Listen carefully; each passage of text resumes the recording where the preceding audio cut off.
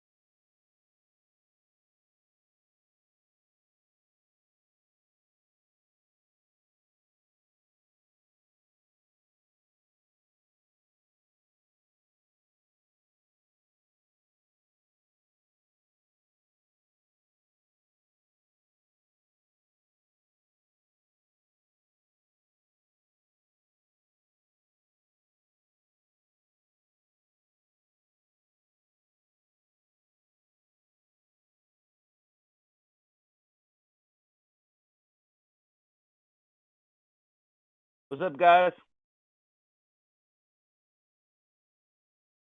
Y'all doing Oh shit, I forgot I was in a fucking room. I'm on my phone. Oh, shit. What's up, Kembo? What's up, baby? Hey, what's up, Ether? How's it going, man? What you guys up to in here? Just chilling, man. What's up? We It's came to been, crack like the I said, party. it's been quiet. I forgot I was even in this room. No party to be had. Nope. Damn, bro. We were about to come in like the Kool-Aid guy, and you guys fucking fucked it up. There's no party here. Party's already over. We're all hungover, so. Yeah, you guys are all passed out on the couch and shit. People are sleeping in their own vomit and shit.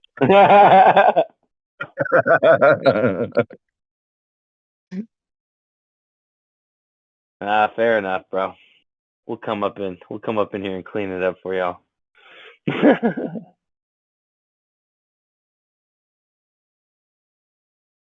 So Kembo,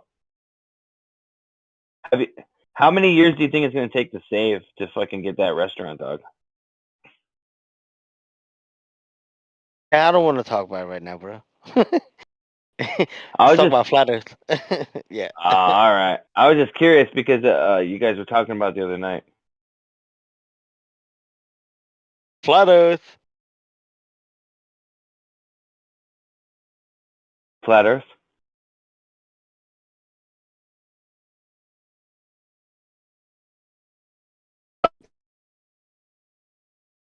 I don't think there's any glow people here, Kembo.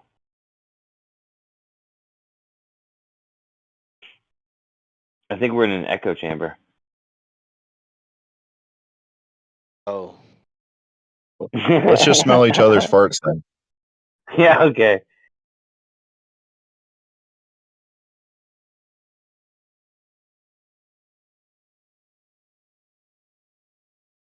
Hey, if you don't hear me talking, it means like I'm sleeping.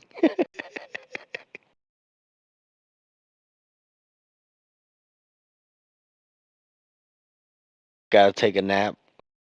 Getting old, bro.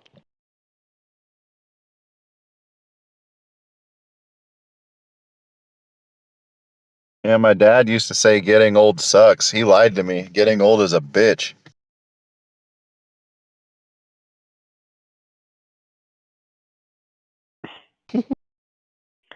It's not too bad actually. For some reason, my libido is going through the freaking roof, dude. I have like energy levels like a fucking 15-year-old. I don't know what's going on, dude. Go get your thyroid checked. I think I might be hitting my prime. No, I think that's hitting your prime, bro. When you're fucking like super healthy and vital and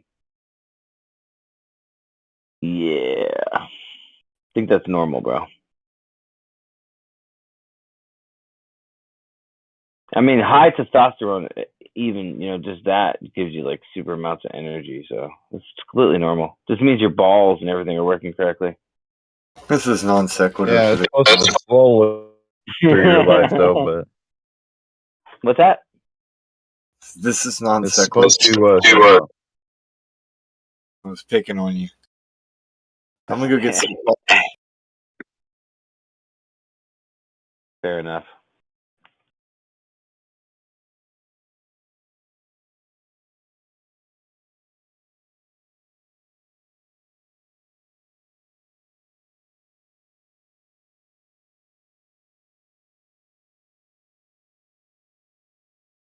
I had Evans for a glow, but the dog ate my homework.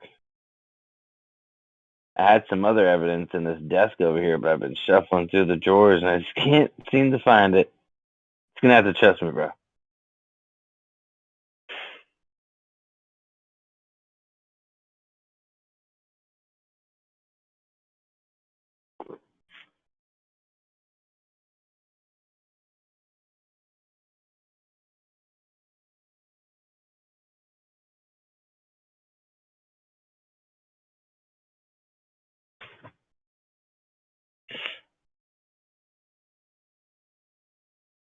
Is nobody else here, bro? For real? All right, Ether. Like I said, I forgot I was even in Discord on my phone. It's been quiet. We're gonna hop in the Batmobile, and what's this guy's name? Hold on. Who's the dude that was just talking? Fucking, this app is so trash, dude. What's your name? Mark, bro? Yeah, You a Glover? at least that's my internet name. Are you a Globe believer? Yeah, but I was just here to listen to the arguments. But Yeah, if you're civilized, dude, you're welcome to come to my channel, bro. I'll invite you. Yeah, I'm gonna fucking hop in the Batmobile and go back to the cave. You're welcome to come with us, bro. Ether, hop in the Batmobile. We're out of here, bro.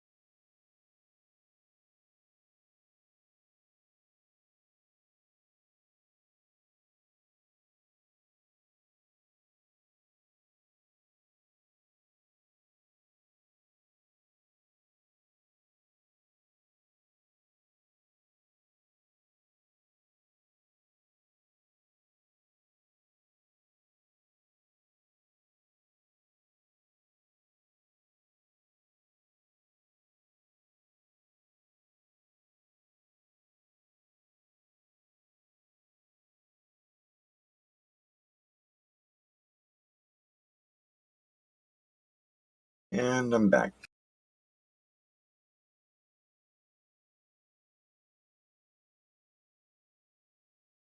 And it's quiet.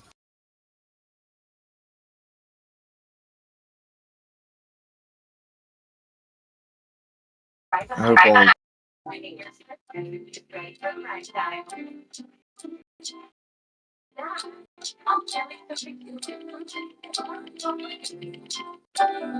Yeah, that's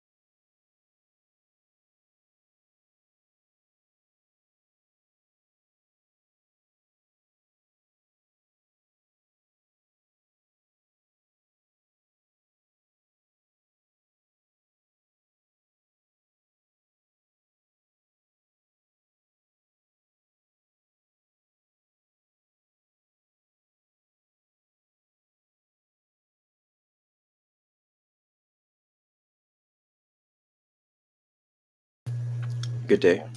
Is anybody active right now? Yeah, there's a couple of us around. I hope all is well with you. Yeah. Hope everybody prospers today. Yeah, man. I'm gay. I'm trans. I'm on a globe. 2 truths and a lie.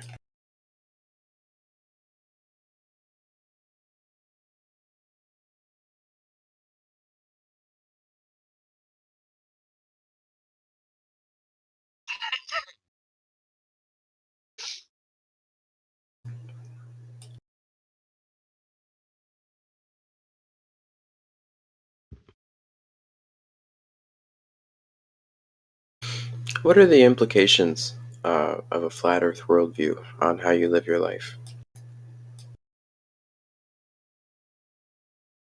If anybody wants to chime in on that. I don't have to watch the news anymore. It's actually a good one. Yeah, you could already just not watch the news though. Try it, see what happens. I mean, you don't need a flat Earth worldview to not watch the news. It's not interesting anymore.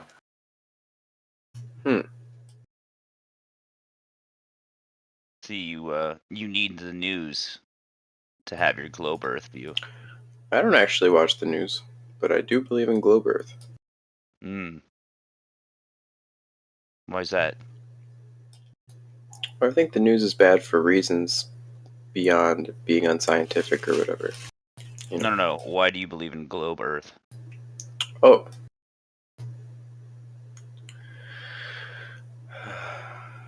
Probably the mast coming up over the horizon. That one. For me, it's all the problems with thinking the Earth is flat. It just doesn't work. What'd you say? You came in kind of quiet. Oh, sorry. For me, I would say it's the problems with the flat Earth ideas. They just don't explain things well enough. Yeah. Yeah, I think I'd agree with that one too. I don't quite understand how gravity works on a flat Earth. And everything already falls down. Earth is flat. I mean, what's there to we've observed gravity behaving differently at different points on the Earth. Where do you observe gravity? There's a gravity well. How something what is never proven it's working on the flat Earth? You are asking. Gravity well. Do you have a gravity bucket for that well? If I did, I wouldn't need to work a day job, I don't think. Gravity well. Well, we can measure gravity working differently at different points on the Earth, and that only makes sense if it's a globe. Or at least an oblate spheroid. How we can measure something what is never ever proven? Saying we cannot measure gravity? How you can prove something what is never proven? Taruski? No, you can't prove anything that's never proven. He's talking about measuring gravity. You just weigh something. How you can prove how can measure something what is not proven? Taruski? Da? No. Why Taruski? Non parlo Russian. Però so altre lingue se ti interessa.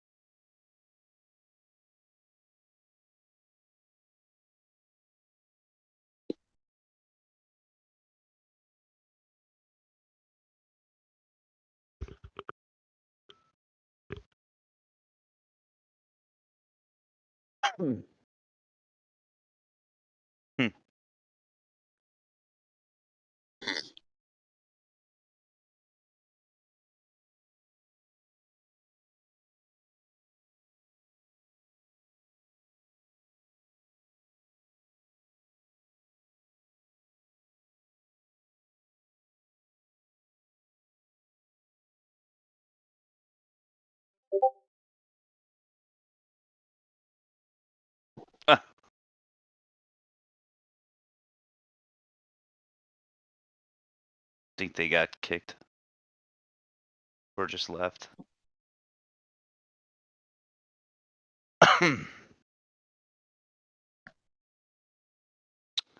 A gravity well. Come on. Matthew, you can't possibly think that there's a gravity well in existence. Of course I do. It's the best explanation for what we see. What is a gravity well? It's a description of the fact that gravity gets stronger the closer you get to the Earth. That's why things weigh more at sea level than they do up in a mountain. So it couldn't be because there's more pressure from above. Explanation for gravity is that gravity gets stronger. Pressure is another good example. The weight of the air causes higher pressure at sea level than on top of a mountain. That's because of pressure of unicorns pushing a lot of down. That sounds irrational.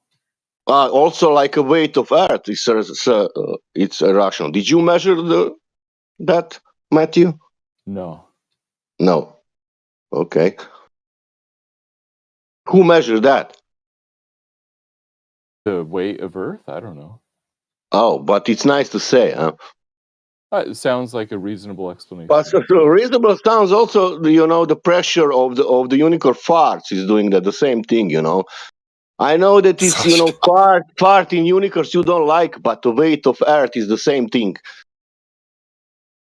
You're comparing you making up stuff to decades of scientific research?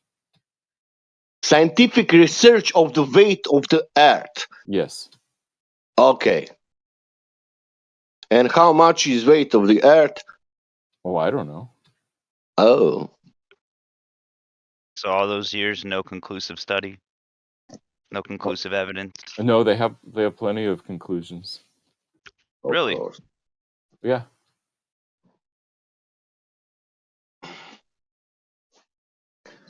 I'd like to see those. Where is curvature in that weight of the Earth? I don't think curvature has anything to do with the weight.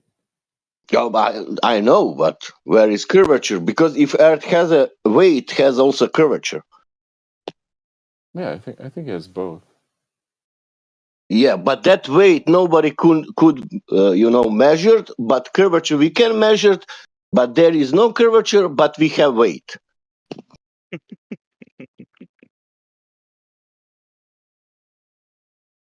Well, I think there's both.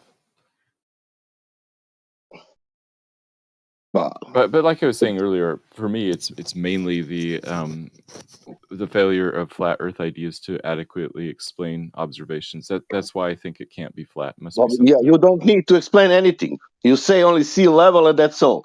And you use, for example, UK. It's an island, and all around UK it's sea level. And that's it. You don't need to explain or observe.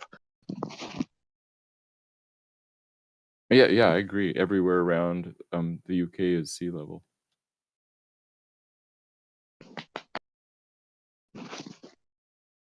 And what is in the middle? In the middle of what? Of UK. London? No. Yeah, I'm sorry, I don't know the geographic middle of. I've never But been there there. is some valleys and hills. Yes. And that hills has the height. That's right. They have altitude above sea level. Yeah, which sea level? All around?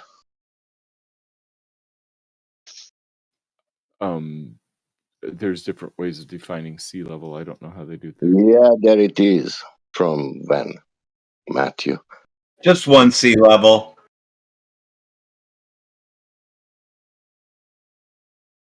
When I was young, it was only one sea level. I don't know what happened, in future, because we are upgrading now.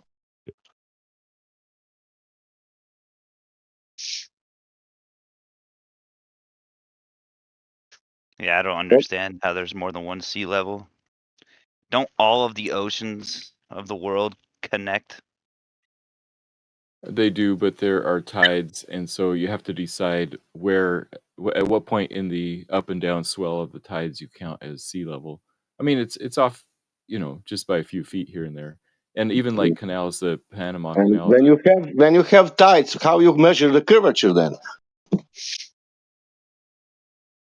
Oh, I don't think it is possible to directly measure the curvature of the Earth. Yeah, but it's easier to measure tides, up and down, 2 meters, 5 meters there, but it's still straight, Yes, I do think tides exist. Yeah. I think so also fog exists.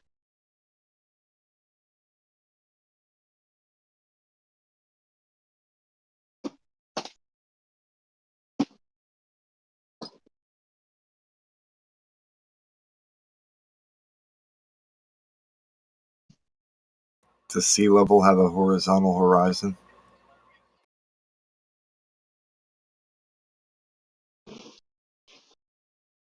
So there's sea level, which is a certain altitude, and then the visual place where the sky appears to meet the ocean is called the horizon, and that appears fairly straight. Yes, that's where the word horizontal comes from. It's like the horizon and horizontal share the same word; they have the same sort of meaning.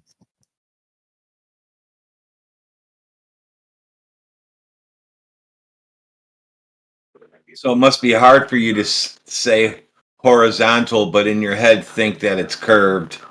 No, there are lots of straight lines that come from curved objects. What are you talking about?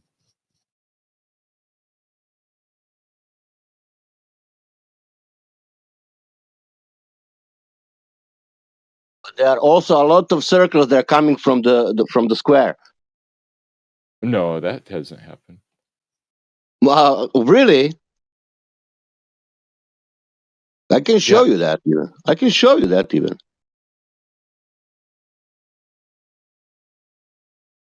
Adam, I didn't say there are lots of straight lines that curve. I said that there are lots of things that appear straight that come from curved objects. For example, if you hold a hula hoop at eye level, the hula hoop is curved everywhere, but right at eye level, it'll appear to be a straight line. Or look at a dinner plate, edge on. It's a round plate that looks like a straight line if you look on it in the edge. That's all. Are you trying to say the Earth is a disc? And how looks No. the Salt Lake Bolivia when you put on the eye level? Say that again, Sasha. How's what? How looks the Salt Lake in Bolivia when you put it in eye level? Yeah, the Salt Lake in Bolivia is also very flat, and so, or I would say that it looks like it makes a horizontal. And how measure that lake? Oh, I don't think you can measure the curvature of that lake. No, I'm asking how is measured that lake. I don't think it's possible to directly measure that lake. It's Why is written then in books that it's only elevation change 1 meter? Oh yeah, you can measure the elevation. I'm just saying. Yeah.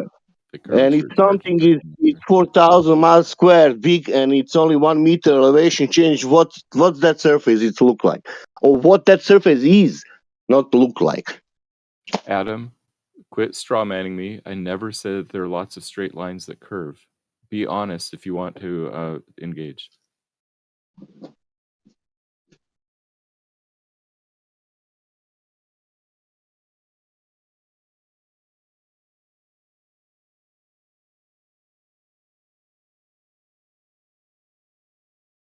Fair enough, Adam. But what I said is that there are lots of curved objects that appear straight when you look at them. As an example, I gave the hula hoop at eye level, or looking at a dinner plate edge on. It looks like a straight line, even though it's a curved object. That's what happens when you project three-dimensional objects into our two-dimensional vision. Nah, you're not nobody. You sound more rational than a lot of people. Yeah, but we're humans and we can move around and do measurements, right? So we don't need to rely on just opticals.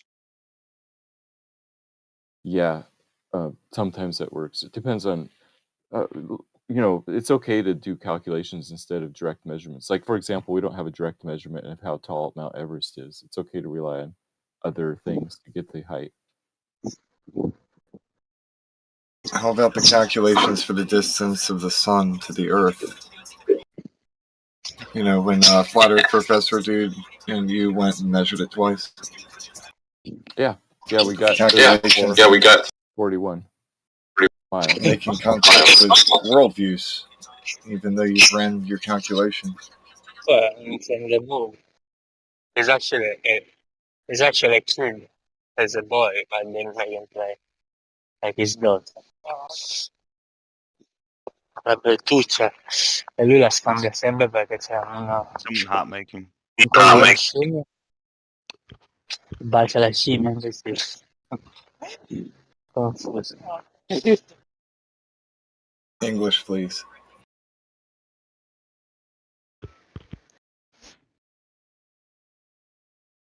Yeah, what was your question, Ether? It was a good one. As this guy distracted me, speaking random whatever. Had to mute him up.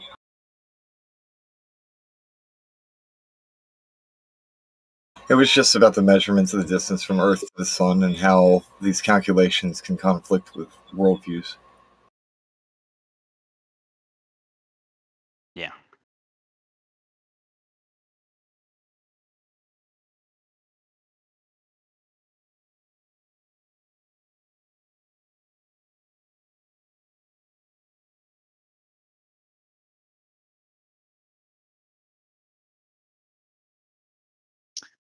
I think it's hilarious how they, quote unquote, measured the speed of light. And it's just about like Jupiter's moons, and like the elliptical between like Jupiter's moons in relation to Earth, 6 months of the year, something like that. It's like, what?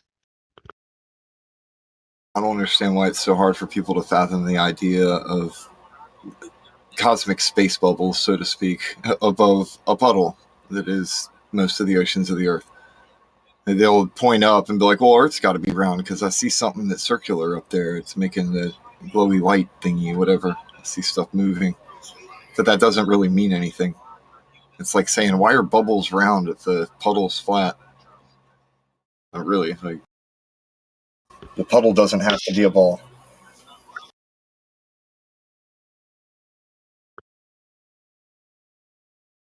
I've never seen a ball-shaped mud puddle.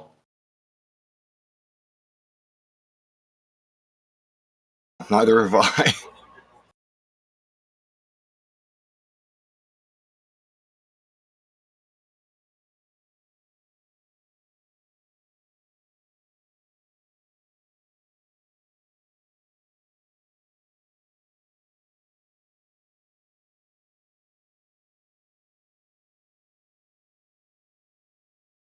Pointing up at the ceiling to determine the shape of your floor is a bit silly, especially if you have kind of like this lofted roof where it's pointing up.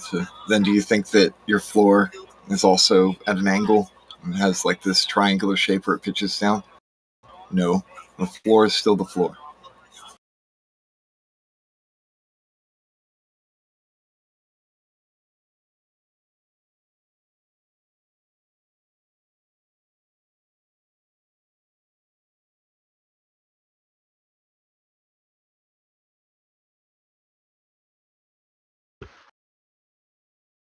Yeah, I'd like to know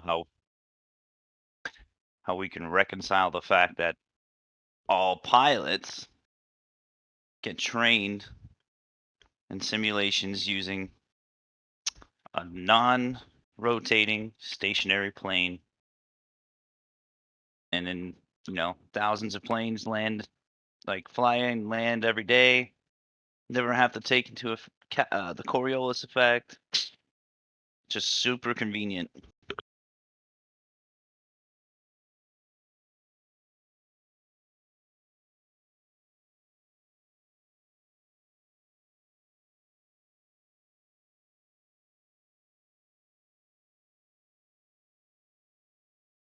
It's just possible because the Earth is a spinning ball.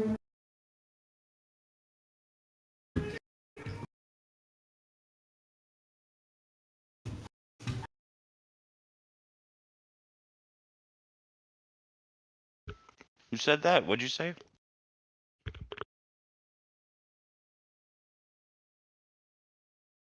All that is only possible because the Earth is a spinning ball.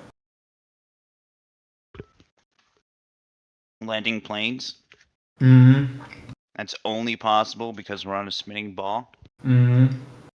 Really? Yes. How's that? You cannot navigate on the flat surface, man. Exactly. What? Yeah, that's You a good cannot. point. Celestial navigation requires a globe, basically. Yeah. Yep. Spinning, wobbling, tilted globe. Really? Yes. Yeah. It requires a celestial sphere, actually. Right. Exactly.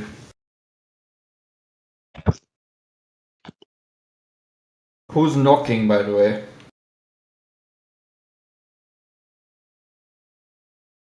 Common sense on your door. Hello. We're not on a spinning ball. No, that's not common sense. Yeah, for celestial navigation, you just take the zenith distance and multiply that by 60 nautical miles. That tells you how far away you are from the ground position of that star. Every morning when I wake up, Tells you how far away you're from the point. No, just kidding. every morning when I wake up, I immediately feel how the Earth is a spinning, wobbling, tilted space ball. It's just so self-evident. Look around you; it's all curving.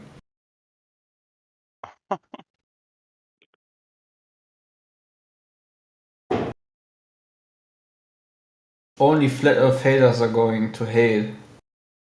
I don't know, man, but if you feel like you're spinning all the time, I would definitely get your inner ear checked or something. If Earth is flat, you need to have observable curve, and you need to have motion if you want to be stationary. That's a conspiracy theory. No, if Earth is observably and flat, and also if it's moving, that means that it's observably curving, and if it's moving, that means that it's flat and it doesn't move. Ah, yeah, exactly. But we don't have that. Because of that, we are fucked up. We have observably flat Earth and stationary. That's why it's curving and it's moving. If we have opposite, then we will speak about flat Earth, but we don't have that. Earth is flat. Wait, no.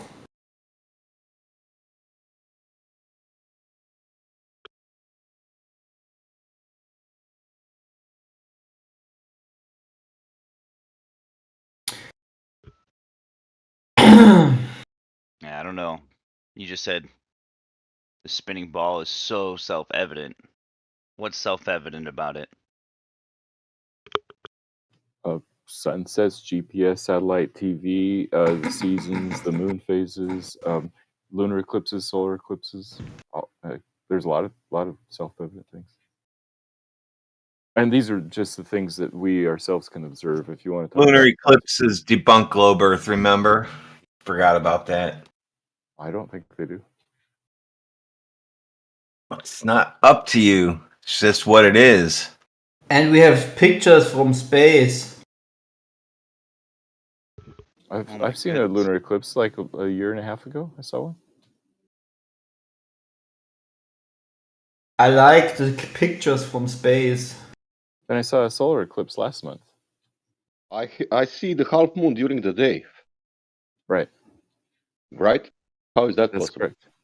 correct. Three-dimensional geometry. I see the moon, the rock, half during the day. Yes. How is that possible? Three-dimensional geometry. Three-dimensional geometry. Yes, you. It has nothing to do with geometry. It's having to with viewing. I'm seeing that. Don't measure anything. Yeah, so you just understand where those three objects are in three-dimensional Not three space, objects. One object. It's called moon. I see half moon during the day. That's correct. Yeah. Why I see half moon? Because both the sun and the moon are in the sky at the same time. And what is that blue thing half? It's very easy to understand if you understand three-dimensional geometry. So there's no problem. I I thought you were understand saying there's a problem. I understand if something is physical and if it's rock, it must be full during the day every time.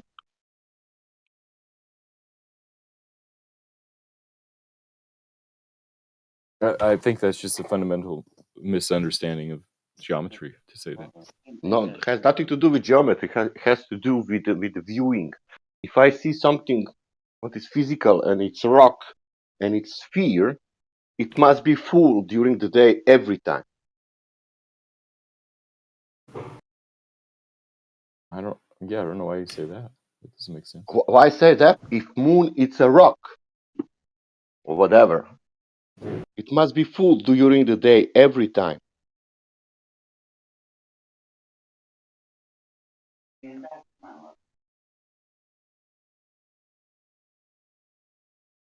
Yeah, I posted a diagram that kind of explains it.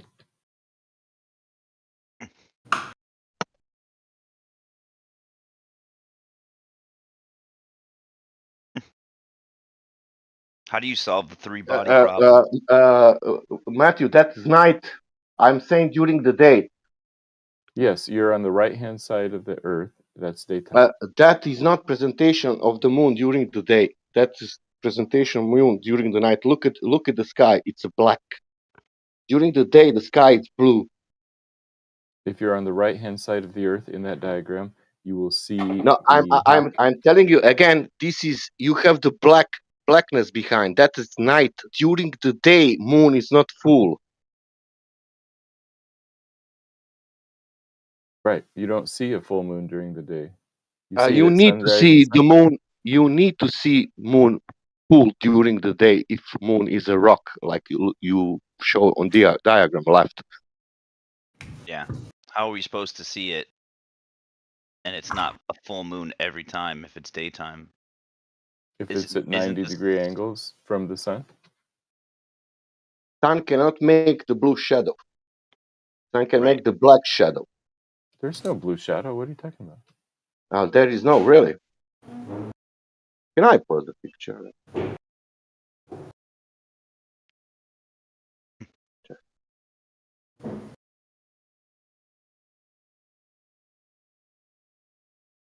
What's this? That's the moon with a black shadow. Black shadow. Where do you see black shadow? You can't see it because you're looking through a blue atmosphere. Blue atmosphere. Right. The sky is blue. That's why I see that left side. The left side is bright enough to shine through the atmosphere. The black side is not, so you don't see the black side. That's not black. That's blue. That's during the blue, day. yes. Yeah. I see the sky and something. You see the sky and you see about half of the moon in that picture. Yeah. During the day, it must be full.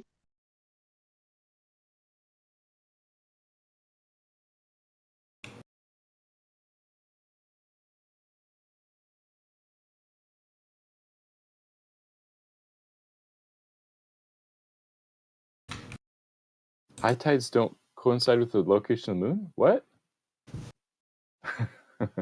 Why do tides have a 29.5 day cycle that is exactly the same as the 29.5 day cycle of the moon? Oh, it's just coincidence? Sound like a coincidence theorist. Whatever tides do, that doesn't curve the water.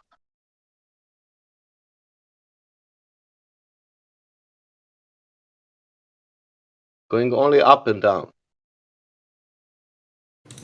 Only up and down.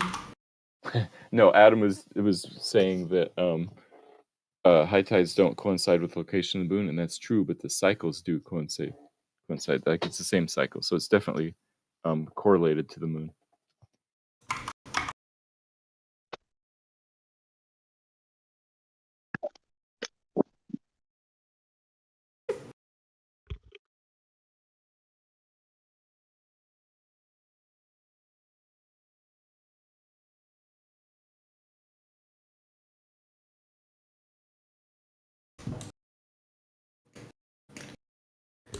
So how come there's 2 tides every day? High tide, low tide. Because it depends on where the moon is, if it's higher or lower, and so What about the tide places that get 3 tides in it one day? yeah, so both the location of the sun and the location of the moon affect the tides. So that's why there's two cycles, a 24-hour How come they cycle don't and a affect? 29.5-day cycle. How Do you come they have don't in affect English? big lakes? Because there's not room enough for it to slosh around all the way around the Earth, and so like the lakes have a much lower tide effect. Lake Michigan has like a tiny tide effect, but it's not worth noticing. It's just the sun goes over, heats up the air, presses down on water. That's what tides are. That's it. Not moon pulling on shit. Yep. That's what I thought too. In the most sense. Wait, what are tides? It's basically caused by temperature differentials and pressure. How does the moon affect the temperature of the water? It Doesn't have anything to do with the tide. Well, tides When the sun definitely goes are correlated to the moon phases. Hey Matthew, Well, sometimes you I also think have- you're like an actor or something. Correlation does not equal causation. Right. So what's the explanation for that correlation? Just coincidence? Are you a coincidence theorist? Oh, Matthew. Coincidence theorist. I like that one. Here are I'm gonna two say Lots that. of particular the fact that the sun also continues on a path. So you're just choosing one celestial body over another, I guess. No, I'm just two facts. Fact number 1, tides have a 29.5-day cycle. Fact number 2, the moon phases have a 29.5-day cycle. Something we're missing. The ceramide in therapy. Ceramide, ceramide helps forming. A woman's period also has a monthly cycle. Your point is? So I think that there must be some correlation, that there's some reason.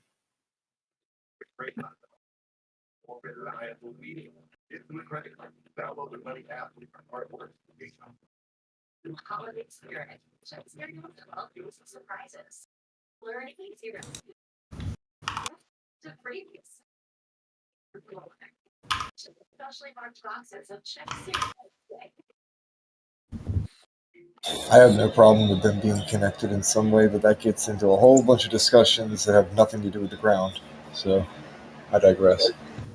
59 years paid off. National Debt Relief can significantly reduce the amount you owe. National Debt Relief reduced my debt by over $27,000. With National Debt Relief, you always have to talk to your credit. National Debt Relief, they got me out of debt. Call or visit nationaldebtrelief.com to get started. The holidays are at the Home Depot, and our aisles are decked. Doctor, as much as you're enjoying watching TV, the rest of us probably don't need to hear you. Oh shit! Why didn't you tell me? It's actually not even. I can't even hear it. That's how quiet it is. That's how sensitive my microphone is.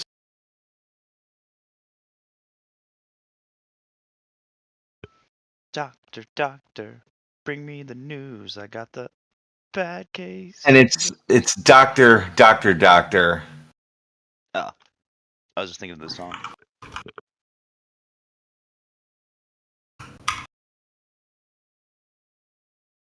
Oh, golly.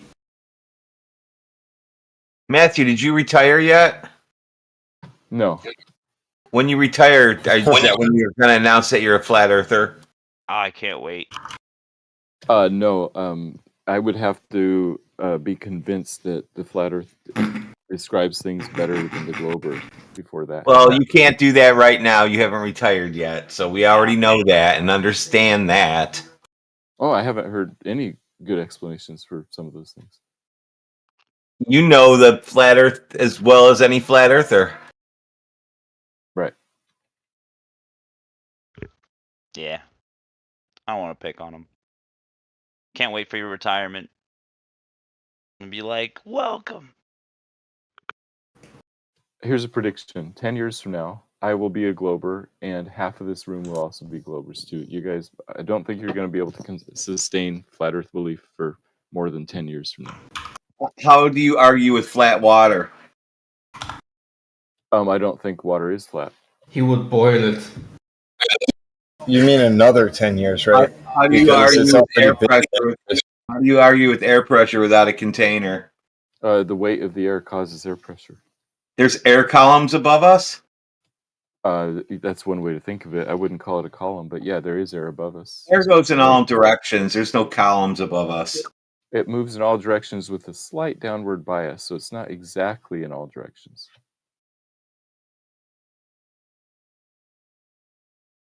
I mean, density and buoyancy shows that air has weight, right? Even that.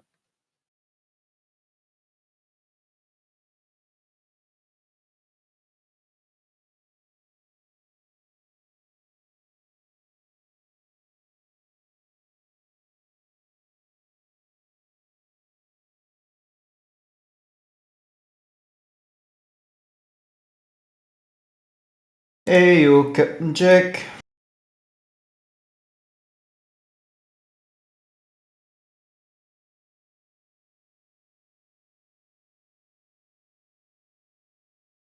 Yeah. Matthew, you think gravity pulls things to the ground? I think it's a good explanation of the phenomenon we see. So yeah, but we don't have to rely on that for any of these arguments. I heard space-time pushes you to the ground. That's an alternate way of looking at it.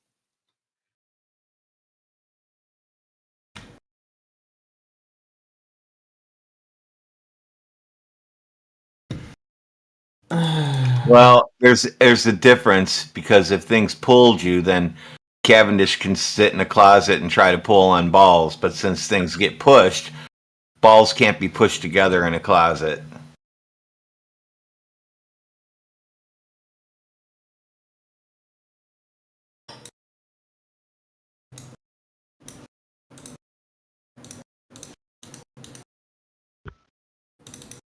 I don't understand. I don't understand why it will take 10 years for half of us in the room to become Globers. Because the main sociological reason there's so many flat earthers is because of this blip during 2014, 15, 16, where YouTube was promoting that kind of content, and so a bunch of people signed on to it. But I think that with enough research, and the farther you get into it, the harder and harder it's going to become to sustain belief in that irrational system. So that's why I think the numbers, and we've already seen the numbers drop. I mean, hardly anybody's in 24/7 server. The numbers here are low compared to like 3 years ago. Because the argument's over. And there's more and more people come to believe in the globe than there are more people becoming globers than becoming flat earthers. Yeah, more people being deceived. Yeah, we know.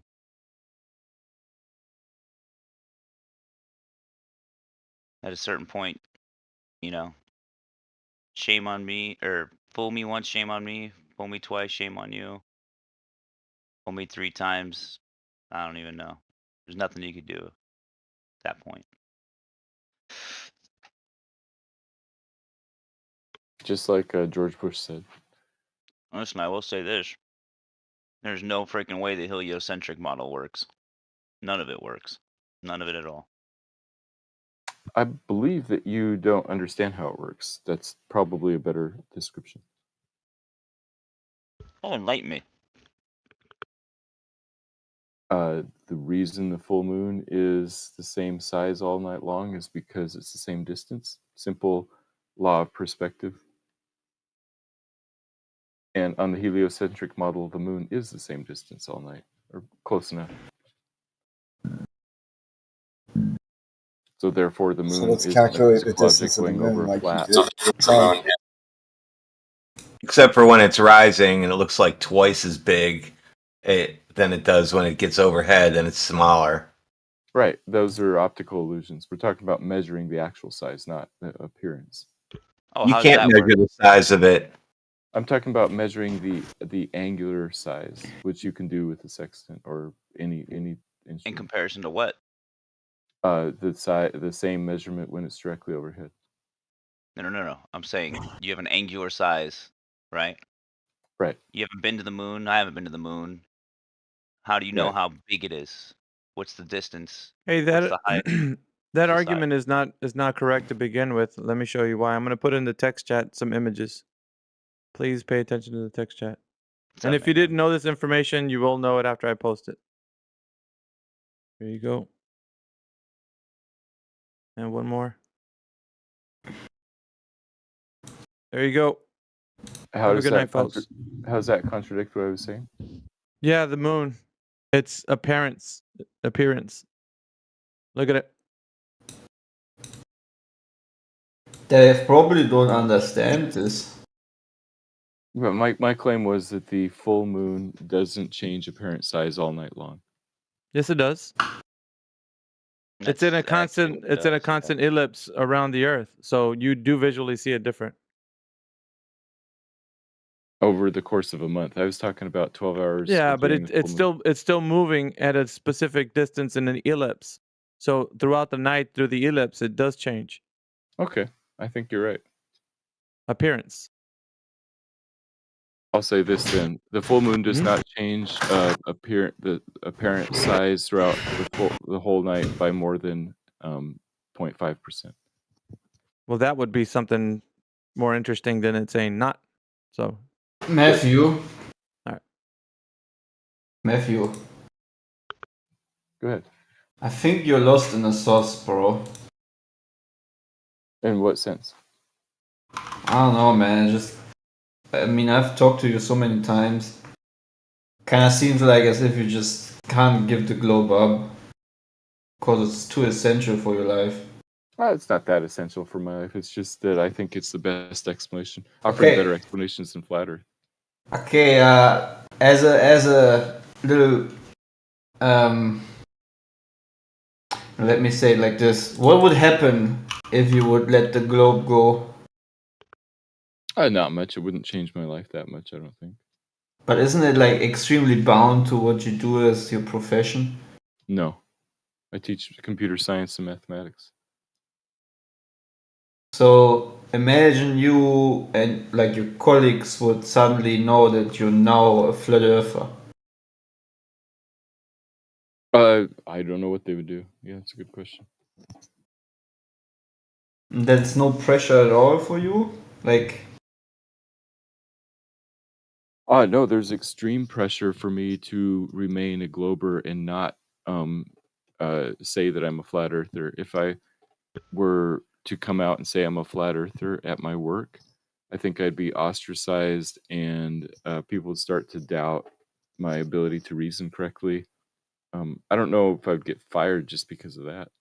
I'd probably get fired if I tried to teach it. Yeah, if you try to teach it, it's not in the curriculum. You can't do that. That's like getting a job and then they giving you instructions to do the job and you just do something that you want to do instead of the instructions they give you. Yeah. You would probably get fired eventually if they found out. Matthew, have you come out of the closet? Are you now a flat earther officially? No, I've Nope. never. No, he's not. Didn't you- He's never gonna be. Like, I don't think that's his job and his social life won't allow it. So Yeah, I know. You know, I've he met has him to- before. I've he met has him to out at the fall in beach. line. Well, he has to fall in Wow. line with the rest of the social construct because if it's popular opinion that the Earth is a globe, then that's what he'll go with. But if for instance, if Joe Biden came out and said, "Guys, we have to tell you this new important information: the Earth is actually flat," and then he'd probably go, "Oh, well, now that everybody knows, it's okay for me to be one." But that's how they live their life according to consensus. So unfortunately for Matthew, he's a prisoner in his own mind. I don't live my That's life the way it according is. to consensus. There's lots Yeah, of you do. things I disagree with about the mainstream science. Yeah, I know, but like when it comes to this, it's too much. It tips the scale of like what you will accept as far as like for your own personal understanding. You'll stay as far as they'll like there's a perimeter, right? You can go into these conspiracies, whatever they may be, right? Bigfoot or whatever, because that's not as harmful to your worldview as flat Earth. Flat Earth would devastate your worldview. Your whole everybody's worldview is hinging on this construct that the Earth is a globe. So therefore, if you start to even look the way of flat Earth in any way, yeah, like you said, people are going to question your integrity intellectually, and they're going to probably write you off. And that's the truth. You are correct. That is the truth. That's what happens with people out in the world. They will get ostracized. So it is what it is. I mean, you can only go so far with the information because not only in your social life, but your professional life, you can't, there's no way. The only thing you can do is dabble in it with these chats, but that's as far as you can go.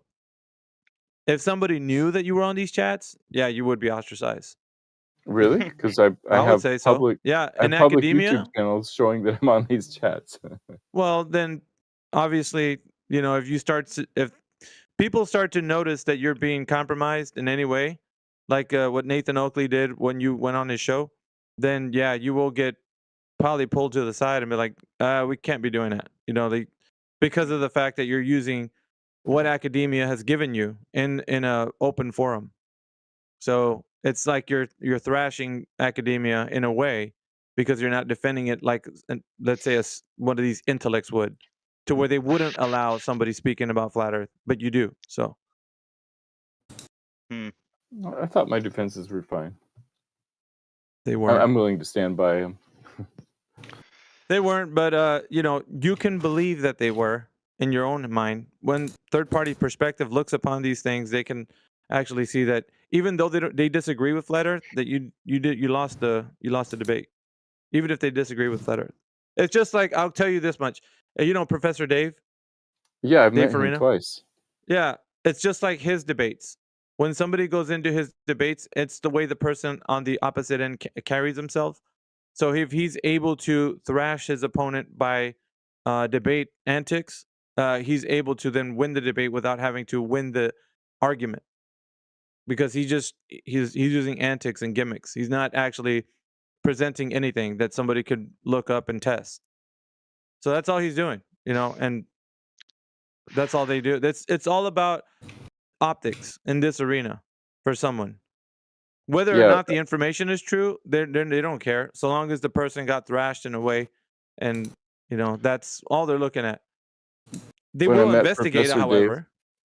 when I What? met Professor Dave, he seemed like a nice enough guy, and I thought he was doing good work doing, math and chemistry education. But this was all before he tried to do any of these debates. Then he started debating theists, so he was an atheist, and then he started debating flat Earth. And in both cases, I think he just isn't a good debater, and is sort of a mean. Well, yeah, guy. because I'm telling you, in these arguments, there's archetypes, right? Like, you have to be at least charismatic. I'd say that much. If you're not, it's whoever it is. It doesn't matter who you are on whatever side you are. True. Nobody's gonna want to hear you. They're gonna be like, dude, even if you have information to support your claim, you'll get thrashed by the debate gimmicks. So there's a couple of sides of this arena, right? There's how you present yourself in a debate, how you articulate yourself, what persona do you have to bring, and people are looking at all of these things. So even if you have information to support your claim, if it looks like you can't say anything because the person's making you look like a fool, I don't know, slinging mud or whatever, then you'll look like a fool either way. It doesn't Yeah, matter. that's well said. There are definitely different skills to presenting an argument well. Well, you can take classes on debating, and people, we love to see them all the time, right? We'll see arenas where people are debating different topics, and you want to side with the guy or the girl who's more charismatic, who can actually articulate themselves, who has like sharp points and shows that the person is not as intellectual as someone thinks. There's different things, right? But yeah, and then that also this forum is not just, it's one thing to know truth, it's another thing to sling it. You can't sling truth, or you're not just, you might as well have a seat. I know that sounds a bit, crazy, I want to but know why he said in 10 years there'll be more globers. Why? Because there's more people being deceived? Just as I haven't seen that many people who've been in this debate for longer than 10 years. That's the main reason. Well, there's people that are not even, you probably wouldn't even know. Have you heard of Dave McKeegan? I haven't heard of him, no. But I'm just wondering, is there anybody in this entire room right now who has believed the Earth is flat since before 2013? I would say no to that. It was new information to me. Yeah. So whether or not somebody else has, but interesting. Okay. Yeah, I mean that was the reason why I was like, I haven't seen people believe it for that long. nope. But I could be wrong. And I We'll see. I would never dare say that I've knew it all my life. I would say that the information was there all my life. I was taught to think differently, told to think differently. And I never questioned. The funny thing about this is that even you, Matthew, like everybody has been told about the Earth being a globe ever since we were kids, growing up. And this is the only information that we've ever had in front of us that was told to us of like a perspective outside of our own. Because we don't observe the Earth being a globe. It's not a natural observation that's being made. You have to think about it as a globe. Right. Which, outside of our perception, we gain Lots of things information. are outside of our perception. Well, I mean, when it comes to this specific topic, right? So if they're saying the Earth is a giant ball, and I'm using that as a redundant way to say that it's on a blade spheroid, but if it's a giant ball, then you wouldn't be able to perceive it because you're like a tiny amoeba on it. You couldn't tell the size of it. It looks flat to you locally. Yeah, that's exactly right. And so if you're going to teach it, you have to tell people, in other words, to understand this, there's things outside of what our five senses can actually visualize. And then, then that's where the magic comes in. Well, because of that, there's things that we can't perceive, and we use tools and math to perceive them. And so then you get into things like, radio telescopes that tells us like how deep space can be understood, and rockets can actually leave the Earth and look back and see the Earth as a globe. Different things. But the first step that ever was taken into this realm is math. That was the first leap. In order for a mind to conceive what is not rational with the perception, you'd have to understand there has to be a construct formed, which in math you can do things like that. You can formulate something that doesn't exist in reality, but in math it could connect the dots for your mind to say, okay, I can't perceive it, but if math checks out, then it could be true. It could be, at the very least, could be true. So outside of our perception, I can say that there's a world that I live on that mathematically could check out, but in reality, I don't perceive it. So long ago, you can actually have mathematical constructs that the ancient people probably could, imagine that was possible. So these teachings. No, that's well said. Right. And I mean, listen, outside of me coming in here and thrashing, I've understood a lot of things, like coming from a perspective of like really getting into like why, like the psychology behind all of it. So I've analyzed a lot of people, like, and why they think the Earth is a globe, why I think it used to be a globe, like all of these things, like it's emotional.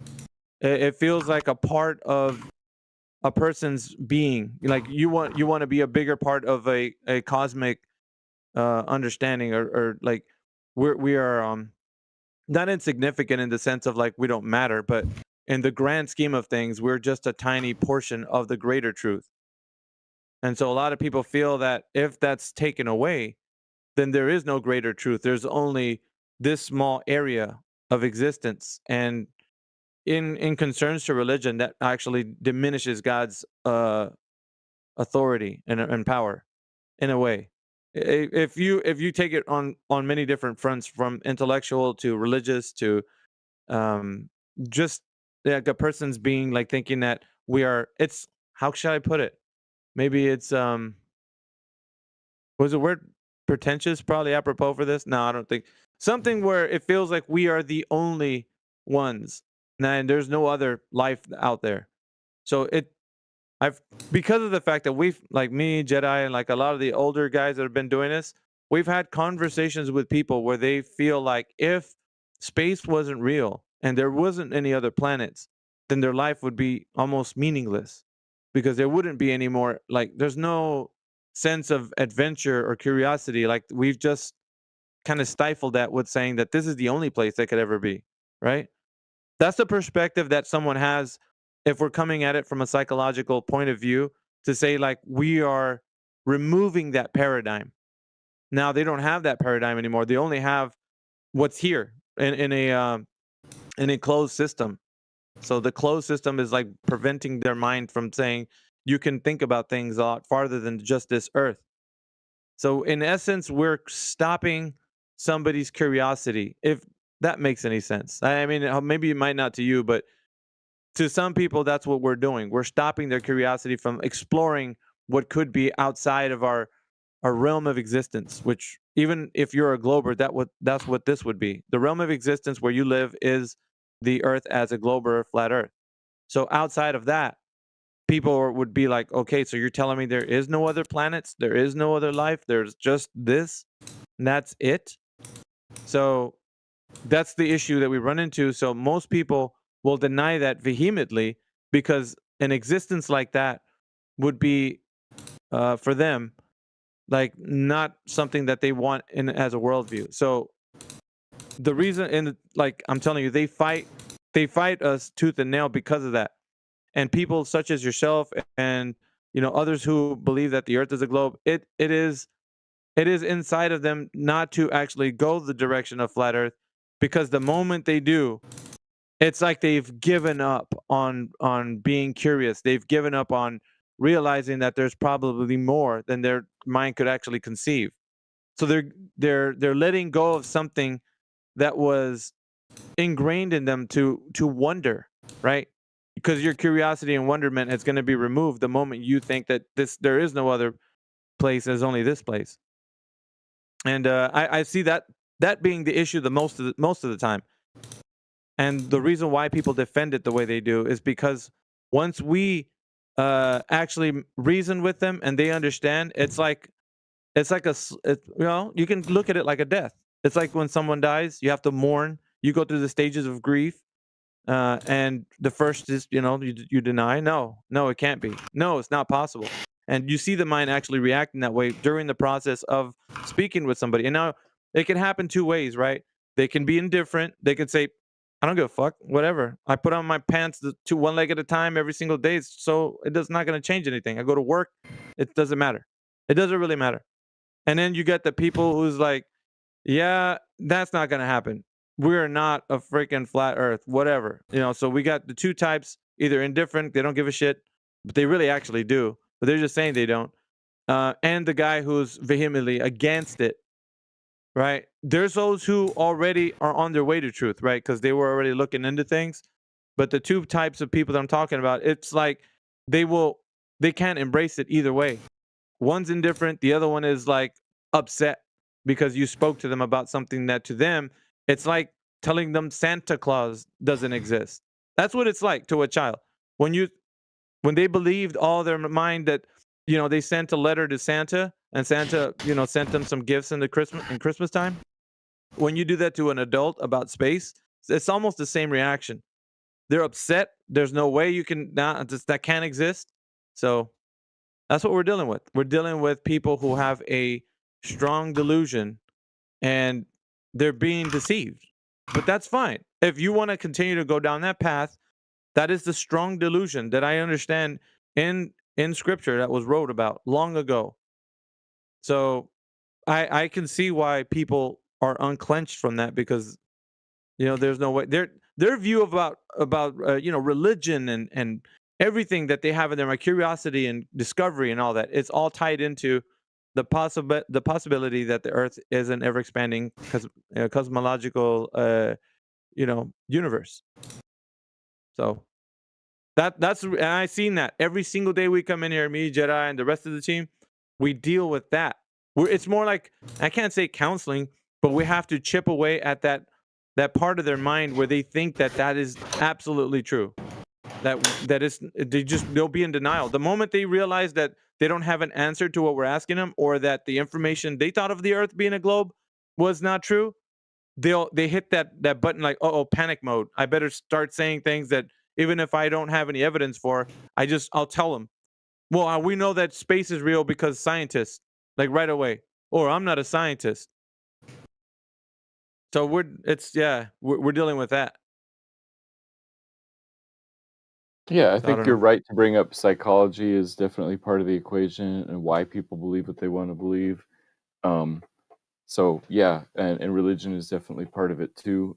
So I think there are a lot of factors in this discussion. Yeah, it's not just straight up talking about the curvature of the Earth. I guess I could say for the most part, for the baller, it's a bit more deeper than that. And whether the person, and I'll say it this way, whether the person is religious or not, it's still, and that they will deny this, but atheists are still religious people. They are. They will say, no, it's not true. I don't believe in a God. You still believe. There's still you have a belief system. It's still the same. You just don't believe in a creator. You believe nature is its own creator. Nature made everything out of nothing. So even though people have a belief in a creator, you think nature made everything because for no apparent reason. So there's still a creation story for the atheist. It just isn't the one with a benevolent creator.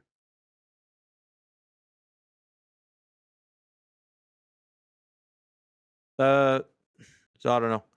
Yeah, it's psychological, man. That's what we're dealing with here. All right, yeah, epistemology, like how you know what you know, what counts as knowledge and truth. Well, there's many variations in what's it called? Philosophy.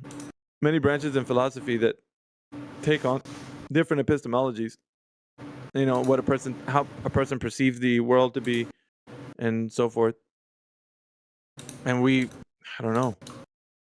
That I've heard of something that I don't even know was possible. There's degrees in solipsism. There's varying degrees. It's on a meter scale, right? From the strong belief in solipsism to like a very small, weak belief in it. I didn't know that, but it's just like a fucking slider scale. Like, I guess I don't know if that's even true or not, but allegedly these guys are. Well, I'm not a solipsist, but I kind of like dabble in it, like whatever the fuck that means.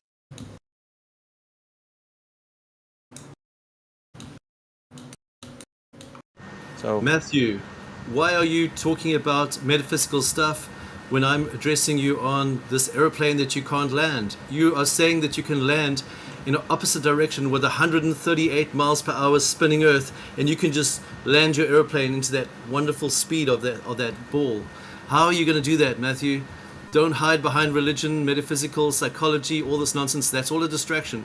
You can't answer the question. Your airplane's going to go boom, and you are talking nonsense. You don't know what's going on. You don't even know the argument. You can't land your airplane on a spinning ball at 1,038 miles per hour. Oh, maybe if your airplane's going 1,038 miles an hour, and you perfectly land it in a certain one exact degree, and you're going on the equator. Wow, that's just in one direction. But if any other direction, your airplane's going to go boom, Matthew. Matthew, you're not even thinking about any of this. You haven't even considered the whole thing. You're not even arguing from a rational point of view. How can you say an airplane is going to land on a spinning Earth at 1,038 miles per hour? You're over, Matthew. You have no argument. There is no globe. There is no spinning. You are over and you're finished. There's nothing you can say. You can't hide away behind your metaphysical or religion or whatever religion you want to hide behind. You can't hide. You have to face the facts, Matthew. You have to face the facts that no one can land an airplane on a spinning ball at 1,038 miles an hour. And if you don't agree with that, you're completely la-la land, and you're not even approaching the argument. You're either lying or you're completely insane. I'm neither lying nor completely insane. The have to simple be. answer is that the You air. have to be insane. You have to be. Because there's no ways you can land on a spinning ball at 1,038 miles per hour. How are you going to hit that? You're going to hit at the speed of the plane plus the 1,038 miles an hour head on. If you come head on into you're not going to just go in one angle. You're going to land in any direction. That means at the maximum direction, you're going to land at 1,038 miles per hour plus speed of the plane. And you're going to land and you're going to go boom. So you must be either insane or completely a liar. One of the two. You've got to choose. Are you completely insane or a complete liar? Because how does an airplane hit at over 1,038 miles per hour hit the earth and still survive? So tell me, how's billions and billions of planes that have landed done that? Matthew, you got to either cop out. There's only two choices here. Either you're completely insane or a complete liar. So which one is it, Matthew? You choose. Neither. I'm neither insane nor a liar, and there have never been even close to 1 billion airplanes in the world. The simple answer is that the air above the airport is going about the same speed as the airport itself, and planes fly in air. But how? Okay, so how is this air moving around the Earth at the same speed? How's it going to move at that speed anyway? Because generally friction is the answer. It's not. It's gonna drag. Eventually, it's gonna just say it was. It's not. But this is a fantasy land now we're living in. I'm living in your fantasy land. Okay. So you take off. It's gonna drag. There's gonna be drag. Eventually, it's gonna go to its own speed. It's gonna be flying backwards basically because you're not going to be able to maintain the momentum. First of all, momentum is not going to be maintained once you leave, and secondly, the air moving around the Earth. How's that going to be pushed? Because it can't be pushed because there's nothing pushing it. Because there's nothing. How are you going to push air around the Earth with nothing pushing it? So you've got to be completely insane to believe that something can just push the air around the Earth. There's no ways it can happen, because there's no ways that friction from what? You can't make like air go up to hundreds of miles. And you're saying from hundreds of miles the air is going to just move around. And remember, it's moving faster at the highest levels as well. So this air is magically going to move, and it's just going to be pushed by what? What friction? There's no friction up there. There's no friction coming up there. The air is going against air. There's nothing to push it. So you've got nothing pushing the air up there, and you're making up make-believe nonsense here. So you're actually just basically contradicting everything in science and everything in that makes sense. You've just been disproved completely that you're just totally a liar. So welcome to being a liar, or welcome to flat Earth. You've got to choose. There's no middle ground here, and I don't believe you're insane because there's no one who could lie as well as you did that could be insane. So you'd have to be a liar. Can you tell me one lie that I said? I don't intend to Everything lie. you say is a lie, because how can there be a force pushing this air around the Earth? Where does it come from? Explain that. Friction. I just did. Friction from where? Magic friction from nowhere. Because there's no ground up there 100 miles above the Earth. Right. So and it's got to be higher speed up there as well, because remember, it's got to be higher speed as well. Remember, up there at the top. Because it's got to be a higher speed to keep in sync with the Earth. Because remember, when you got a circle, you've got to be a higher speed on the outer circumference. That means you need some kind of higher thing to make it go faster on the outward than the inward. On a merry-go-round, you're going faster on the outward circle than the inward. So that means basically you're saying that some magical force is making this air go around, and you're lying because there's no such thing. So you're basically saying that you're a liar. Well done. Thank you. My case is rest. Thank you. Wow, that was quite a screed. Does air have no mass and no friction? You can't push air?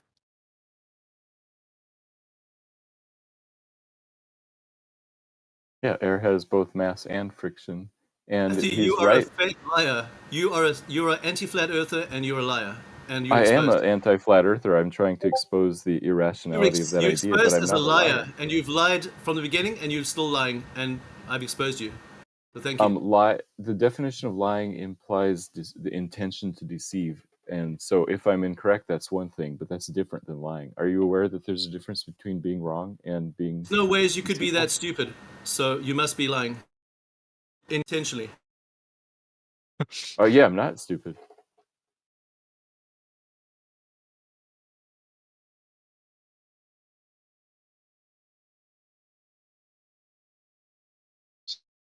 So let me get this.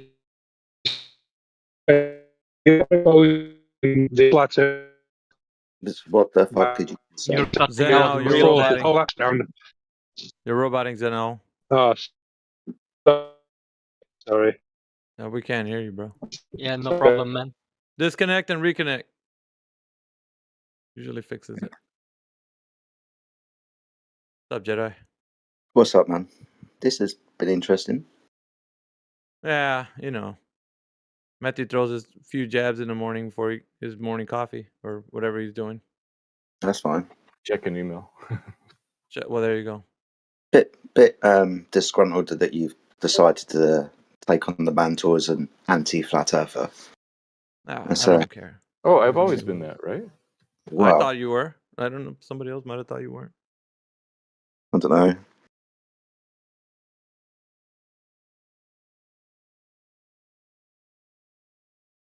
Maybe I have a different definition of anti-flat earther. Yeah, there's soft-spoken ones just like him. Yeah, I think yeah, those yeah, are, yeah. to me, I think those are the more weaselly ones. Because they Yeah, wedge themselves into like flat earth conferences and they love going to meetups and doing all that stuff, and their venom is still as potent as the other guys. yeah. The one that yeah. spit vitriol. When have I ever done venom? Every day that you're in here. You are an enemy to truth. No, Like I like truth. that's demonstrated. That's demonstrated. Because if I was to tell you, there's no way that on God's creation did He ever construct an Earth as a globe and put it in the vacuum of space.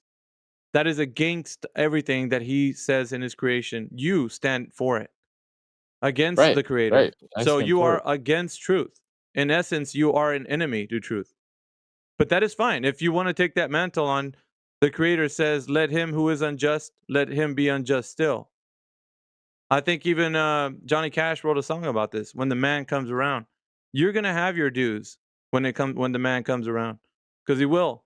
You will stand before the throne and then answer for all the unjust things that you've done in deception of the masses that you've deceived. So I'm yes, happy to do Trinity, that because I think I'm right.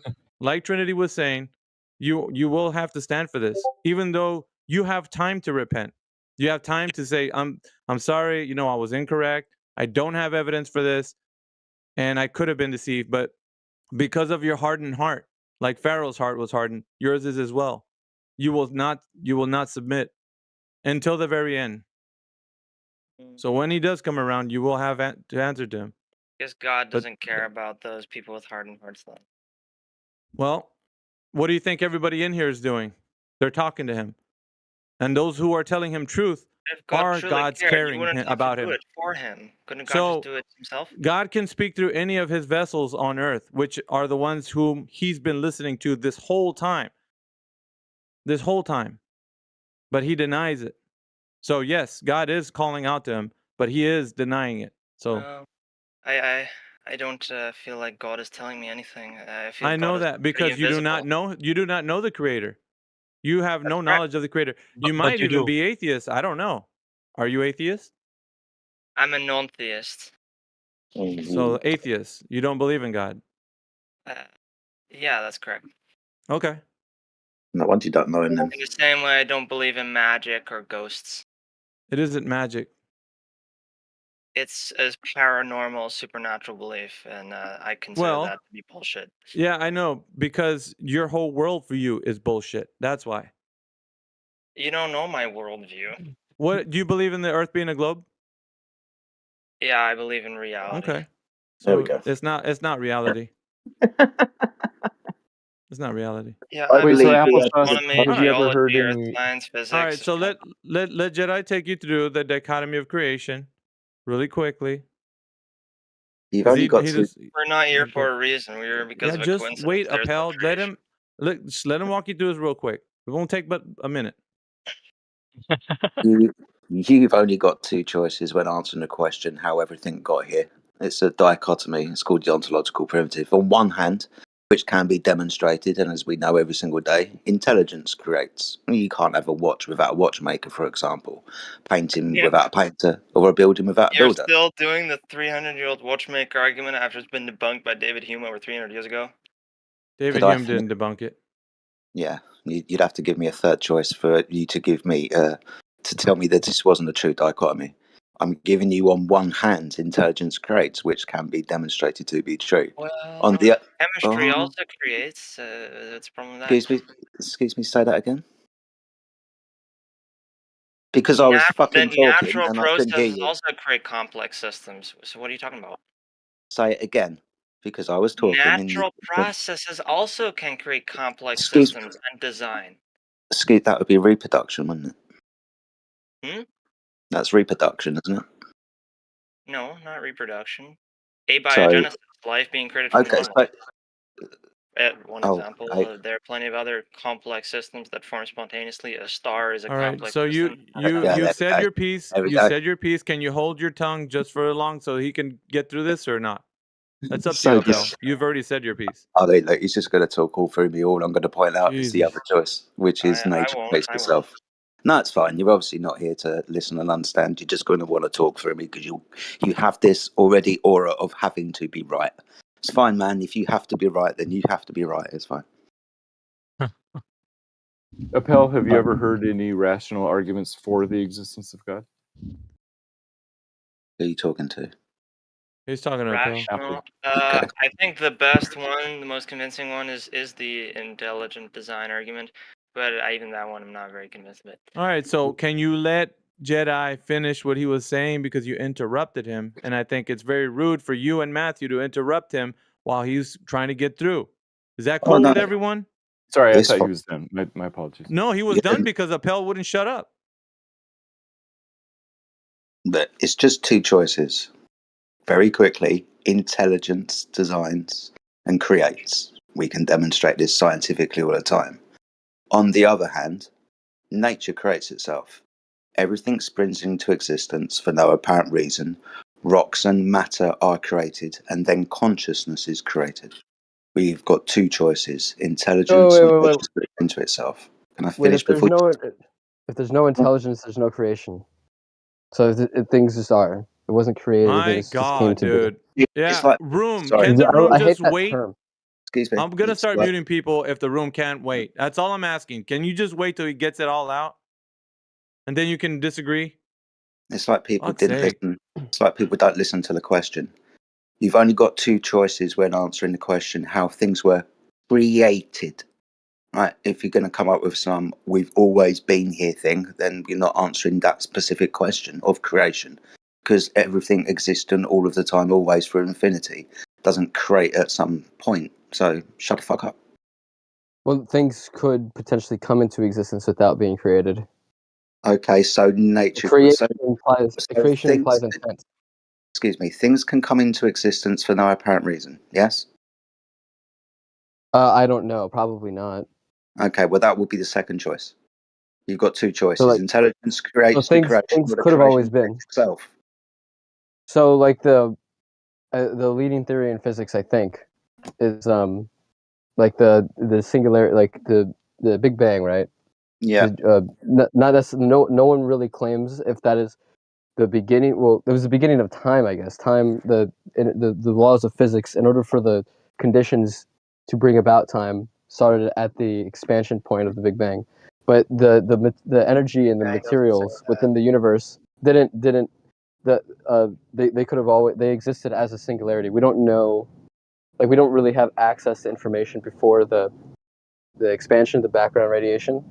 But theoretical physicists, they say that the singularities existed, and then due to some I guess imbalance within the singularity, it broke and rapidly expanded. Like the singularity broke, I guess, or that's the layman best way I can describe it.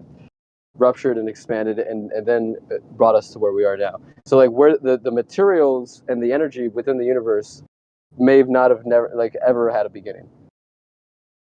It's just, the Big Bang was just the changing of states within the universe itself. Brilliant. Is that the leading theory? I don't know if it's the leading theory, but I think that's like the most amongst theoretical physicists. I think prominent. it is. So it's a very prominent theory at the very least, or a hypothesis. Yeah, but what is the? Because once again, we can't see anything. We don't have any evidence beyond the background radiation. That's the farthest we can see. So that's the farthest. So from the point of all of things being made, that's as Once far again, back you're as you can asserting go. you're asserting the made thing, like if things were made. Well, Like we don't know. Obviously, things were not in existence, and then all of a sudden they were, right? The flashpoint. That's not obvious either. That's not neither option is obvious. So Big Bang is out the window as well. You're tossing it all out. No. The Big Bang is the Big Bang is how we get to this point.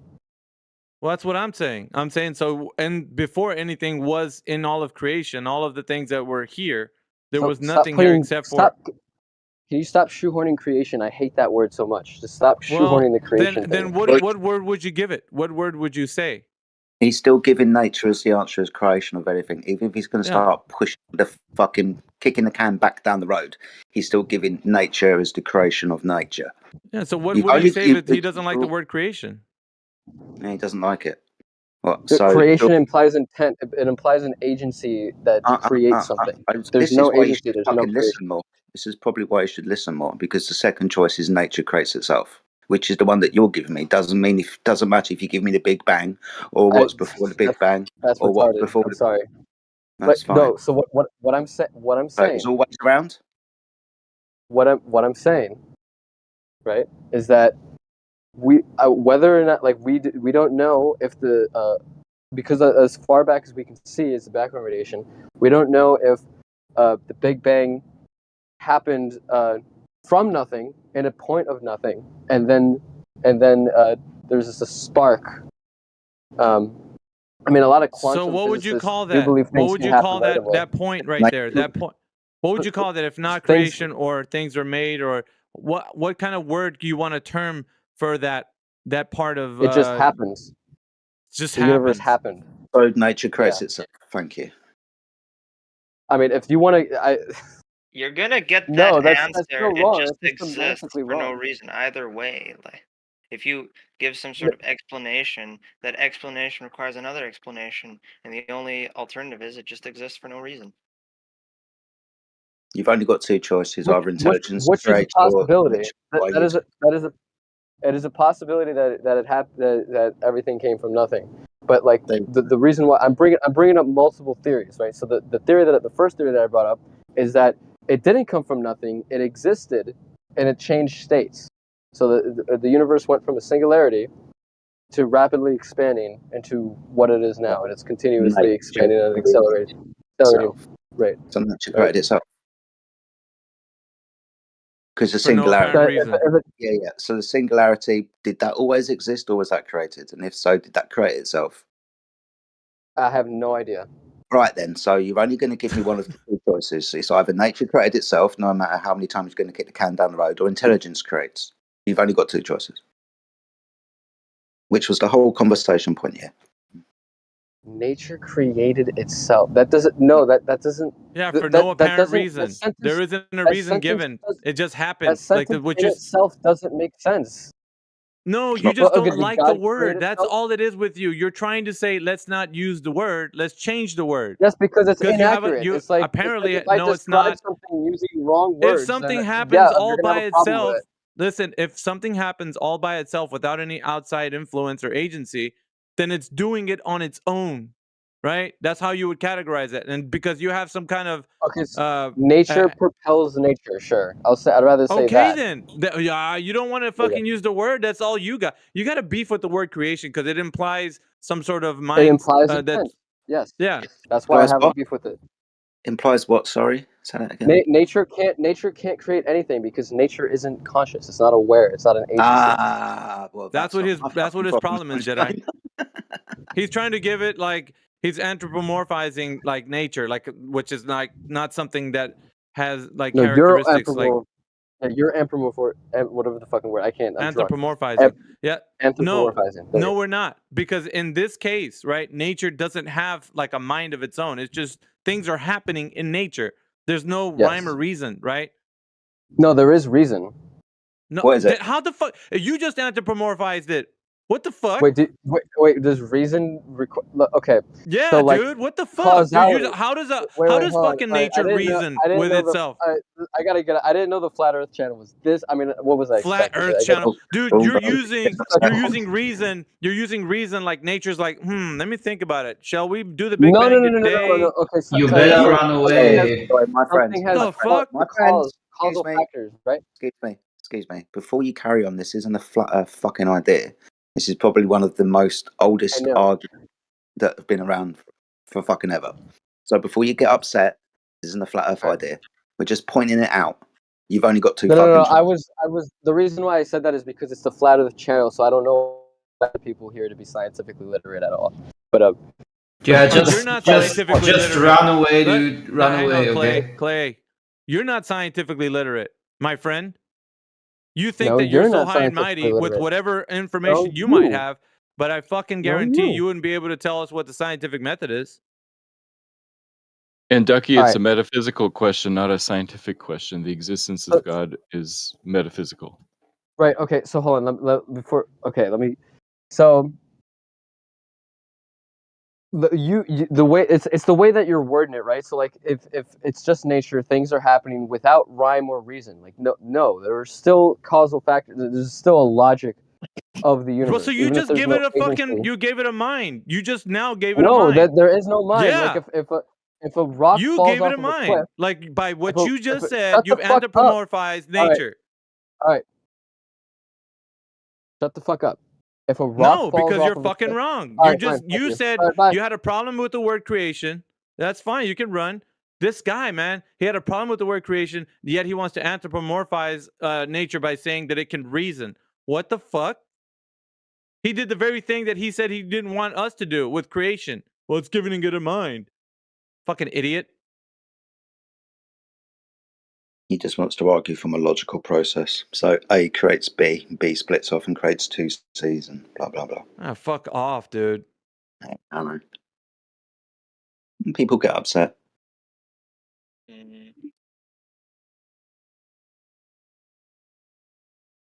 I guarantee he's like, well, I thought you guys denied science. We didn't fucking deny science. And we didn't, there's nowhere that it's not even science. Like what he was talking about, he's like, well, I don't like the word creation.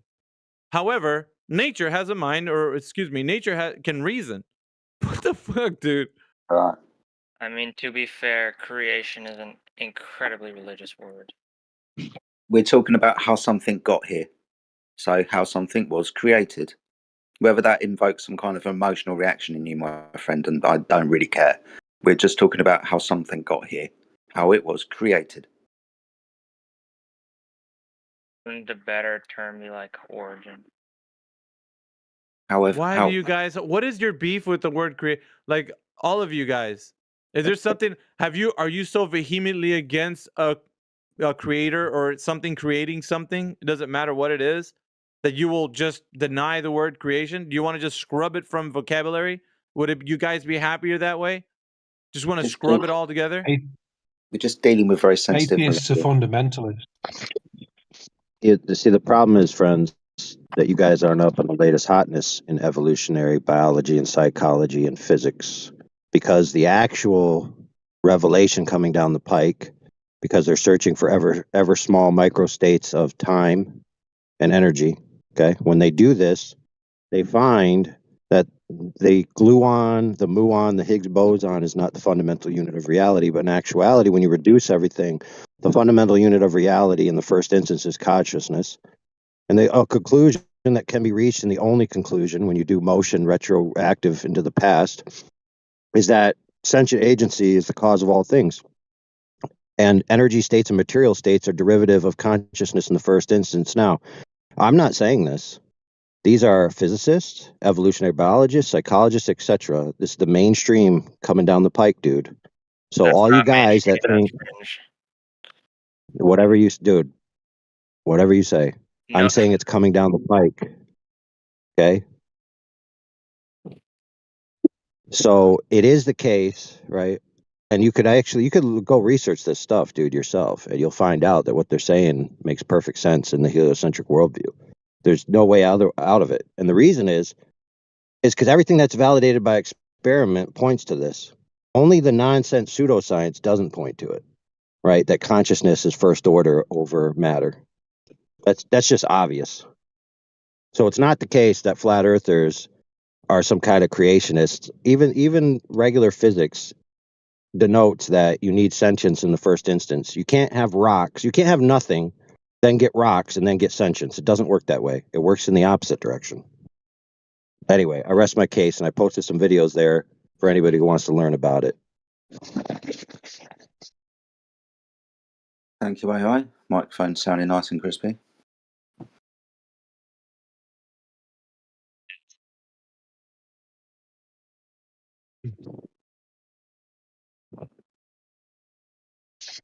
Before I go, I want to leave you with a quote from a very famous scientist. Okay, if you take all the positive numbers and all the negative numbers and you add them together, which is an infinite set, right? You end up with 0. So 0 represents infinity. Therefore, because of a force called gravity, something can surely come from nothing. End quote. With that, I'm going back to work. Is that Lawrence Krauss? Actually, the person who said that quote was retard Krauss. Lawrence Krauss was out to lunch on meth that day. Lawrence Krauss is pretty cool, I guess.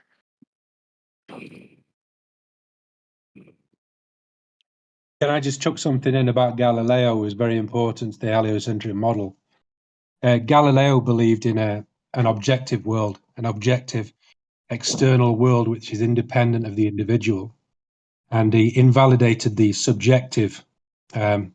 So basically saying that we can't find any meaning and purpose and all these kind of aspects, the sense of feeling and being alive, are unimportant to how we describe the world. That was part of his kind of philosophy, and that's why it was lacking. And well, it's Galileo who's behind the heliocentric model, isn't he?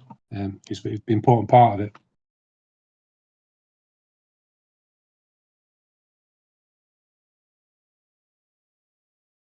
That's another major reason why they reject flat Earth, because they're vehemently opposed to the idea that there was a creation story. Yeah, they reject it. You can't entertain it if it doesn't have some Darwinian means of coming about. Then there's no way that they could even entertain it as a possible. It's not explanation. scientific, that's why. Yeah, but you don't know what science is, though. That's the thing. Probably know science better than you. No, I guarantee you don't. And on top of that, your worldview about what you think it is because you think the Earth is a globe is completely jacked, dude. Like, there's nothing that you can bring forward that you'd be able to propose that is true in our physical and natural world. Not on that side, anyway. So yeah, you don't know. You think you know. You're might be a pseudo intellect, but maybe. I'm even throwing you a bone there, but I promise you probably aren't. Science isn't even as objective as you think it is either. I mean, people cite science as being a fully objective pursuit, and it's not, because what you've got now is this kind of pseudoscience or scientism, which fills gaps with assumptions, left, right, and centre. The gaps are filled with assumptions. It's not an objective pursuit. So these scientists who think they can understand the universe through just pure objectivity are absolutely deluding themselves. They're lying to themselves. Zen, wouldn't you say that it's like a religion, or if not a religion? Yeah, of course it is. Scientism is a religion. No, it's a method of research. No. You fill the gaps, dude. You fill the gaps. Okay, gravity. Can you prove gravity? That's a gap filler.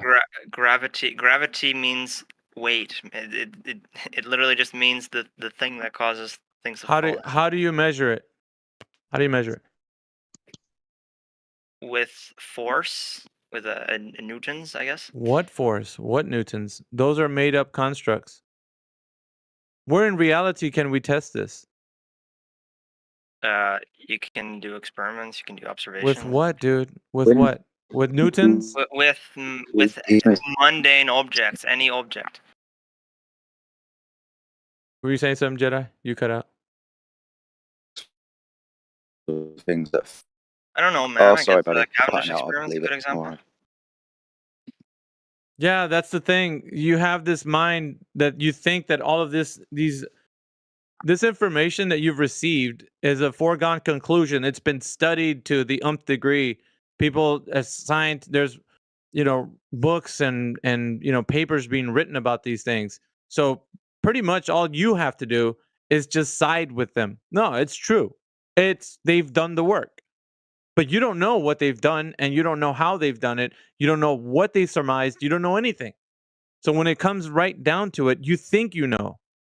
And you sound like one of those guys who just wants to be right.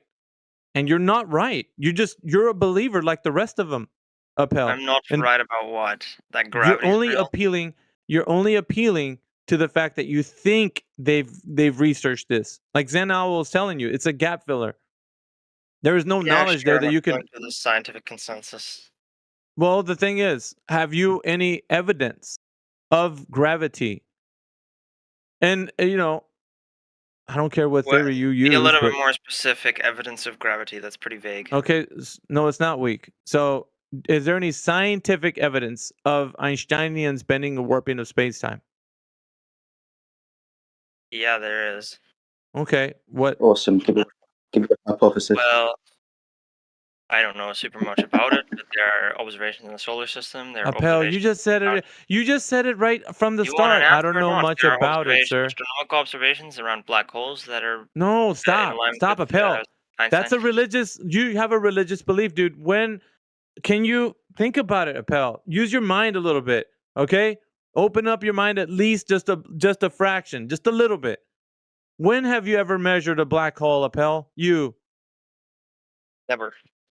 Okay, so it's a belief-based system, dude. Like Zen Owl said, it's a gap filler, and they just feed it to you like a person who thinks you. If you want to feel like you're smart and hanging with the big boys, they tell you things on Discovery Channel so that you can repeat. But there's no knowledge behind it. There's nothing that they know. It's a made-up idea some guy thought up, and you're just repeating it like you think it's something that's important in science, Isn't and it it's not. like a very well supported physical theory that's like How? very well respected by all How? physicists? How? How is it? It's cool that you Doing want to experiments, defend it. doing observations, seeing Yeah, if that's nice. the That's nice, hypothesis Appel. does it. That's nice. But you can't support the thing with gravity. You can't. So when it comes to gravity, the only thing you got is, well, I think somebody figured it out. Like you don't have a way to demonstrate that what you know is true. So it wasn't weak, like you said. You just don't have the evidence for it. So therefore, you say it's weak. But for somebody who says that they know science better than us, then you should at least concede to the point that there's no hypothesis that anybody can test to prove gravity is the cause, especially with regards to Einstein's bending and warping of space-time. That's You a must concede meaningless that. statement. Gravity is the cause. That's so vague, man. What the hell does that mean? I gave you the mechanism for the cause within Einstein. He postulates a mechanism. Mass sits in the fabric of space-time, bends and warps it. That's why we have orbital and attraction. So you should listen. You should listen more. Models. They're just descriptions. They don't. So They don't you try to must say admit they're then, absolute reality or something. you must admit that there is no scientific hypothesis then that we can test to prove this.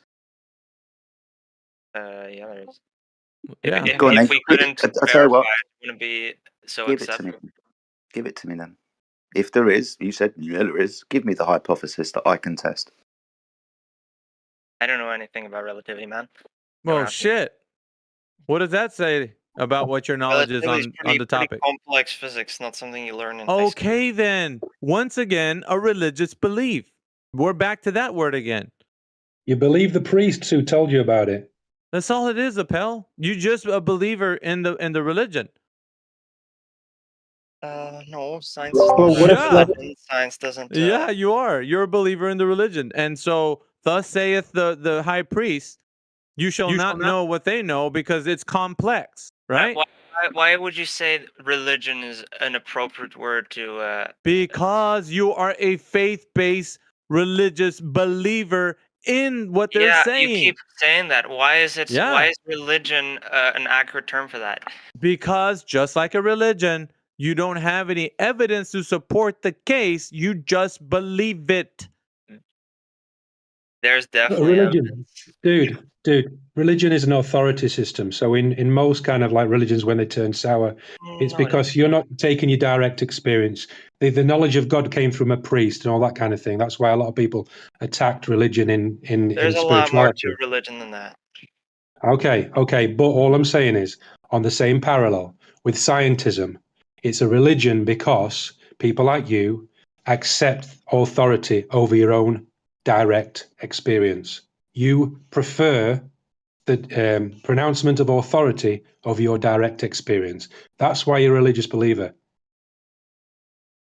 Well, it's not a socio-cultural belief system about morals, holy texts, holy places. Yeah, Whatever. it is. Well, it Yeah, is. it It fills does it become fills all that. those. Qualify Yeah, it as fills. religion Wait a at minute. all. Wait. Yeah, it checks all the boxes you just said. It ticks all the boxes. Well, Everyone. science doesn't tell you what is good or what is bad. What the fuck do Yes, you it is. mean? Yeah, it does. I mean exactly what I said. Yeah, and I mean what I'm telling you. Yes, it does. No, it doesn't. Is CO2 good or bad in the current scientific paradigm? It's neither. Science doesn't tell you. No. Apparently, it's killing the planet in the current scientific paradigm. Yeah, science doesn't tell you whether killing the planet's bad.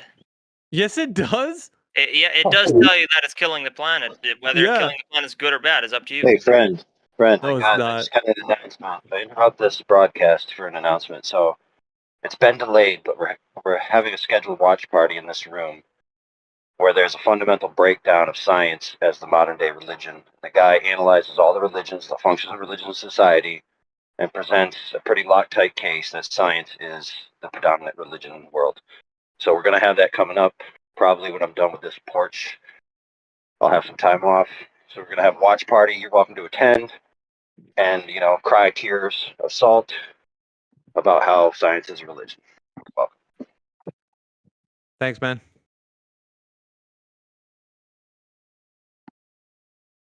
Oh dear. I So can what do you feel his actually think about science? No, I agree with Zen Owl. Like he had a very good point. It was a very good point. Because when it comes to CO2 and you thinking, okay, we're killing the planet. What is the outcome of that? Let's stop doing that because we're killing the planet. Right? It's bad doing that. Let's not do that. Right, Appel? You can't disagree. This is what's being said out there. They're telling you what's good and what's bad. Yeah, polluting the atmosphere with CO2 and other gases is heating up the atmosphere, causing all sorts of bad ecological things. There you go. I shouldn't have used the word bad. All sorts of ecological changes. Whether that Dude, is good or bad is you up are to just you. in denial right now because you don't want you're trying to save face the best you can by trying to you're trying to build a case like a lawyer. No, it's not bad. They don't say bad. Every time they bring that up, they say it's bad for the planet. Models, Appel, explanations for things. It doesn't tell you what is good or what is bad. Stop. They're telling you that No, it's you bad for the planet.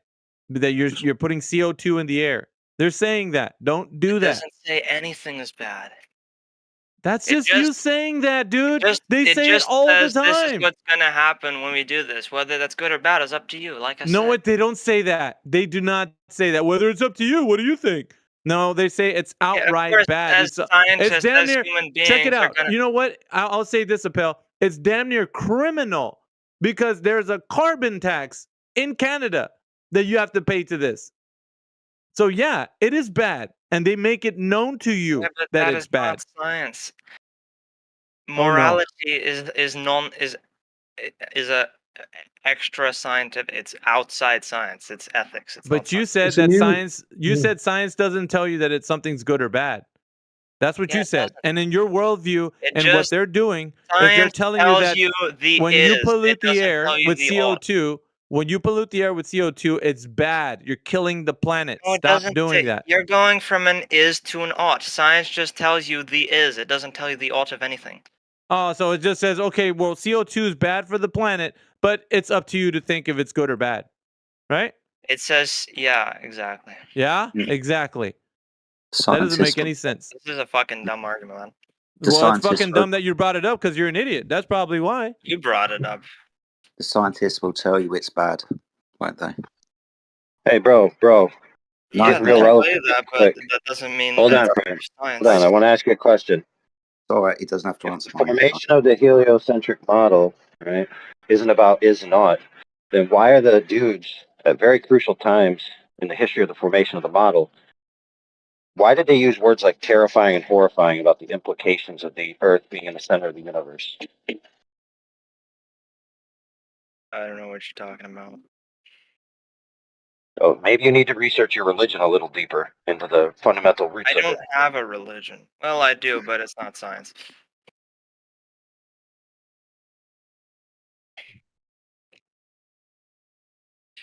And I don't derive it from other people. Oh, cool. You just make shit up? Okay. Yeah, that's what religion is, right? Making shit up. Well, you've been doing it this whole time. You're actually going against what mainstream has been saying this whole time, where they're telling you that don't do this, don't do this, do this. And you're like, science doesn't tell you that. Fuck it, don't. Ask any philosopher of science, they'll give you the exact same answer. Yeah, you're just making shit up. You just apparently said that right now. I just make shit up. You said that, didn't you? No, Isn't that I what you said said? religion is making shit up. You're putting words Well, in my no, mouth. you said you have a religion and you just made it up. You said that out of your own Like all mouth, bro. religions, like all belief systems. Hey, brother. So if you need philosophy to do science in the first instance, that means you need sentient thought first, and you need rationality and all of those mental faculties, right? So how were those scientifically validated in the first instance in order to be reliable to found science upon? Boring question. Oh shit. I'm not gonna answer AI's question. That's what he said. Fuck that. Oh, dude, that tells me all I need to know about his understanding of science and the world and sentience and material states. Pretty much sums it up in one succinct point.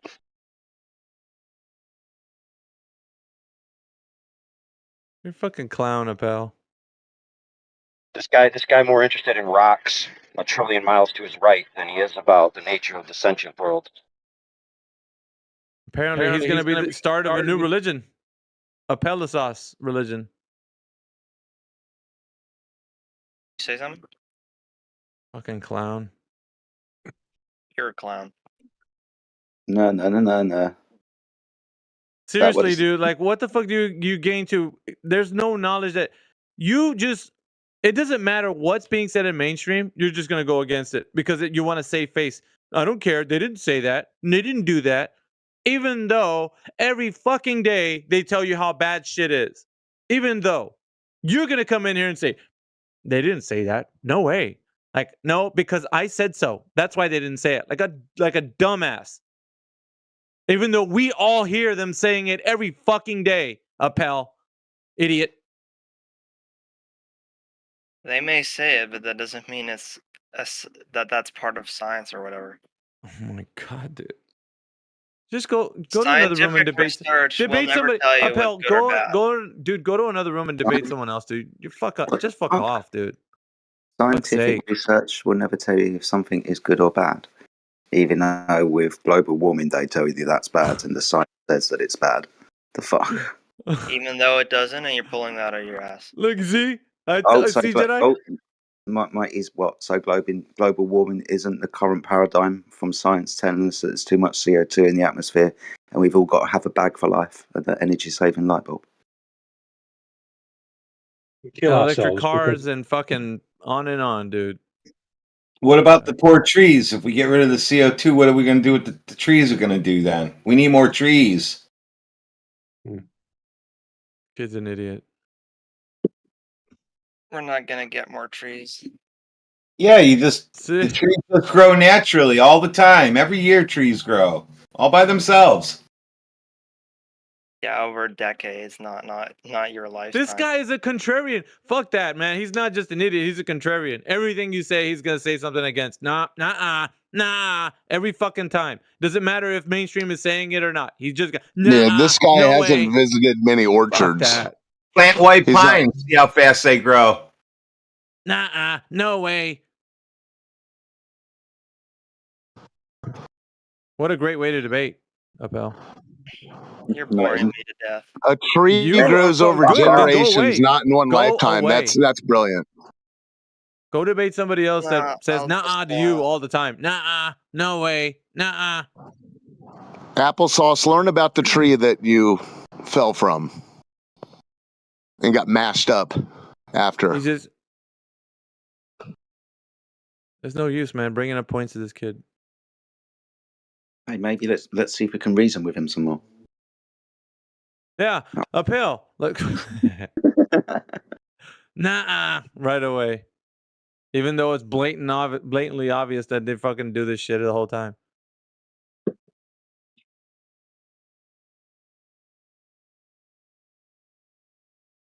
What else we got in here? Hello's here.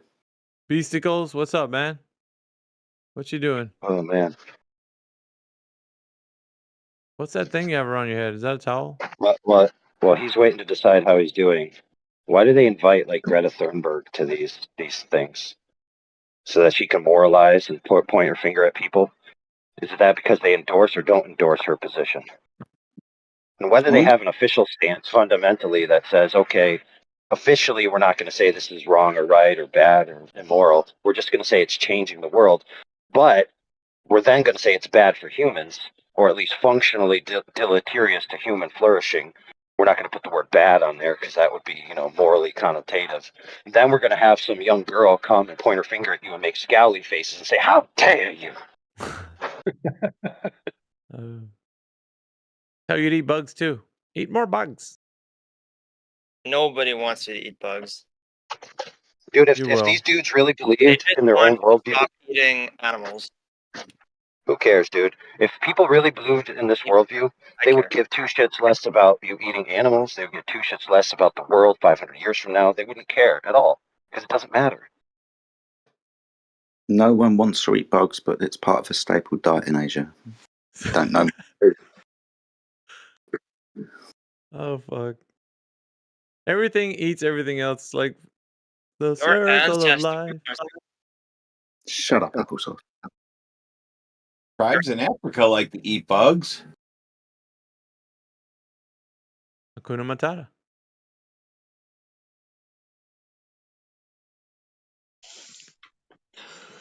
In the EU, at This Brussels, dude would be they like, actually made a go law, and they have milk made of bugs, protein bugs. So Sounds the delicious. European Union Council is actually pushing this. Milk from bugs? Yeah. Then we're gonna have a They shortage make of bugs cakes, soon. cookies, everything. Really? Yeah, flour also. Oh fuck! They make flour of them, Oh and shit! you can use that flour to make Let me everything. research this. What the fuck? Yeah. Bro, if you can make a protein based and not a carbohydrate based pasta that actually tastes like pasta even slightly, I will buy that left, right, and center. No, don't eat it. They cause cancer, but anyway. Whatever, dude. I can eat anything. Eating bugs is not healthy. That's what they all say. The Asians seem to have done it for a long time. You gotta eat what's available, bro. Some things are better than others, that's true, but the problem is that listen, I'll put it this way. Extending my life, the amount of times it would be to research all the healthy food, I wouldn't have enough time with that extension of life to research all the healthy food to know which one is which. So I just trust that my food's gonna be good enough and I eat it. It's that simple. Oh my gosh! Look at that 60-second puke fest. And I'm not saying there's actually puking going on, but yeah. The black soldier fly larvae, rich in protein, fat, calcium, iron, and zinc. It's being produced in Cape Town. Just watch the video. I saw how they make it, and they went on streets. They give to people, like try this biscuit or cookie. Did you try it? And Ever noticed how flat no, I earthers saw it on believe in all sorts TV. of other conspiracies? Shut up, dumbass. Nobody wants to talk to you. Yeah, It you're was just a on news Pardon contrarian. me. channel. Shut up. Yeah, I control you. so, yeah, No, you you don't. You what? control. He says he controls. You're That's just a good. child, dude. Go away. He Yeah, but check this controls out. what we dump. I now control his ability to speak. There you go. Fuck, control you. Yeah, this is crazy, man. So you're gonna buy that flower, GBG? No way, What the? never. I'm vegan. What the hell? My Oh food yeah, does it's not live. oh Yeah, well, you know, bugs aren't Oh, animals, aren't they? oh dear. no. They're insects. Yeah, That's something. they are alive. Well, I thought plants were too. Plants, no, Plants aren't sentient. no, they are not alive. Mm. They are This very how did close to being. They are well very how do they close. grow? Don't they have feelings? No, they don't. Plants don't They have. don't Hey, feel. bro. They don't There's have studies. There's pain. studies of emotional. There's studies of emotional impact on plants. There's also studies that they communicate on a community level. There's also They dudes that go resonate. out into Yeah. nature. There's also dudes that go out into nature and record the plants over time, and he found that they actually make a rhythmic beat, which matches to the beat known as the universal beat, right? Yeah, I do agree with this. They resonate with nature. They are bound to these laws of harmony, everything. But they are not alive. They are very close. Well, It's the closest thing that you okay. can call life. Well, I they're wouldn't they're beg to actually differ. they're actually clearly alive. I think what you're arguing is that they're not sentient or they're not conscious. They're clearly alive.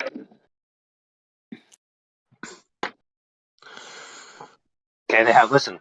They have defense They don't mechanism. breathe. They have communication. They have defense, communication. They breed.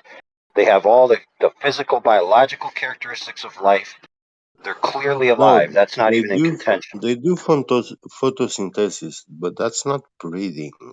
That's chemical reactions and Well, what do you Who call said what you anything about breathe? breathing, dude?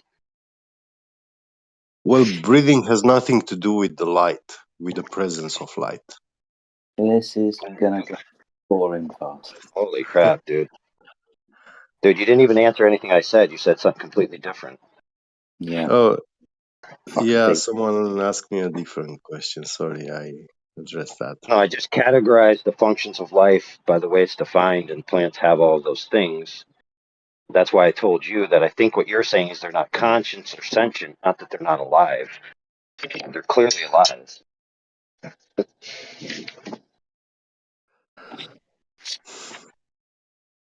Well, Maybe you need to I'm not. redefine what I'm you not mean by gonna life. contradict on this. It's okay to have different views, like opposite. Yeah, but the truth is the truth either way, right? GBG, like Mine, you can't. mine is If you yeah, choose, if mine you is a choose a, little biblical, yeah, you but if know. you Yeah. choose no, but check this out, man. If you choose that lifestyle, that's your prerogative.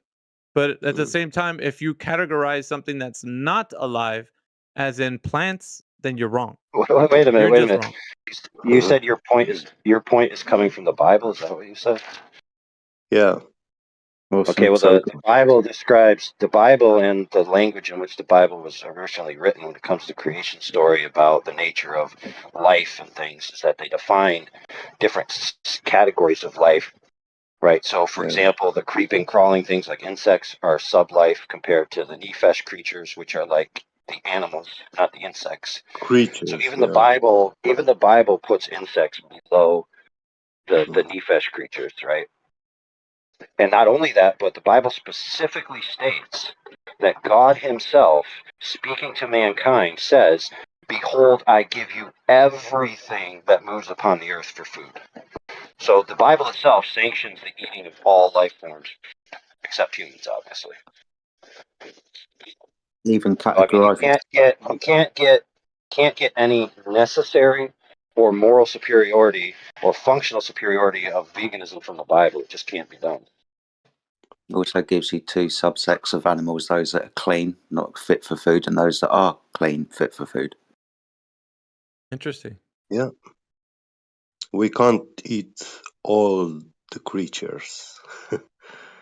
We are forbidden to eat certain creatures. Yeah, bottom Well, feeders. yeah, yeah, and then the implications of that, right? But Because of the what act, the godly act of giving life was that God created Adam, yeah, from clay, and then the act of giving life was blowing life into him. Got quite far away from plants, didn't we? And off of any subject related to the shape of the earth. Yeah. Anyway, yeah, let's get back. Any Yeah, I guess the growers bottom line is around? GBG is truth is the truth. You can't negate truth by trying No, to I say won't. that I won't negate you're feeling truth, about but this yeah, is but just check it something out, I've dude. Yeah, but check heard. it out. Yeah. GBG, one second. But just by saying you choose a different lifestyle of like what you want to eat, that doesn't mean that the Yeah. truth about behind it is incorrect. Like you have to No, say, no, "Hey, I'm. I want to eat only plants," but that's what you do. That's fine. But not that This it's is a true that things aren't lifestyle I live. adopted. Yeah, That's all. and I'm not imposing onto anyone, and I actually No, that's respect not. the people Yeah, that that's not what I'm eat. saying though. But you get Yeah. what I'm saying? Like truth is the truth. It doesn't Yes. matter Yes. how you feel or what lifestyle you choose. Still I'm true. actually ashamed to say I'm vegan, because No, you vast don't have to feel majority of that. vegans on the internet are something else. They are Yeah, but extremists. no, that's not what I'm Yeah. saying. Anyway. Got a few new people in chat, man. Darth Dawkins has joined us. What's up, Darth Dawkins? Hope you're well. Hello. Welcome to the chat. Hello. Hope you're fine. Hope you're having a great day. Who else we got in here? We have Paulito. Possibly I'm pronouncing your name right. If I'm pronouncing it incorrectly, then I do apologise, my friend. If you want to open your mic and correct me, that'd be awesome. But yeah, those are names that I don't recognise. But welcome to the server. This is the 24/7 Flat Earth Discord, where we're talking about whether we should be eating plants or not.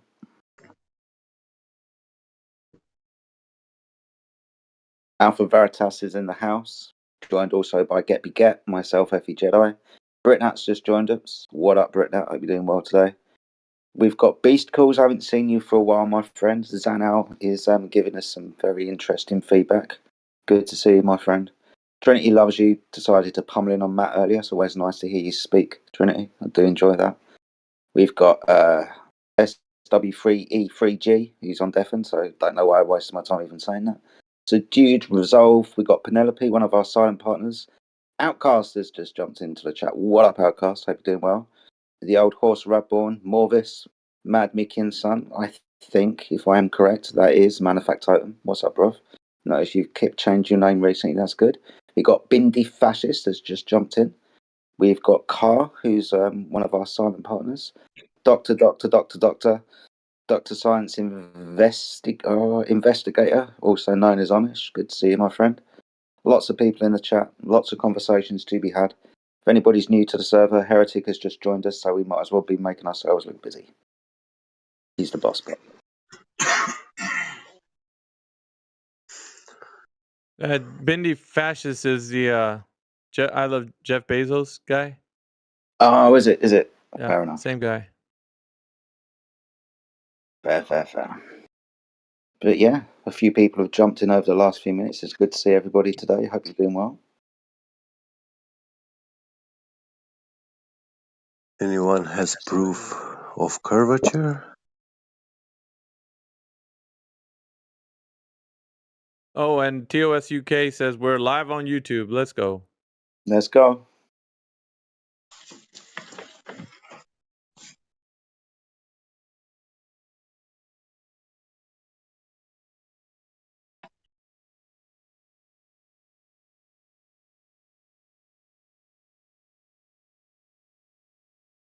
Kimbo Beats has jumped in as well. What's up, Kimbo, mate? Hope you're doing well.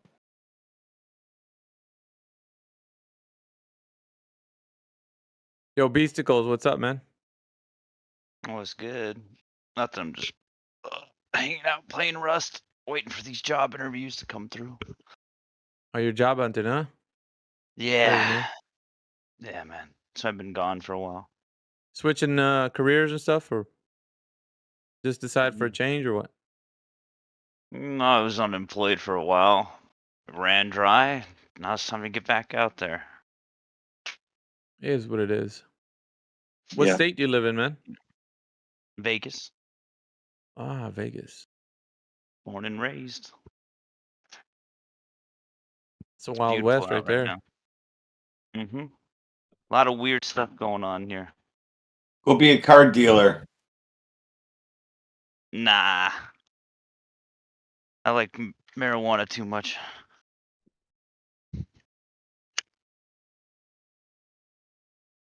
What do you guys think the dome's made out of? What Sky dome? ice. The Circus Dome? I think it's like some type of structural steel or something like The that. dome over Fremont Street. Oh, that one. Man. Yeah. Where's The, Apocryphon at? the dome around the Earth that's keeping all the gas inside. They're stopping all the water from above from flooding. Think it's made out of glass, or do you think it's candy? What do you think it's made out of? Welcome to Speculation Sunday. I don't think it's Yeah, real. Oh shit, course you Sunday, don't. that's right. He said Israel. Because in your worldview, nothing is real, right? Because you could be a brain in a jar, right, Darth? I could be a brain controlling a flesh robot. There you go. Ladies and gentlemen, that's why he Ew. doesn't know anything. He's nothing. Well, if the dome is there, then what's it made out of? How's all the gas trapped on Earth? Yeah, why do you ask questions that even if in your worldview you couldn't answer? Because nothing is real in your worldview. So why ask any questions? Because how do you even know you are you asking a question that you're asking right now? What's the paradigm behind causality? Do you wake up every day and go like, I wonder why I'm me? Do you do that, Darth? I bet you do, huh? Yeah, I look at the back of my hands like it's the first time I've ever seen them. Yeah, like you know, everything's well. What is thought, anyways? When you think of something, what does that mean? You know, I Right, spent Darth? a lot of time in here, and we hear about the dome over the flat Earth, and Yeah, I'm just that's all you can say. this That's morning. all you can say Nobody because there's ever nothing said that in coherent here and except nothing Glover. interesting coming out of your pie hole. Just that all day Only long. Glover talk See, about domes. I came in here one day, and some guy was debating about gas in a container. It has to be a container for there to be gas. And he said, Gas okay, well, the answer to that is that there's a dome over the Earth. Who the fuck And I said was that? thinking about that. And I was like, well, what's the Who dome said made out that? of? Who the fuck said that? Let's see. Who's in the Flat Earth 2.0 Discord right now? I don't know. I was just in here. I've been in here a lot. You know me. I'm in here all the time. So I just wanted to I ask haven't seen today, you in weeks. what's the dome made out of? What's the dome made out of? Is that the best thing? What's infinite space made out of? So is the dome made out of nothing? Is that what you're getting at? What's infinite space made out of? Nothing. That's a void. What are black holes made out of? Super condensed gravity. Super condensed gravity. Did you make up those words all by yourself, Darth? Yeah, I looked them up on Google as you were saying. Well, yeah, there you go. So he's a Google Earther. just look up what the dome is made on Google and you're good, right? Why ask us then? Yeah. Because obviously Google's going to give you the answer anyways to all the bullshit you think is true. So just look it up. Why do you get so heated when I'm asking I'm not about heated, dude. You're just a demonstrated dumbass. You're a demonstrated dumbass. That's what you are. Ad hom. Is it because I said Fuck your ad multiply homs. over the height? Fuck your fucking ad Why are homs. you so emotional about the flat Earth, bro? Because I don't give a fuck about what you're saying. Fuck your ad homs. And I'm talking to Darth specifically. Yeah, but this When you conversation call is an idiot an idiot, that's not ad hominem. Well, let's be emotional. Shut the fuck You're up, the one dude. getting You don't have emotional, nothing buddy. to offer the conversation except for what is a dome made out of? Just stop Duh. raging, bro. Just stop raging. Shut the fuck up, dude. Cheerleader. Why don't you sit down? Cheerleader. Huh? Don't break your keyboard, man. Relax. Don't break your keyboard, man. Shut up. Why are you so emotional, bro? Do you know you're lying or something? I don't give a No, you're fuck not. what you... Dude, don't be tone policing me. Go away. I'm talking to Darth. Anyways, Darth, you got anything better to add? Other than what's the dome made out of? Her. Well, what's that guy's name? His name is Dr. Mute for a while. I don't know his real Nobody name. gives a fuck, dude. Let's go with the conversation. Do you have any evidence for the Earth being a globe? You know, man. Not that question. I guess I don't, man. But I'm trying to become a flat earther like you guys are. Well, I just got to have these questions answered. Fuck, mic drop. That was easy. Oh shit, let's go to the next guy. We're done with you, Darth. Let's go to somebody else. How about Bindi Fascist? What evidence do you have for the Earth being a globe? Let's go down the never numpty find list. out what the Let's go down dome the is fucking made out of. numpty list here. See if you guys have any evidence today. What Bindi evidence Fascist. do you have for your theory? Okay, so I've that's asked your you this answer. before. So you don't have an answer for if I've asked you you have any this evidence for before. the Earth being a... Well, you didn't give me an answer, did you? Go ahead. Okay, What's let the me put answer? this forward. Okay, let me put this forward to anyone here. Okay. I'll put this forward again. I will put forward $500 for you. Nah, we don't want to hear your bullshit. Do you have any evidence that the Earth is a globe? Yes or no? Go ahead. I've muted you. I'm just gonna talk over you. No, I'll let you answer after I'm done talking because you're a dumbass. You don't know how to stop talking. Is there any evidence that the Earth is a globe? No. No. You can keep muting me all you want. I literally have muted Okay, you. cool. Don't need to be invited to do that. Thank you. All right. So we're going down the numpty list. I Darth said propose no. Bindi's fascist said that no. Is anyone- anybody else in here that thinks that the Earth is a globe have any answers? Because we're going down the numpty list. Come on, guys. You at least have to have some kind of answer. What's the Earth being a dome? What is it made of? I want to hear that shit. You don't have any evidence for the globe? Then just say, I don't have evidence for the globe. I am a glober and I don't have evidence. Right?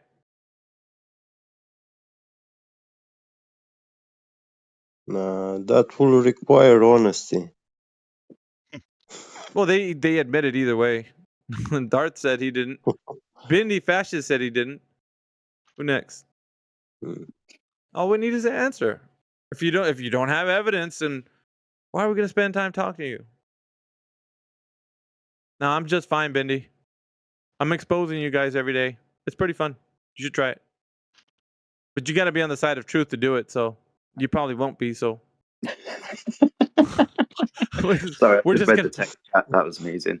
So now he's some kind of fucking psychologist or mental health worker, apparently. Brilliant.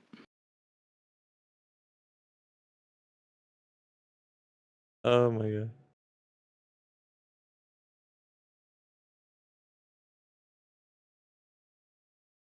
Shoot, we can have Jedi do it. I don't have to be the one. It doesn't matter how you guys get shellacked. The only important thing is that you guys always have no answer for the information of how you know the Earth to be a globe. I love it. Every time you come in here, I don't know. I can't prove it. That's music to my ears. I love hearing that shit. Keep saying that all day long. No information. You're just demonstrating to the audience who's listening that you don't have any information to substantiate the case for the Earth being a globe. Pretty cool, isn't it?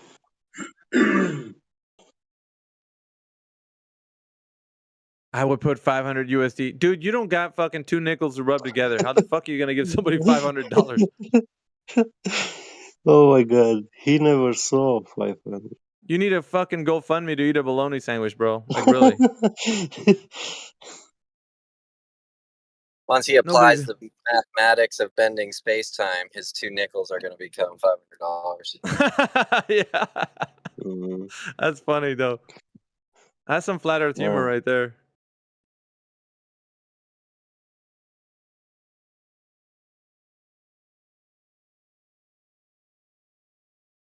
Oh, we got Britnat in the house. If we get bored, we can talk to him.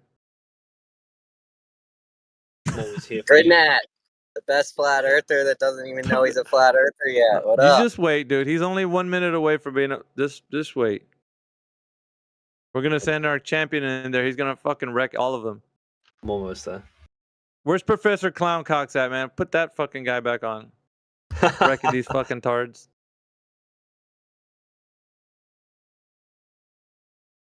Nah, that's cool, man. You can be a Glober all day. I don't care.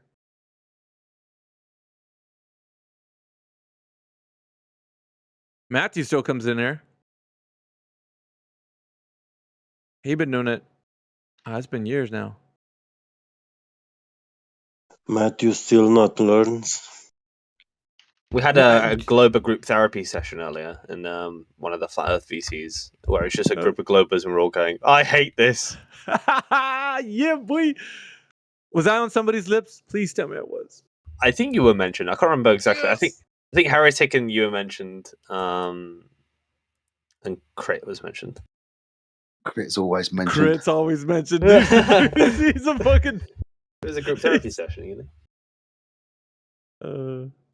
Like a legit group therapy session. Yeah, we all had to hold hands. And... is mystified by this idea that there was a session. Yeah, we had to hold hands, and you know. Did you all pass around a teddy bear and point out where the flat Earth hurt you? Yeah, exactly. That's what we did. Yeah, I agree, but in that session, nobody could hear each other because everybody was over talking each other. So it was just everybody's over talking each other. Nobody. I can't hear a fucking thing. Who's saying that? Like fucking, we're all over talking each other. Because they come in here and that's all they do is over talk. Not you, Brent, but for some reason, man, like something tells me that once you break through, you're gonna be like, I want to break free. You know, and you're just gonna be like, because I want to believe.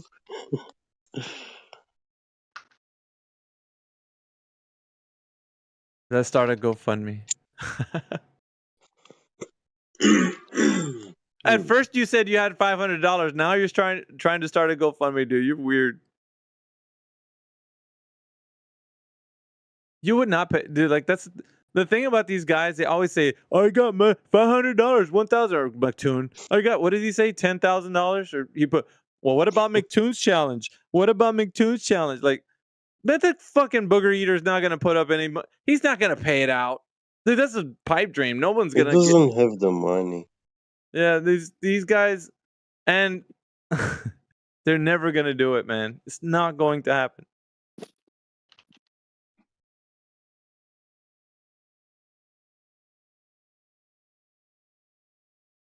He does. Do you know his finances, Bahindi?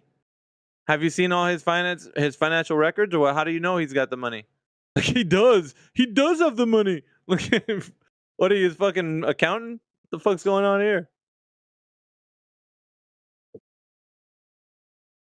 Bahindi, according to my calculations, last quarter McToon lost this much amount of money, and you know, because he's been utilizing this vehicle, that expenditure has.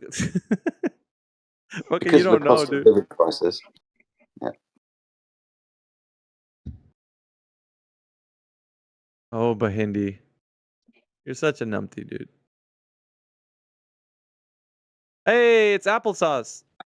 You know how you can't speak because you said you had us all, you owned us all or something. Now look at you with a red mic. Tisk tisk tisk. What's the matter, applesauce? Can't hear you. Oh, sorry, you're muted. I thought again. you said, but I thought you said you were controlling. Oh, yeah, you're not.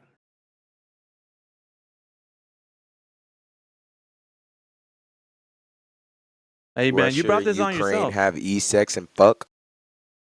Man, nobody gives a shit, dude. Go take that to another room, will ya? Yeah, your name's Alpha Verities. You probably don't even know your history. Shut the fuck up, Ron. Ron, isn't out? That's Ron's shtick is coming in and just disrupting. He doesn't do anything else. What did you do to him, Miggy? You can't speak Bahindi because I say you can. He I sounded enjoy the so fact that you can't abused. talk. Yeah, I know. He's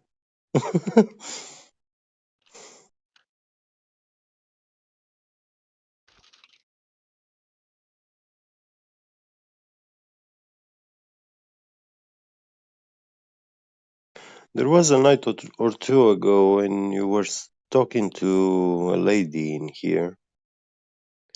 It began interesting, but afterwards she turned out to be an anti-flat earther, actually. Oh, it might be the girl that I just said fuck with. What's her name? Damn I it. forgot her name, yeah. Like a night ago, 2 nights ago? Yeah, 2 Dog nights pill? ago. I think, yeah, that with Pill, yeah. Yeah, she's a clown. But Yeah, you know, yeah. when you You get one of those began... little touchy feely types, I just hate those, man. I don't like those. But I'm not feeling like I'm in a safe space right now. I mean, I need to feel like I can say something, and then you just okay. What do Yeah. you got to say? I mean, I was, and I it's like, was oh my listening on the way god. from work. Yeah, it's fine. It's all good. She got her 2 pence out and then some that night. I don't know. I think she managed to. Was she actually having a coherent discussion after a while? So yeah, at least. Yeah. Eventually, over time, it was. But she Or had to. something. You see, but the thing is, dude, if you don't got the old Jedi suave, you can't do it. Just only certain individuals can actually do this. He can soothe the savage beast, so That is a Jedi he power, had it. actually. I'm Calming down telling the you, dude.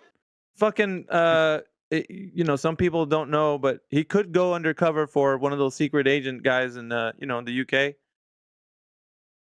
Like they know him as Bond, probably. I don't know. Fuck, My Double O friend, Jedi. yeah. my friend lives in not an MI6. All right. Yeah, he's For smooth as fuck with the ladies, dude. Like I'm telling you, they can't resist his charm. for the Queen's eyes only. Well, and for his ladies' eyes too, So. Well, that's what 007 actually means. It was a Really? symbol for those glasses on back in the days, which you hold with a hand. They were with Fucking a stick, GBG, dude. and yeah, that's what the 007 comes from. Stands for ooh. Yeah. That's hilarious. All they hear is whenever Jedi starts talking is what's it called? Kenny G's Songbird. When he starts talking, it's like he's just like, yeah, it's because we are who we are, like GBG's like who he is, and I am who I am, but the moment Jedi's in the stage, it's like, fuck, dude, how do you do it, bro? It's the English accent, man. It fucking opens doors, I swear. Oh no, that's what Lulu said the other day. She goes, "It's because no, I remember that she typed it in the text chat. You need to have a British accent." I was like, "Oh fuck, that stings!" Like, ouch, fuck. But are you not British, Miggy? Me? Uh-oh. Yeah. No, dude. I'll leave I that to thought Jedi. you were. I thought you were. No, hell no. You thought he was. What? You think I'm from Where? Scotland? I don't even sound British though. To me, Yeah, English language sounds the same. Hold on, I gotta reply to Lulu.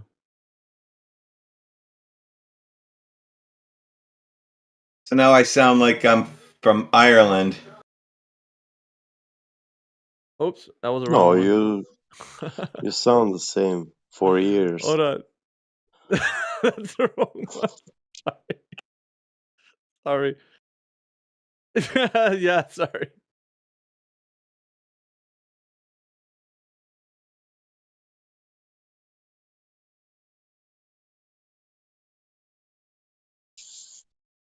That's a better one. I meant to press that one, but then it moved up, and then it went to the one on the bottom.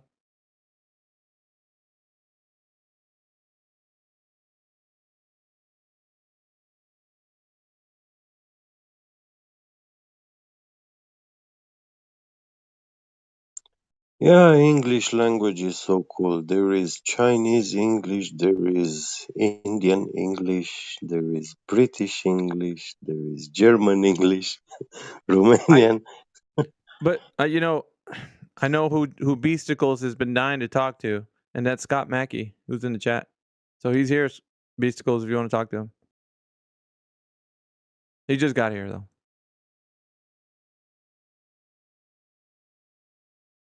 Yeah, we did. Hey, Global. Lulu.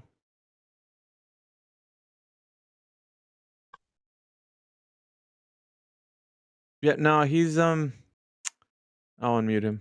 I'll let you. Yo, Darth, you got any evidence that the Earth is a globe? I thought you would never ask. Yeah, go for it. Lulu wanted to hear your dulcet tones. Go. Hold on, I gotta pull up Google and my 4 YouTube videos I had going. Sounds great. YouTube's the perfect place to start when you don't know what the Earth is. All right, and now I got this Wikipedia article I wrote myself. Excellent. Oh, dude, All you're right, well on it your says way. right here. Says right here, subsection 4, paragraph 3. The Earth is indeed round. I guess There you that's go. checkmate, flatties. Fucking close the server down. All right, we heard enough. I'm good. I don't know about you guys. so what makes it indeed round? The fact that he said so. I mean, have you Duh. never went on YouTube, man, and watched the ISS live footage? Yeah, dude, you've I've never never seen been that? able. GBG? I've never been able to go on there and see anything live from the ISS. That's crazy. Say the Earth's spinning too at 1,038 miles per hour at the equator. Yeah. Say that as well, that the Earth's spinning. Yeah, they keep bumping into the How do they dome, land though. on going into the spin? The spin's coming at you at 1,038 miles per hour, and you landing with the speed of the aeroplane plus the speed of the spinning Earth, and you're going to crash into the Earth and land? How are you going to do that? You're going to go backwards? Are you going to fly backwards at 1,038 miles an hour so you can land? Tell me how you're going to do that. Logic. Well, I think it's the same deal. Like you're on a train, right? And the train's going 200 miles an hour, but because you were also on the train, you're not like having wind blown in your face and you're not disoriented. You can walk around freely. Have you ever driven in a car before and you have like that soda in your lap and it real doesn't quick, spill everywhere? is the train Doesn't make any spinning around? sense at all. No sense at all. Because in a car, you got a piece of metal in the front or glass in the front that's blocking the wind. There's no blocking on the Earth. There's no blocking at all. You'll have a hurricane of 1,038 miles per hour pushing against the force of the front of the plane. The plane's going to be flying at 1,000 whatever speed the plane flies, and then he slows down, right? And then he's still got to hit the ongoing speed of 1,038 miles an hour. He's going to go boom. No one can explain that. You have got nothing there. There's nothing that you're left with. You got to either say, give up. You're really excited about this. You send yourself to the crazy farm, and you can sign yourself in right now, or you can say that you give up and you become a flat earther. There's no ways around it. You can't land an airplane on a spinning globe at 1,038 miles per hour. There's no ways to do it. There never has been and never will be. So you can try and say you can. You can make up excuses and make up arguments, but you're not going to get around it. There's no way around it. So just give up right now and save us some time. All right, I give up. After all that, like you didn't get a breath out that whole sentence. You must be real serious about this, so I give up. I'm not serious. It's a joke. I'm enjoying seeing your response. It's funny. Because I can't believe that you actually think that you can fool us to thinking that the Earth is a globe, because we know that you know. Because there's no one that can be that stupid. I'm on the fence here. I'm 51% globe, 49% flat. I know that you're not that stupid, so just admit the Earth is flat. Okay, there it's flat. You got me, dude. Okay, well done. Welcome to Flat Earth.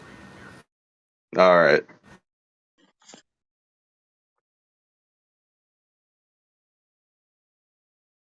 Now, as a flat earther, you have some obligations.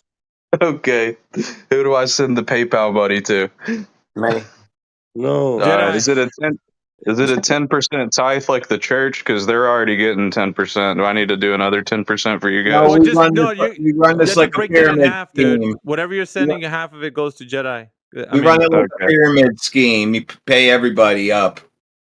Oh, okay. It's a pyramid scheme and a flat Earth. Yep. I'm Yeah, getting in it. I could tell that you were on the fence when you said the Earth is round, being that round isn't exclusive to any shape, right? My belly's round, and it's not really a shape. Oh, Yeah, well, yeah. How that's about a quarter? Could someone describe a quarter as being round? Be a shape. I'd say it's round. Nope. A quarter, so you're describing a flat disk in space, which is what every flat earther says they're not describing. But when you say that, you're describing a flat disk object. Hey, Lulu, who was Oh, that wait. guy that you said was describing the disc in How long space is that it one going to night? take me to get muted here? I don't think I've ever heard Lulu get upset except for that one time that guy was saying, "Well, we must be a disc in space," and she was like, "Dude, stop saying that!" Like she got upset. I forgot what the name of the guy was, but he really got her goat, man. Yeah, the She last was pretty night upset about that guy. was that. No, Last maybe night? 2 nights ago, I think. But it was some guy that was on here. I know it was at night. Can I ask you guys a question before I get muted? I'm Yeah, sure sure. I'll get muted. Can you guys prove me what? Sorry, I had to do it. I had to do it. Sorry. Okay, go ahead. Say it again. So I had to. You said it. So sorry. Go. Okay. That's it's a fine. joke. Go. That's a funny joke. Go ahead. Truly, if you guys can, please make it. What does the geometric scope of like the horizon mean? Like when you guys say that shit, you guys oftentimes say like there's like 8 times something times like something where it depends on where you see it from. Like if you're at like floor level or you're high level, what is the geometric? What does that mean? What do you mean? What is the geometric? What does I'm that asking mean? you guys a question. Oh, I think The geometric. Go ahead. It's a geometric. Go ahead. he wants to know the 8-inch miles. No, I get what he's saying. He's trying to, because we're talking about the geometric horizon being a physical location that can be understood from the perspective of someone at the beach looking over the horizon and seeing a place where the baller would say that is the leading edge of the sphere. The slope. The geometric horizon is the place where you can see where the curvature begins, like where ships disappear behind. So wait, you agree that there is a geometric horizon? So No, you're asking what it means. That's what it means. The point is But there isn't. no. Your premise on that is based off of being at the horizon level, like at beach level. But like, so when you float up and you go higher, how do you reconcile that? I'll let Jedi. I'm asking legitimate questions. 100% I know. full face I'll value. let him answer that. He'll tell you. I mean, I'm still lost. What we're doing is we're testing the globe model, which claims a geometric horizon for an observer standing at any altitude on that curved surface, whether that's 1 foot, 6 foot, or 35,000 feet. The geometric horizon is the tangent line from your eyes to the top or leading edge of that sphere or sagittar. What we demonstrate is that the geometric horizon isn't in that mathematical location. There isn't a geometric horizon to physically cause obstruction of things at distance. That's So all how we've do you prove that from floor level to like 1,000 feet to, let's say, I mean, a normal airplane flies at about 2,000, like 20,000, 25,000 feet. 35,000 feet. 35,000 feet. Yes. Yeah. Okay. Even higher. So what we do is we use landmarks that are at known distances from observers. We have one called the Black Swan, where we've got oil rigs in the observation. They're only there because they're at known distances, and the horizon is beyond those distance markers, demonstrating that it is not where the mathematics dictate. Wait. You use grand or land markers when you are at 35,000 feet.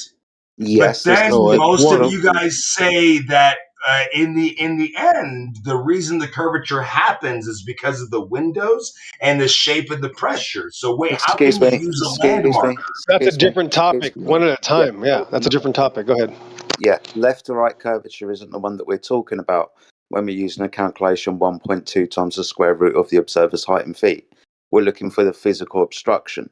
So we use landmarks over distance to determine, with reference to those, where the horizon appears to be. It should be a mathematical location for a geometric horizon, but it is beyond that geometric limit. Now we can demonstrate this from ground level and at 35,000 feet. No, you can't. Yes, we can, because at flying at altitude, we know landmarks that we are flying over, cities, lakes, That's not how rivers. that works. Okay, so you're going to have to explain that to me then. He was just kidding about wanting an answer, Jedi. He already had one. No, Got it. I don't have an answer specifically. Okay. So no I don't conversation. understand. There's Tourette's. Legitimately, I've been in 747.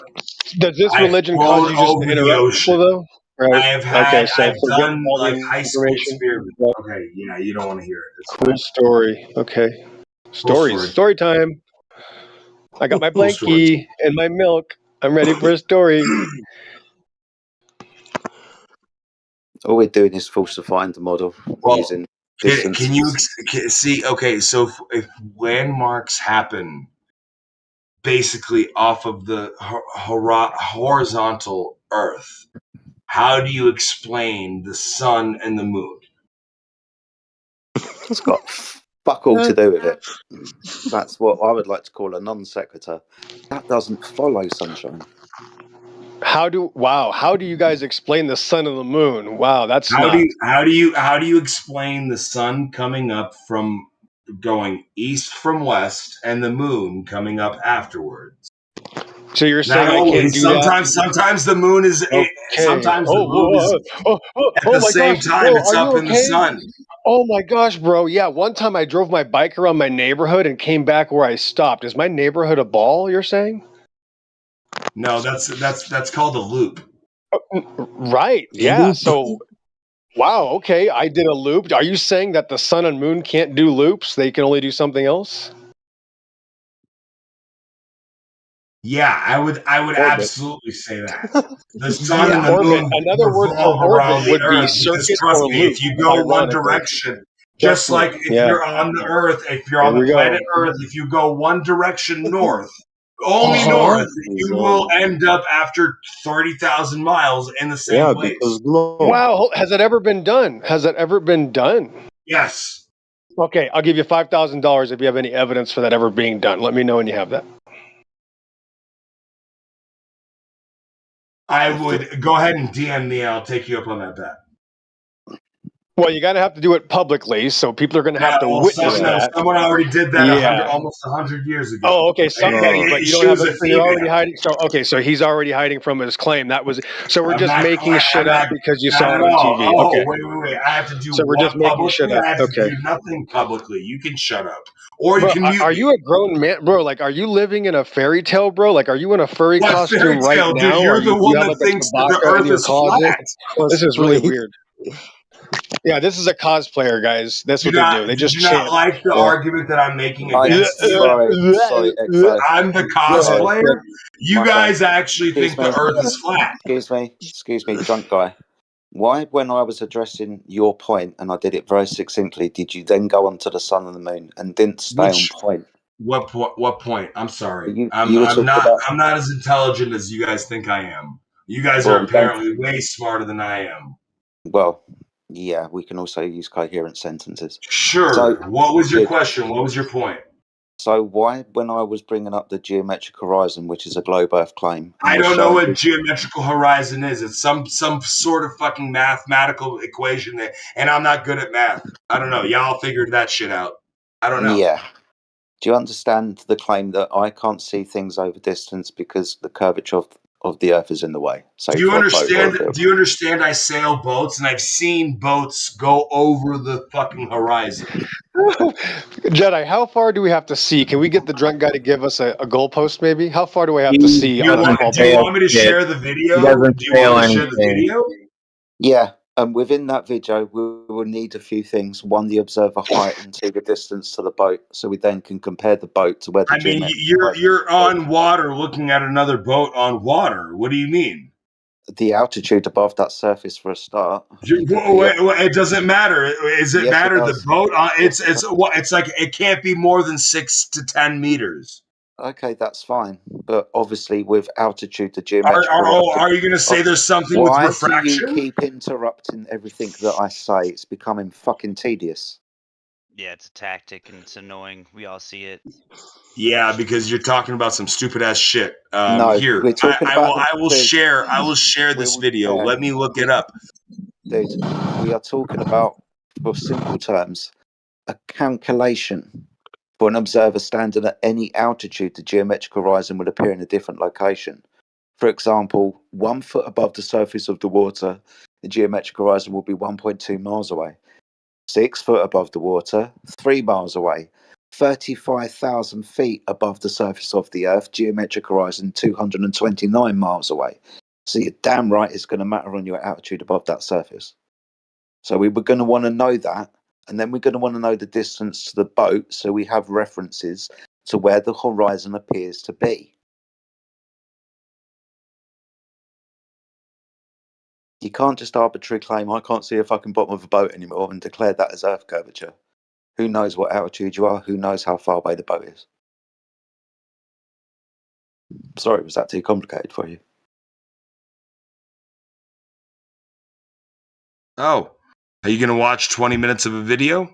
There we go. Are you going to tell me the observer height and the distance to the boat? I mean, I'll tell you is that it didn't change. So you tell me. I don't give a fuck about what the observer level or anything was, but I'll tell you is from this simple video that I just posted on the side. You probably won't watch all 18 minutes. It's from the same fucking level. Yeah, I know what a level is. I'm a handyman. well, I know what a bubble is. Well, then if you're a sailor, you know what sea level is as well. Well, I do. Yeah. Well, you gotta watch that video that I shared. I do know what sea level is.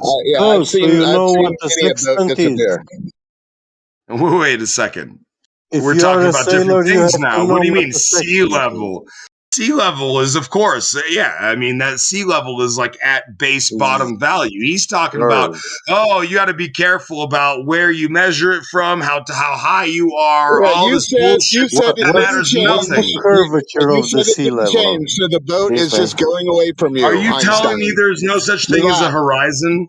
No, that's not what we're saying, Sunshine. Obviously, everybody can observe the I'm horizon. not your sunshine, baby. You're definitely not. But we don't have to be antagonistic towards each other. I'm now, do not we? being antagonistic towards you Yeah, either. you are. Yeah, you are. How? How Because so? Because Because I'm disproving what you're saying. That becomes antagonistic. Dude, you haven't disproved. Sorry, my friend. You haven't. There's a video. There's a video right there. Go ahead and look at it. Yeah, I'm going to in a minute when we finish this discourse. You won't. I guarantee you won't look at this video. Please don't be a cunt all of your life. Try not to be. For I'm the also next 5 not being a minutes. cunt. I'm not Australian or New Zealander. You are. So be cordial. I think I've been nothing but nice. Unless you guys don't like what I'm saying. Shut up! Don't speak over people. And people are saying I'm the one that's not cordial. Excuse me. Do you know what an Earth curve calculator is? No, not a fucking single idea. So you wouldn't even understand why it is poignant to the conversation then. I'm trying to explain that to you. You can't just make arbitrary claims without any mathematical inputs. I didn't make an arbitrary claim. You just have. You just dropped a video and go, there you go, Earth curvature. We need specifics to compare a model to. I dropped a video for you. Yes, but we need specifics. One, altitude. What kind of specifics could I give you that would help you? I've told you 5 fucking times. Which ones? Altitude, observer, and distance to boat. But dude, you contradict yourself with every statement that you say. you wouldn't even Because understand what the word contradiction I means. tell you, here's a video of a picture of a boat. Yeah. Actually, it's an 18-minute video, and you're like, how high are they? I'm like, Yeah. bro, they're Do you know fucking why? on the same boat. What do you Do you know mean? why? I don't know how high Do you know they why? are. Is it like 5 meters or 10 meters off the Well, water? you're gonna I need- don't fucking know. But Well, they I'm going- don't move. It's the same fucking boat. Dude, I'm going to need those numbers so I have a comparison to an Earth Jesus curve Christ. Comparison to what? an Earth curve calculator, which make a prediction to An where the Earth curve Excuse counter? Did you just say Earth curve counterweight? Earth That's curve not a real calculator. fucking statement. You understand that? You just fucking made that shit up. God, if you Excuse me. shut your mouth Dude, for a you're second, you fucking would have heard it drunk. Go to properly. sleep already. Yeah. It's kind of hard. It's kind of hard to have a conversation with you when you start spewing up through every single word that I say, and then claim that what I said is incoherent to you. That's ridiculous. An Earth curve calculator will make a prediction to the geometric horizon, which will show you where the boat will begin to be obscured by the curvature of the Earth, depending on the altitude of the observer. I've tried to explain this to you 5 fucking times, but you're too drunk to understand. Yes. Why at the end of So- that video is there a guy on land? Yeah, you know so that ship is sinking. You know that, right? Enlightened? Or is he gone? Did he leave? Oh. Fuck him. Yeah, And he's there we trying to go. say that he's trying to say that the ship is being obstructed, right, while these other ones aren't. And it's because the ship is literally sinking and these boats are going out to rescue this ship. Now I've got to watch the video. And he looks like Yeah, he's that's hilarious because you could even see the mountains in the background. Yeah. I think his microphone broke from spitting too much into it. He almost sounded like a anti old Haas. Just kidding, old Haas. Yeah, he sounded like a man I wouldn't speak to face because these kind of people, when they speak, they spit saliva into your face. Yeah, the ship is sinking. Yeah. But yeah, there are specific variables which dictate the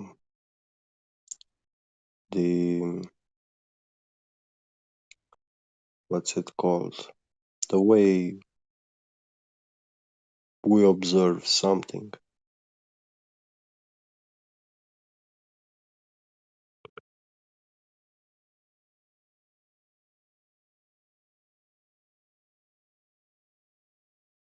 In heliocentric model,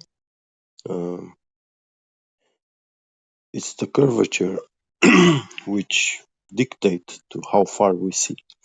But on flat Earth is actually the physics of light and propagation of light through the mediums.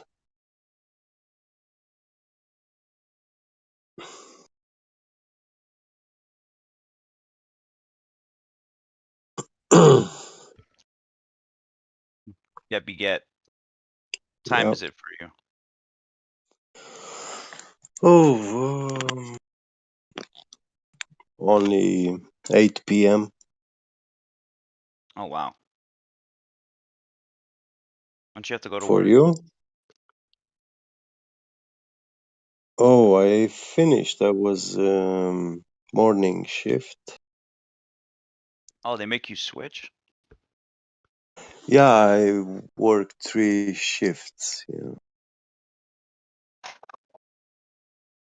Morning, evening, and night shift. Damn. Yeah, night is my favorite. I bet. Yeah, I just know you're chilling in your car. Yeah. I'm gonna join you, Get Beget. Let me go pack my bowl.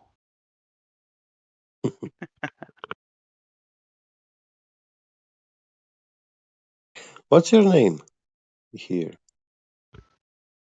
Beasticles. You can call me Peter though. It's fine. Oh, Beasticles. Yeah. I know you by voice like for years, for ages. I know we spoke so many times, but you had a different name back in the days, right? No, I just met you, Get Beget, this year. What? Really? Yeah. Oh, yeah. Remember, I was still trying to find the Rainy Shaw paper for you. Ah, I'm still trying to find it, and yeah, I can't yeah. find it. No, actually, that was a story of them, which they had it published on their website. They were telling what they were doing. Each company shows off themselves, you know. Yeah, little case study, right? Yeah, but they removed that.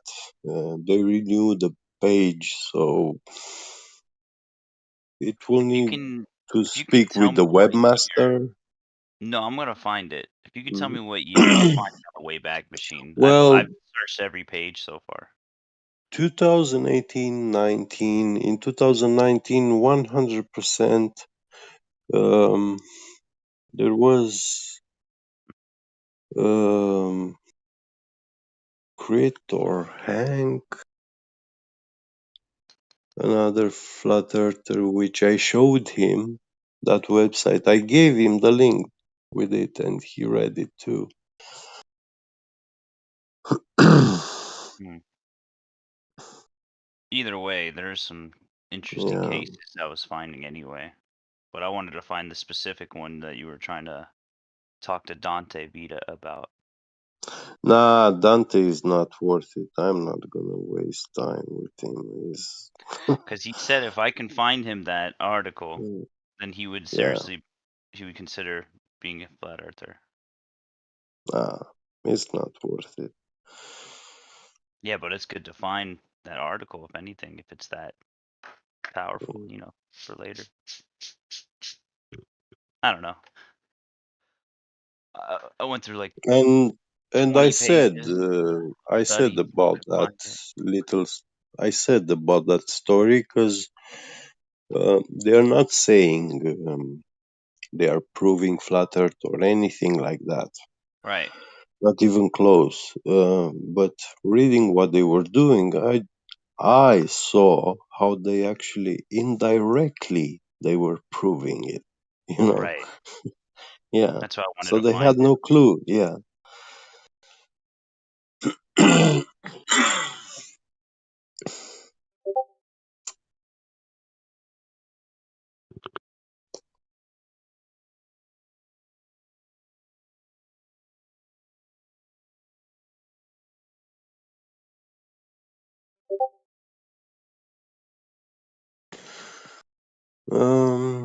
Some guy recently, about a month or two ago, posted me a link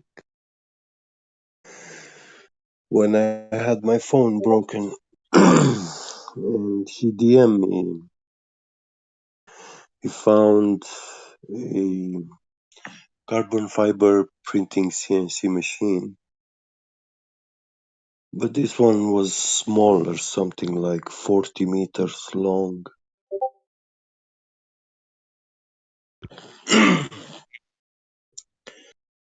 The And laser that, encoders was like super accurate, right? yeah, they measure with nanometric precision.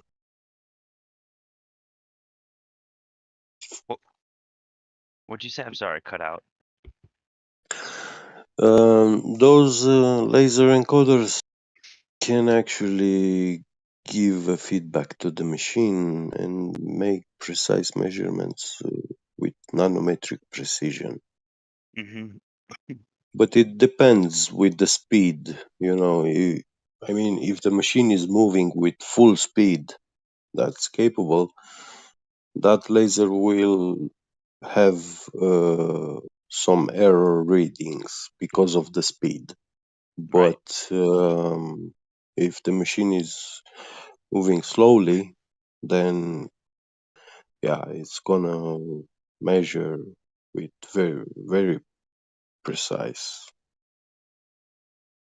Yeah, the it was like a plus or minus range of like 7 nanometers, Yeah, something like no, that.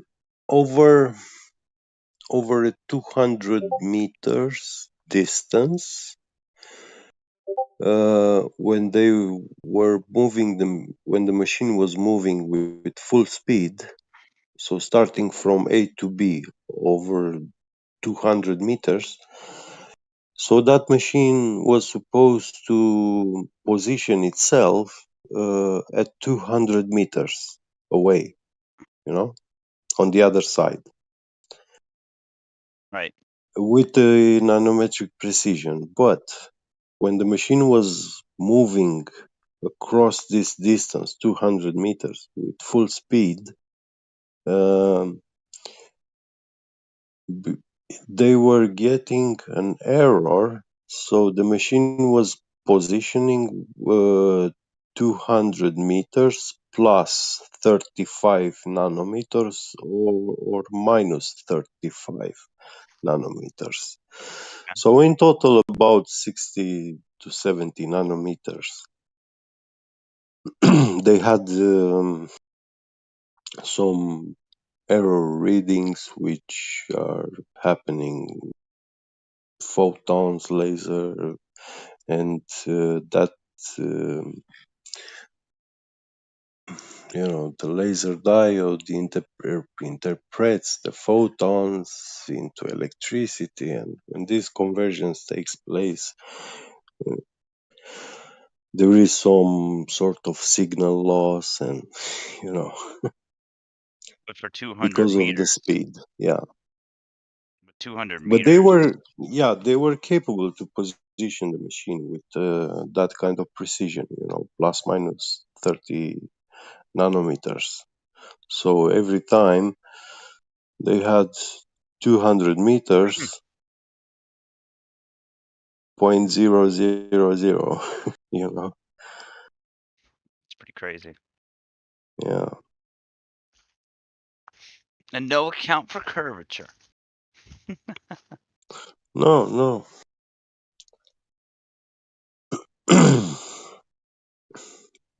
And you know, the floor in that, I mean, it's the And that building factory has to be level. the Yeah. factory Airbus, yeah, it's super flat. It's very level. There are not many surfaces in the world that large and that flat with precision grade of flatness, you know. Yeah, just like Except water, you know, surface. I just find it so funny. Like you can just see on planar surveys and stuff like, well, the world is a ball except for local areas where it's practically measured as flat. So Yeah. so everywhere it's locally flat, but if you're thinking big scale, it's a ball. Like get the fuck out of here. Yeah, it's something like the world is a ball except for the part which you can see with your eyes when you go out, you know. Yeah. It's so ridiculous. Like it literally says that. Yeah.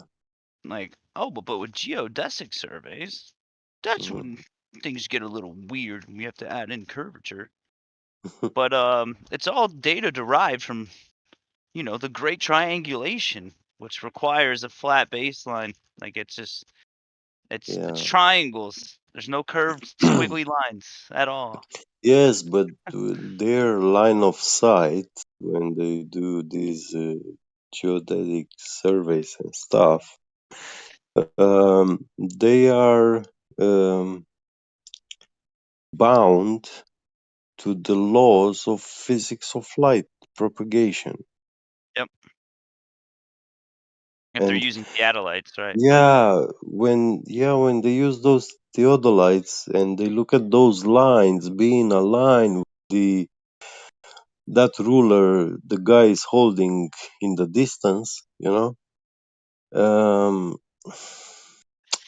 that's you see the guy and the ruler because light is reflecting from him and coming through the theodolite lenses and to your eye. Yep. And in all this distance, you have refraction, you have everything. Mm-hmm. Now, a Jesse brings theodolite that up. is very precise to use it like on short distances, Yeah, no more than 200 meters. Yeah, much. yeah. But on 200 meters, in good weather conditions, with a very low refraction index in the air,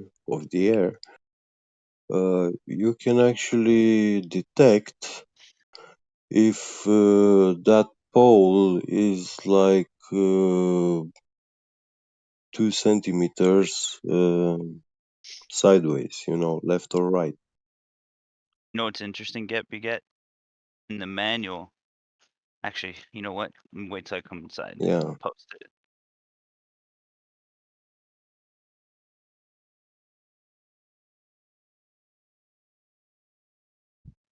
It's the weirdest thing in this engineering surveying manual or whatever.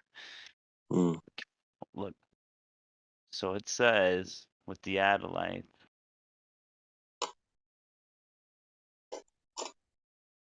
Let's see here. I'll post the PDF and I'll post a screenshot. One moment. Let's see. Is the Earth really flat? What's up, guys? Yo. Hello, guys. Hey, watch what I'm about to post. If you guys are Globers, I want you to understand. I want you to see this. Can you convince my friend here that the Earth is flat? No one can convince anybody. You have to find out on your own. Sorry. I have to deep dive. So, is the Earth flat or not? What you guys think? Yeah, I'm wondering. What's the Are main you a flat arguments? earther? What's the main arguments for each side? No, there's just logical thinkers here. So, what do you think, Space Goat? Flat or not?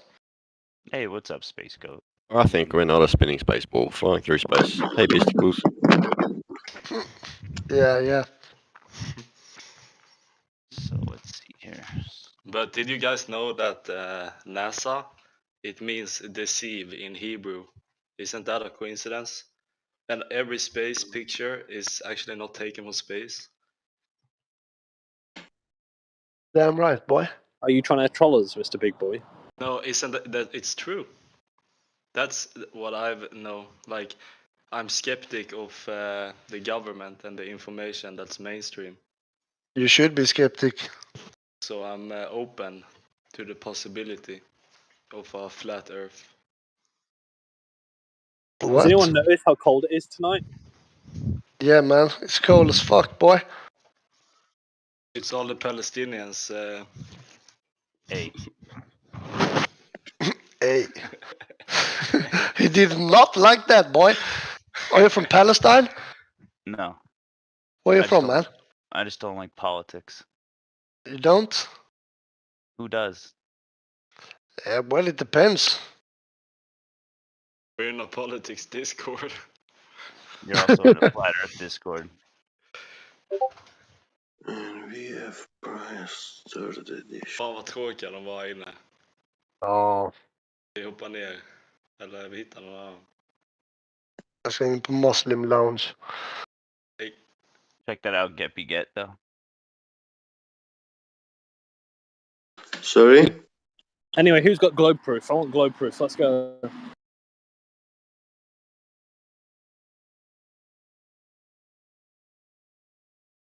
I think TRS UK's got gold proof.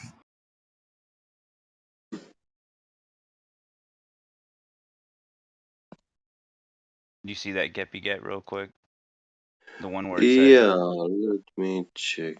if you look where it DDM. says in simultaneous reciprocal trigonometrical hiding, right? You don't have to take in curvature or refraction.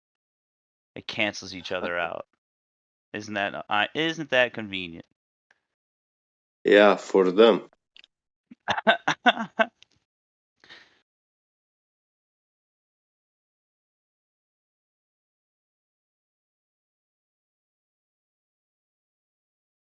Hilarious. So if you use more than one theodolite and have the same viewing, doing the same viewing at the same time, it takes out curvature and refraction. Look, if none of you are going to talk about globe proof, I'm going to start talking about globe proof.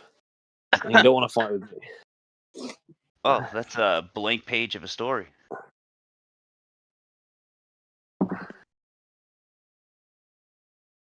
Anyone has globe proof? Who popped in here and was like, please convince my friend of flat earth? They both left. No, gravity is not real. It is a figment of your imagination. You do a Get impersonation pretty good. Yeah, it is, isn't it? It's pretty good. You hear that, Get? What do you think? I was reading. Can you repeat that? Gravity is a figment of your imagination. Yes? You have to slow it down a bit more. You have to slow it down a bit more. Yeah, He's trying to do it's an more like this. impersonation of Gravity is a figment of your imagination. It's pretty good, actually.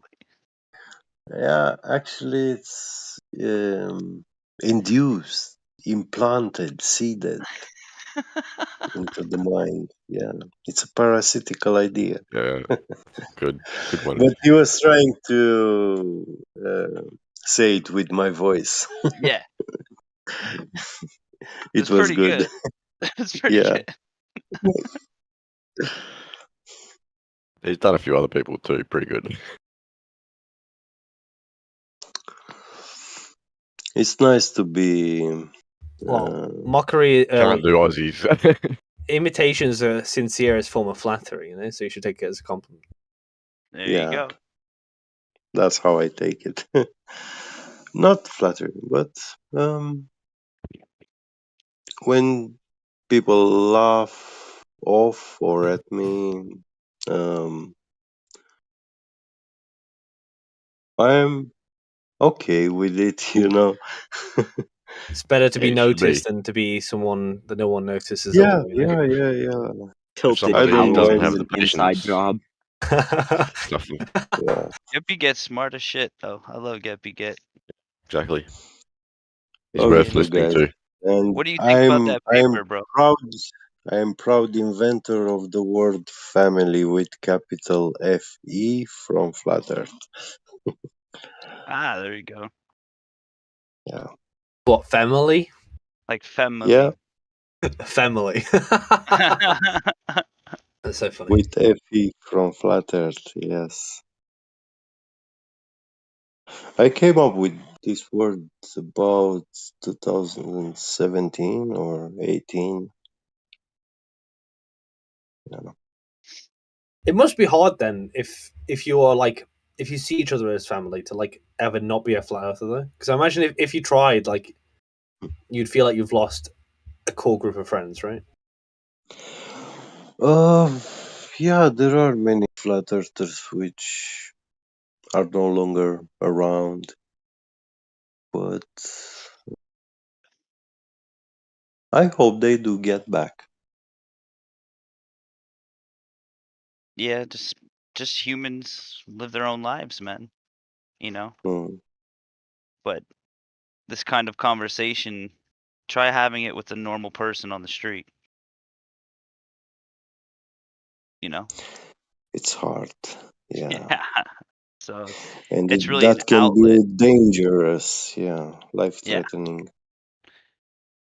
So places like this, I feel like, are an outlet to actually express new ideas about certain things.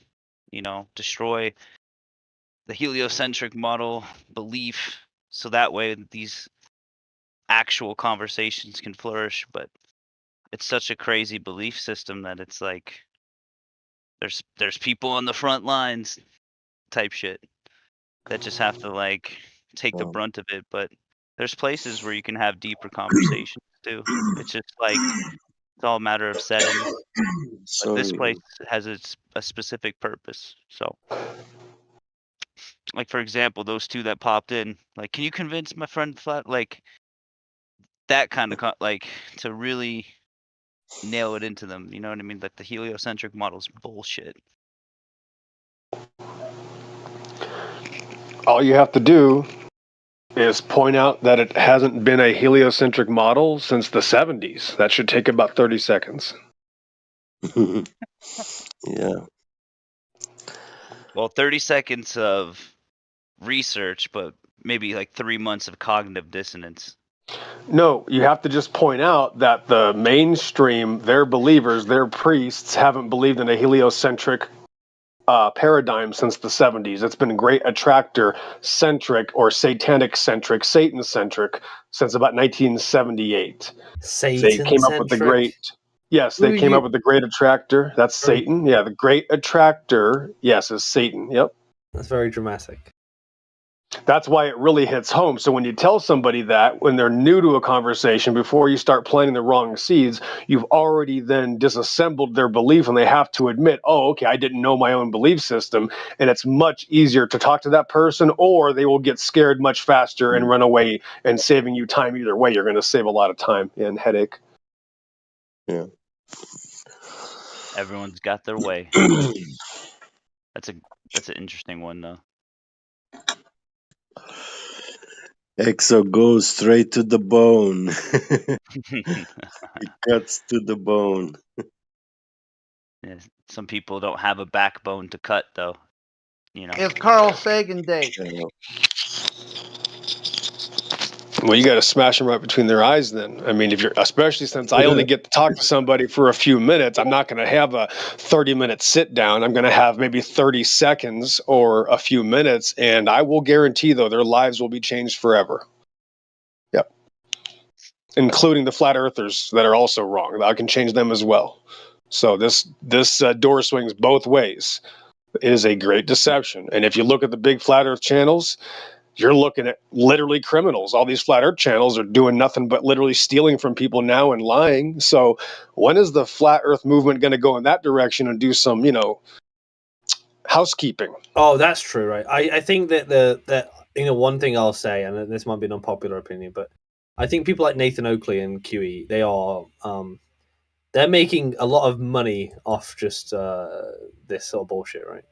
No, they're not. No, they're Making- not. They're actually one of the. No, they might be wrong, but they're actually one of the innocent groups. They're one of the least problematic groups. No, Nathan Oakley and QE aren't doing what the bigger flat Earth channels are doing. We're talking about the bigger ones. Nathan Oakley gets about 100 viewers. The big ones get like 500, 600 viewers. Well, like David Weiss, that Yes, and Jeranism. Yes, that would be a problem. They're preaching all sorts of crazy New Age, literally satanic pseudoscience that has nothing to do with reality. Yeah, at least I don't agree with Nathan Oakley or anybody else. I agree with God, but Nathan Oakley at least sticks to his thing. He sticks to his not going to religious claims of insanity and saying things that are just ridiculous. So yes, like toroidal fields. He has respect to. I mean, Nathan and QE keep it scientific, exclusively scientific. So I'm In a fine with secular that. term. Now that's a secular scientific method, though. So that's really still, see, that's a problem. You know, the more we dig up, the more problems I'm going to find. So maybe we should stop talking about it. But science existed 5,000 years before the scientific method. Go ahead. Exo, have you seen QE's episode 101 on theory of information and existence of God? Proofs No, of I the no. existence of I recommend No, I you have not. watch that video. You will love it. I guarantee you. It's very good. I've been beating the drums in 24/7 with the theory of information like 2018, 19, 20. And QE told me once that, hey, I'm having some material. I'm working on something like this to make a show, you know. And yeah, he made this year, a couple of months ago, he published this episode on theory of information, and it's very good.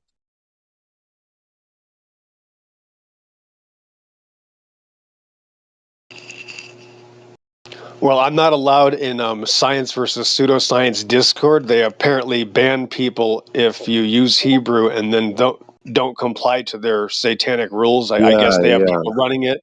I guess they have people running it that's not Nathan Oakley. Like Nathan Oakley doesn't know how it's being ran, and it kind of has like minions that are little Satanist demons running it, you know, from the safety of their computer. So I'm banned, and I didn't get on mic about 2 months ago. I was banned because I said, yeah, I'm not a flat earther or a glober, and because I'm not picking one of their demographics, they that was their excuse for ban. That's not really the real reason. So.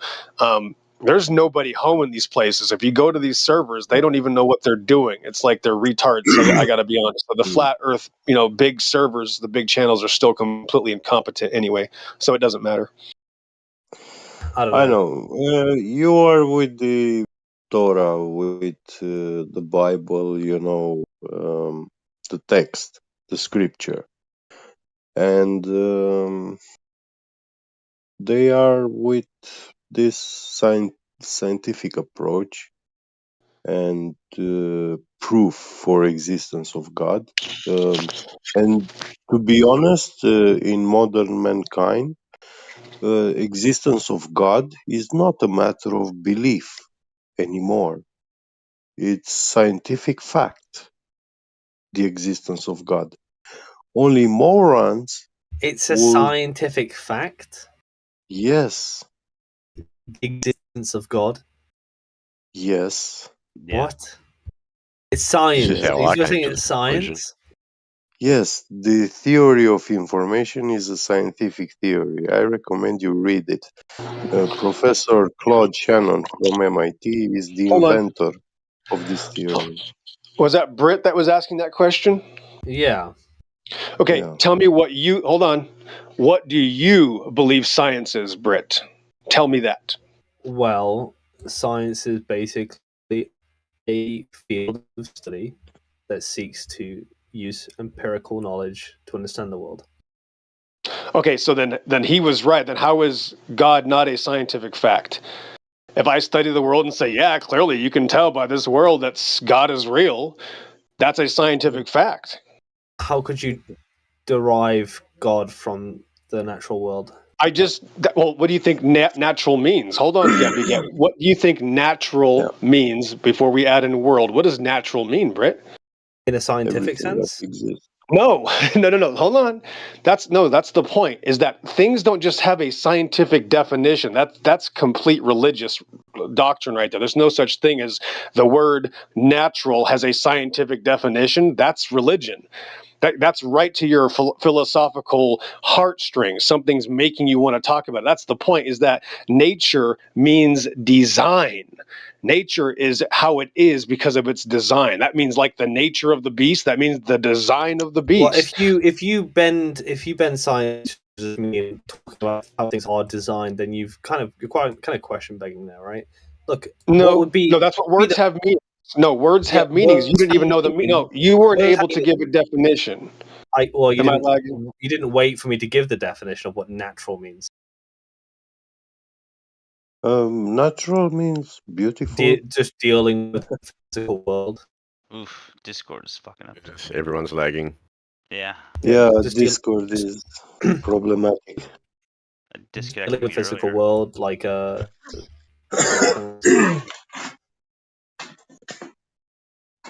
doesn't really matter. I don't know. Like, I know this Right, is. so far we have no answers. I've asked you two I just things. gave We you don't an have any answer. answers. I just So gave you what an does answer. nature means what to you? Nature just means the physical world.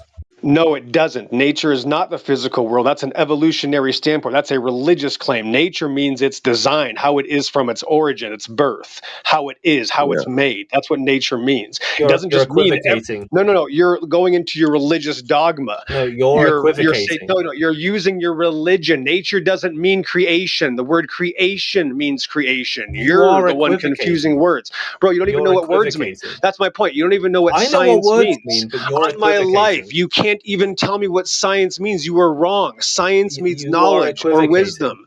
It's a biblical term. Science is not your study of anything. Well, Science is something else. You don't know what science or nature is because you believe in evolution. Anybody who believes in evolution does not have the ability to know what science or nature means, and I'll So put my life on that. if And that's you why say he's that not able to science say just means wisdom, and it literally that's all it means, there's no sort of caveat, no sort of distinguishing factor, then that's fine. You can take that definition of science, right, if you want.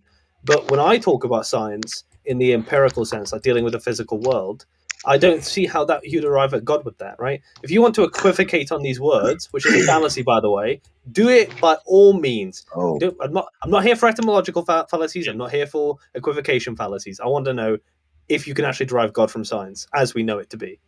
Yes, okay. Yes, the I answer has will already tell been you. done. That's my point. It's already been done. Everybody in creation depends on creation already functioning fully from the beginning, including biology. All of creation screams that there's a creator, God, Yod He Vav He. All of it does. That's Give a me fact. an And that's why, argument. yes, Give me an that's why you don't argument. have a claim. That's Just why give you me an have no claim argument. otherwise. I just did. That's why you That's can't not an even argument. comprehend On the basic argument. sentences. That's not an Yes, argument. that is everything. Yes, everything in creation demands a creator. That's a That's the claim. point. I want No, an that's a argument. fact. That is an absolute fact. That's why you Yeah. have nothing to show Now for make it. an argument Yes, for that's why you're stuck on the internet with a little cartoon character as your avatar, You're and just you don't even preaching. have a Just make an claim. That's why argument your for it. job is to hide from reality. Oh. You can't point out anything that helps evolutionary. Your evolutionary process is in your You're imagination. just preaching. EXO, if you keep throwing hay in the fire, he's going to boil, you know. He's not gonna get it. But I would like to answer also his question, if that's okay. So, you said, Brit Nat, that you lean onto this science, like No, I the didn't say that. Like empirical, the I think physical. there are good arguments for God, right? There are good arguments for God that exist, rational arguments. However, do I think they're scientific Yeah, in but nature? No, they're scientific. philosophical in nature. Okay, so you say they are all philosophical or metaphysical. Now, the problem is that God is not bound to that, but leave this aside. I'm going to tell you this. What is information? I want to ask you this simple question. Yeah. What is information? It's a good question. Well, I'd just say it's a question of knowledge, right? That's being conveyed from one actor to another. Sorry, can you repeat? I'd just say it's The knowledge that's answer. been conveyed from one actor to another. Knowledge. That's Okay. conveyed from one actor to another. That or one thing to another. Yeah. Now, information to be transmitted, you have to establish a code of communication, a language. Correct? Okay. So far, so good. Yeah. It needs to be Thank you. understandable. Yeah. Yeah. So, but information is not matter. and is not energy. None of these. So information is not physical. Okay. Now, the antecedent of information is the intelligent agent. Whenever you follow the source of a information, yeah, it will always lead you to the intelligent agent.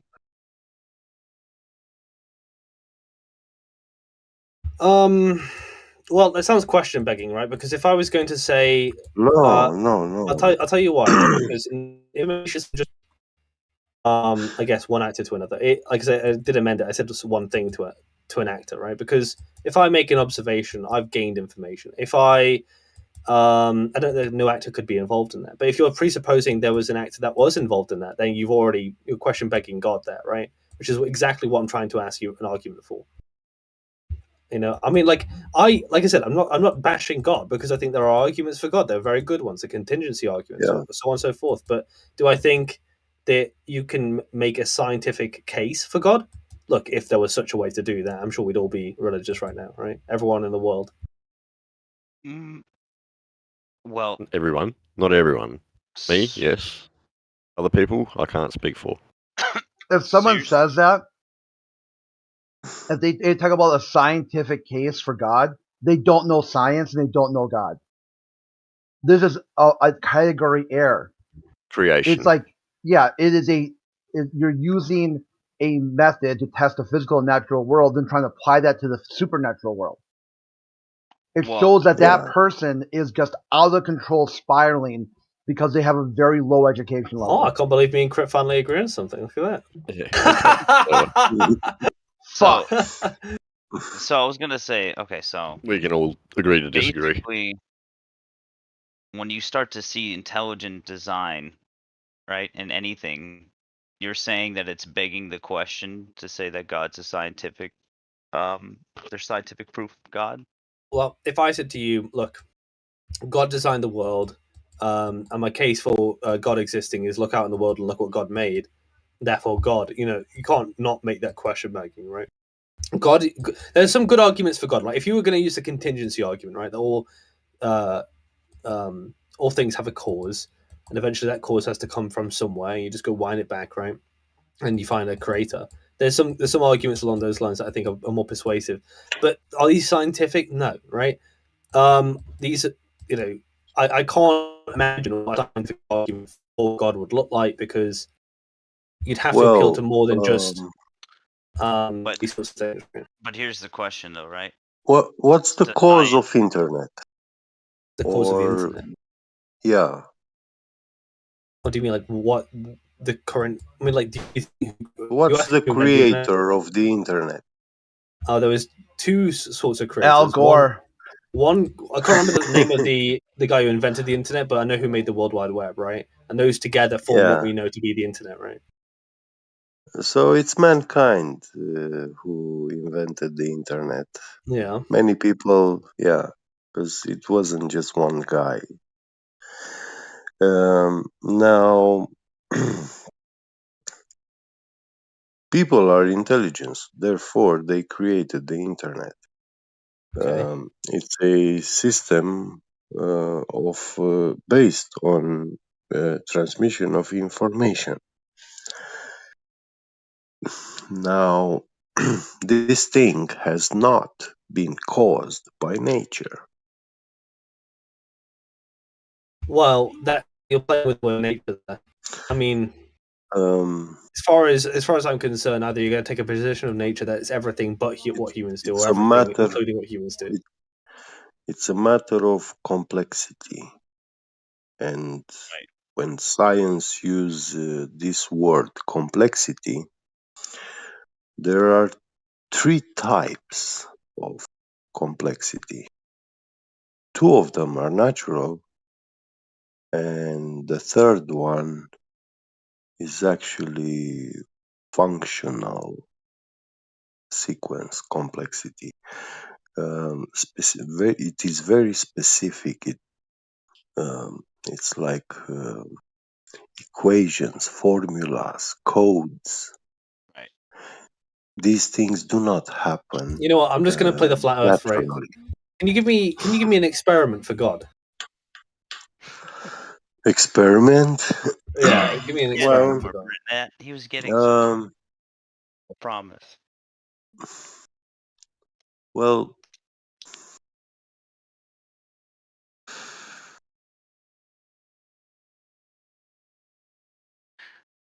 I'm gonna need a little bit of time to think on this, but now I'm lost a little bit my thought. Okay, sorry about that. Yeah. Sorry for interrupting. Brett. I don't know. I mean, maybe it's because that other guy hyped me Mm. up a little bit, but you know, it's Essentially, it's that same kind of argument about if you have a bunch of watch parts in a bag, you shake the bag, eventually you're going to have a perfect working watch.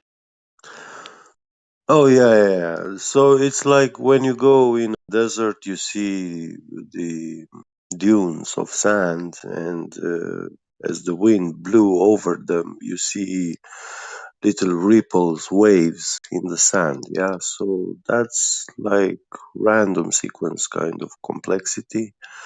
But when you go to the beach and you see a sand castle, you know, Right.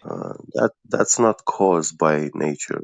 That was a yeah. Oh, child I think I get it. playing. So a watch washes up on the beach, and it's Yeah, perfectly in good condition, and that person who picks it up yeah, who's never seen a watch before goes, oh, yeah, what this must have been created by someone or Correct. something. yeah. Correct. I understand And that there's argument.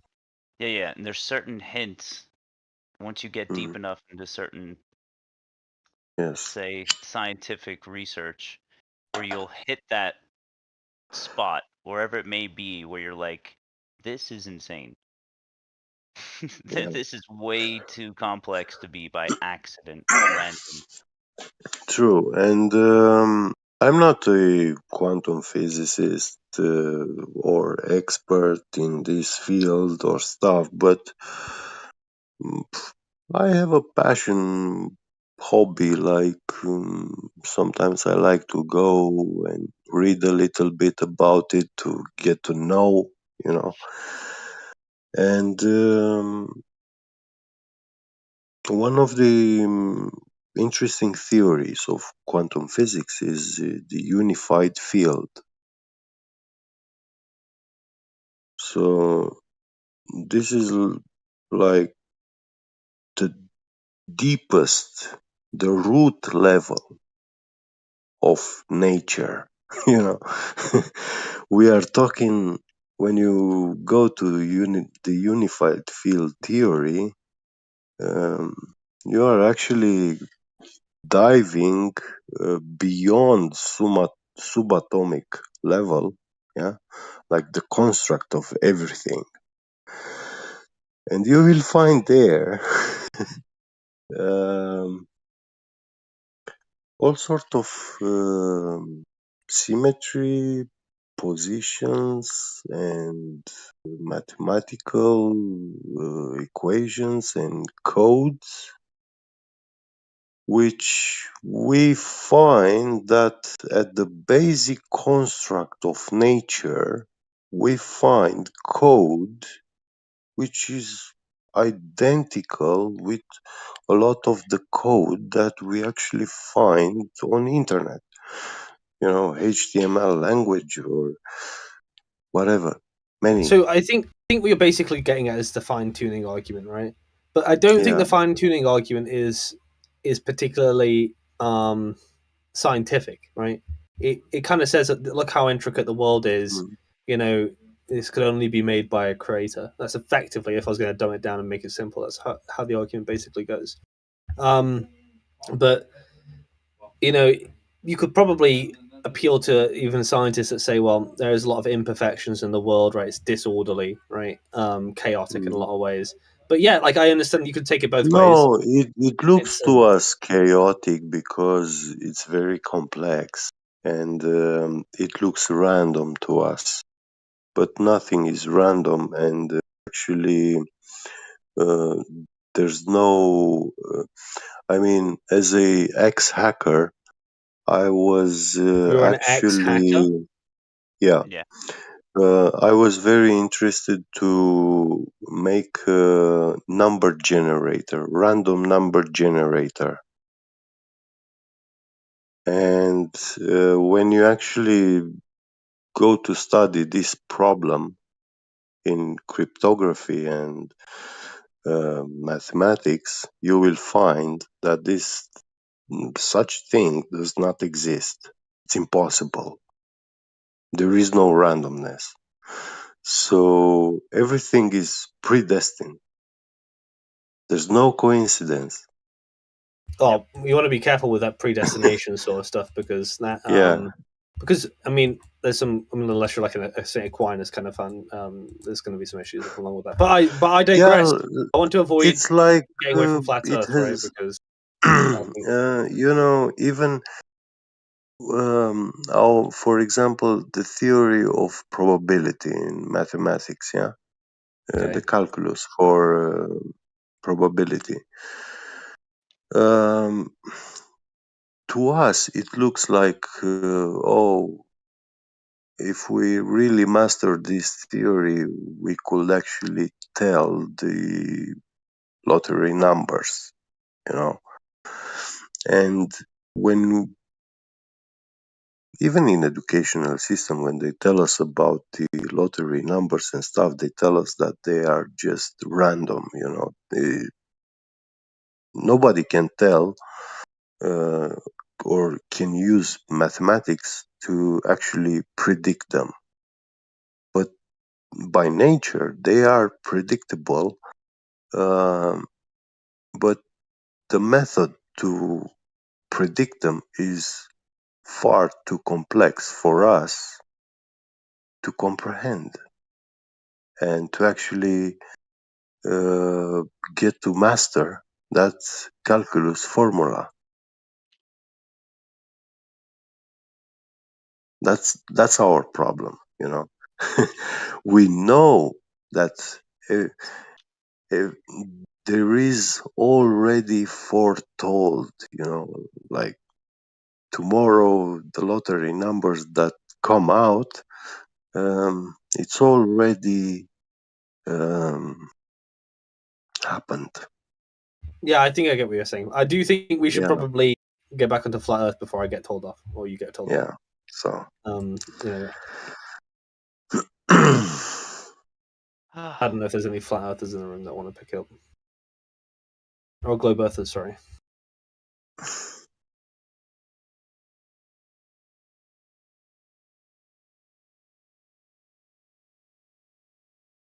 Got my two dads in the room, got Matthew Learns and Scott Mackey. you were My double dads. a glober back in the. I mean, when I'm actually seen you in here.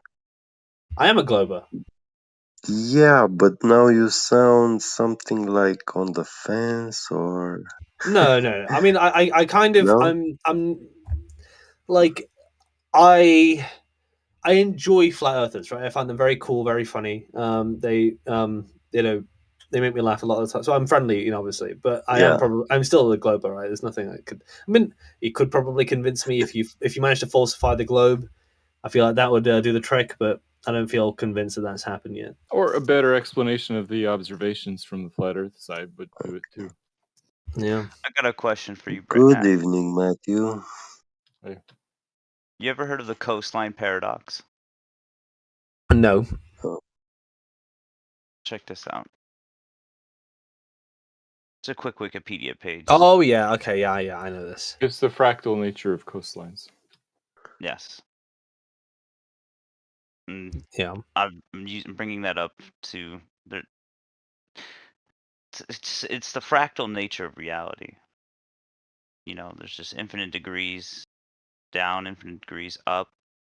You know, there's a certain point where it's just like, no matter how complex you go micro or macro, there's going to be a point where it's at the limit of our understanding.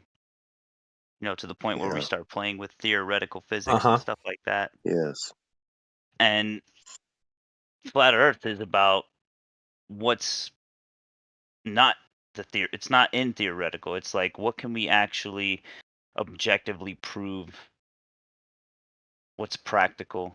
Yeah, I think let's indulge me for a second, because I'm gonna get into a bit of what I was talking about earlier when we were having the group therapy session with the Globers. But I said that basically there's 3 avenues you can take as a Glober, right? There's only 3, and 2 of them are knowledge-based claims. One of them is kind of inductive, right? One knowledge-based claim is like a deductive proof for the globe. Now, I don't base or pretend that exists, right? I think if I tried to do it, I'd probably commit some sort of deductive logical fallacy. So, that's already garbage, right? What's the next option? Well, induction. But induction's fine in everything. Having a rational belief is fine in everything, but it's not going to convince, or, it usually gets brushed aside as just like, well, it's not knowledge, right? It's just something akin to knowledge, or just to then you can follow what scientists at least do it as they follow from their induction, their theory, into a deduction. But the deduction is more along the lines of modus tollens, right? So they try to falsify things, find the falsifiers, that sort of avenue. But because I have nothing to falsify, I have no avenue to really, to go from there, right? So it's just like, no matter what I do in the globe argument, at least in this sort of discourse, I can't really. There's not a lot of room for a Glober to even really communicate a point without it getting shot down, right? Mm-hmm. No, but that's not because they didn't have a point. That's just because that's the way that the debate's set up, right? Yes and no. Yes and no. How long you been around Only 2 months. conversation? Okay, same here. But I've been a flat earthers since 2020, and there's a certain level. There's a certain way you have to communicate at a certain point because of the, let's just say, the buzzwords that people throw. Like, for example, I'll give you an example. If I say anarchy, what do you picture in your mind immediately, right? There's something there. There's a pre-programmed picture of chaos and rioting, etc., right? Yeah. Same thing with flat Earth. And that's not on accident. So there's a certain way you have to frame the conversation in order to actually get people to start thinking for themselves about this topic. So if you want to point fingers to blame anybody, it's definitely the mainstream media and people who defend the globe willy-nilly, defend what they listen to. You know what I mean? I think if it's forced us in this Hegelian dialect that never ends. Yeah, I think if there was a and I know you guys don't really like it when people say, like, where's your model, that kind of stuff. But if there was something, because as far as I'm concerned, for me, science is just whatever works, right? It's the best current knowledge circling the truth, because that's what you try to do. You process of elimination. You want to find the closest thing to the truth as possible and get as close to that truth, the truest truth that you could possibly true, right? And because I've got nothing to like compare it against, all I have really are 2 different things, right?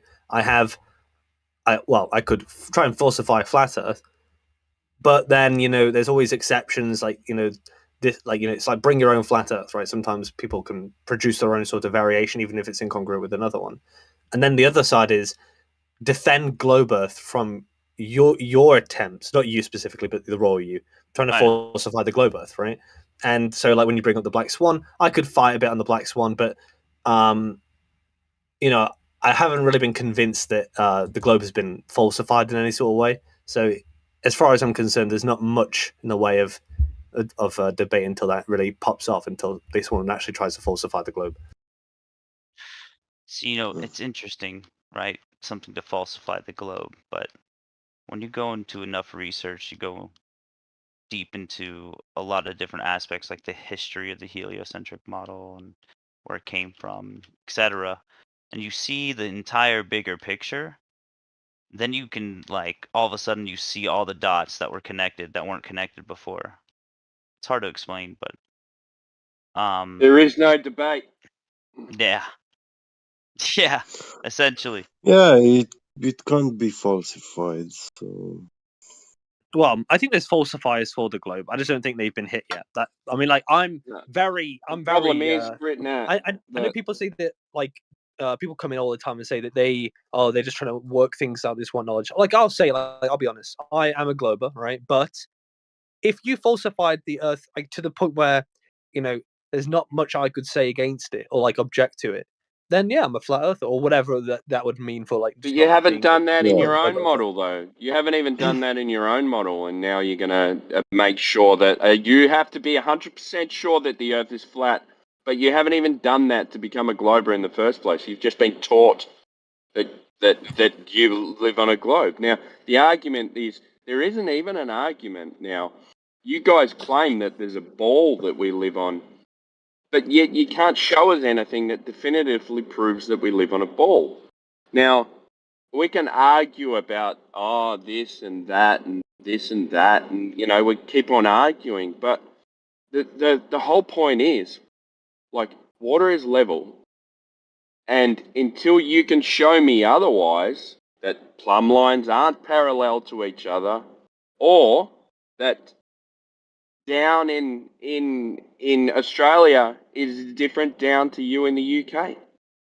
It's fucking weird, man. Like we don't even need to argue about it. You guys are the ones that want to argue black and blue. That's something you haven't even convinced yourself of. It's weird. Well, I think there's like I said, there's two kinds of way of getting knowledge. One is proving something, and the other is proving the alternative is false, right? And that's basically we don't have to prove it's false. You have to prove that it is. We don't have to prove it's false because every day our experience is down as down. Now you've come up with a story that down is into the center of a ball. Now it is kind of wild. Like, yeah. Okay, so let me set this up right really quick. Britain, wait. There's two. Please. Yeah, go on. Give him a chance. Britain, you said there's only two ways to get knowledge. So here, I'm trying to be simple about things, right? Put it this way, right? The debate is kind of this asymmetrical relationship where, on the one side, the glober has everything to prove and nothing to falsify. On the other side, flat earthers have everything to falsify but nothing to prove, right? And because of that relationship, I think it's just as much beholden on the glober to prove the globe as it is for the flat earther to falsify the globe, right? They have an equal relationship there, right? It's just I don't think the falsifications Well, happen that's yet. not true because you being on the side, you cannot be the arbiter. Well, I'd say I'm I just realised your problem. You're making this a dichotomy. Do you think this is a dichotomy, Brett? This is not a fucking dichotomy, man.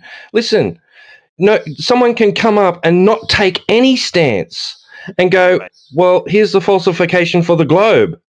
That's it. It's over. Yeah, I agree. If someone falsified the globe that had no... And that's been done. That's been done. Well, that's where we disagree. Yeah, it has. You can cope all you like, but that's been done, Britt. You're just coping now. Right. Yeah. Yeah, it's not even an argument anymore. But Britt, would you like to be a flat earther for a week? What do you mean, like pretend? Not again. No, not pretend. I can make you. You already I did can that, make actually. you a. You see, people can be hypnotized, and if I hypnotize you. Oh, you mean irony poisoning? I do that all the time to myself, so maybe that would work. But no, I do enjoy actually. I think I've got a good firm grasp of what the argument is. Yeah. I just think that perhaps not on the level of falsification. I don't think it's quite there yet. I don't think you've slam dunked the globe in a hoop yet, or put it in the bin or whatever metaphor you want. Globe. Is it on what the globe? Rim? Is it on the rim? Is water flat and level? Is water flat and level? Well, the water is level, yeah, but flat? No, I don't think so. Like the play you have to use just right there, dude. The play on words. Well, demonstrate that the globe exists in reality. See, what we've done is falsified the claims and the so-called model, not this something that exists in reality. On paper, it's curving, right? Exactly.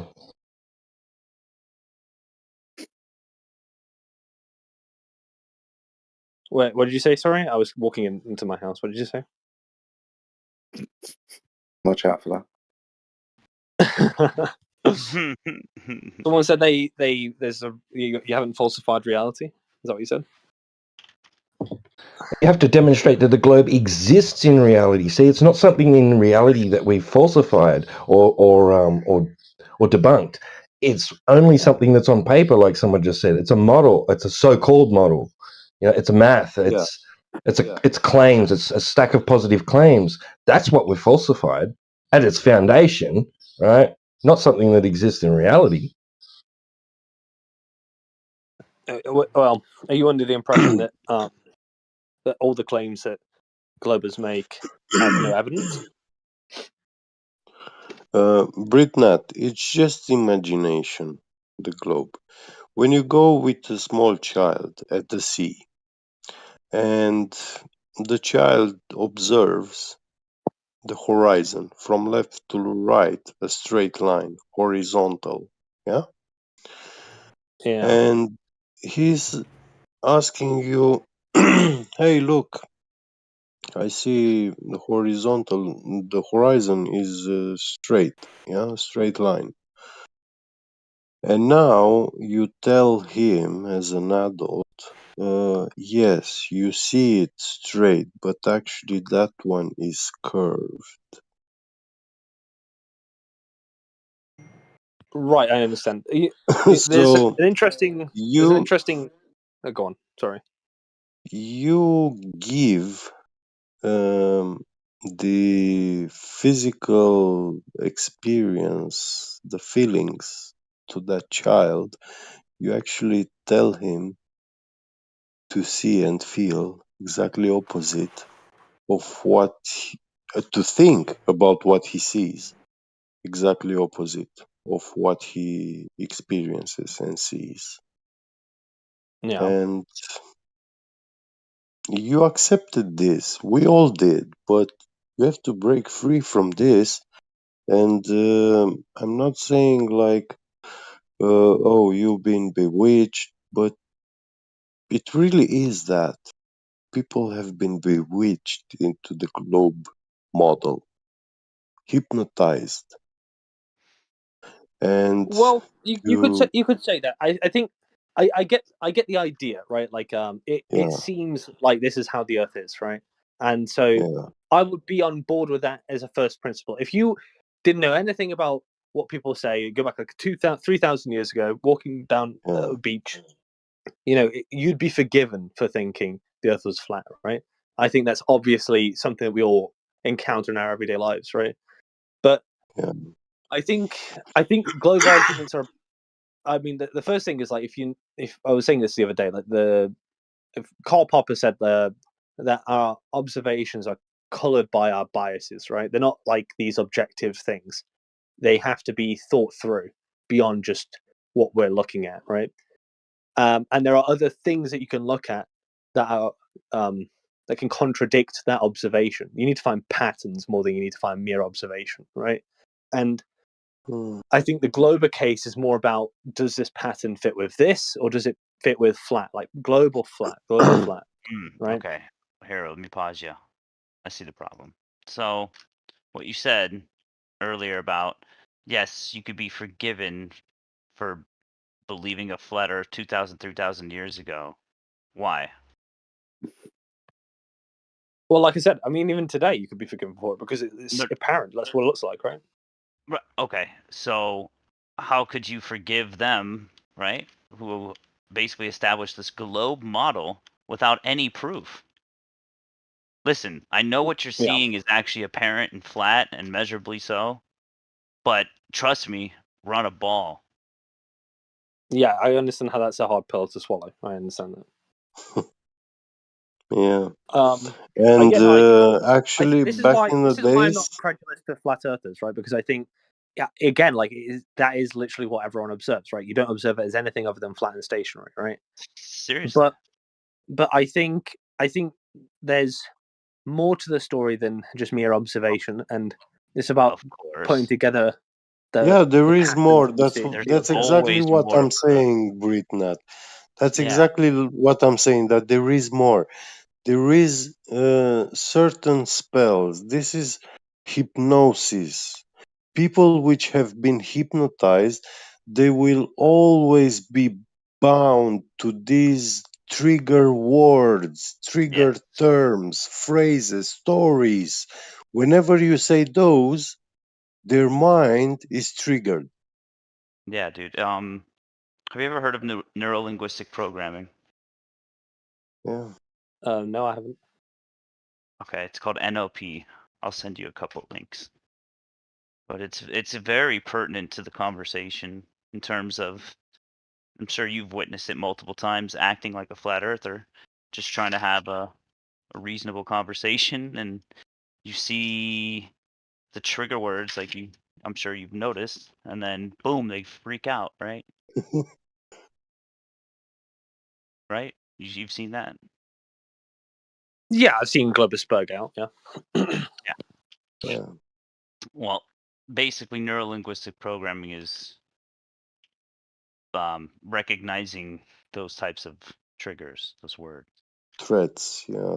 Yeah. I'm gonna send you this.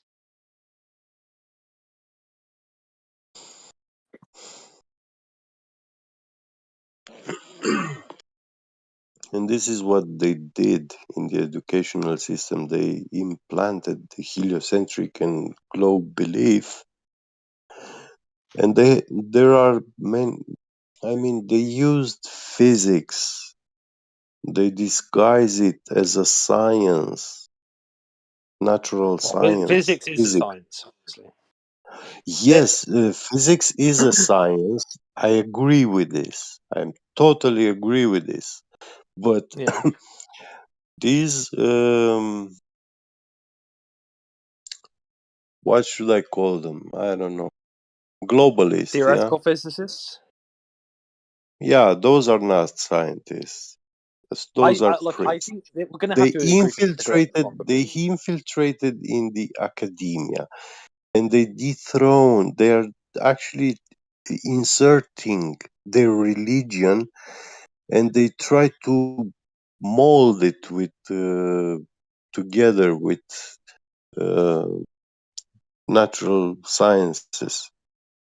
Yeah, I think there's two kinds of scientific method, right? Like one is the scientific method as we all know and love, right? Like the one that is basically a sort of deductive proof for something. Empirical. But then you have you have the scientific method as an ongoing process, which is just to say it's never you never really establish a fact with it.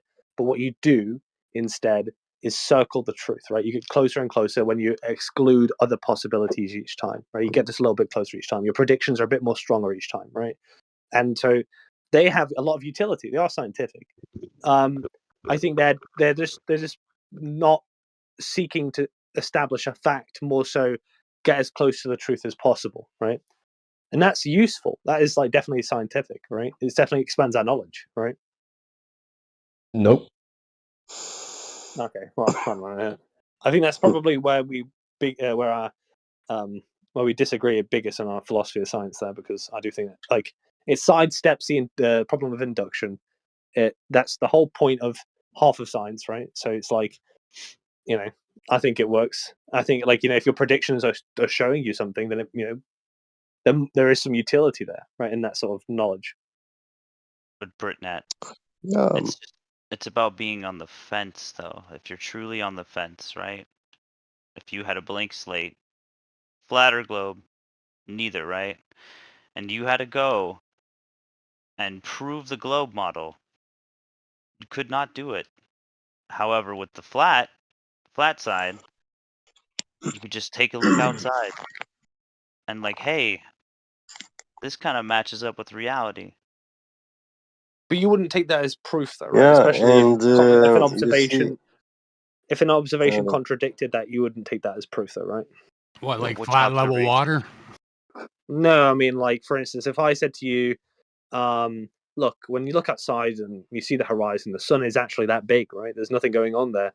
It's just what you see. But we know that, like, as soon as you say that, it can't also be true with other things that when you compare it to other observations, something has to be different about that, right? Or maybe something's different about what you're observing. So then you have to think outside of just what you're looking at, and then start to Like dig it's a bit so deeper. scary to go to an unknown, right? Like I don't Yeah, get like- it. Why is that so scary? That's what I was about to say. Why does the sun size matter to you? Well, I mean, it's just A about 5-year-old wouldn't try and come to all these conclusions. well, it depends on what your goal is. If your goal is to establish what you can see and just what you can see, even if they seem to be incongruent, that's fine. But if your goal is a greater understanding of the world, then that would be then you'd want to delineate those two contradictory observations, right? Yeah, but the sun is unapproachable and untouchable. Right. The goal seems to be to agree on consensus, in my view, anyways. That's what everybody that comes in here applies is consensus, right? I mean, but again, the question to Britnat is why does the sun size matter? Why does it matter to you Yeah. how big the sun is? Well, I think it's a part of like understanding the world, understanding how Not the world, nature it's works, the sun. the universe, Yeah, but you whatever see, word you want to use. understanding Britnat, you are excluding the possibility of being a parishioner or a fanatic, because fanatic people they have blind beliefs, and those beliefs for them they are absolute truths, not beliefs actually. Yeah. I mean, think about it like this, Britnat. Yeah. How do you know that the sun is a physical thing? How do you know it's not an apparition or some other type of phenomenon? Well, when you say no, How do you know? I have. Right. I would say there are things we can know about the sun, but there's things that once you get outside of things like I don't know, what it looks like, what it feels like, that kind of stuff, then you're going to have to step into a bit of puzzle piecing, looking at patterns and figuring out that sort of stuff, right? And then you can make rational beliefs about the sun being made out of this, right, based on how we observe the sun or whatever, right? What Or are what we measure from the things sun. you can know about? What are things you can know about the sun? It gives heat. What else? It Yeah, gives light. It's a light source. Looks like, I mean, by mere observation, seems to be right. It point your face at the sun anytime you want. Feels hot, It's right? moving. I've done it many a time. I've Yeah. had many a sunburn while being abroad, right? It's So, in motion. Yeah, three. but that's We know it's. But that's We know about it. it. Yeah. We know it transits the sky. We know it transits the sky. Yeah, Looks like it does, right? that's correct. Yeah. It transits So, the sky. so there's about some it. things that we can just know based on our position here on Earth, right? But then if I say to you, the sun actually gets closer at the horizon because it's bigger, which would seem intuitive, and that's an observation that we can know. But then, is it really doing that? Then you have to think, well, look, maybe not, because that would be incongruent with a lot of other things we know about the sun, right? But Britnat, I only need to correct you on one little aspect. You said that the sun transits the sky, which is actually not true, because Well, not at a when an global, yeah, but object that's what I'm trying to get to, right? transiting, no, let me finish. That's right. Transiting, that's like an object crosses over a surface or on a plane on different trajectories, it on all kinds of trajectories.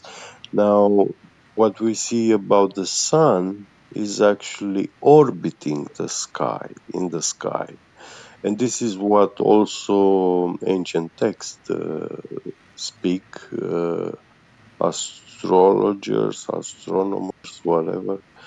The word orbit meant an object that revolves around a center point. So that's what the word orbit meant before the space age era. And that's the Yeah, all I'm correct saying is term to that use. Yeah. our observations can be colored by by our biases, by our perspectives, by our ideas, and so Colored by just our biases, right? well, of course they can, right? But like if I just base everything off observation, I probably wouldn't have a lot of knowledge about anything, right? Because a lot of observations can be contrary to what's actually happening, right? And we need more than just an observation, right? That's what I'm saying. That's my whole point, right?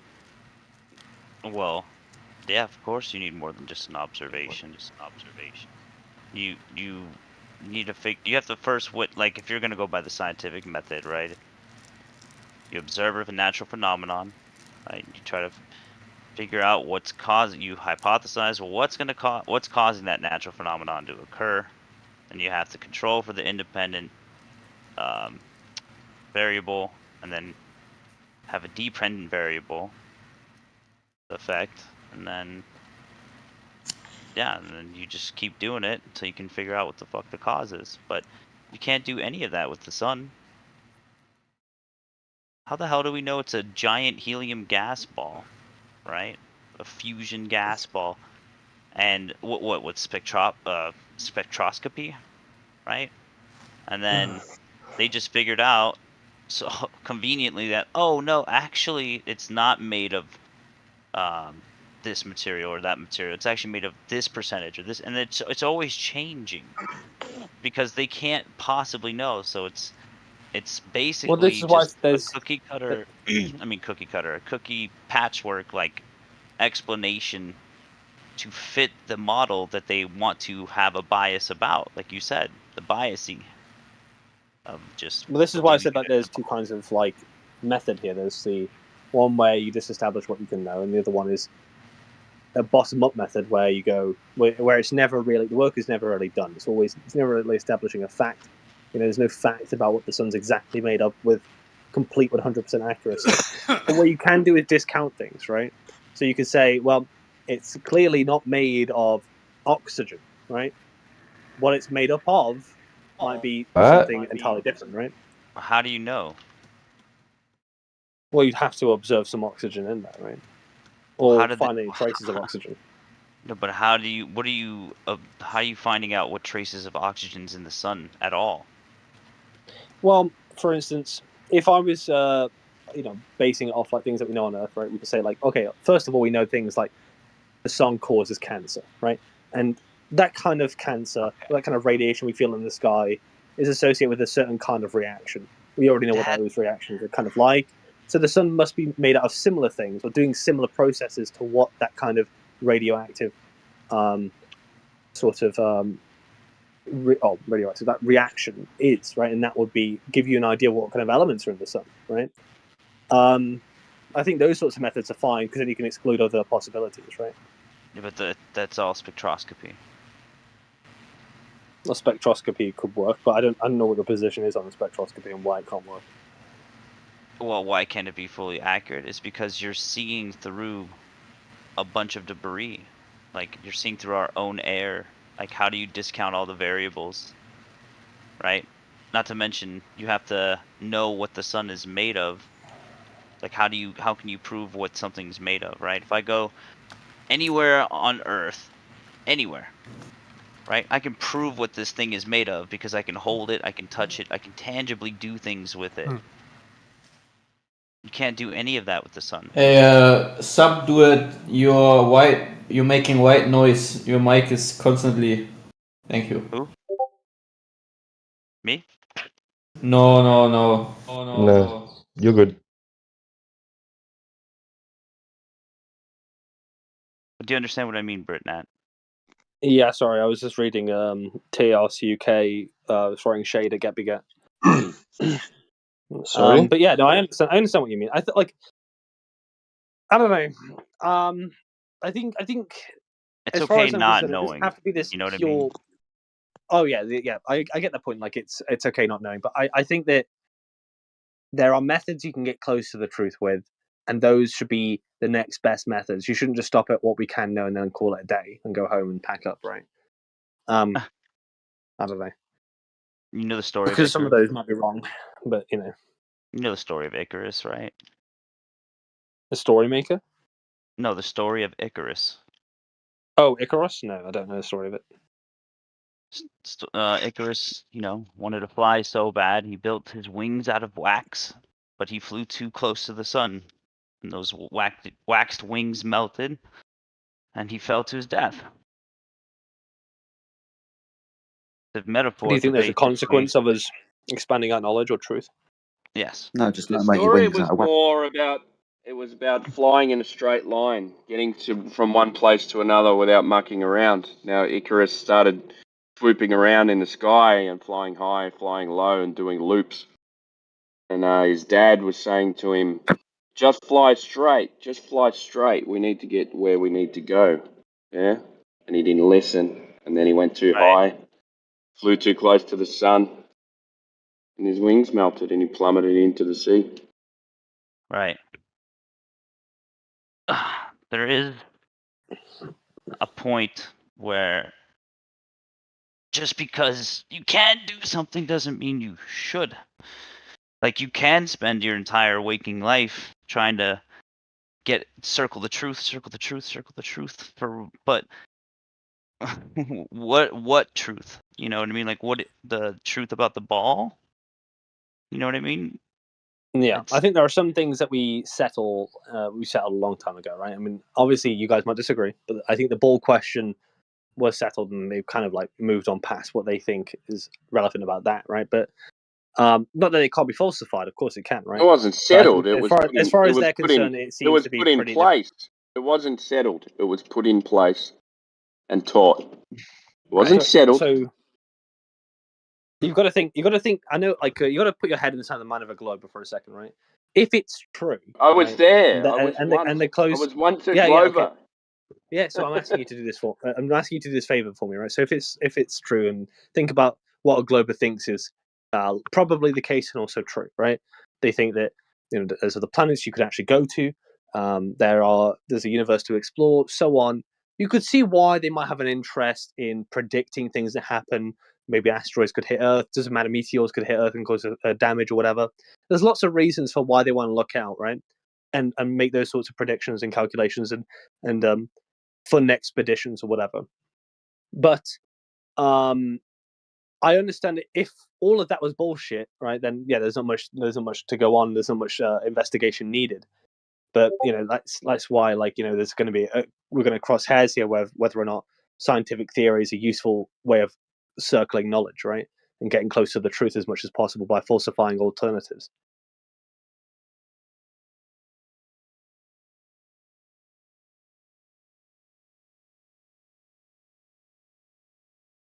But I understand. I think for me, What if you like start with a knowledge false is premise? always useful to pursue. I don't know. As long as you start with a false premise, can you come to a realistic conclusion if you start with a false premise? Well, we would disagree on it being a false premise, right? I think that's the Why? What about the measurement of the Earth? That's a false premise, is it not? I see what you're doing, sir, but you're not going to get me into this conversation again. But, Like it. I like watching you wiggle. Because that's if you're saying that our measurements of the Earth are from a guy called Eratosthenes who measured a couple of fucking shadows and some angles and then times that angle measurement by 360 degrees, and you're saying we still use this, that they go, well, we proved this 2,000 years ago. Well, that's a false premise. So everything that's related to that radius of the Earth is built on a false premise. So what are you going to end up with when you start building off false premises? You're going to end up with false results, are you not? False conclusion. Yes, it would be very coincidental if you had a false premise and you ended up with the correct conclusion, but it's not necessarily the case that you can't come out with that. This is where we disagree.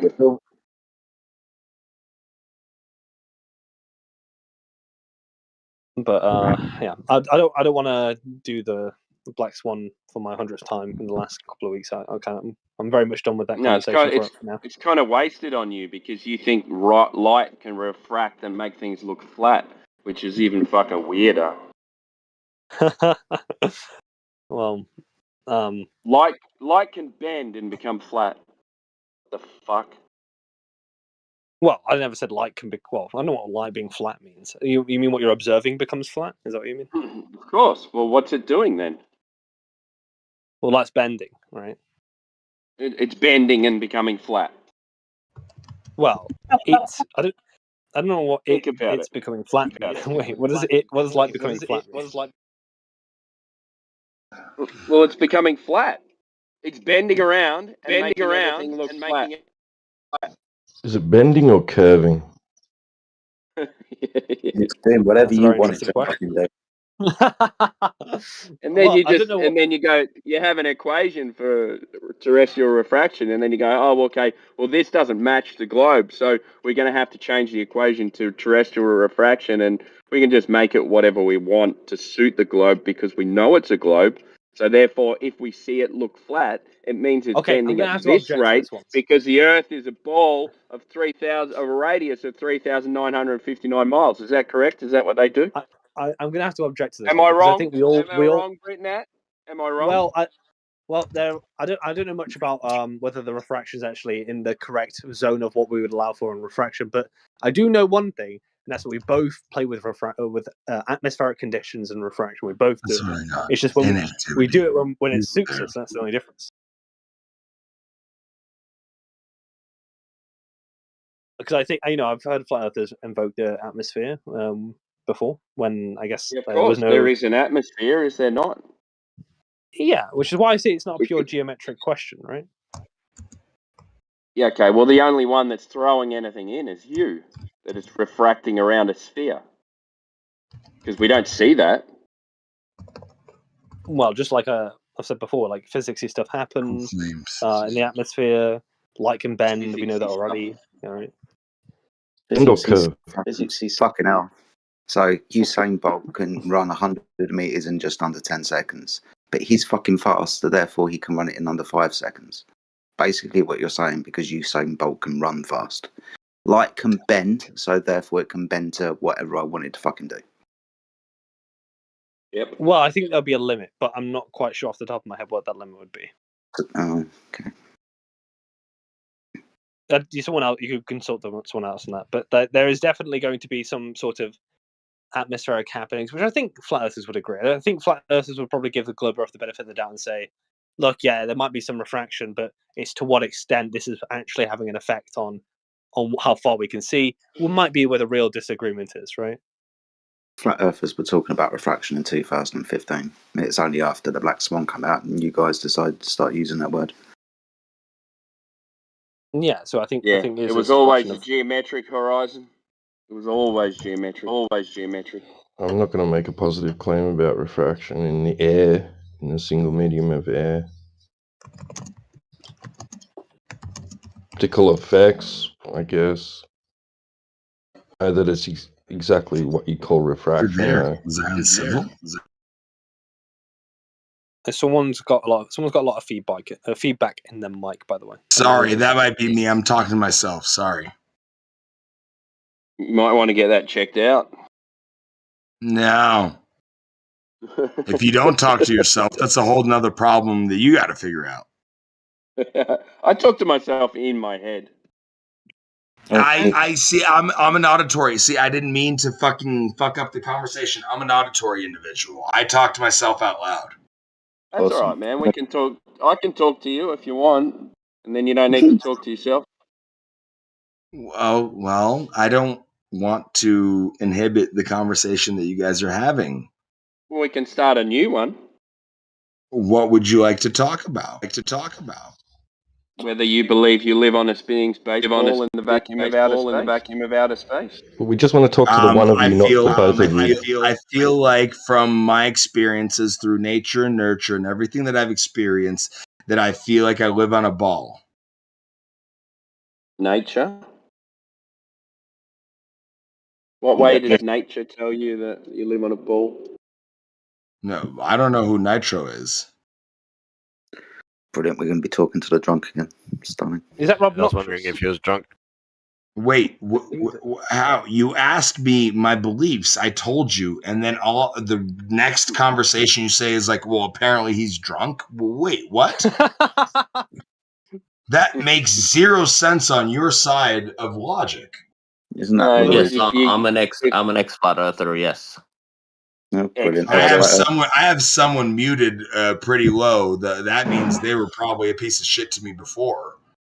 Yeah, you didn't like me asking you observer height with reference to geometric horizons. You didn't think it had anything to do with it. I don't believe in a geometric horizon and like observatory height and length kind of thing. It makes zero sense. You guys make false claims.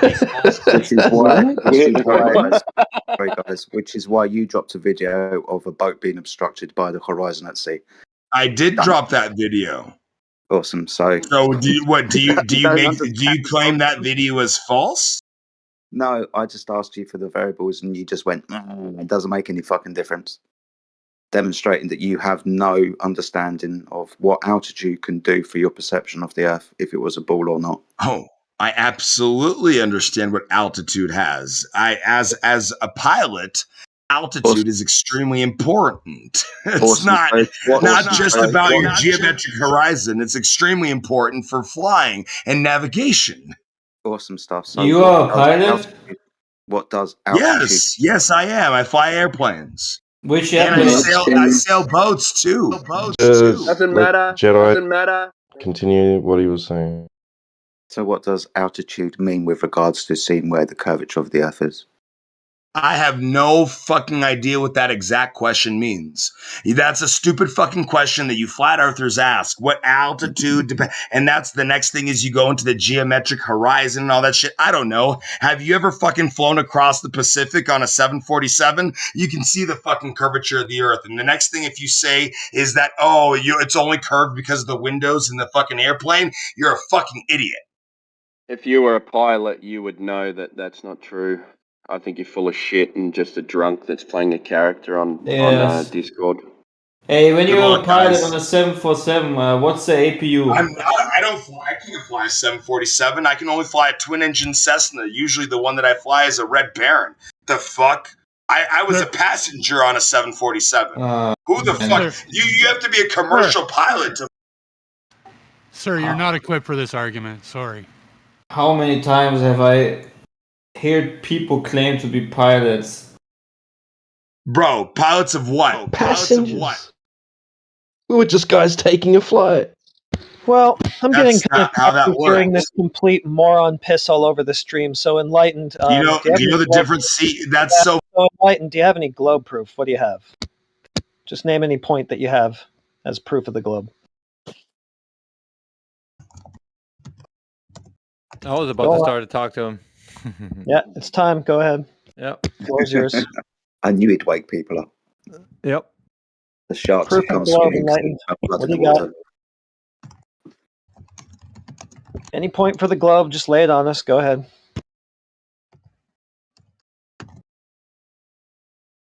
He clammed up, heretic. That's what I fucking thought, Lighten. Sit down. Like I said, we need service workers, so it's good. No, that's not proof of the globe. Try something else. Go ahead. Nobody gives a fuck about proof. Not proof of the globe. I do. I give a fuck about proof of the globe. So if you're not here to provide that, then kindly fuck off. Yep. Or try again to give us some. Go ahead.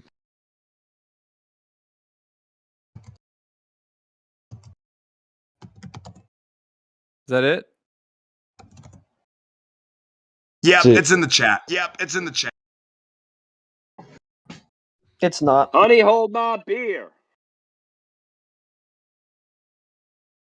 Wasn't as easy as I'm you gonna thought, get huh, these Lighten? flat earthers. Oh no, I fucked with you guys for... Fuck off. There's your food.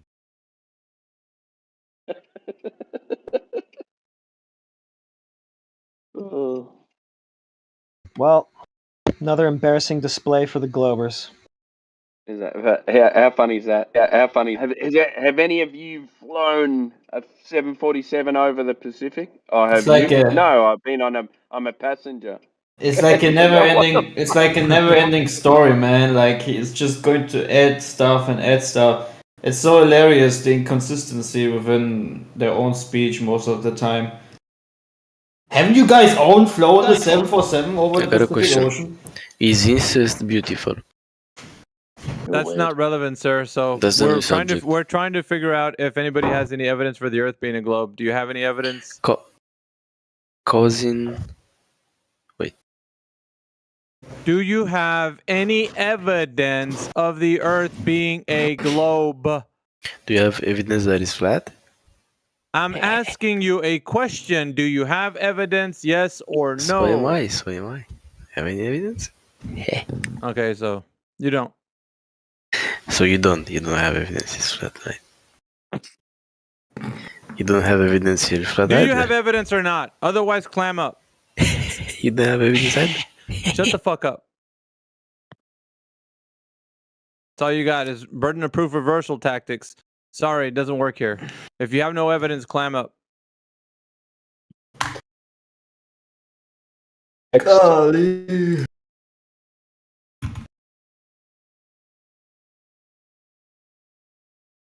Globers, don't waste our fucking time. If you got evidence, say it. If not, kindly shut the fuck up.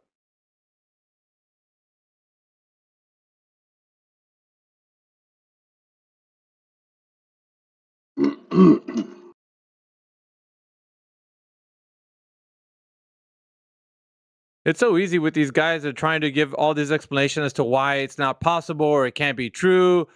Just fucking, if you love your globe that much, stay in the fucking globe. Have a good time with it. Go fucking watch Netflix. Go fucking read a book or do something. Like, get the fuck out of here if you're not going to be about providing evidence. That's all it is. If you're in here for anything other than that, then you're being disingenuous. You got any evidence or not? We don't give a shit if you have some idea of the Earth could be a globe. Don't give a shit. Is it a globe, yes or no?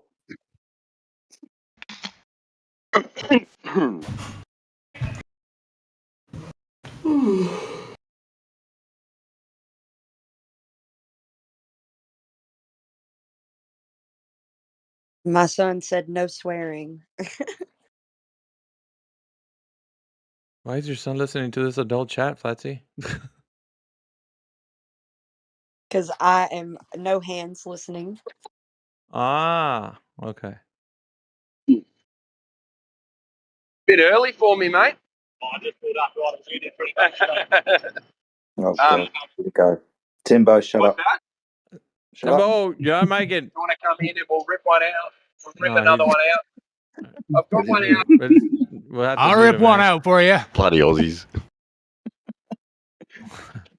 Oh, dear me. Dear me. I'm glad Who knows what I'm the not fuck he was one. talking about. And we started to hear him in his native tongue. That's kind of, oi, we're going for some schooners later. Ah, gotcha, mate. That's a ding ding available, mate. Guys, it was shut.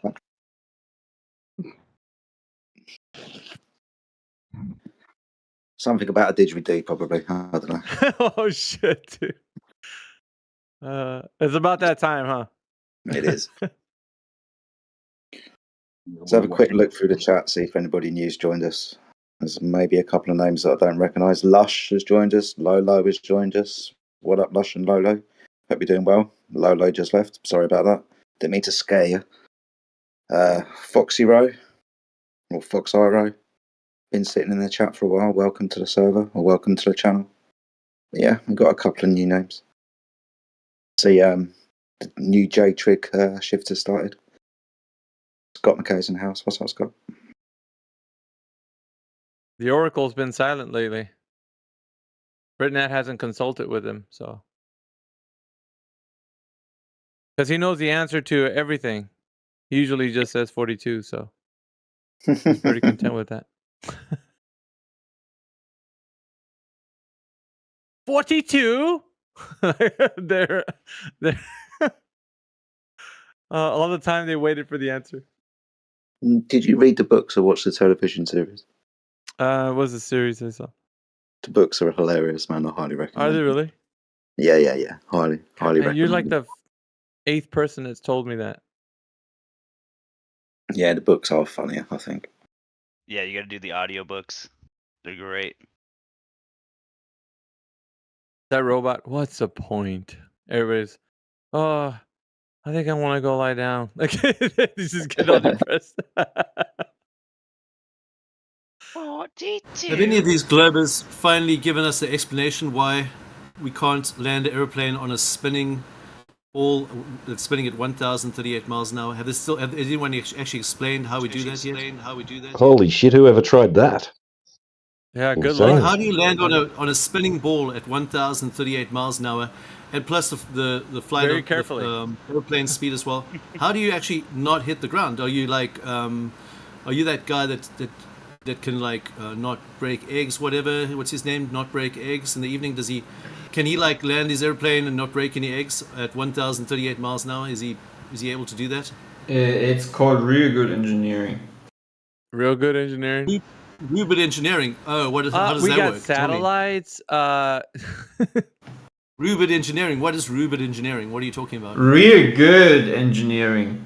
Rupert engineering. Real good. Sorry, I thought I didn't really know he was talking. He was talking there. Oh yeah. So you with us? Did you guys want to hear You're a joke? flat earther. I have a joke. No worries. Yeah, I got you. Real good engineering. I got you. So Sorry, I what didn't- happens if you have a leak on that? Well, you have a leak. You have a leak. Hey, somebody wanted to ask a question. Go ahead with your question. Oh no, I wanted to tell a joke. A joke. Yeah. We want to hear evidence of the Earth being a globe, son. Oh, That's what we've well, been I have a waiting for. joke for you. So that's about the best that I can offer. Yep, the globe Earth is a joke. We'll agree on that. True. Oh yeah. Well, I'm just curious. I want to know, like, what's the big idea behind why so many people are supposedly lying about the globe Earth? They're controlling the Like, narrative. what's the thing to gain? They're controlling the narrative. That means that anything that they tell you about the globe, you have to go to them. So the narrative is being controlled, and in essence, because of that, you believe a story, and therefore, through that, they can control you as a person controlling the narrative. Because now there's a story about the Earth as a globe, and it could be a dying planet. We're running out of resources. It wasn't created by a creator. You name it, they got it, and it's all via that method of control, the narrative. Okay, Pretty simple, really. They're pushing this idea that the world is a globe, so that they can control us, like mind control. Yes, Like yes, because you're listen. I'm gonna put it they're to you mind like this. controlling you and me. Yes, Really? yes. They're And not only doing it. and the words "the world is a globe" gives them that power over me. Yes. No. Wow. The That's world as a interesting globe. stuff. Listen, the world No as a wonder globe. they wanna do it. Listen, fucker. Listen. It's not the world being a globe that gives them the power. You give them the power. You give them your mind, because when you say, how do you know if the Earth is a globe or not? Well, I don't know. The scientist knows. Therefore, you gave your mind over to a stupid idea that doesn't exist in reality. And I can prove it to you. I can prove it to you. How are we I can prove talking it right to you. now? I can prove it to you. Right now. I can prove it to you. Well, no. Well, I'm not interested. Do you want in me that to? I just no. Do you no, I want don't me want to? you to. Okay. I want you Well, to then answer why are this you going to question. continue? Then why are you going to continue? Oh, because I want to talk about something else. Well, no, we're not going to do that. We're going to talk about this. No, I just want to know if you know everything about everything that you use, right? Hotshot. Like, for example, Hotshot. do you know how we're talking right now? Hey, Hotshot, we're talking because we refused your joke. Like, that has nothing to do with. No, I just want to know if Alpha Veritas knows how the internet works. So how are we How talking the right internet now? works. Through Let me undersea ask you a cables. question, though. Hey, let me ask you a question. What relevance does that question have to do with what we were talking about Because you ask for evidence and reasons why, to prove that the world is a globe, but and then because we can't do that because we've never Can looked you? into it. I didn't Wait, ask just real you quick, that. just real I quick. asked you, but You you asked the didn't- question. Let me finish. Yeah, but you didn't so- respond if you knew or not. Did you know or not? Wait, I'm trying to respond. So if Did you you want to know let me or finish, not? that'd be Did you great. answer the question? Did you know that if the Earth is a globe or not? Are you afraid of letting me finish? Did you answer the question if the Earth is a globe or not? Yes or Wait, no? are you afraid of letting Are me you finish? my answering the sentence? question or not? I don't want to go to another topic. I want you to answer the question. Do you know if the Earth is a globe or not? Wait, are you afraid of Are letting me you gonna respond? answer the question if the Earth is a globe or Yes. not? No, I'm going to respond to what you said Oh before. no, we're not gonna answer anymore. If you don't answer the question, if is the Earth a globe or not, we don't know where you stand with it. You have to at least be honest and forthcoming whether you know the Earth is a globe or not. Can you give us that information so we can know? If you know. Well, I'm responding to what I was asked the first time. Yeah, which is if you know if the Earth is a globe or not. No, that's not well, what was you asked need the to first answer time. that. Oh, so you're afraid to let me answer the first No, question? I want you to answer the question, which is the premise of the fucking room's existence. Is Right, if the and Earth is a we're globe or talking not? about that. Yeah, we're talking Is the about that. fucking Earth a globe? Yes or no? Wait, do you want to have a conversation, yes or do you want no, to just no? like I want you to monologue? answer the question. I really do. The Okay, so question then is the only answer thing to I the care about. question, then the answer to the question is the reason I'm bringing up the internet, which is you were Sorry, curious as to not why. gonna answer. Not gonna go into that. I want you to talk about if you know the Earth is a globe or not, and I'm not gonna let go. We'll stay here indefinitely until you leave or I get an answer. Your choice. Indefinitely, sir. I will hold you hostage until you give me the answer to the question. Well, the funny thing is, I'm holding you hostage right now. But No, that's okay. you're not. You're really. You no. really So aren't. again, I think everybody here is how scared you. All right, you're gonna answer the question, or else a red mic is gonna be what you get, or you're gonna fuck off. One of the two. All right. So after I unmute you, you're gonna answer the question. Do you know if the Earth is a globe or not? Go. Okay. The answer is the reason I brought up the internet. Sorry, that isn't the answer. Dude, you can sit on a red mic. This Next. guy doesn't even. This guy Thank you, thinks. next. Hey, you know what's the funny thing about this? This guy thinks the internet is going through space. He doesn't even know No, that. we're not. We're. Thank you. Next. You're not the guy, Trump supporters. Kick rocks. I'll talk to somebody else. That is the reason why this room exists, because we're asking that question. And you guys want to spin wheels and talk about other things? It ain't going down like that. You're answering the question if you know the Earth is a globe or not. And if you don't, you kindly fuck off. Pretty easy. You can also answer the question if how are you going to land an airplane that's on Earth that's spinning at 1,038 miles per hour, and how are you going to not crash into the Earth when you try to land into that spin? You can also answer that. If you can answer that as well, it will give you a special way out of it. So you don't have to even, you can just answer that question first. And then if you can answer that, then you're going to be the first person in the history of the world to answer that question. And we're all going to be amazed if you can answer that question. So what matters when landing a plane is like the speed of the air relative to the Oh, ground. fucking So what is humanity's here. Cool. No. So what no. is the speed? Do you know if the What Earth is a globe or not, humanity? That's I the do. question that the room was designed for. Do you know if the Earth is a globe or not? I do, but I was in the middle Okay, of talking so to what someone is else. what is the reason? Yeah, so hold on a minute. Because Can we not talk about the planes? What do we talk about planes? No, I want. First of all, what evidence do we have that the Earth is a globe? I was We in the can middle get of into talking the about planes in a minute.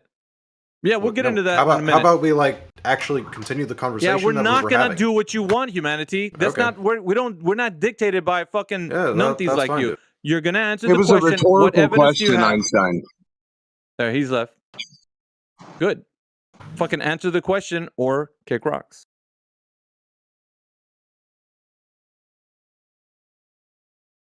They want to play footsies under the table. Fuck that, dude. They're gonna answer the question. And if you do know that the Earth is a globe, provide the evidence.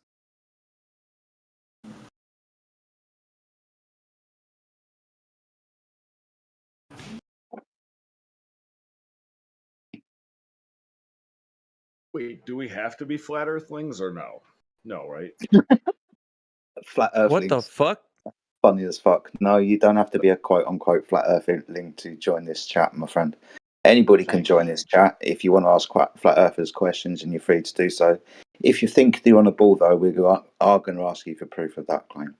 No, I just wanted to make you laugh, and I did. So, good. It's all good. Well, I'm when- not a flat earthling. I'm 3D as fuck myself. I All know right. the So moon do you is think flat. that you're living on a globe? I think that. I mean, sure, yeah. Okay. Do you have any evidence to support the case that you live on a globe? Do I have any evidence? Let me look around. Look around. Yeah, don't let the globalings down. The fuck, it isn't like Lost Keys or some shit. Let me find Yeah, some we'll take that proof. as a no. Thank you. Yeah, I mean, I if you haven't don't gotten have rid it, of just simply, it's pretty easy. Just say, hey, I don't have it. I'm not a scientist. Just do like what every other Glober does. Just say you're not a scientist, then defer to one of those guys. Pretty easy. I mean, I When you haven't don't thought know, about it just in a say you while. don't know. Yeah, but Just you don't bouncing have to. around. Like it's simple, Yoda. Just say I don't know. See those words when you say them? Pretty freeing, right? When you don't know something.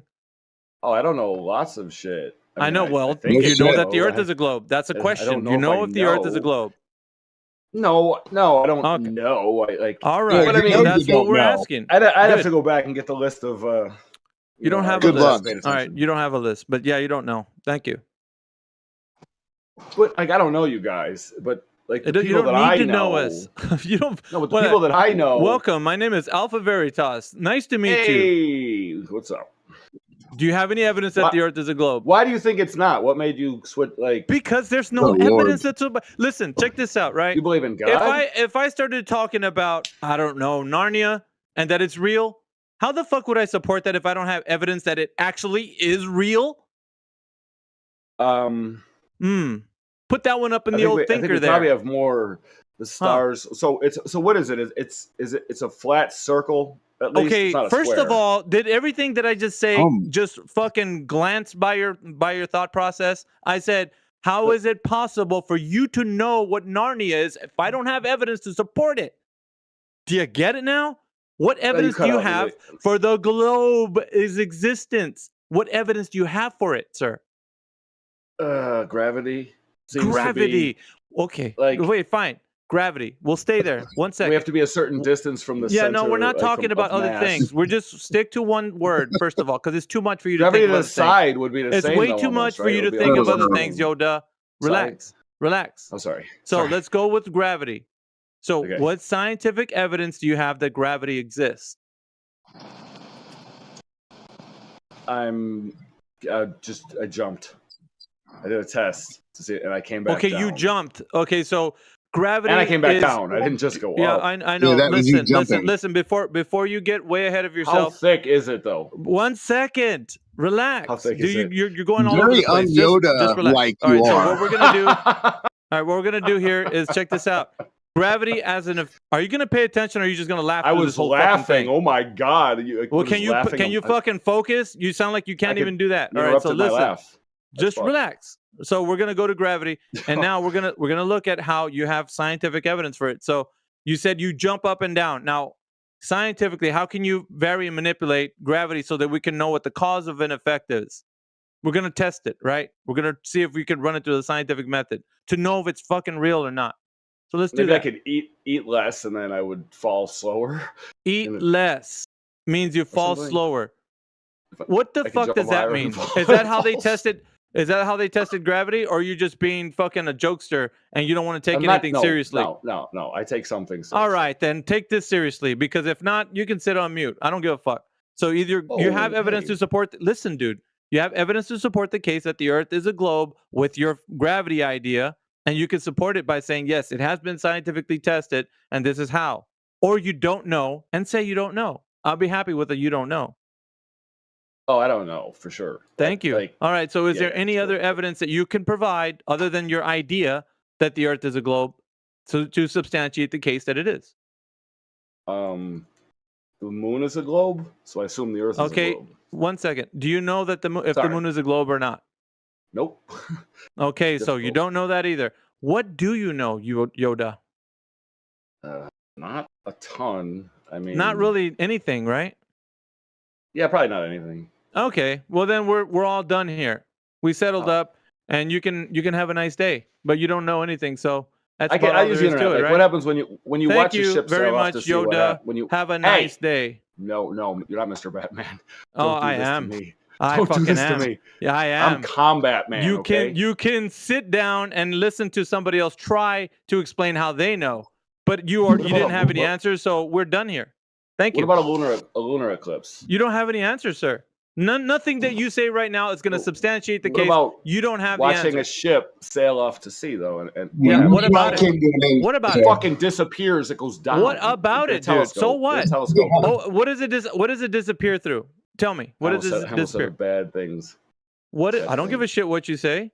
We're adults. We can say whatever we want, except for not too extremely stupid things. But anyway, what did you have to say about what if your you boat? what if you climb a tree though with a telescope?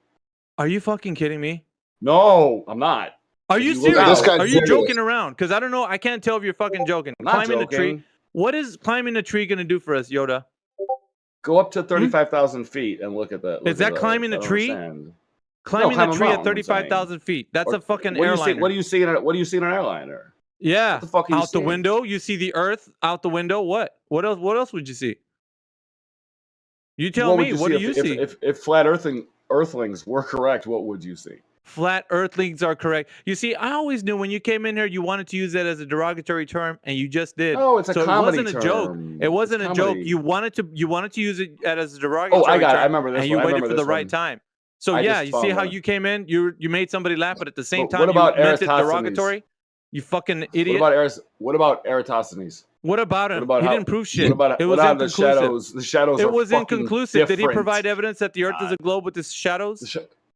I mean, you can prove that it's not flat when you move and the fucking sun stays. No. He didn't demonstrate that the Earth was a globe. He only postulated that his assumption that the radius of the Earth was 360 degrees. Because of using that math, and it was actually a math formula.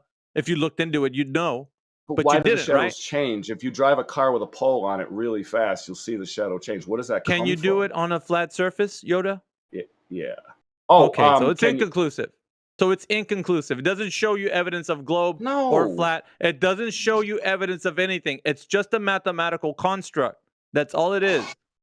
It's and math. all the photos are fake. I'm just trying to find out some of the No, other, but check it out. They do admit that they're Photoshop. Did you know that? but not the shape, just the the shape, the Earth being a globe. They Are you photoshopped it. serious? Are Yoda. you fucking serious? I'm just saying. Are you serious? No, Like, I mean, I'm you not control even kidding it. you. control the Listen show. to I mean, I this. get Listen it. to this fucking bombshell. Fine. Yeah, listen to this bombshell. Go look up Robert Simmons and see how he said that the Earth, the blue marble, is photoshopped. Yeah, feast your ears and eyes on that shit, Yeah, they and then increased come back the- and the talk to us. gain. What did they have to gain? Your fucking mind. No, they increased. Oh my god! Can you watch my stream real quick? Like flat Earthlings don't have. Nobody's Ooh, dude, watching. I got- Nobody's I need watching to your watch it, Twitch watch it. stream. Is Except this for part of anybody your that wants- comedy routine? Well, no. Listen, I mean, listen. it You is, didn't but have not, any. that's not why I'm Okay. here. Yeah, listen. You didn't have any Well, evidence why am I whatsoever. laughing? You didn't have any evidence whatsoever. So What, what can I else talk do you to want to another gain flat from this earthling? conversation other than you trying to wax philosophical about your fucking I'm ramblings? not. What are you gonna? What, is there someone Nothing. else up there I could talk to? No, I'm sorry. He asked There me if there's isn't. someone else. Okay, I think there is. There's all these other. Are you the king of the flat Earthlings? Like, what the fuck? Well, Yeah, right yo, now to it- you, yo, right now it- to you, I am. To you, I am. Sorry. Individually, to you, I am. The actual king. I gotta actually check. I've made up 2,200 words, and I don't know if flat Earthling is even on. The I don't fucking know list what the right fuck you're now. on about. If you're not able to provide any evidence that the Earth is, you can have a seat and let Well, some no. other numpty provide evidence. No, Otherwise, you're going to get totally kicked off this channel. So yeah, turn you your do have to stream turn your stream off. People can't stream mean, because you fine. limit the capacity of the room.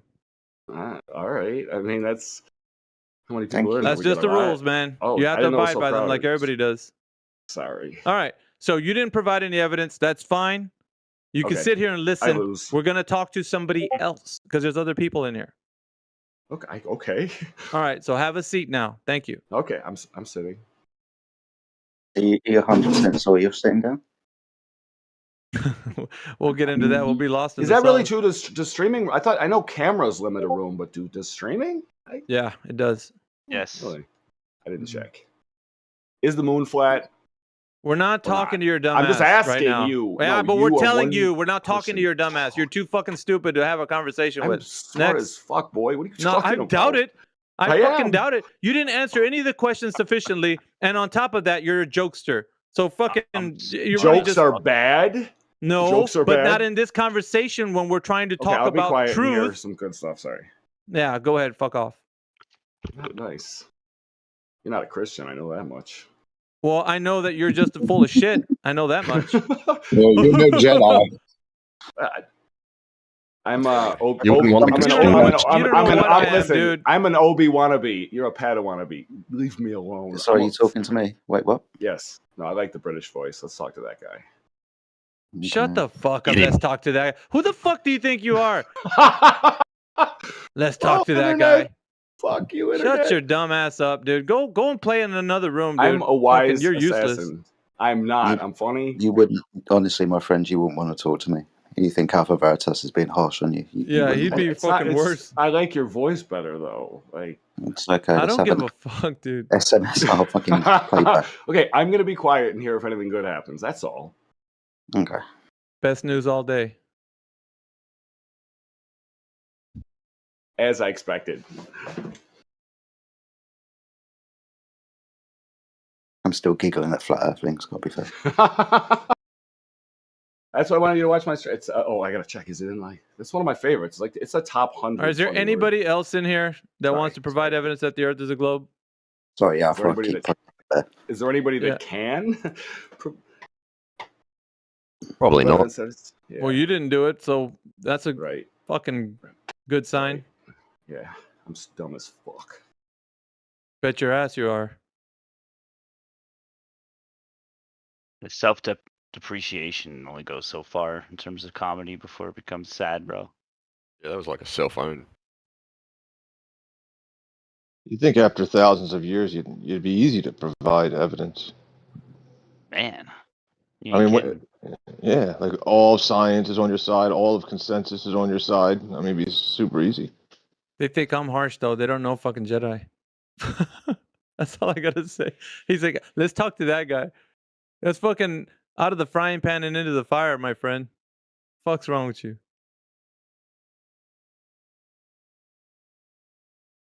I just sound like I'm friendly. It's that British accent again.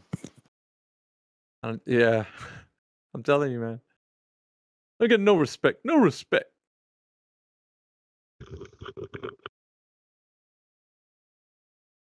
Right, what other victims, contestants have we got in the server?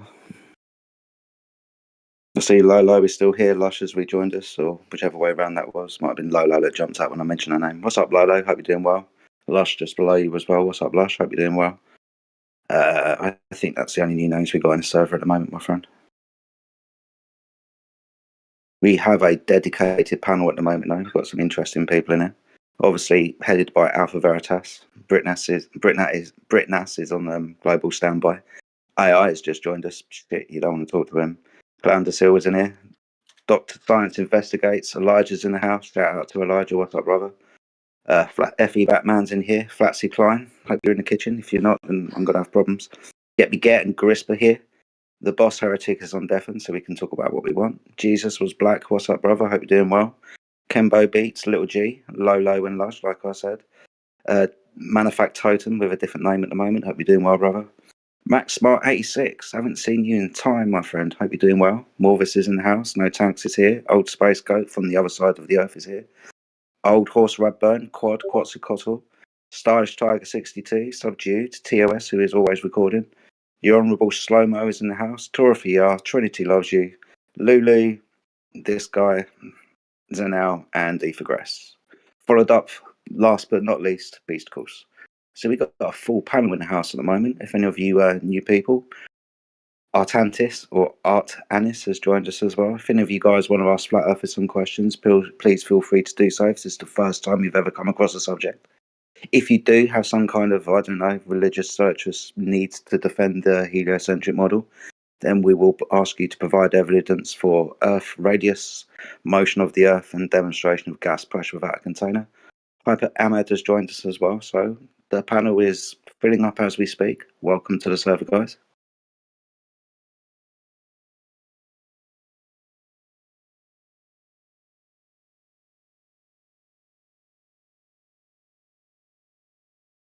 Artanis is a globe, right? He's a glober.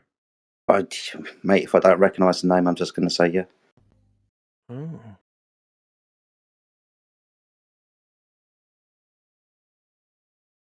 You mentioned Lolo last time, but Lolo burnt off whenever you said, "Hey, Lolo's here," and Lolo left. Yeah, but Lolo is back. But Lush left. this time. Maybe they're on some kind of shift pattern. I don't know. Yeah.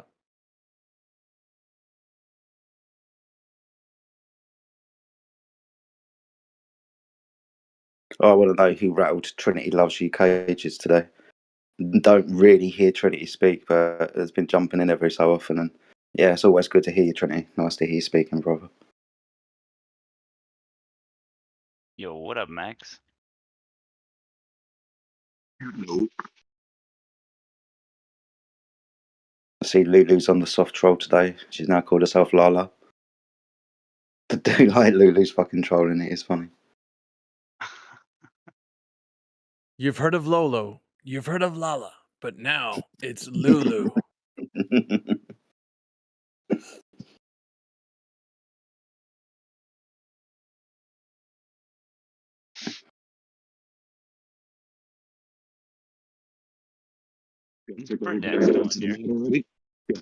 Hey, we got Force is strong with this one in Jedi. Oh, good. I love it. My friend, he's unstoppable. He's undeniable. I'm trying to get your cadence down, Jedi. It's hard. Yeah, you're gonna have to work a little bit harder on that one, mate. My friend, I'm trying. You need to throw a couple of sunshines in there as well. Seems to be something I was just about to do it. I was about to go. So, gas pressure has a. Wait, I'm doing Australian. 1 second. So I'm trying to do Cockney, right? All right. Yeah. So it has a container. Sunshine. All right, sunshine. I don't know. I don't know if I got it yet. I'm working. Your get beget impersonation's way better. Yeah, I think so as well. Come on. Let's hear Was it. that syllable of the hour? No. You got to do it a little deeper though. But his He's cadence got that bass. is spot on though. Come on, Britt. Okay. But yeah, I think you can only do it if you wake up early in the morning and get that. You get that gravelly voice. The gravelly, yeah.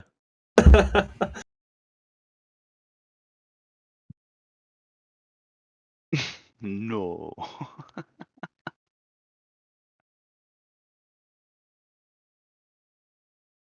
High as well, so you can get that pace down.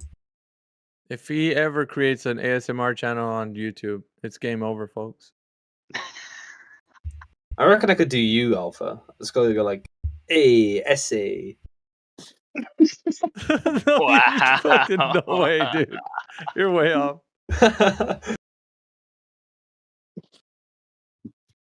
Nice try, Actually, though. I need you to say essay every other sentence now. That would be hilarious.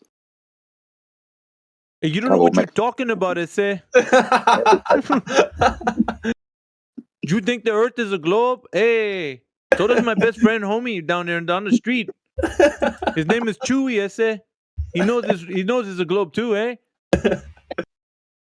Sounds like a Mexican Canadian every time you say "a" at the end of every sentence. That's weird as fuck. Yeah, but see, those guys, they say EH. Those other ones say A as an A. Really, we're going to go run the block, Holmes. You down? We're going to ride on these fools, eh? So I was introduced to Pete Shea for the Yo, first bro, why didn't you guys tell me Jose was back? You know, he was here like 2 weeks ago at night. Pete Shea? Oh. No, not Oh. Pete Shea. Fuck no. I was just introduced to him for the first time, and then there's like this conversation with like him and Dallas Dave. He's like, Dave, it's DNA scam, God. Dave. Him and Dallas Dave that's like double trouble, man. Like, fuck. Is it a clone scam, Dave? A clam. Very good, Dave. What did the Spanish he's fireman name his Aristarchus. twins? Aristarchus. Anybody? What'd you say?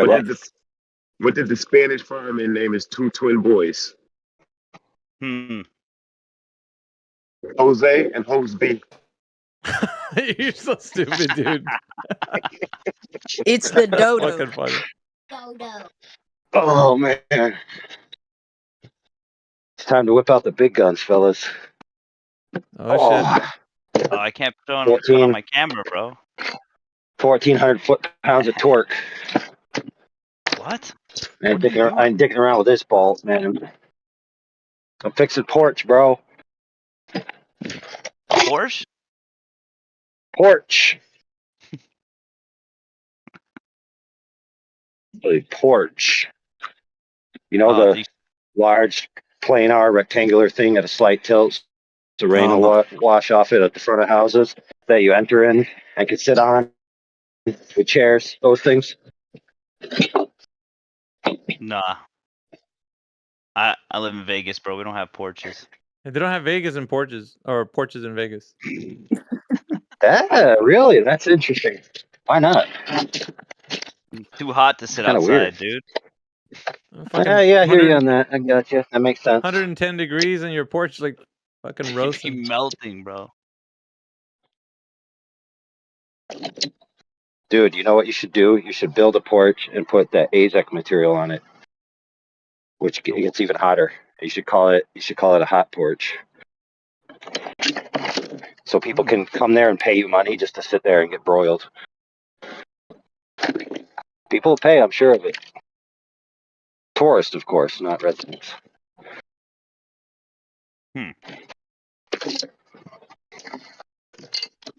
Dude, people pay for saunas. They pay for that hot stone therapy. They pay to do the Indian sweat lodge, where you're basically like melting. Yeah, I've been doing that at the gym. Have you ever done an Indian sweat lodge? No, not that specific. Dude, you should. You should, bro. It's great. So they get this big teepee, right? Like a dome style teepee with like a hole in the center on the ceiling. Then they make this big fire inside. And then outside it's got all these hot rocks. And somehow they carry them in. Right? So the pile is basically just piles of like steaming hot rocks that are so hot that you can hit them with a hammer and they'll just crack into dust. And you just sit in there and sweat your ass off. And of course you do some spiritual and personal meditation and stuff. Well, Catharsis. it's good for you overall. Yeah. Why are you going to the gym for the sauna? Why don't you just build a front porch? Yeah, exactly what I was just telling them, dude. Freaking making money off that. Charge people. Come to my front porch and get sweat boxed. It's therapeutic. You could actually start a whole Facebook group. Call it sweat porching. You just sit on the porch and you sweat out. Yeah, dude, it's part of your therapy. Like, you go to the gym, then you come home, you do your little run, and then you sweat box. And then you drink your kale smoothie. Ew, that just sounds gross. Porch sweat. Dude, you get the composite boards and you put them at an angle so the sweat just pours off the end. And then you could hose it down every once in a while for hygienics. Is this what your brain does when you're working on something? Because you're working on a porch, you're just like, what else could I do to make the most epic porch? Well, the thing about porches, bro, is that they're almost never horizontal on all directions. You want them horizontal on the support boards to a degree, like laterally, but the boards themselves run linear at an angle, so that the water will run off. Because when you tilt something, but it's no longer horizontal, the water runs right off for some reason. That's a good point. Yeah, you don't want it to. Right, so we understand that in order for the water to stay, the boards have to be horizontal, and that's our experience throughout everyday life. When I'm on one side of the porch and on the other side of the porch, I never said to myself, this side of the porch is curving around the earth. What up, boys? What's up is that we're just explaining that in everyday life, nobody experiences this alleged curve of the earth ever, under any circumstances. It's an illusion, a delusion, and fiction at best. Yes, sir. Are you also high? I don't know, dude. Why don't you tell me when you've experienced the curvature of the Earth in your daily life? How about that? I never did, man. Pete, so then I'm not high. Then I'm actually very congruent with common human experience, right? Word up, son. That's right. Word up. The common human Word up, my man. experience is the Earth is flat. The Earth is flat and Yeah, stationary. I obviously agree. it is, man. You're right. It is. I agree. Yeah. If it was round, China would be falling all the time, man.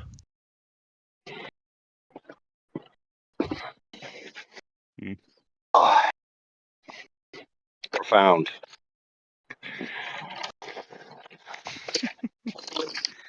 You had me going there for a second. What I'm up, y'all? sweating just listening to you work on the porch there, AI. Dude, you want What to see up, a y'all? picture? Hold on. I'll go All right, mute let's while I see. make it for you. See your handiwork.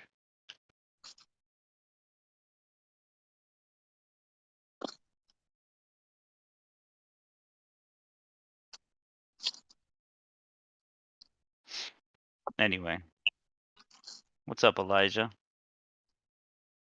Been a minute. Yeah. I sent a video to Jedi and AV, and it was like one of these YouTube interrogation videos where there's a person who's like kind of giving the rundown of what's going on. One of those like, you know, murder documentary kind of things or whatever, docuseries. And the way this teen who unalived like her mom and sat in that interrogation room and acted is exactly how some of the people that we've spoken to over the years act. Very scary. Let the Jersey guys talk in here. I thought the Jersey guys had to wait.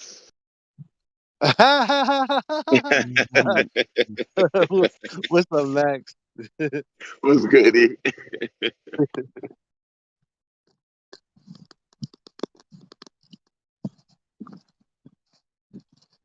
Yeah, It's fascinating, right? Though, How's that Elijah? dog, man? really good.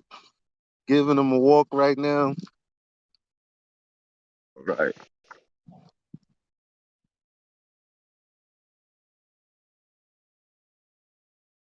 Nice day today. Ain't too cold. It's not cold at all, actually. It feels pretty good. Let me see. But anyway, yeah, Jedi, you there? Yeah, man, I'm here. You saw a little bit of it, right? Yeah, I kind of watched most of it, mate. It was really intriguing. Right? Like once you heard, like, especially because like I was paying attention and then I realized, wait, this is exactly how global. Like you went in knowing that I said that that was the case, so you were able to pick up on that from the very beginning. Yeah. It's just like you kind of can't stop watching because you're like, damn, the world I'm living in is scary. Because how the fuck do we fix this? Yeah, you kind of spot on with your, I'm going to say analogy for want of a better word, but yeah, the description was kind of pretty much what we bump into every day. You're not wrong, mate. I mean, this girl had murdered her mother, and from the moment that she got caught, she took on a new persona, like some kind of schizophrenic idiot. All the evidence was very much stacked against her, but the amount of denial, the amount of lies, the amount of anything that she could pull out of anywhere to kind of get off the subject or away from the subject is kind of what we see every day in this server. Yep.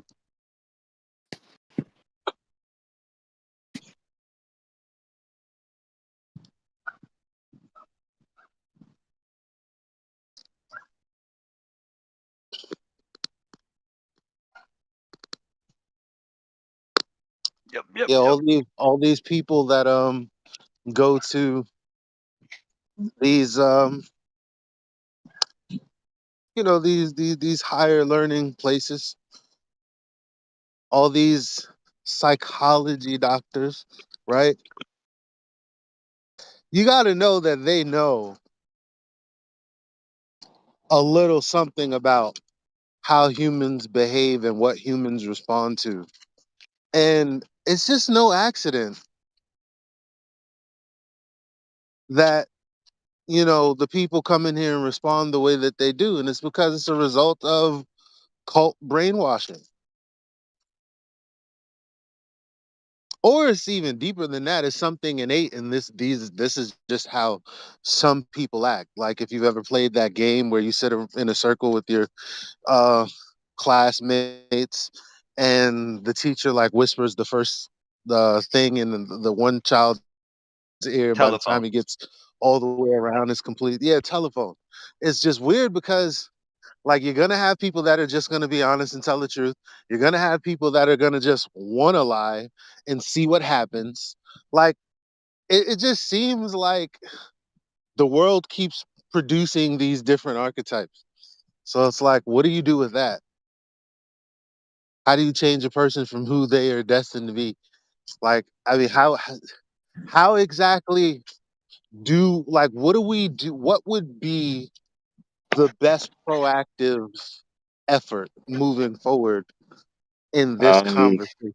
You know, Replace all teachers with males. that's a start. Nah.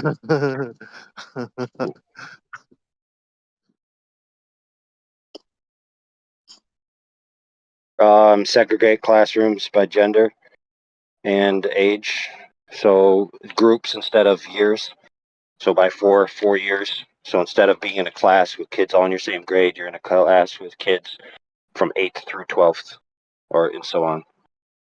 That's how it used to be. But actually, it used to be they were all together in one big room, the one-room schoolhouse, and all the older kids would help the younger kids, and that was actually the period of time where America had the greatest advancement. I mean, learning is not that hard. You learn how to read and write. You learn a little math, and then you can kind of just figure it out from there. Like I don't get it. What? No, that's not how it works. You're just talking about academics. Learning, you got to learn about all kinds of stuff from your, No, the I adults mean like around you. I mean that like that. If the school just did that, and then our parents, or I don't know, there was a system in which like we could do the more important stuff rather than learn Oh yeah, yeah. go to English class for 12 years straight. Oh, You they're know, right there. So there. Why do you go to class for 12 years? Do you know? I don't even know. Is it because it takes 12 years to complete a sufficient education? Is that the reason, or is it something else?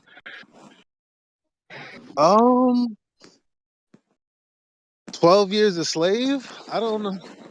Like It is The answer definitely is. something else. The answer is. Yeah, man. No, hold on. Before I say this, I'm wearing socks. Don't worry. Okay, you're wearing socks. Cool. That shit just So the answer is. I'll be on brick, my nigga. Yeah, your mic, dude. I don't know who you are, whether you're recording or your I mic is think horrible. he was But saying he just wanted to say something real quick because he's at work. I think. well, yeah, but Is that what you said? you can't hear you because your mic sucks. So you got to go into better signal or something, or type it. But what was you saying, AI? Okay, so in the old days, when you were 5, most societies that would be the time when you were given to an educator, right? So your mom was basically nursing you and caring for your physical health and subtle emotional health and stuff. But then you were given to an educator at 5, right? And then when you were complete with that, you'd be graduated into being able to take care of yourself, an adult status rather than a minor status. So the reason generally why you go to school for 12 years is because when you turn 18, you're not a minor anymore. So you don't have to. It's that simple. So they have a vested interest in having you in school because, one, they need your parents, right, to be free of you, so both your parents can work as wage slaves to make a single income for your household, right? Yeah. And they also need, right, to make the money for the system of education. So as soon as they can take you, they do, and as soon as they can't have you, then you get to leave. Yeah, The same with like if you become an emancipated minor at 16, you don't have to go to school 17 and 18. Why? Because you can get a job. Well, because you're no You longer don't have you're not you're now under your parents. yes, you're in charge of yourself. You're in charge of yourself, so you get to make the decision if you want to go or not. You're no longer required to go. In my opinion, is to infantilize all of these young adults who should be out here experiencing the world and doing things. There's no reason for you to be in school until you're 25 years old with college and all this other jazz, right? What you really need are the primary building blocks, and you need to have a good foundation, right? Then you need your social skills, which kids are lacking of greatly these days because they stay in the house a lot and they live in this virtual world. So they're not out here actually getting firsthand experience. Right? You can read anything you want, but until you actually go do it, you don't know how to do it yet. Right? So the whole system, Horace Mann and everything else, they built this so that they can indoctrinate the public the way they see fit, so that the state can take control of your children and rule your children. This is why parents have so little say over their children once they go to public school. And there's a whole bunch of other reasons, but I'm not going into that deep. Well, that mainly comes from the idea that people think their kids need to go to school, and then the logistical need that they need their kid to be somewhere in essentially a daycare system because they're too busy working. So it's kind of like this. They like you. Go ahead. You know that's the primary like reason the system is set up that way. We hear it all the time. It's correlation, I guess. But when your parents say, "Oh my God, thank God summer is over," it's because it's too much of a burden to work during the summer while you're fucking home, eating up shit, costing more money. That's the way the system is like set up to make you look at it that way.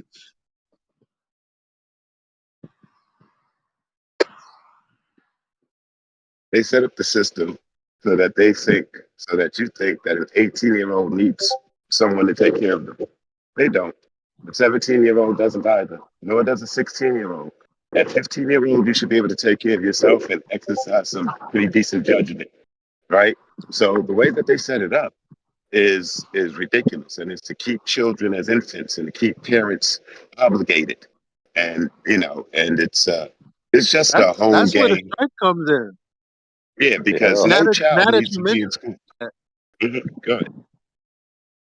my bad. Just now that you mention that, that's where the strife comes in. When you have like a 15, 16-year-old that's like, trying to figure out their own identity, they under your roof still. Like it makes, to me anyway, like I left under my mom when I was 14 going on 15 years old. Like, and I remember not that I was gonna make like the best decisions in the world and shit like that, but I was good enough to go do shit with my life. Decide if I wanted to work at McDonald's or Yeah. be a part of a rap group, defend my friends, like all the important shit like at that age, Or be an inventor, or be an artist, or be a dancer, or be basically anything that you want to be. And people keep telling you, no, no, no, you can do that as a hobby. You need to finish school. Well, why do I need to finish school? Well, school is needed for life. Well, why? Well, when have you used all the stuff you learned at school? Well, you see, son, if somebody ever asks you if the earth is a globe or flat, you need education so that you could tell them, well, we already know it's a globe. That's the only time I ever used my education is to tell them, one time in school, they told me Eratosthenes and Christopher Columbus. Therefore, I believe the Earth is a globe. Also, basic math. Well, I learned basic math when I was in grade school. Oh, yeah, but there's going to be like basicery math when you're in high school. You need that. Well, what about this calculator? Oh, well, what if your calculator breaks? How are you going to live? How are you going to know that you need to drink water when you're thirsty? Exactly. Depend on us. We need to tell you these things. Make sure that you understand exactly what you're supposed to do. Then it's high level extortion after that. Everybody needs to go to college. You need to go to college. Take liberal arts if you don't take anything else. But you need to go to college and get a degree, son. Really? For what? You really don't. Not unless you want to specialize in something, and then they should have centers specifically set up for these paths that people want to take, right? Why do you need college to be a civil servant? Why do you need college to be a police officer, a fireman, a sanitation worker, or anything else? Right? Why can't you get experience at 13 years old in working with plumbing in the electrical industry and masonry work and carpentry work? See, because by the time you're 18, you'll have mastered those things if you start when you're 13, right? And then all Yeah, you need is the workforce you already have your journeyman. Yeah, you already have your journeyman's done, and you're ready to own your own business. Right? Yeah, Exactly. yeah, But yeah. at 18, so think about it this way: at 18 years old, you can go out and make $75 an hour, and then go laughing by all these college kids who are like 27 and in hundreds, thousands of dollars in debt and basically useless. And actually start a healthy marriage and a healthy relationship at an early age, like the age you probably should. Right. It's funny that Elijah said he left his house when he was between 14 and 15 because these are the ages that you start to challenge your parents, right? You want to stand up to your dad at 15, 16 years old when you got your size and you think you know better, yada, yada, yada. Hey, look, you need to go out there and make it on your own at this point. I'll still be here for you. And, and you can come get any directions, yada, yada, yada. But, why are we infantilizing these people? They're young adults. They're not babies. But this is the way that we set it up. And, now it's like 21, you're an adult, 21, you can do things. But at 18, you can go die. 17, you can go die for your country and stuff like that. Right? 18 years old is the consensual age for sex. Really? Oh, I think we're doing something wrong here. So this is one of many things that should be done or could be done to change the entire course of your children's future. And it's like when they have that baby shower and everybody's bringing you a whole bunch of, diapers and shit that's gonna, be thrown away, have no real value. Maybe, you'll have some pack rats that'll keep like some of your old baby clothes and stuff. But you should set up a fucking investment account for your children. So when they get 18 years old, they have all the money in the world to do whatever the fuck. They could pay for college if they want. They could buy a home if they want.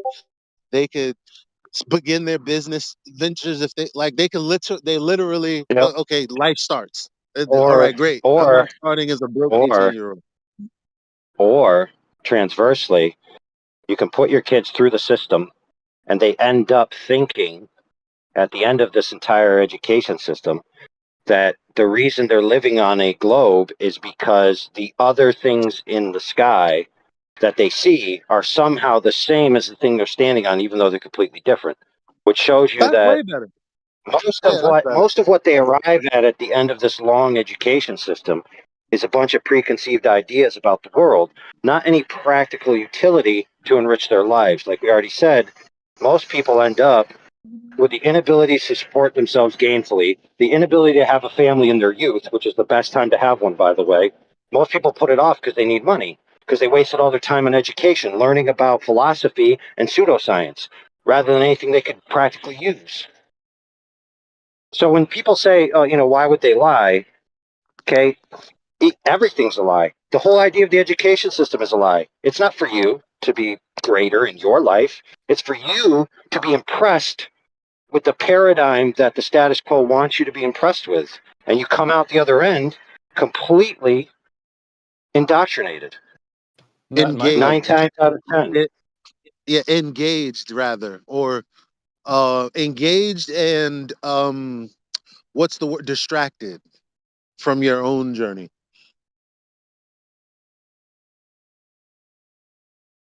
I mean, but some people want to be Cypher. They want to eat the steak. They want to be that company man. That's cool too. Like if that's what you want to, I mean, we're That's not after they dream go through the killers in here. indoctrination process, right? That's why it's important to get them out of the indoctrination process because no one wants to eat the steak unless they go through the indoctrination process. Well, that's true. I guess the only reason I say that is because of the people that are already afflicted. Mm-hmm. I feel I don't know. bad. I find that like it's great to go and start your own business and like have those opportunities and like do things independently and start out with a job working $75 an hour and all that. But at the same time, I feel like the ceiling just isn't as high unless you go through that indoctrination process, unless you're going to college, unless you got the degrees, the sheets of paper, and the social like skills No, that you learn from going to college. no, Dude, no. Look, stop listen. talking. Like, wait. Well, Man, you I better guess be neither one pulling of out us. numbers. You better be Yeah, I pulling guess out neither numbers. one of us. There was Yeah. nothing I said that required numbers. Okay, listen. Let See, me let me tell you why. Let me tell you why, dude. If you look at the top tier of earnings, okay, there's very rich people, right? Very rich people. A lot of them have old money or inventions, or they have new novel ideas. But the majority of them aren't necessarily using anything from college to do what they do. Yeah, but that's like Then the you go very, below very that. high Hold end. on, dude. Hold on. Then you go below that, right? And you get into the $500,000 a year range rather than the $1 million a year range. A lot of people that are in the 1 million to 500,000, they're just business owners. Okay, that's it. Whatever the business is. Now you might say they needed to go to business college because they sucked at business, but a lot of them don't need to. They just start their business grassroots. Then you go into like the 300,000, 250,000 range, right? Which is really where the tipping point is. Okay, so some doctors make that, right? You need an advanced degree for that, very specific in the field. It's a field-based degree, right? But the majority of field-based degrees don't make anywhere near that kind of money. Yeah. Accountants and all that type of stuff, which is also field-based degrees. But I'll submit to you, friend. For example, our good friend in here, which I don't make as much as he does, he just does construction and he makes $350,000 a year. Okay, and he could have started doing that at $75 an hour when he was 18 years old. Very quickly, go from journeyman to expert, and then start fielding crews, start doing bigger jobs. Right. That's the people that are that is the average people in aggregate, the most amount of people that are making the most amount of money. Yeah, It's but they have small business owners and tradesmen and stuff like that. So you're just Yeah, factually like wrong. you can't confuse, like, with the. I mean, the finance industry being like one of the highest paid industries. You just need certifications. You don't need college education for any of that. Like, Yeah. you're You need a confusing practical portfolio, right? salaried workers with people who live off of earns. Yeah, but So to get into let the me just jump in financial here for a industry, second. Let me jump in here for a second. I think I might be misunderstanding it, but I thought what Mountain Man was saying is that if you get credentialed, the doors open easier for you. If you No, want to that's not what he participate said. in the system. Okay, so then I misunderstood I what he was said. saying that in He's part, saying but the then cap. Go ahead, yeah, friend. I mean, what I You was say what trying you to, meant.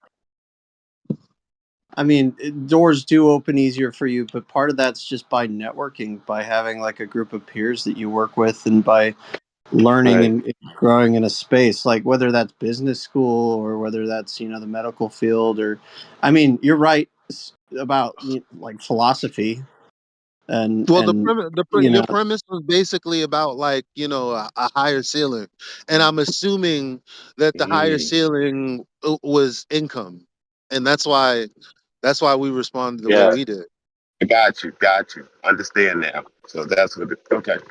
Yeah, but I mean, yeah, there's totally a way to get up there, like in construction, for instance. But then there's also ways to go to school and like learn construction management, and then start out further down the line than just working for 8 years and getting that management Yeah, but dude, position. yeah, that's fine. But the problem is that that doesn't pan out in the statistics of people that have college degrees and gainful employment.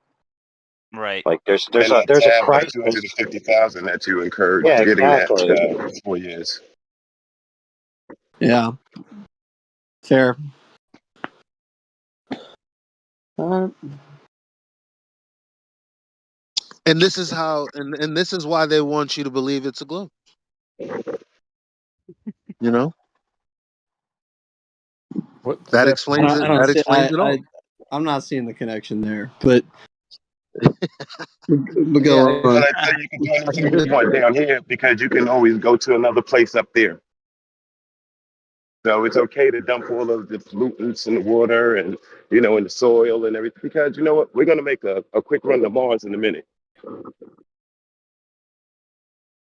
So when you go to school, you find out that you can do all of these things and you can make money at the expense of the other man, in a really terrible sort of way and cause great damage to where we live that doesn't need to be caused, because they tell you that you're going to get in a rocket and go to Mars.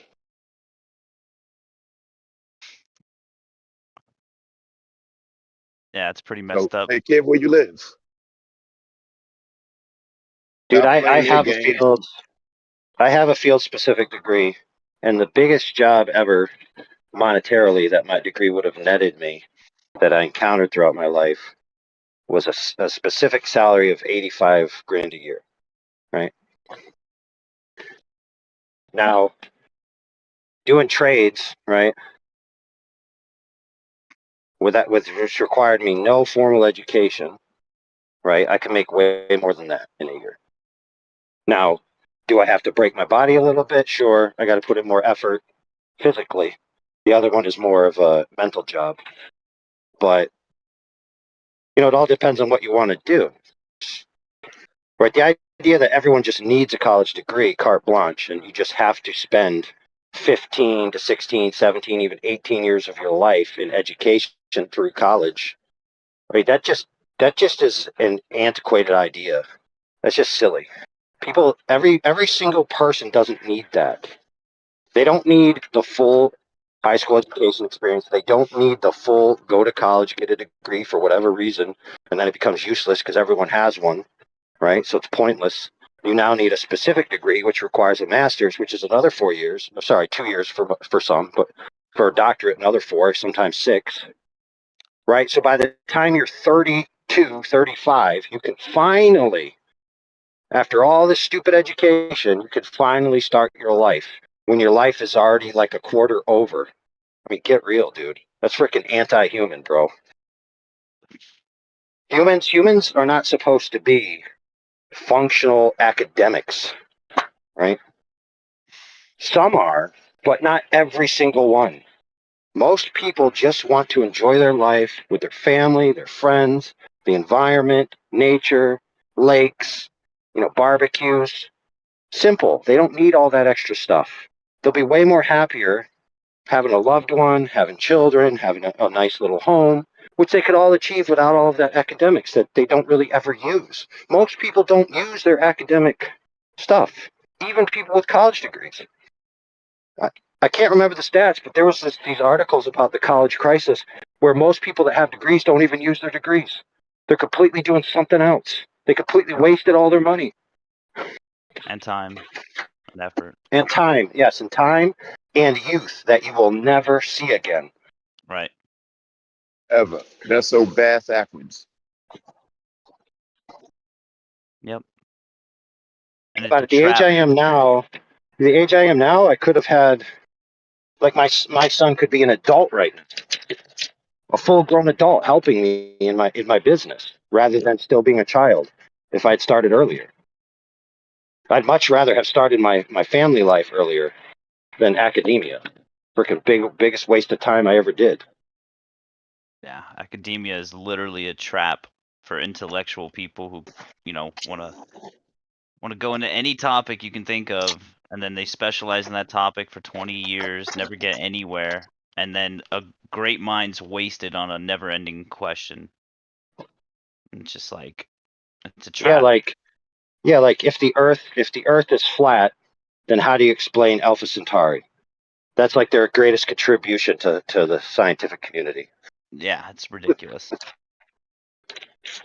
Or my favorite is, if you can't show me the edge of the universe, then the inside of the universe doesn't exist.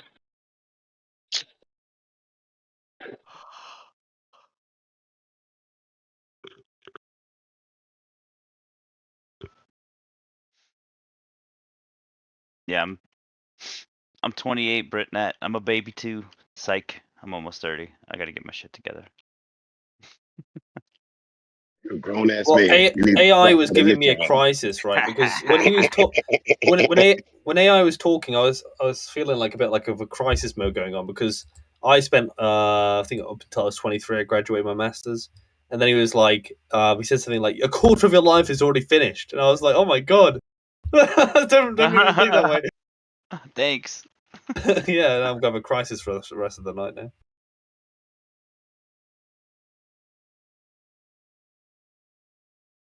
Yeah, academia is a trap. Pure trap. No, it's just thank you. It's just life begins to suck. Actually, it begins to suck immediately after you finish school. Like everybody knows that. Like once it's not summertime anymore and it's damn, okay, everybody around me is doing something. If you're not doing anything, you don't have any purpose, like that's a very depressing thing. So it's like when you get out of college and that job that you thought you were gonna have is not there and you don't have shit to do, that's very depressing.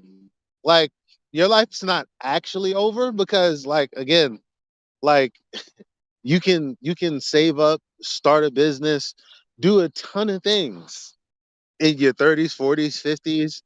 But if you just have this mentality from school where it's like you got to get a good job and climb to the top, you know you got to start that shit early. That's the only way to make it in that system. So, like if you're finishing school at like 25, 24, and then like you dick around at a job that you really don't love, now you're 30, you probably like what if your relationship didn't last? In 30, you're like looking at a real midlife crisis. I guess 40 would be midlife, but I don't know.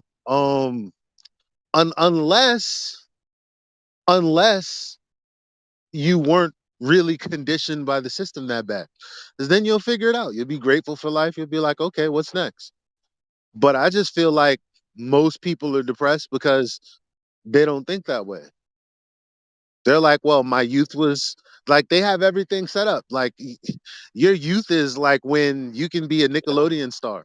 Like, you're pretty much Yeah, old dude. after that. You watch you watch the little Disney shows, they'll tell you when you're trash, when you're too old. Like, Yeah. But some people do the summation of their time in early life with the education that they got from academia and their school of hard knocks when they got out.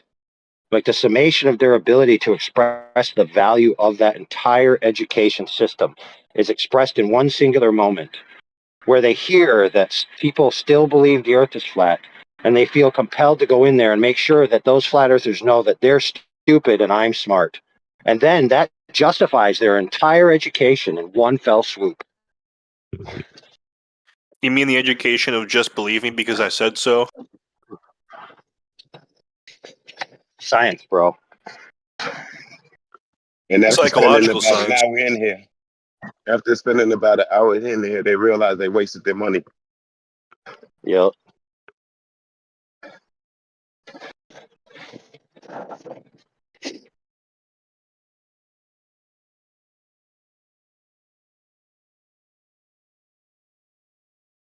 Yeah, don't you worry, Globers. We're not just going to talk about education ad infinitum. We're going to make sure that you know that we know that you're here. stewing. Stewing. I can't believe that people still believe the Earth is flat in 2023. Oh my goodness. How is it possible?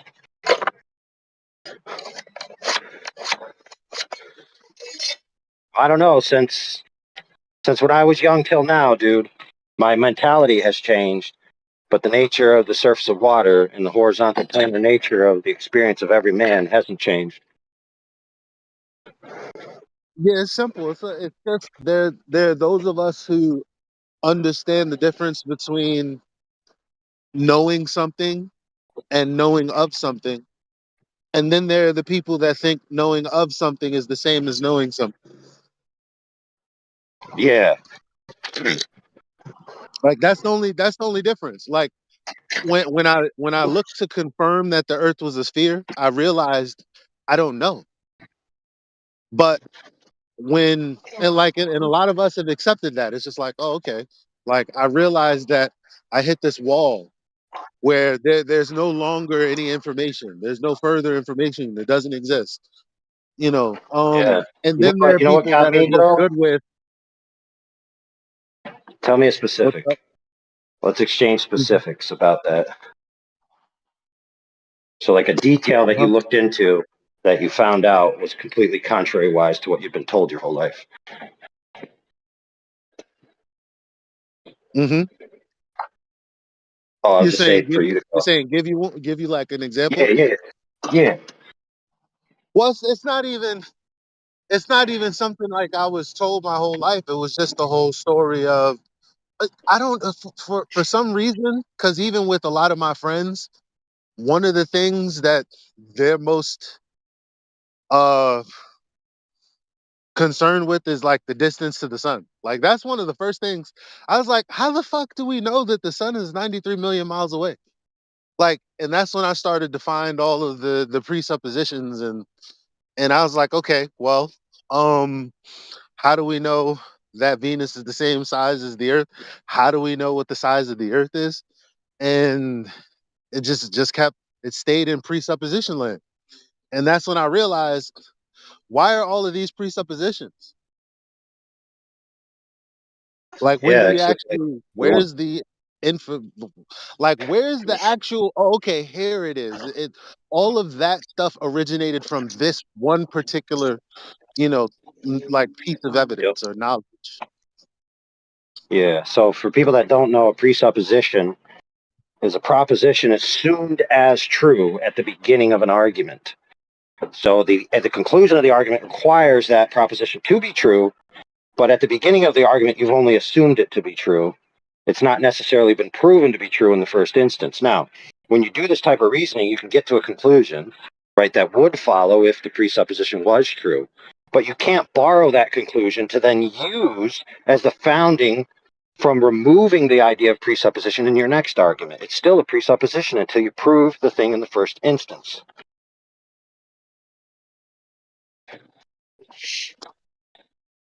And yes, majority of globe arguments are presuppositional in nature. In fact, nearly 99.9% of them are. I There's would dispute like, that. really, give me one then. What's that, Matthew? Yeah, please. I would say that it's not 99%. Oh, Okay. it's 100%. You're correct. Okay, give me greater than 3 arguments that don't require an assumption or a presupposition in the first instance to carry the conclusion. Eyewitness testimony of the astronauts that went to Apollo Yep, astronauts. that's was one. That is one. That is Hearsay. one. 2 is the constant size of a full moon during the night is best explained by the heliocentric model over the What? flat Earth model. Dude, that's not an argument, dude. You got to form it in an argument. So, for example, you might say, if the Earth was flat, then this would happen to the moon. This doesn't happen to the moon, therefore the Earth's not flat, or something like that. But you are correct in your first one that eyewitness testimony doesn't fall under the category of presuppositional reasoning. Posted in the chat. Matt did make that claim. It's in the chat. Yeah, and then the third one would be that the flat Earth explanation. Look, dude, there's no third one, dude. You haven't got a second one yet. Oh, I was saying, okay, so this, yeah, I mean, I could word the second one similarly, that the constant size of the full moon all night implies that the moon isn't changing distance. Therefore, the moon is not going over a flat plane. And then third, I would Why say would it? something Why about would the it? rotation Why of would the it change? Why would it change distance? rule of Sorry, why would it perspective. change its angular size? Rule of perspective, like things get bigger when they get closer. Well, yeah, but you have to have a differential. The angle has to be different enough compared to the distance, right? Yeah, if it's only transposing a small angle versus its distance, it's not going to be. It's going to be negligible change in size because to your position, even though it is changing, it's barely changing, right? Yeah, so if it changes, if the distance goes twice as far, it should be half the size. It's a proportional relationship.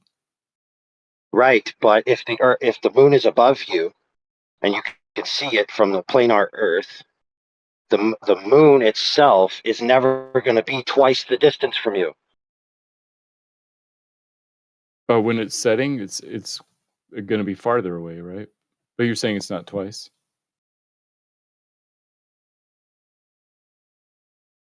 Anyway, those are details. But that's another example. It's just talking about perspective. What's the third argument? The third argument is that the rotation of the stars at night, Time out. the Time star out. Time out. tails. Time out. Time out. Sorry. Let's rewind. The moon. Was that an argument for like the globe or that it can't be flat? That it can't be flat. That it can't be flat. Okay, why? Because a flat Earth would imply that the moon changes distance more than we observe. Oh, wait. I mean, because if the Earth were flat, you just assume that the moon would be closer rather than what you assume it is with the Earth being a sphere? No, it's just talking about the observation that the angular size doesn't change. So therefore, the Yeah, but but why doesn't the angular size change? Like period. Because I think it's because the moon is the same distance all night long. So why can't it be the same distance over a flat plane? It could for one person, but two distant people at the same night experience the same thing. So that's hard to explain. I mean, I don't get it. Like, what would be the difference for an observer on a curved surface and one on a flat surface? Oh, the surface doesn't matter. It's talking about the That's what I'm difference in- saying. Like, if the surface Well, wait a that you're minute. standing on doesn't, that right? Yeah, bro, you can't make that argument to say the surface doesn't matter. For goodness sakes. What Post the that heck? drawing. You know the drawing sure, I'll where you post the have drawing. Let's see. yeah, that drawing helps a lot. Dude, that was painful. The shape doesn't matter. Yeah.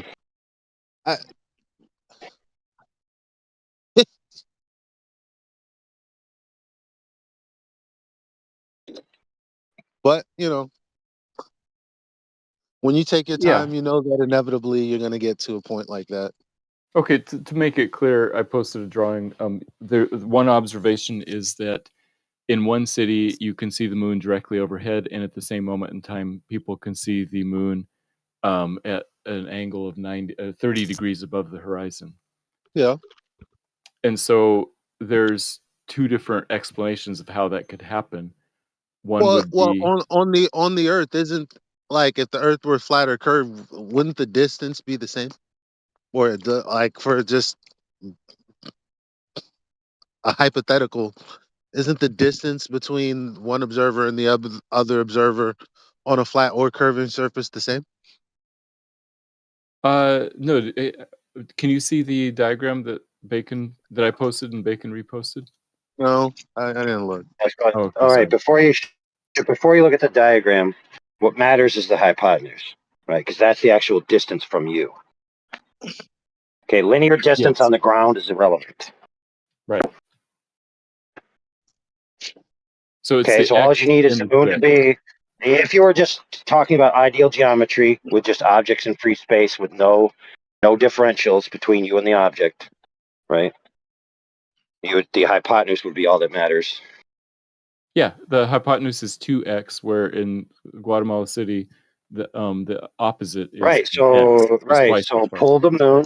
Right. So pull the moon further away until the hypotenuse differential is negligible. But a 30, 60, 90 degree, so a 30, 60, 90 It don't triangles matter, have dude. that relationship. Who cares? I don't care about that. Okay. When have you charted yourself to the moon to verify its coordinates in free space relative to your position on the Earth? The answer is never.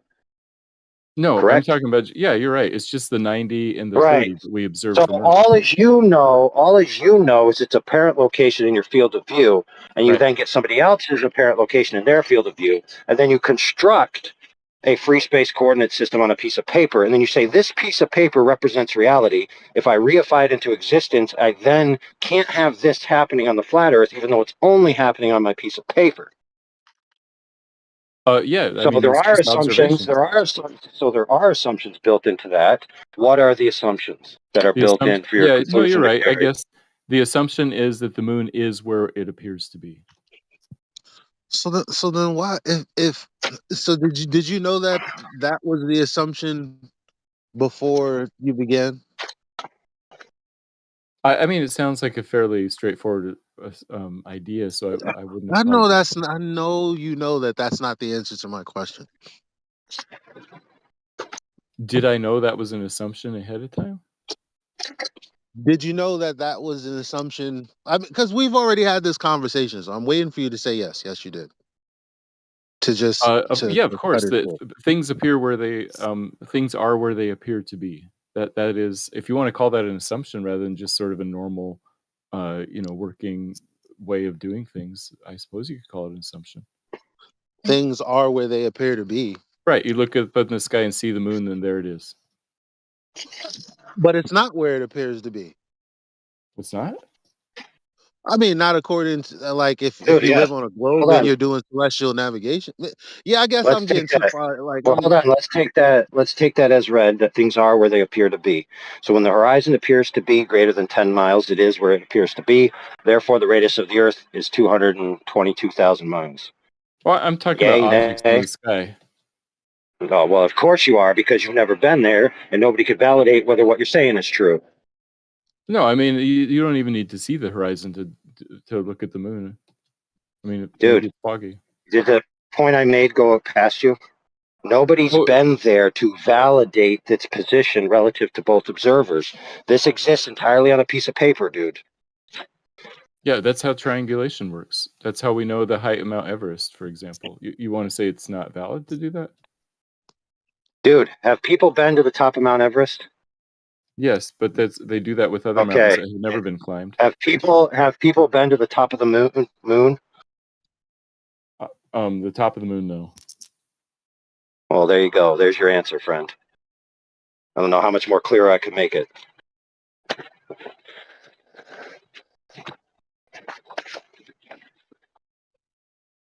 Okay, you're assuming that because things operate the way on the Terra, right, which we have access to, that all the lights in the sky and the objects in the sky have similar placement in free space relative to us. Now, that's not necessarily an unreasonable assumption, but it is an assumption nonetheless that as to yet has not been validated. It entirely exists on the ground, in theory, in math, in pieces of paper. So to say this is the world, and here's my piece of paper that says this is the world, friend, that is a reification. So to answer your original question, does that involve a assumption? I guess it does. It assumes that the moon is where we see it. So Right. Now, maybe it if you had validated, check it out, friend. If you had validated the location of the moon before you began that line of reasoning, right, then you wouldn't have a suppositional form of argument, whether it's an assumption or a presupposition. Now, you could say, well, the astronauts claim to have been to the moon, and they charted their course there. And if we look at the charting of their course, the telemetry data, we can validate the position of the moon in free space. Oh, wait a minute, they burned the telemetry data. Dang it, we don't have it, so we can't prove their story. Yeah, it's kind of It's funny how that works. Yeah, very convenient. I ask a question. Would you guys agree then that if the moon is where it appears to be, given that assumption, it would not be possible for an observer having the moon overhead while another observer has the moon 30 degrees above the horizon on a flat Earth with the same angular size for both? Do you agree that that will not be possible if the moon is where it appears to be? Dude, it's not just as simple as saying the moon appears where it appears to be, dude. You need to parse that out much deeper than just, oh, it appears to be. What do you mean by appears to be? Appears to be in your field of view? Appears to be in three-dimensional space relative to you? What? In my field of view, in the direction I see is the direction where it actually is. That's what the assumption says. Okay, so if you trace a ray line from your eye at the angle of inclination, it will intersect the object known as the moon. And so Yeah, also that's true for the other person. Yes. So those two ray lines, if you trace them from the eye at the angle of inclination, right, from a horizontal, oh, dang, you don't have a horizontal baseline because you got a globe. So, okay, so you got to create your tangent line first, which a tangent is a line to a circle, but you're assuming the globe's a circle to get the tangent to then do your coordinates. So you're starting to screw up here, bro, really quick. Well, not really. We're not concerned about the globe. At No, this point, we're just evaluating whatever, whether or not dude. this would be.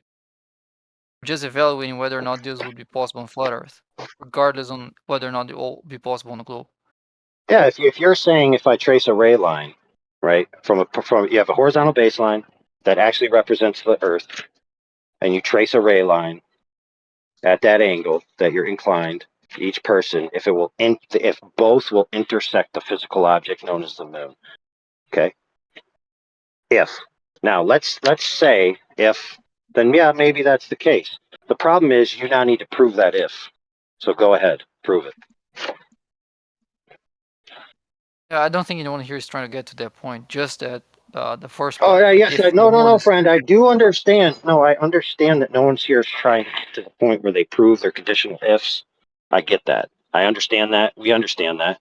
That's fine. We understand you're not going to try to prove your conditional ifs. I got it. No problem. right. Okay, so Earth being flat will require the moon not to be where it appears to be, right? Oh my goodness, dude. Well, the Well, other if option you is that there's magnification of the atmosphere, Bacon. Like if the moon is somehow magnified just right. Of course, Or that there is some kind of differential medium beyond the atmosphere. There's all kinds of other conditional ifs. well, Matthew, yeah, go ahead, that Bacon. that can be countered with you can try to do the same triangle using, for example, the bottom of the moon compared to the top of the moon, and then magnification wouldn't work for that. Magnification would only work if you're strictly talking about like the angle to the center of the moon and trying to work with that. Yeah. But you can try to triangulate the bottom and the top of the moon, and that Dude, would have the same you're, problem. Okay, that's a you're good trying point. to triangulate. You're trying to triangulate an image, dude. Right? Ultimately, What'd you say, AI? You cut out a bit. you're trying to triangulate an image, one person's image and another person's image, and you're trying to coordinate objects in free space based on imagery. Okay. The way to validate that is to go to the object, right? Trace your coordinates, dead reckoning, or some kind of free space telemetry, right? And then you would be able to validate its location relative to those observers. Now, the problem is that we don't have that validation. So we can only do these hypotheticals, Yeah, which but I we would do agree that. they're entertaining. We do that on Earth all the time, like Kangar Punzum, the tallest Whatever, unclimbed dude. mountain. We can figure out how high that mountain is, even though nobody's been on top of it. Dude, It's using the same thing, that's triangulation. great. Dude, that's great. Now, we generally know what the atmosphere of the Earth is. We know all the variables within our zone that we have access to on the regular, dude. That's the difference about the things in the skies. We don't have that same amount of information. Now, we do have claims that people have been there, And rest assured, they do remain claims. And like you said, they're allegedly eyewitness testimony. However, they're not eyewitness testimony. Okay, let me tell you why. Eyewitness testimony requires being sworn under penalty of perjury. Okay? None of them have sworn that what they said is true. None of them. When given opportunities, they punched a guy in the face. You understand me? What they have, my friend, and I'm going to be very clear with you, the astronauts have anecdotes, not testimony. Exactly. Yeah, so So I'm anecdotal sorry. evidence. Yeah, so the greatest evidence, right, that's not presuppositional in nature is faith-based anecdotes that if you trust this guy that he's telling you the truth, that's pretty much it.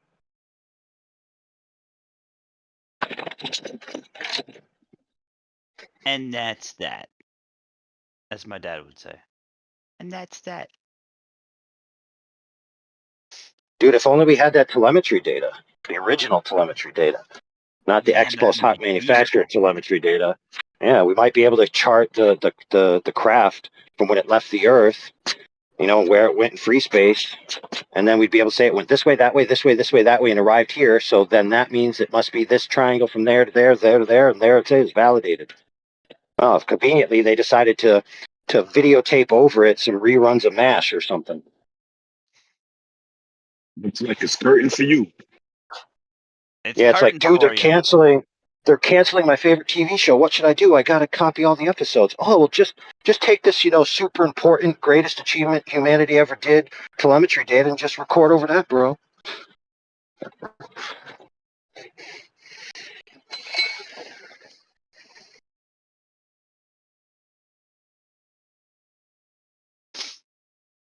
I'd go back to the moon in a nanosecond, but we lost the technology to do that, so that's not possible anymore.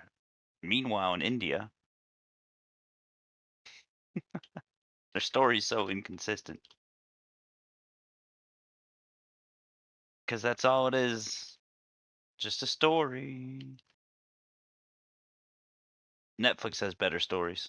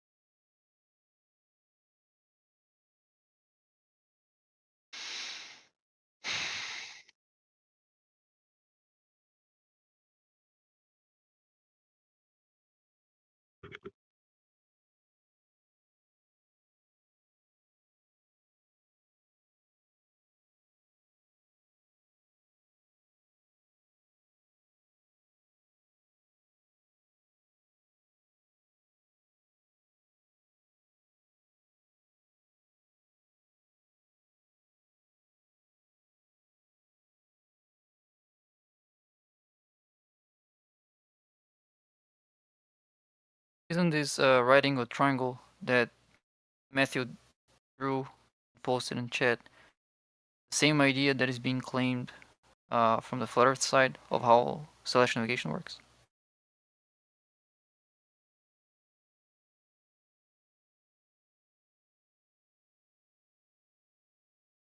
I mean, what's your point? Oh, if it's incorrect for Matthew to draw that writing a triangle, then it would also be incorrect to use that in celestial navigation, to think. Either that's correct or that's not correct. No, dude. People aren't making claims about the locations of stars in free space. They're only making claims about the locations of stars in your field of view relative to the celestial sphere. Right. That's it.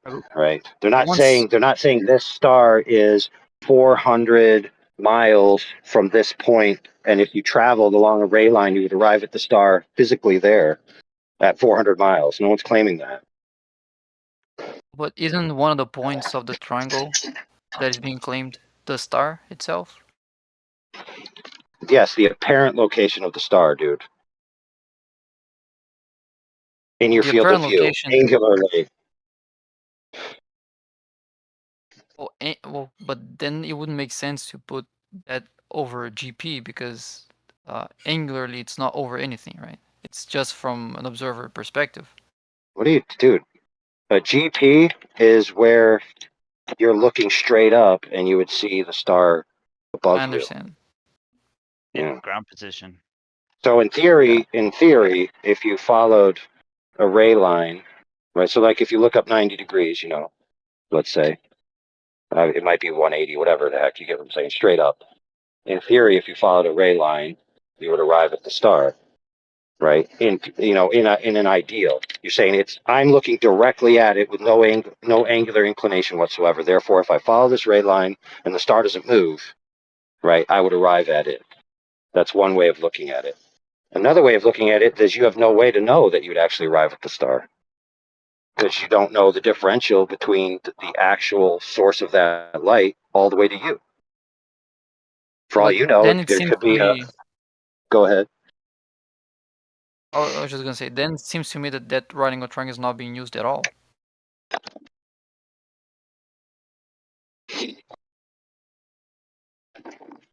Why? Because you're not using any of the sides of the triangle.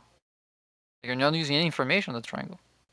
I mean, I've heard a claim use the triangle to get the distance of the baseline. That's not being done. If you that point of the triangle doesn't represent what the star actually is, you also don't know how high the star is, you're not solving that triangle. You're not using that triangle. You're just drawing a triangle and saying that triangle is being used while not using the triangle. What are you talking about? Celestial Triangle is navigation, bro. yeah.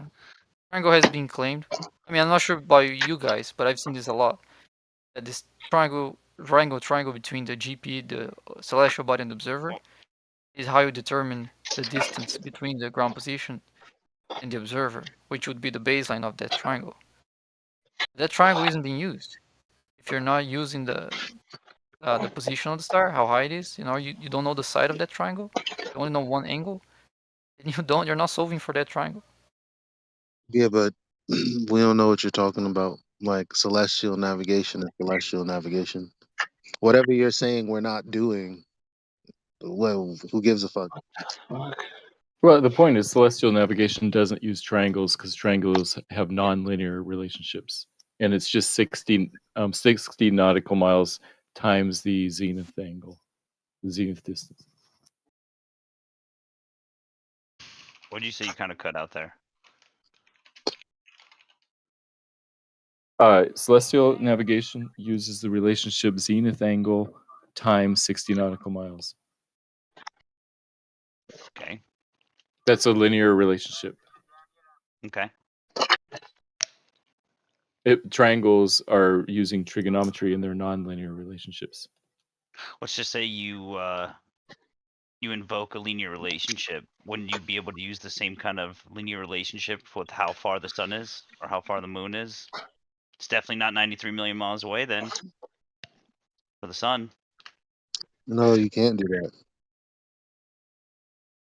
Sure, I understand the question. Do you guys think the Earth ends at Antarctica? Do you think that we're already having a conversation about something and you could possibly wait until we finish this conversation? I'm sorry to interrupt. Thank you. No problem. Stick self on mute. We'll get to you.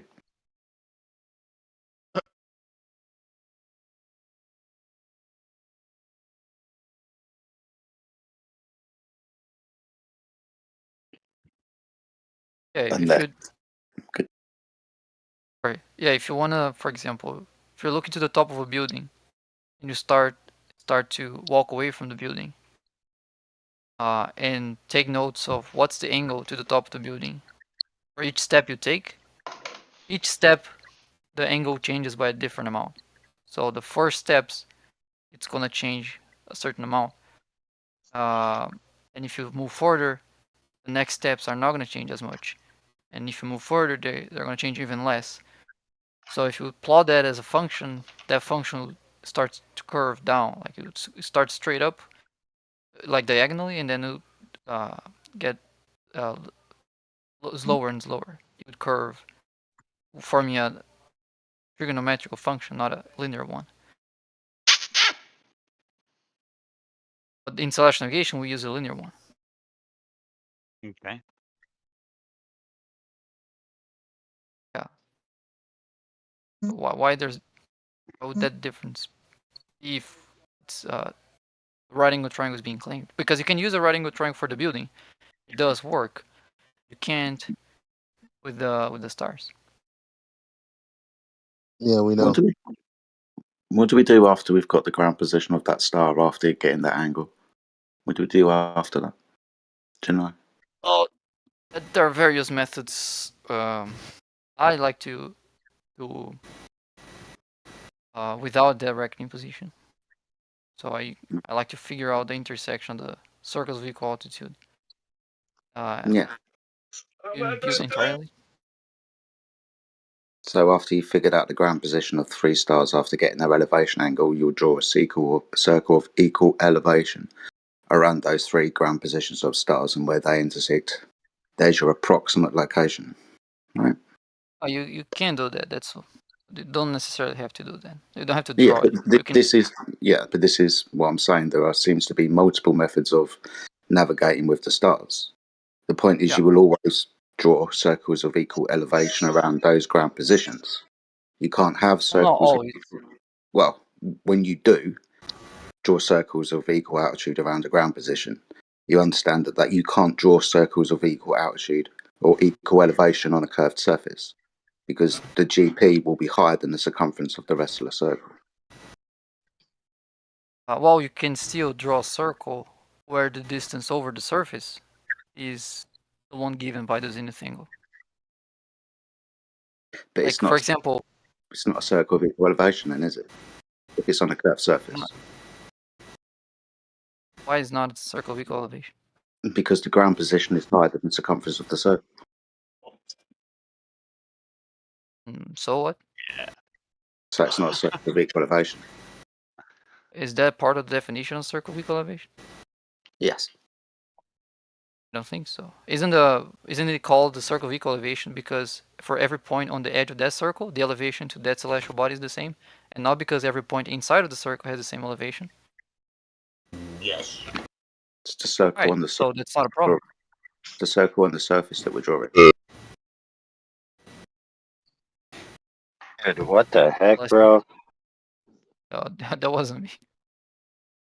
No, you said it's not a circle that all the points are on the same plane, but rather it's a circle where the star is at an equal elevation from all the points on the circular plane. Right. Right? No, it said in the edge of the circle. Every point on the edge of the circle that star would be observed to be the same elevation. That's why it's called the circle of equal elevation. It doesn't mean all the points. You mean the same angle? Yeah, the same elevation angle. But it's star. Same elevation angle. All right, can someone mute free money, please? But what is no the but the plane of reference it does have to be parallel with all points. Oh, have you ever tried doing those circles being all parallel and getting the No, correct answer? I just read it. I just read it. That's what I read. Oh. Okay. I'm saying that doesn't work. Because I've tried that, it didn't work. Well, I don't know. I don't know what you mean by you've tried that. It doesn't work.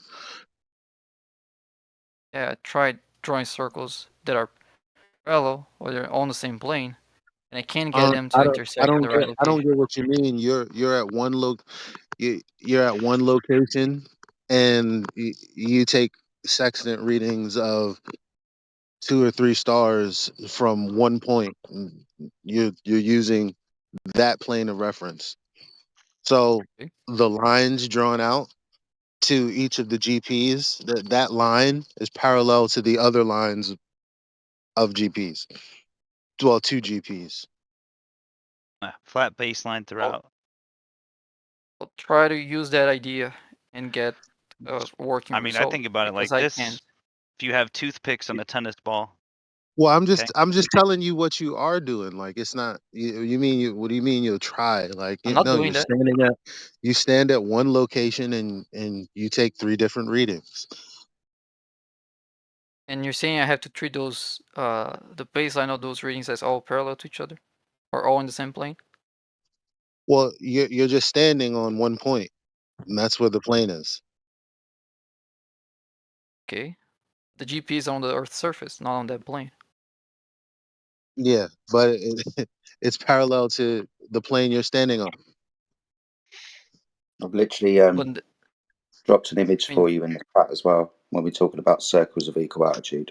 You notice in the right. center of that circle of equal altitude, we've got a 90-degree square marker. You know, what you find within a 90-degree triangle, you'll have that 90 degrees. Now, that is now going to tell me that that surface that this circle is drawn on is not a curved surface. One, because you can't have a 90-degree angle upon a curved surface, right? And two, it has to be of equal altitude from the ground position of that star to the circumference of that circle. This is part of the magic trick because they're telling you this is happening upon a ball. But if you look at the So, image like, that I've given to you, and I can also provide the reference material from where it came from, that's not a problem at all. But there's a 90-degree mark at the ground position of that star. It's supposed to be on a curved surface. Shouldn't have 90 degrees on a curved surface. all right, so like, if the Earth was flat, well, right? So like, isn't like all the water like running off? Like, so like, where does the Are you water still, come? do you got a problem there, Sunshine? I need an answer to this question before we move on to your straw man. Alright. well, that wasn't me.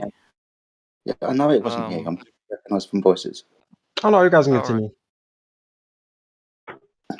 Okay, yeah. So you're saying like the line that goes from the GP to the celestial body that is above it has to form a 90 degree to the surface, right? I'm telling you that within that diagram that comes from the reference material that I'm just about to post has a 90-degree angle at the ground position of that star. That's what it's marked. That's what the diagram shows. A triangle with a 90-degree ground position upon it. Now that circle that's in space is apparently a curved surface. You can't have a 90-degree angle upon a curved surface. Oh, we can have an orthogonal vector to a curved surface, right? Which is pretty This much the is same thing. This is a 90-degree angle. Intersection between the vertical underneath the star and the horizontal plane that is taking place. So there is a 90-degree angle at the ground position of that star, and then you draw a circle of equal elevation or altitude around that star. You do it 3 times, and you'll get an approximate position where those circles intersect. But you'll have a 90-degree angle underneath that ground position of the star. I And mean, this is from the reference that I posted as well. You're still gonna have some point on the sphere Well, where like it's been done on the sphere. That's the point. sorry? It doesn't look like it's been done on the sphere. Otherwise, there wouldn't be a 90-degree angle on that curved surface. I don't see why not, because you You can can't have have a that. line Oh, You hang can't on, have. let me You just just get that wrong up. them. Okay, no, that's fine. I'm just pointing out you can't have 90 degrees on a curved surface. So within this diagram, it's not a curved surface that we're doing it on. Right. Well, a curve has a slope, right? And each point has a different slope. And when we talk about the angle, like from a curve to a line, we're usually referencing the angle between the line and the slope of that curve, where the intersection happens. So even if you might say that's not an angle because that's a curved line, there's still an angle between the slope of the line and No, the other line, no. which is what's being referred to here. If you have a curved line, you can't have 90 degrees. It's quite simple. Oh, but you can still have a 90 degree between the slope of the curved line and the other line where they intersect, right? Well, the only thing that we have intersecting here is the imaginary vertical line down from the star and its intersection with the surface of the Earth, creating a 90-degree angle. That's all that's happening in here.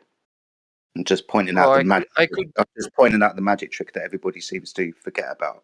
This is supposed to be happening on a ball, but when we look at the diagrams that we are given, we are noticed that we're actually drawing triangles, imaginary or however. We're not doing trigonometry. We're just utilizing some straight lines to get 1, elevation angle up from the surface, and 2, a 90-degree ground position underneath that star.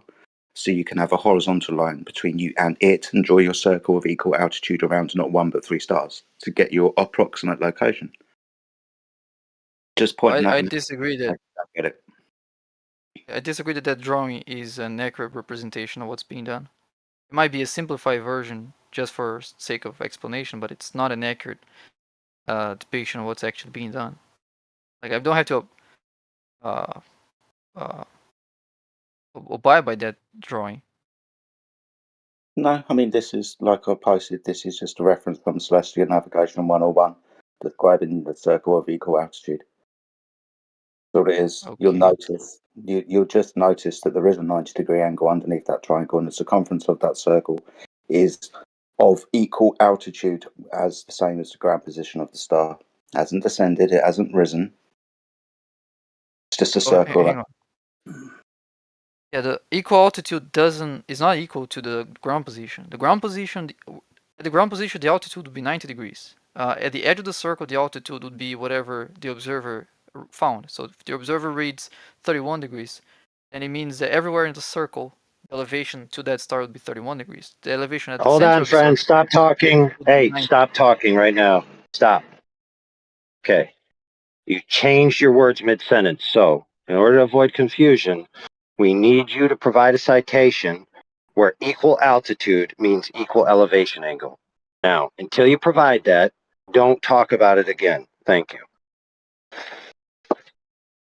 Oh, I'll look it up. Let me see if I can find something quickly. Cool. Well, we've got a queue in progress. Whilst you go and find that, does somebody else want to butt in with something completely irrelevant?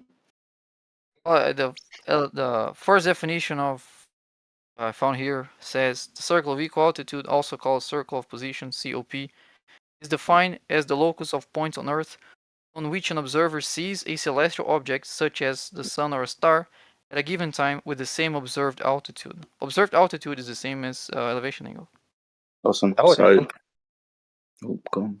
Oh, hold on, friend. Go and provide me a citation that says they're the same thing. He just read it to you. No, he didn't. He certainly did. No. Okay, let's give him a chance. Read it again.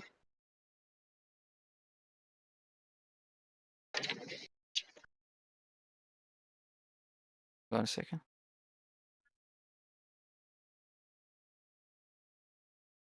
Okay. Observed altitude is the altitude that a star is seen to be with a telescope.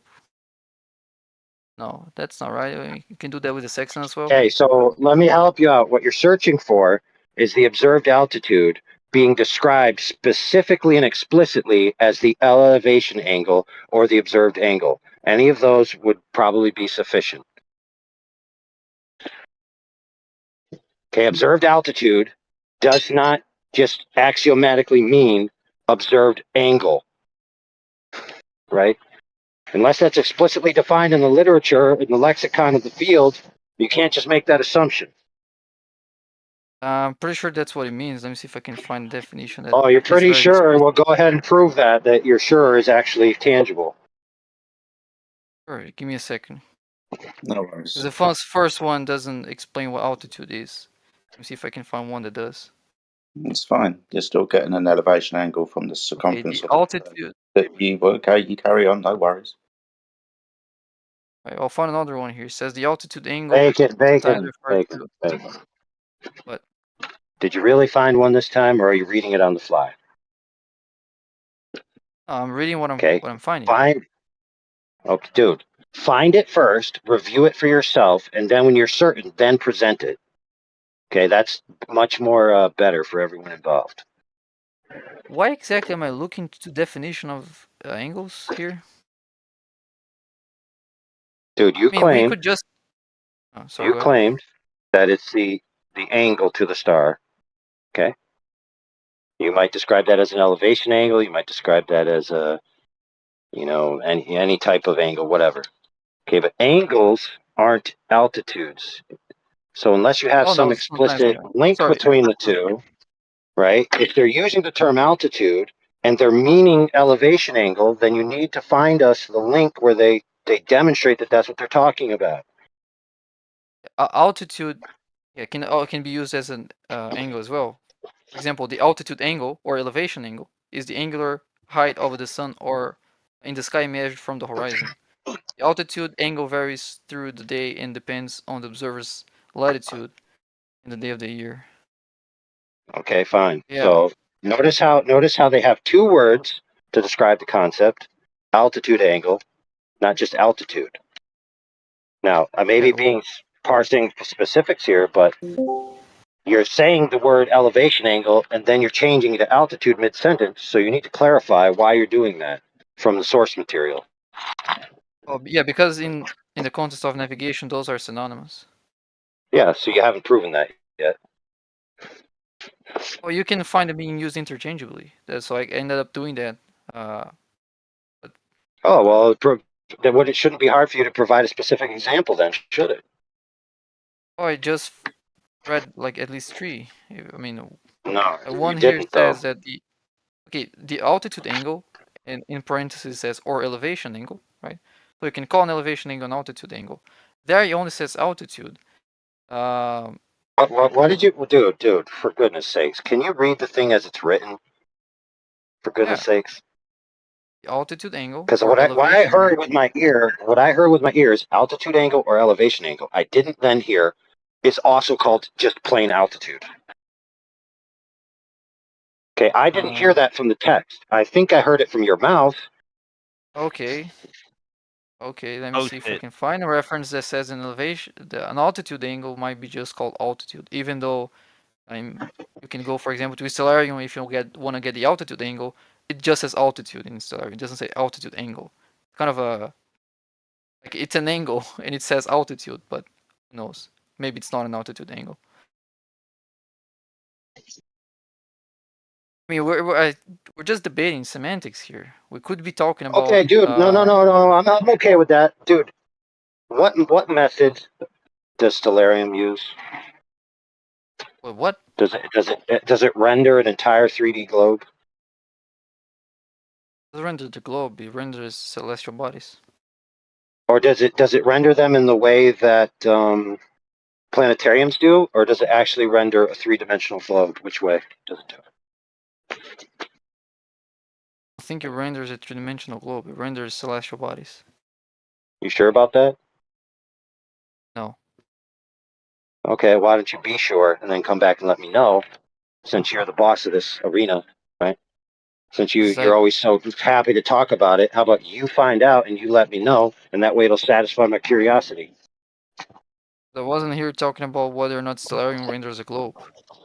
So I'm not No, going to look it it's up. It has nothing important. to Let do me with my tell you point. why it's important, dude. No, it's important because if there's methods of rendering the apparent sky with angles that assume a flat planar base and just render the sky with angles, dude, then you don't need a globe render to provide the exact same experience. And that's, if I'm not mistaken, that's how planetariums do it. I can't remember the name of the term. It's not epicycles, but there's some term for how they do the projection. And it isn't by rendering a globe. Right. Well, I've done something very similar to Stellarium, and I'm not sure what you're referring to there. In any planar Earth. Dude, what I'm referring to is, do you need the point of reference to where you're looking at the sky to functionally be a globe to accurately represent the visuals of the sky? That's what I'm asking. Because if you don't, and if other people are using a different methodology, then that debunks your entire idea. And maybe that debunks my entire idea, but that's not something anyone has in hand here. Well, maybe you should have it at hand because you're claiming that it only works if the Earth's a globe. And if people are doing it not using a globe. Well, I haven't got it working using a flat plane, and I haven't found anyone showing that it can work with a flat plane. All I hear is a claim that you can do it with a flat plane. I haven't seen a demonstration of it. Celestial And at the navigation. same time, Celestial navigation was done before any type of bastardization of a chart and a compass to draw a circle around a ground positional point. Then the globe Earth come along, and now you've got a new way of doing things. But hey, we've just pointed out that you've got 90-degree angles underneath 3 stars in question. You can't have that on a curved surface. You can't have one 90-degree angle, let alone 3. You then draw a circle of equal altitude around that, and you get that intersection, and that's where you are. You only get that from an elevation angle to a star. You require the 90-degree angle underneath that star to draw a circle around it. You've got 3 90-degree. I've posted the image as well. So you've got 3 90-degree angles now on a curved surface that you must utilize, but you can't utilize them if the surface is curved. You have to assume the surface is flat to get the angles of elevation and underneath the GP star. As I said before, even if you're saying that you can't have an angle to a curve, you can still have an angle to the slope of that curve, which is what this is referring to. Yes, but it won't. But between that ground position and you, even if you draw 90 degrees under it and you get an elevation angle, you're not going to end up with 180 degrees within that triangle that you've built. Right, because I'm not building triangles. No, but they are when we're doing. I disagree that works. Excuse me. Haven't seen this being Do you see the demonstrated. sorry, Bacon? Do you see the 2 images that I've posted where there are clearly triangles? Yeah, Good. So we're using triangles then. I haven't seen this working. Well, this is from Celestial Navigation 101. This is your celestial navigation that is supposed to be taking place on a curved surface. I'm literally highlighting the magic trick to you with big fucking neon lights pointing at the magic trick. The magic trick is you've got a blue circle. We'll call that the Earth. We'll put 90 degrees on a flat surface, but it's actually a curved surface because it's the Earth. I'm pointing the magic trick out to you in real time. You That think you're drawing doing isn't mine. Sorry, are you the arbiter of celestial navigation? No, I'm the arbiter of what I did and what worked when I did it. And that's Cool. not what I did. And what I did work. Okay, so this is Celestial Navigation 101, circles of equal altitude. Like you've already pointed out, there are a few ways to do this when we were talking about 5-10 minutes ago. Just because you utilised one way of doing it, I'm pointing out another way of doing it. Not hard to Can we understand. try it We out? agreed to this 10 fucking minutes ago. Can you describe me the way to do it specifically enough that I can actually put it to the test and see if it I've works? already posted you the literature from which I've gathered this from. You can read it at your leisure. Where is it? I mean, I've In seen the the image. Scroll up. I've posted it twice. The image, the citation comes underneath the first image. Maybe a couple of texts down. Go away and fucking read it. This is Well, celestial if you look navigation. to the second This is image, fuck me. This is celestial navigation on a ball. This is your celestial navigation.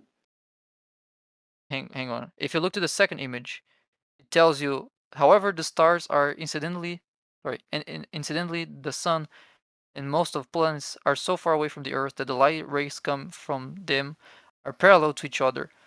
Yes. So you can't form triangles with parallel lines. They don't intersect. We just have, if you notice, the 2 images that I've given you that highlight the magic trick that everybody overlooks, especially you at this particular moment in time. You notice how they go from one thing to another, then back again, using a curved surface and a flat surface and a curved surface and a flat surface. It's not my problem. You don't see the magic trick, Bacon. I'm just pointing a magic trick out to you. This is celestial navigation. Oh my fucking god. This is celestial navigation on a ball. This is your method for on a ball. This isn't flat Earth celestial navigation, even though it's utilizing a flat Earth to achieve elevation angles and ground positions of 90 degrees to get circles of equal altitude from 3 points. I'm just highlighting the magic trick, my friend. It's not my fault you have cognitive dissonance at this moment in time. You said this is my method. Okay, this is not my method. And second, those images are contradicting each other because Post one your claims method. triangles. Post your fucking Can I it's a contradiction. get Well to the end done. of my You know. sentence? No. Go and get your method. I've just gone and got literature to do with celestial navigation. And within celestial navigation that takes place on a ball, you've already pointed out the contradiction. Thank you. That's what I'm trying to highlight. Now go and get your methodology for celestial navigation. I want a citation for that. I posted it at my website. You can actually try a fix in real time. You just plug in the information, it'll give you the result. The source code is public. It's all there. That's brilliant. Awesome. So, like we said at the beginning 10 minutes ago, there are multiple ways to do celestial navigation. I've just pointed out one where you noted the contradiction. Thank you. That's all I wanted to point out. The contradiction. Yeah, there are contradictions in the images because probably they're not meant to be understood literally. It's just a way of explaining the idea of circles with equal altitude intersect Yeah, near your but location, not that the stars are local. you can, I mean, you can justify it as much as you want, saying, but these images aren't true, even though it's telling you how to draw circles of equal altitude around 3 ground positions that have a 90-degree angle in correspondence with your position where you got the elevation angles from. You have to have that 90-degree angle and a horizontal line between the ground position of the star and you. It's not a curved line, my friend. But we can talk about the contradiction and you trying to justify it because of cartoons. That's fine. I'm not. I mean, I don't have to justify anything about that website. just That's not what tried. I'm using, and I'm not. Hang on a second. I'm not here to defend that website. I'm not here saying that that website is the right way to do it. I'm trying to get your guys' way to do it because you're saying that these circles have to be the same plane, right? And I haven't found anyone doing that in such a way that gives you the right answer. Well, there I've given you the literature. I can find you some more if you want. This will be celestial navigation on the board, though. I'm just here to point out the magic trick for everybody. That's my only role. I'm here to demonstrate celestial navigation on the flat surface. It's not my job here. Right. Well, that's fine. You don't have to. I'm just pointing out no one did that. No one's doing that. No one's being able to do. All I heard is claims that this does work on a flat surface. I haven't seen anyone even trying to do it on a Well, flat surface. celestial Bacon, I navigation on the looked at flat your surface. Go on. Bacon. I looked at your website, and you took elevation angles. You used a flat Earth to get your measurements, right? No. No. Yes, You didn't yes, take you did. angles. I use a sextant to get my measurements. Those are not the Triangles. ones on the Triangles website. on a Yeah, those. triangles on a ball. Yeah, I didn't see none of that. yeah. So just the very fact that you used the sextant totally ruins it for you, man. Like you used elevation angles. It's over. As soon as you do that, you've affirmed a flat Earth. This is not difficult. Wait, so how I'm flat is willing to it? Is it accept like that. wait, is it like your mother's ass or your sister's ass or like how flat are we talking right now? I like how he was All of those. the only person who laughed at his own joke. Anyway, mute him. Yeah. All right. I'll it. It was cute. Guys, I have a very serious question. Yeah, right. It's never a serious question. All right, I realize that there's a lot of doubt here. So, if you guys who believe in flat Earth were able to get on a rocket, go up into space, and look back at the Earth, would you then believe that it was round if it appeared round? Well, if it appears round from space, hypothetically speaking, then I should be able to measure curvature over any distance of the Earth to show that my So observation. even if you saw that it was round, you wouldn't believe it was? That's not necessarily what I'm saying. And if you were to let me fucking finish, you would have understood. Because if I see it from up there, then it should be able to be measured to one from down here, right? I'm not going to just make an observation and declare that's what fucking reality is. However, if you were to hypothetically put me on a rocket ship and hypothetically take me to space, and I was to turn around and hypothetically see the Earth to have a curved surface, then hypothetically I would assume that the surface of the Earth was curved, but that would mean I would be able to come back down to Earth and measure the curvature of the Earth. Okay, thanks. Yeah, for example, if Jedi did do this and he came back and told us all he saw it, well, should we just believe him? Or should we test it? Okay. But then he might say, "Oh, well, don't test it, bro. You just need to go on a rocket ship like me, and then you'll be a believer. There's no way to test it on the ground. The only way to know for sure is to go up to heaven and see the light." Can you tell us more about the last time you went up there? Well, one time I had these shrooms.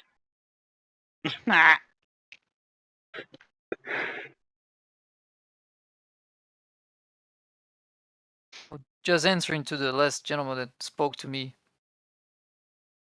When he said that if I'm using a sextant, then that already means the Earth is flat. I'm willing to concede that. If I can have a method where I can apply planar trilateration, for example, to get the correct coordinates. So far, I've only found ways to do that using spherical trilateration, not planar trilateration. So you actually did navigate. You got on a boat and you went to this place that you navigated. Sorry, You what? used the sextant. You used the sextant, right? You got your angles, you got your fix, and then you got on a boat, or you traveled to the location that you plotted, right? I only use the sextant to get my coordinates. That's what. Yeah, celestial navigation tells you where you are, not where you're going. So, Right. I mean, fair enough. But so when you took these readings, what kind of chart were you using? I use the sun and the moon. Holy fuck, dude! What kind of chart? Sorry? You know what a chart is? This is celestial navigation. You have to have a chart. What kind of chart did you use, All son? you need. You didn't use the Not moon. almanac. I did use the moon. So I can't have this conversation with you if you don't know what a chart is. Why do you think I don't know what a chart is? He's never done it before. That's how you already stumped him. Oh, geez. Okay, so we're not going to talk to Bacon about celestial navigation anymore. Oh, you can test me on it. If you give me readings, I can tell you the coordinates they're coming from. Dude, bro. I think what they're asking you is, did you ever actually go out and arrive at a different location using this method, or did you just chart it on a chart or a map? I got my coordinates. I didn't use it to travel. I used it to find my coordinates. Okay, yes. Okay, great. Also, I used readings of other people to get their coordinates. Okay, yeah, it's great. to tell you where you are, not where you're going again. That's great, dude. But people only want that information because they want to know where they're going to go, right? That's why it's called navigation. Listen, friend, that's why it's called celestial navigation, not celestial stagnation. Well, if you know where you are, you know which direction you need to go in to go home, right?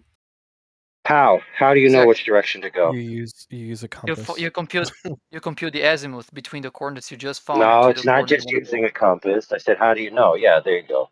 You have to use some kind of medium of interchange of information between your location and another location, which is a chart, right? Usually, right? Oh, yeah, there are charts for that, but you don't necessarily need Right. them. So when he asked you which chart you used, why didn't you just I answer? didn't. I don't. I think he asked what chart I use. I think he asked if I did.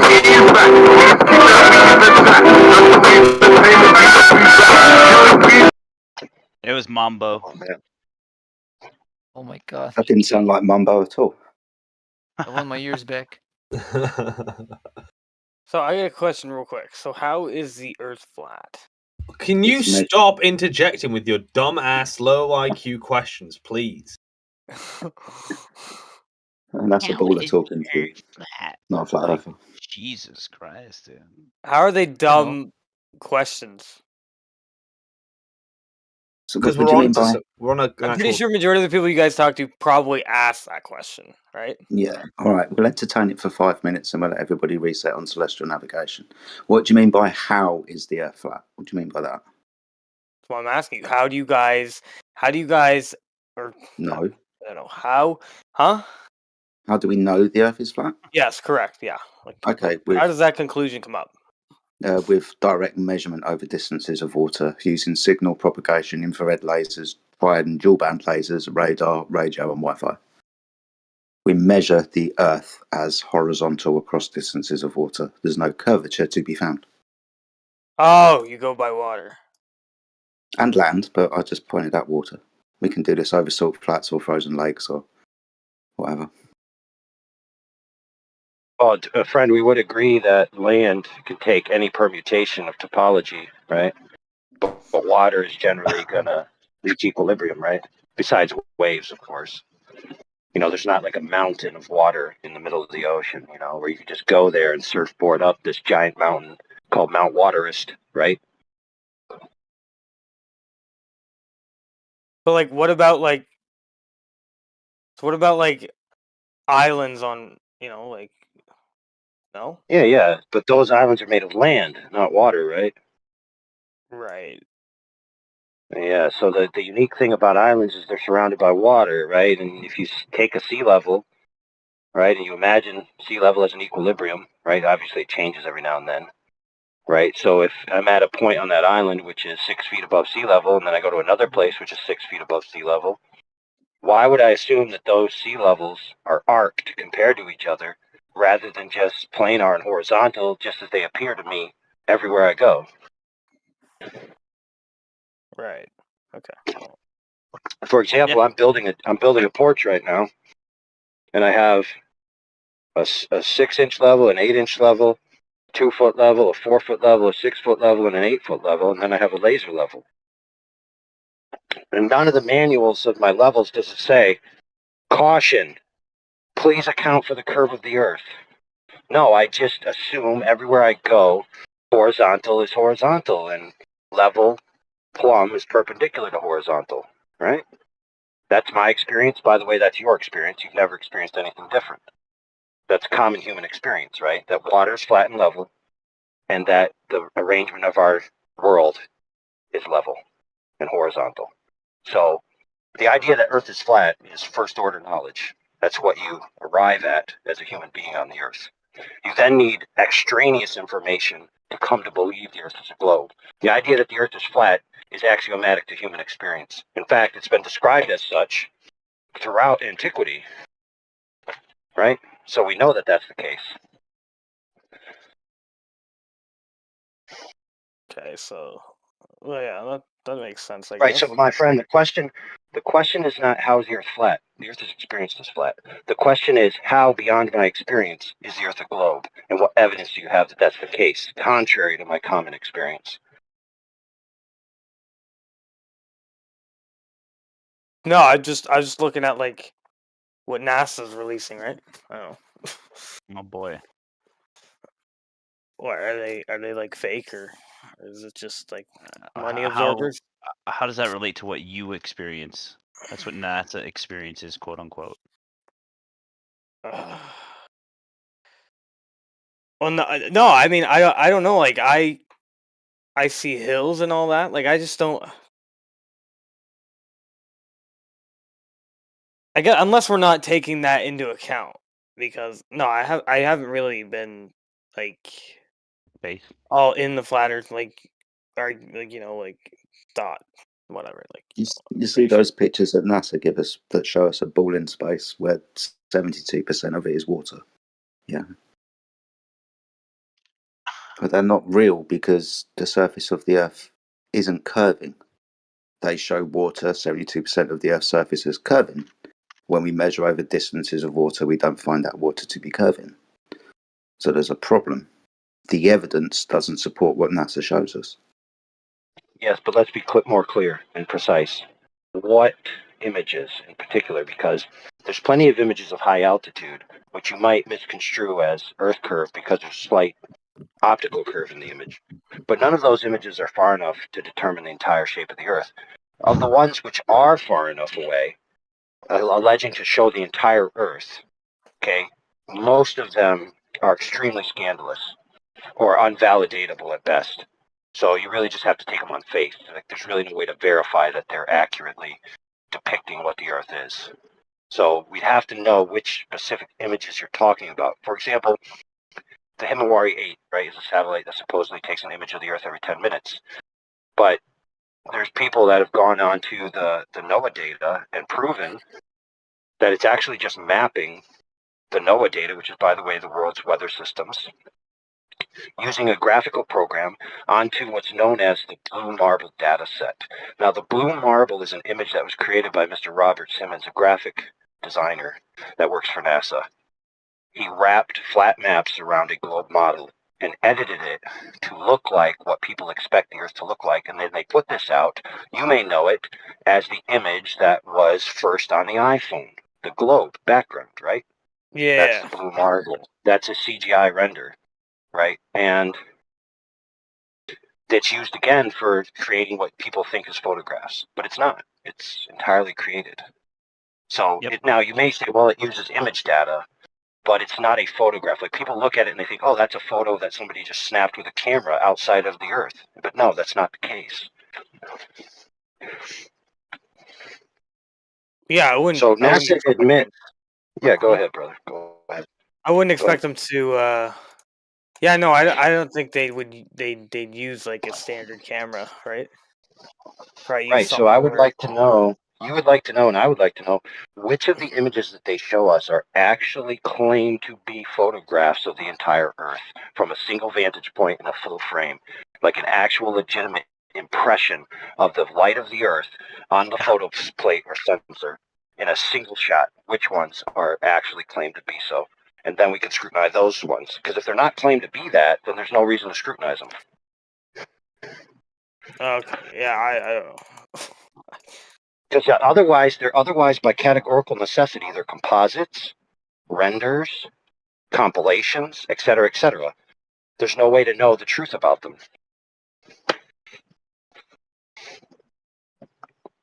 So basically, you would have to see it with your own eyes to determine, or no?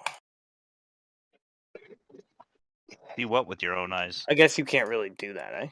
The Earth, like from. Oh God, how do I say it without a camera? No, look, an actual camera, like an actual legitimate camera, taken far enough away from the Earth, taking a shot of the Earth in full frame that can be validated to have undergone that process would be pretty good evidence, right? If not conclusive evidence. The problem is that none of that exists. There's no image, right, that is like beyond reproach, right? They're all scandalous.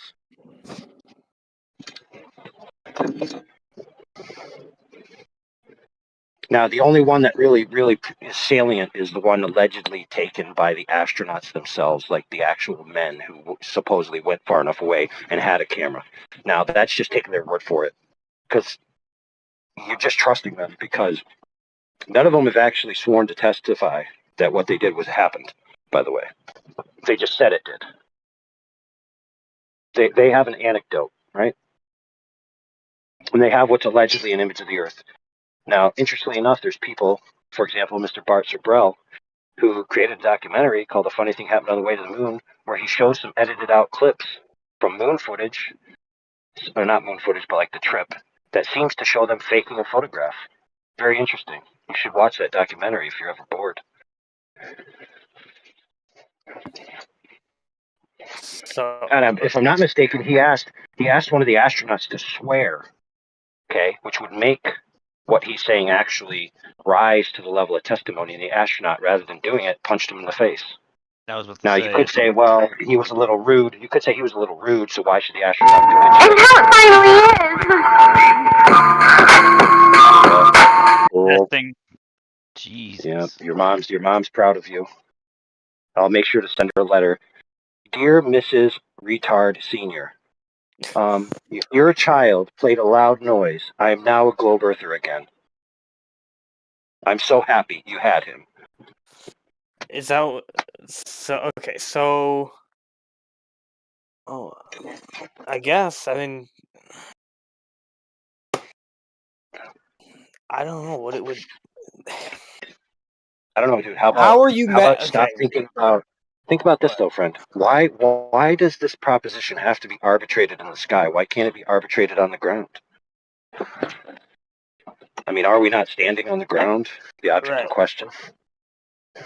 So what's so complicated about just proving it's a globe on the ground?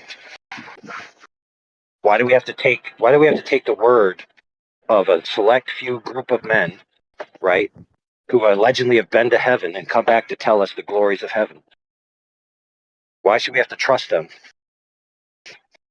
Well, how would you do it on the ground? I don't know, maybe demonstrably measure surface curvature of large bodies of water. How about that? I don't know if I can't text in the chat, but Nat, like, I don't know if that's like a dig at me. I'm just genuinely asking questions. Like, I don't know if I can. Yeah, bro, he's sincere, man. Nat is just a glober that's like on our good side, so he's like super zealous to defend us. You know, kind of like an orbiter beta boyfriend.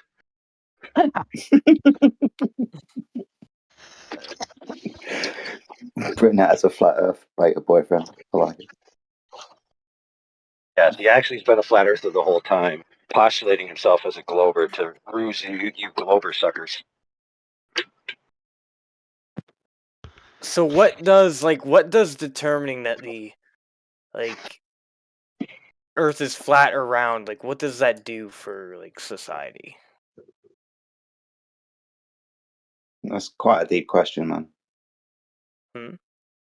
Quite a deep question. Well, no, I'm just wondering, what? Are you asking why would they lie? No, each person has their own answer for that. For me, it explains why the world is so messed up that people just stop noticing. Okay. In the heliocentric model in the 80s, they talked about give peace a try. Let's work on nuclear disarmament. It's possible. It's possible to achieve these things because the heliocentric model is so vast, it's so big, that somewhere out there's some civilization that's close enough to Earth, you just basically call it Earth and humanity. The number is too great. It's too vast. It's too endless for it to not be true. But then on the backside, they tell you it's not possible. So you have possible and not possible at the same time. This is what I would call a contradiction. So then how do I square the contradiction? Oh, humanity sucks. All of humanity sucks. Okay. But that's not possible because sooner or later there would be a revolutionary leader. Like today, just today happens to be Carl Sagan Day, the 9th of November. And he was one of those revolutionary leaders who had talked about what the globe model means for humanity. Pale Blue Dot and Voyager and Pioneer, what these things mean. They mean something. And no one even gives a shit. They didn't care now and they don't care then. Oh, I see. Okay. Yeah, but I thought the significance of the pale blue dot.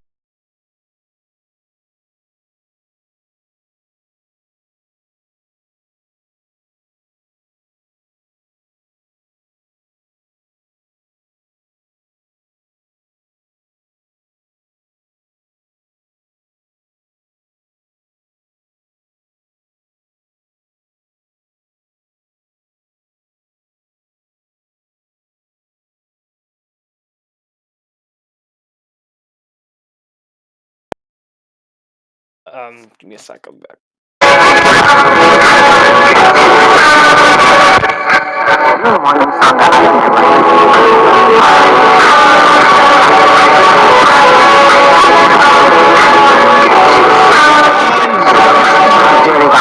Do something. That scared me. What the fuck?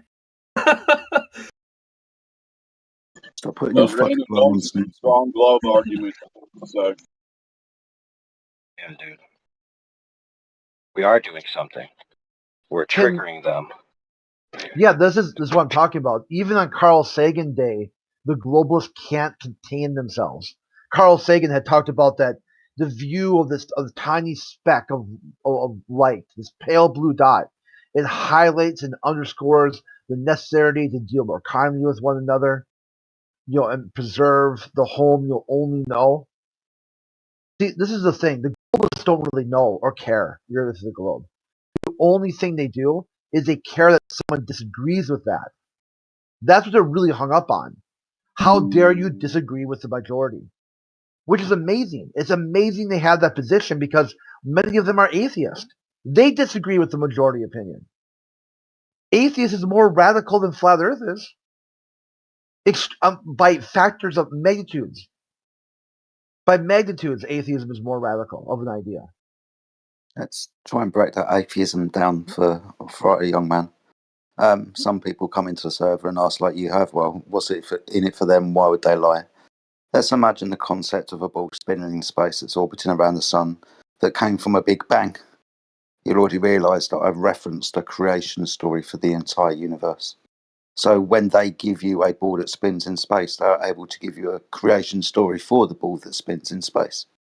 Now, you can argue the toss whether God created the Big Bang to spring everything into existence, or whether nature created itself. Solid matter, gas, liquids came into form, and then all of a sudden consciousness was created afterwards. This is the kind of mind trick that they're playing on you. They want you to debate whether God exists or not, and they will slowly but surely try and take you away from that. Now, that's just my answer. There's thousands of other answers as to why they would lie, primarily for control, because you think you know where you are, you think you know how you got here, you think you know what your purpose is, even if you have got any purpose, on an infinitesimally small spot in a vast, distant, universal galaxy construct where nothing really matters and you can do what the fuck you want without any consequences. It's fine.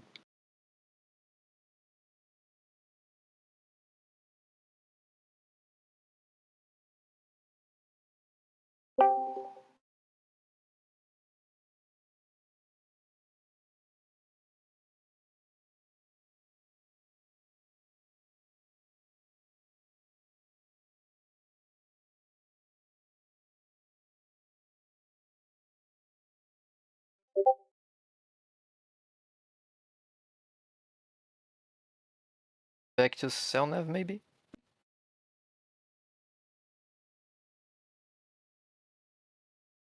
Yeah, if you want to, boss. I don't know who you were speaking to last about elevation angles and using sextant. I remember somebody asked you for a chart. I can't remember who that was, but if anybody wants to take that up, I'm sure they will. How about Bacon just reflect on Carl Sagan and what he did for? No, how about we go with the proposition that Homeboy was presented with when he said, "Well, how would you determine whether the Earth is a globe?" And I said, "Well, you just measure the sucker instead of making all these interpretations about the sky." Right? So we could talk about more interpretations about the sky and linear relationships on pieces of paper about objects that we've never been to and validated their coordinations in free space, right? Or we could talk about the surface. I don't know. I think the surface is the more relevant point, but globers for some reason think the sky determines what the ground is. It's everything other.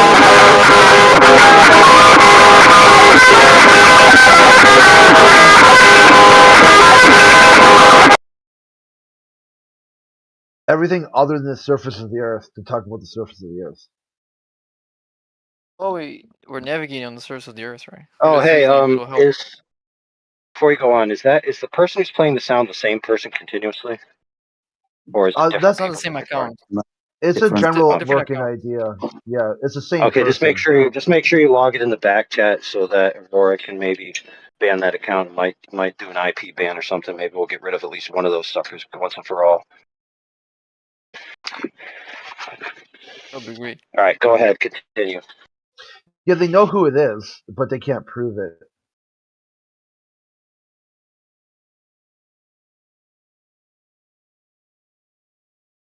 Look, as annoying as it is to hear, before you go on, annoying as it is to hear, I think it's a testament to how triggered they are, and I actually quite enjoy how triggered they are. I just don't like that it interrupts your guys' ear holes. Yeah. Well. Yeah, about the what we're talking.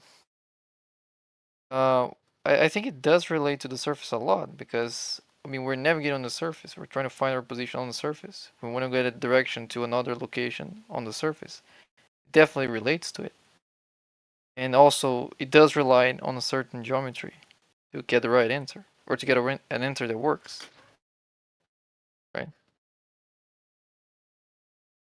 I agree with you, Bacon. So if we're going to navigate using the stars, and we're going to use a sextant, like you mentioned that you used before, so you're going to take an elevation angle to a star that has a zenith that is 90 degrees below it. Is that correct?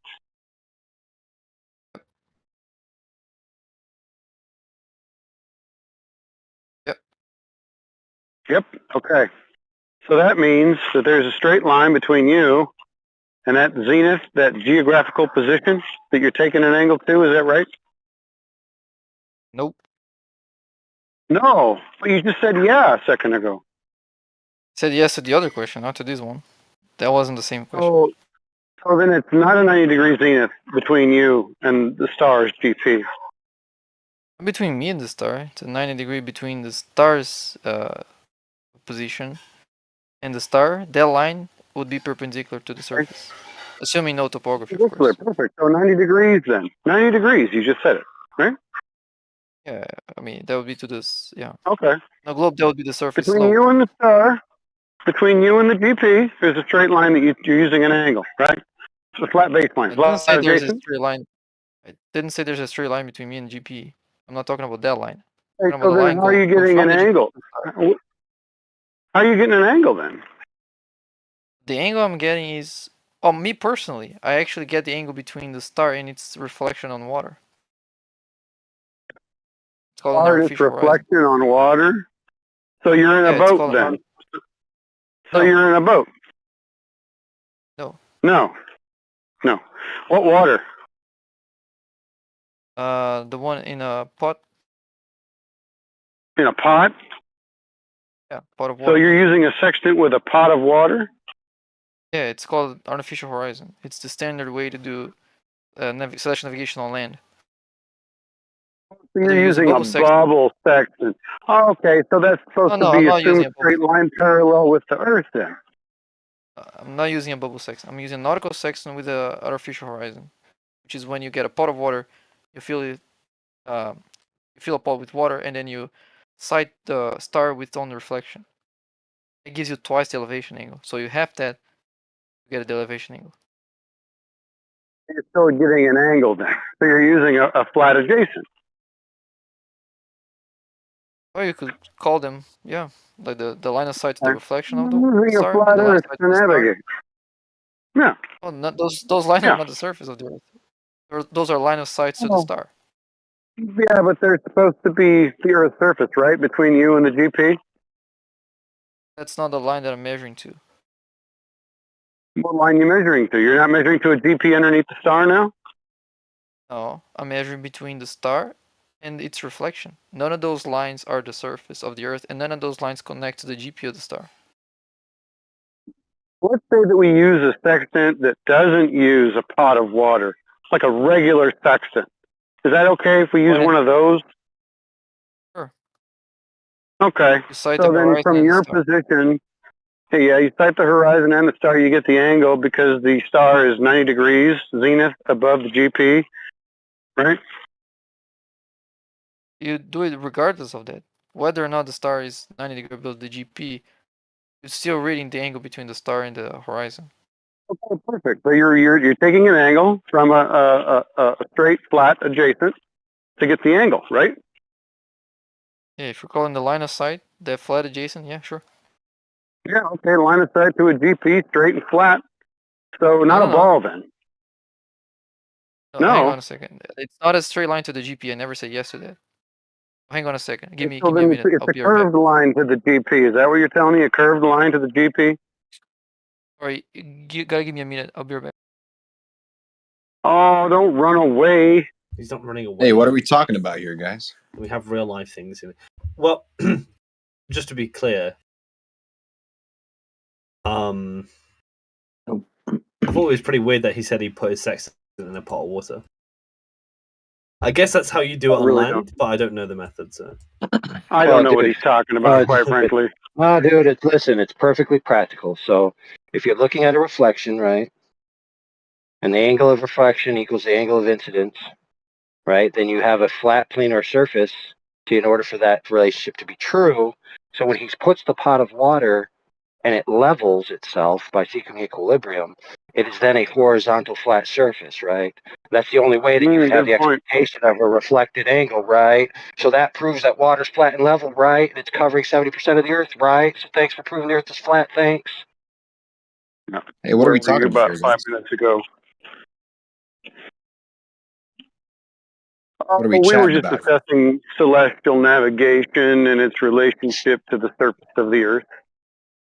Yes, but what we're really talking about is that water is horizontal across 70% of the known territory of Earth, and therefore the Earth can't possibly be a ball because balls require continuous curvature, and water doesn't curve around anything.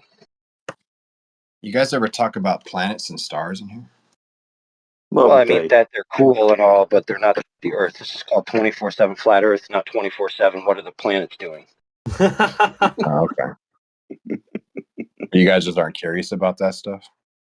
It's unverifiable, whatever. Oh, I think Bacon's back. You Yo, ran away yeah, earlier, back. Bacon, you naughty man. Yeah, I did. Now I got the balls. Let's continue. Horizontal line between Bacon. you, the sextant, and the ground position of the star. What say you? Yeah. Yeah, he was asking if I'm citing the GP. I'm not citing the GP. The I angle I'm didn't say reading. that you were citing the GT. You're obviously citing the star. We're going to go ahead and kind of skip past all the bullshit, Bacon. You're citing the star. You're getting an angle to the star, right?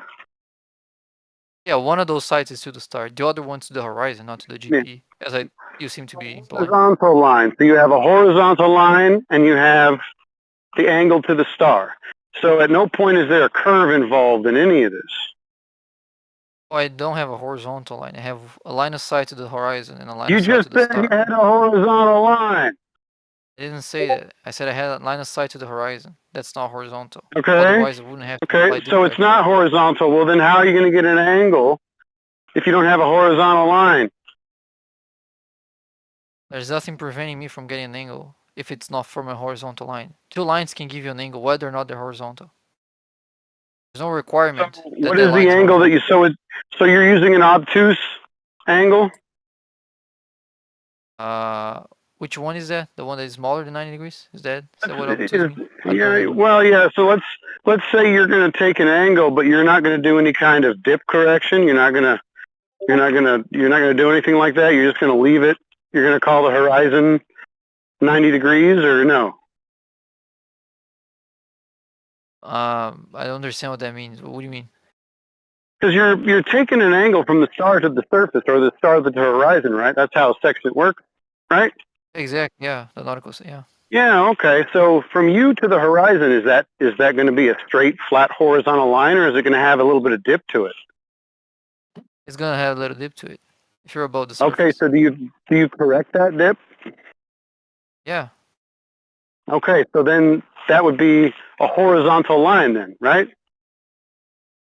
After you correct for dip, the line you're thinking Exactly. about now will be Yeah. horizontal, but that's not the one you're measuring to. That's the one you're Yeah. conceptualizing. That's the adjacent. That's the just flat conceptual. adjacent that extends from you to the DP. That's the whole point of this. Oh, you say that, but that, I mean, I'll need to demonstrate it. That's how I'm not saying it. That's how celestial navigation is done. That's what we've actually shown you with documents in the chat. So that line is not used as a line that goes all the way to the GP. No.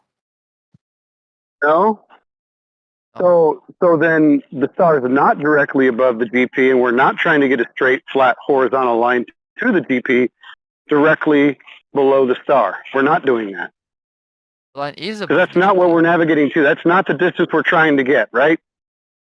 the star is above the GP. But that doesn't mean the line of Okay. sight. That doesn't mean your horizontal line is going to get to the GP. Oh, yes, it does. Line of sight, no, you probably won't see it if it's a few hundred miles away. But you won't know if it's a few hundred miles away unless you take the angle and use a horizontal line, right, to do all this, and then subtract from 90, and then get your distance to that GP, because it's all flat and horizontal, and that's how you get the angle, right? That's not how you get the angle. How do you get the angle then? The angle you just measure. You have two directions. You just measure the angle. So what do you do with this angle afterward? It's just an angle? Fuck it, let's put the section. Right. After you've done your dip correction, what are you correcting for? You've already answered this question, right? Why do you do a After dip the dip, you correct for refraction. No, you put mathematically speaking, you put the section on the floor, don't you? That's what happens after you do your dip correction, also known as height of eye correction, also known as altitude correction. That is So a valid interpretation of that. Yeah. So after you've done that, the sextant will be mathematically speaking on the floor. So you can get an elevation angle to that star, ground position of that star in question, which is at a 90-degree intersection with the surface of the Earth, and a straight line to you. Otherwise, you're not going to have angles within this pseudo triangle. Well, that is saying the sextants will be mathematically on the ground. It is a valid interpretation of what's going on. It's not the only interpretation of what's going on. Okay, You we'll can put the simply say sextant you're on. raising up. Just put the sextant on the floor then. Oh, you can't do that in the middle of the ocean. You can be below sea level. You know that for example, there are many places on Earth that are actually below sea level. Holland, for one. below sea level. Yeah, but then you're not in the Dead ocean, Sea. right? Dead Sea, below sea level. It's got its own level, which is below mean sea level. But we can, mathematically speaking, put the sextant on the floor. So let's just imagine we put the sextant on the floor. It's fine, no problem. We don't have to correct for height of eye or any dip correction. What we will have is an elevation angle up to that star, a ground position of that star, straight line, vertical line down to that star, 90-degree intersection with the surface of the Earth, as I diagrammed earlier for you twice. And then you can draw your circle of equal altitude around that triangle. But sorry, that ground position. How do you draw circles of equal altitude to find the intersection? What do you use to draw them? A compass. Okay, where you draw them on? You use a compass and what? Chart. You think you're drawing the circles of equal altitude with compass on a chart? But that's how they did a long time ago, yeah. Oh, That's the exactly what. They Sorry, still do it that way. it's exactly what no, they. I bet you can't find someone doing that. You know why? The radius of those circles are thousands of miles wide. Ah, You this can't is a feed that on a nautical chart. this is a huge fucking problem. Yes, you can. So the No, not ground, with a compass. so my friend, ground position of those stars can exactly be 4,800 miles away with regards to Polaris. This is how you got your longitude and latitude lines in the first place. Declination or elevation angles up to stars. But ultimately, your star can be 200 miles away. Navigational charts work well in excess of 500 miles. It's not a problem. So yeah, But that will be a I didn't straight really get the horizontal. words. That will be a horizontal line between you and the ground position of that star, because that ground position of the star's got 90 degrees, and you've got an elevation angle up. That's called out 45 degrees. And then what the fuck do you think the angle is going to be between your angle underneath that star? Well, it's not going to be allowed to go over 180 degrees, is it? Otherwise, you're not measuring true fucking angle, sunshine. Yeah, sorry, I'm not that used to British accent. Kind of lost me in the middle there. There's a horizontal line between the sextant and the ground position of a star. There has to I be. understand that claim. Yeah, but I don't agree with that. Well, it has to be because one, you can't get an elevation angle off of a curved surface. We've put the sextant on the floor after the dip correction or height of eye correction. Sextant, mathematically speaking, on the floor. Ground position underneath that star. Angle 90 degrees. Well, Horizontal I'm not line. getting the. Sorry, just to respond to the first thing you said, I'm not getting the angle from a curve. I'm getting the angle between a line of sight to the horizon and a line of sight to the star. Yes, and after you've done the calculation, the sextant will be on the surface of the water, mathematically speaking. Exactly, which doesn't tell you anything about whether or not you can do the measurement before you do that. But One thing is the measurement. this The is other why I thing said is this is why I said put the sextant on the floor, because that's what the correction does. it's one Right, valid interpretation of that. That's not the only one. But even if that's the correct interpretation, it still doesn't mean you can't do the measurement itself. The measurement itself doesn't require that the surface is not curved.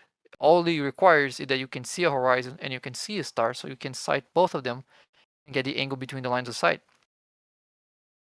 There's no requirement that the surface isn't curved. Well, if the sextant after you've done the correction is on the surface, you're going to be measuring an angle from the horizontal line.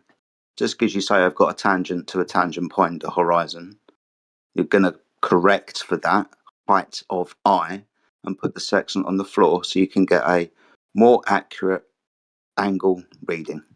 Using the same horizontal that you use to get to the intersection with your tangent line, you're going to do the same thing when the sextant's on the floor. That's all you're doing, correcting for your altitude above the surface of the Earth. There's nothing about that process. So you damn well will be using the surface of the Earth when you measure your elevation angle up, because that's where you will end up after you've done your correction on the surface of the Earth. Hey, you shut your There's mouth. nothing a curved surface would prevent within the process you just described. If you have a curved surface, there's nothing about that that would prevent you from You sighting the can't- horizon and sighting a star. You can't have angles if one of those lines is curved. Those lines aren't curved. Those are the lines of sight. One is to the line of sight to the horizon. The other is the line of sight to the star. No, none of those lines are the Earth's surface. Have you not listened to a word that I've said for the last 5 minutes? And what I my did. colleagues? Now address Well, it. then, so what? So what happens after you do your height of eye correction? Where's the sextant? Well, conceptually, you could say it's on the ground. Yes. I understand that. That Yes. doesn't. There's nothing. Yeah, but there's nothing about being on a curved surface that would prevent you from doing that assessment. Why wouldn't you be able to correct for dip after measuring the angle between the horizon and the star on a curved surface? There's nothing This is preventing why you from doing that. this is why I said let's put the sextant on the floor. Let's dig a fucking hole on a beach and use a sextant where the sextant is horizontal with the water at sea level. You won't be doing a That's height of eye. impractical. You won't. No, you won't be doing a height of eye correction because you're at 0 altitude. You won't be doing a dip correction because there's no dip to the horizon, and you'll be Your head will utilizing. have to be. Sorry. It's fine. You're just utilizing the horizontal planar nature of the surface of the Earth. Remember that you're drawing Well, tangent, right? So yeah, you're but not using curved lines, are you? no. So where does the curve come in? The tangent is to a curve. I'm not using the curve itself for the angle. I'm using the curve to get a tangent point. And for an observer closer and closer to the surface, that tangent line becomes more and more closer to a horizontal line. So at the surface, that line would be indistinguishable from a horizontal one. Yeah, but There's nothing about a curved surface that would prevent this from working. You don't have a tangent point. You just have a horizon. That's not a geometric curve, is it? Oh, it's very close to it. No, it's not. Why not? No. We've demonstrated this over and over and over again. Surely you've seen the Bro. Oh, okay. Yep, hold on, friend. So, what he's getting at here is you're claiming it's a tangent. Okay. Yeah, you're saying it's just an angle to a point. Okay, so in order to know it's a tangent, you have to know that you're on a globe in the first instance. So where's the proof that it's a globe in the first instance in order for you to know that what you're doing is a tangent? Actually, it's backwards because I wasn't here saying that this proves a globe. I'm here explaining I why don't this is not a care. problem. I'm telling you. I am Let telling me just finish you. that, please. Please, just that Okay, hurry up. one sentence. Right. So all I'm addressing is that FEJedi was saying that there's a problem on trying to do this on a curve. On a curve, you would have a tangent, right? I'm not saying this is the case, but there would be no problem on a curve. Oh, Because you okay, would have a okay, no tangent. problem. So since you're just talking in hypotheticals that aren't validated, oh, by all means, go ahead. Yeah, I mean, if you're saying this isn't impossible on a curve, there has to be a problem on a curve for that. And a curve would have a tangent point. So saying you wouldn't have the tangent point is false.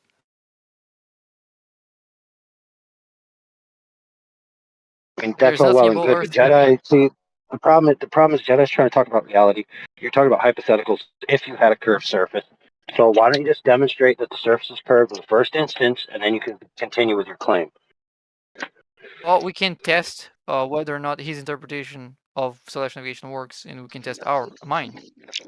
That's a way to So validate it's an interpretation, dude? No. How you validate it is you go out and you measure the surface, and if the surface is demonstrably curved, then it's curved. If it's not, then it's not. Oh, it's very hard to tell for a circle with the radius that of the Earth we think it is. It's whether or not it's curved. It's when we're talking about celestial navigation, now we're sighting objects that are thousands of miles away from you. So the curvature would be very much more noticeable if you're dealing with stuff at those kind of distances. So I do think that trying to evaluate which understanding of What the the Earth heck? works So best. you tell how something's curved by interpreting things that are far away. That's how you tell the thing you're on is curved, right? No, I'm testing them. So Whatever, if you dude. think about if you think about stars as being over a flat surface, you can try to derive how I you don't navigate care, on that. dude. I don't need to think about it, dude. Just tell me, without this interpretation of sky phenomenon that you're retro-engineering to make your claims about the Earth, why don't you just demonstrate that the Earth is what you need it to be in the first instance in order for these derivative things to make sense? Yeah, I'm not sure how to prove the Earth is a globe directly, like what you're asking. Just pointing Well, yeah, out. that's the problem. But All right, go what by I'm all pointing means. out is that Now that we've all agreed that it's not practical for you to prove the Earth is a globe directly, and you just need to presuppose it for all your arguments to follow, by all means, continue. Right. Yeah, well, I mean, I'm not arguing that this proves the globe. That is not my point. My point is that there is a claim that was being made, maybe not by you guys. I'll admit that because I heard this before I got here. That celestial navigation works if you think about the Earth as flat, like you have to treat Earth as flat, or that there are some things in navigation that are only possible if the Earth is flat. That's what I'm trying to address, right? Because what I've done personally was to do celestial navigation fix using data I collected myself, and I got the correct coordinates by treating Earth as a sphere. And I did that for coordinates of other people as well. And I also put up together what I understood and build a website that does exactly what I'm describing to you. And that website works. Everyone that used it said it works well. So you definitely can work on a globe because that's all I started with to end up with a website. But at the same time, I'm not finding anyone demonstrating something like that for the flat Earth. Like there's no flat Earth demonstration that celestial navigation can work on a flat Earth. All I hear is a claim, and I'm not finding. You're telling me this that claim. you use a sphere chart to do this. Well, I didn't use chart. I know how to use charts. I can. No, but you said it works like, on a I use sphere, so I want to know what sphere chart that you use.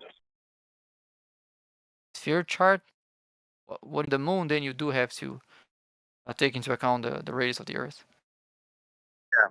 Because it's too So close. this works on a sphere, you said. I just want to know how you made it work on the sphere. What sphere did you use? A unit sphere. Okay. What is that? Can you post that for me? I'm not familiar with a unit sphere. It's the sphere with a radius value of 1. It simplifies the math. Go ahead and because post it for me, please. If you would. I mean, I want to learn something from you, Bacon. Unit sphere is a sphere with radius 1. What do you mean to post it? It's just a mathematical Just definition. post it in line. I mean, you've been posting stuff already. I know you have the terms. I want to learn from you. Post it in the chat. Okay, I'll post the So I can Wikipedia look at page it. for unit. This is the one that you used. I used a unit sphere, yes. A unit sphere. Okay. Well, why don't you just post the one that you used? You should have that at the ready, right? They're not like objects. You buy them on the shop. It's like you asking me what, like to post the number I used. I mean, the numbers are the same for everybody, right? I mean, a 1 for me is a 1 for you. So you're saying this is an equation? No, sphere is. What is it? It's just a sphere, man. A sphere with a radius of 1. It's called a unit sphere. Yeah, I know you saying that to me doesn't really help me understand what it is. You're describing something to me that I'm not familiar with. So if you could post a link to the one that you used. Yeah, they're not different. It's not that you can have Okay. different unit spheres.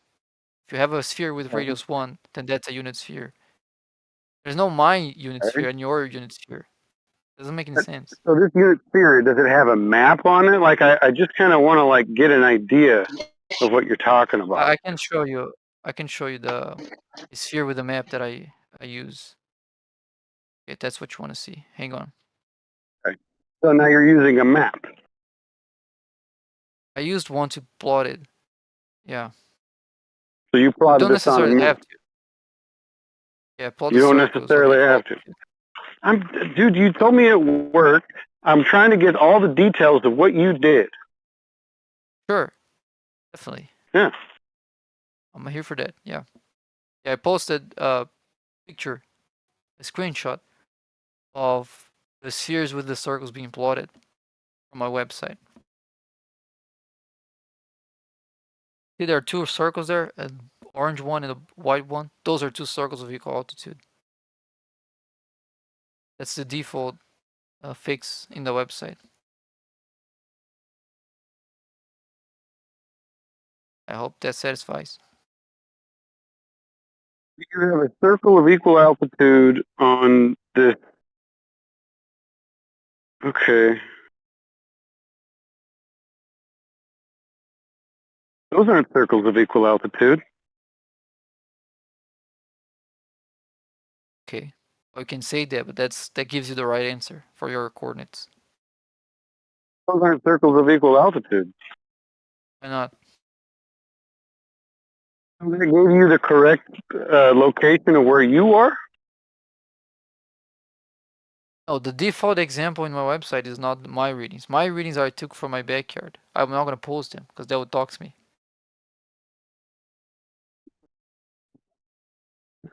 That's why the navigation You works can. pretty good, right? It does. It wouldn't dox you anyway. You'd only be within 50 miles of your house. No, I got it within 1 It mile of my wouldn't. house. Oh, man. So this is a projection. This is a model wrapped around a ball. What is this? Not telling me anything. Oh, This you is were just asking me a. what I did. Well, but this is not what you did. You said. It is. This is from my website. So this. The Earth is flat. This. Bacon. Bacon. Barbecue Bacon. burger. BBQ sauce. Yum. Love the awkward silence. Earlier, Bacon, you mentioned something about conceptually, if we do a dip correction, then the sextant would be on the floor, right? Yeah, Is you that can think about racist? it like that. Brother, I can't lie. Who sounded like a McDonald worker microphone? Shut the fuck up. Fuck up. You got Sorry. two throws. So conceptually, mathematically, you said that the sextant would be on the floor, right? Yeah, that's a valid way to think about that. Yeah. Okay, that's a valid way to think about it. So if we're going to go with the conceptual and mathematical idea, then we're going to draw a line, right, horizontally, straight out from that sextant along the surface of the Earth. Do you agree or do you not agree? Yeah, I can picture that. Yeah.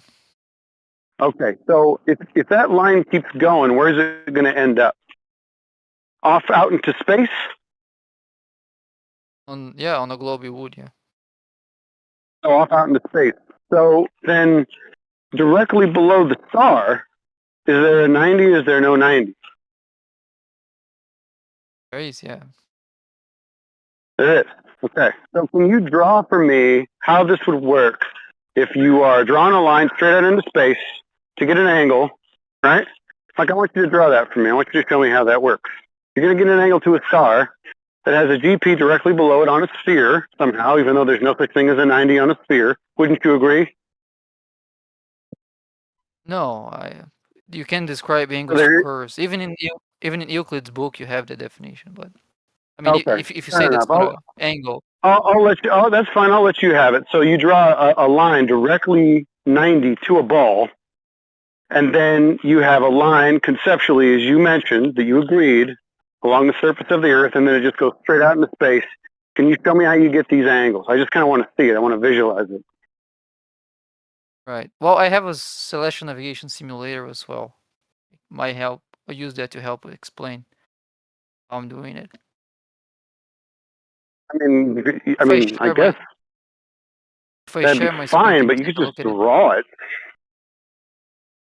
If I The simulator. if I This share could my be fun. if I Oh share yeah, my I'll screen, watch can you it. take a look at it? Yeah, I'll wait for you to join. I'm live streaming it on the VC. I'm watching, bro. All right. So let me put an observer there. A star. Where's the star? Star. GP is line of sight to the star. And the star GP. Let's add a horizontal there. Okay. There you have it. So this point here is directly below the star. This line here is horizontal to that observer. And the elevation angle would be the angle between those two lines. Okay, and that's how celestial navigation is done.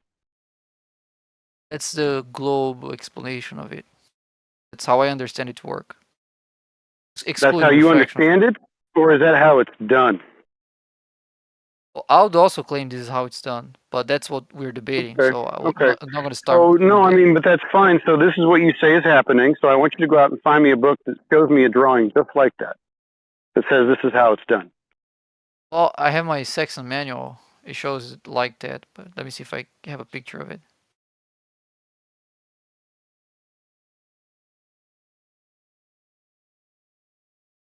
Give me one more second here. Just while he does it, I just want to say you should be concerned, flat earthers, because Bacon is the biggest nerd that ever did nerd.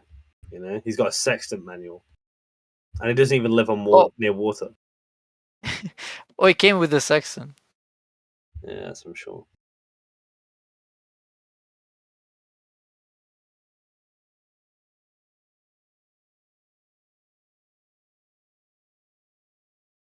Okay, I just grabbed from the internet. I'm not finding the picture I took from it.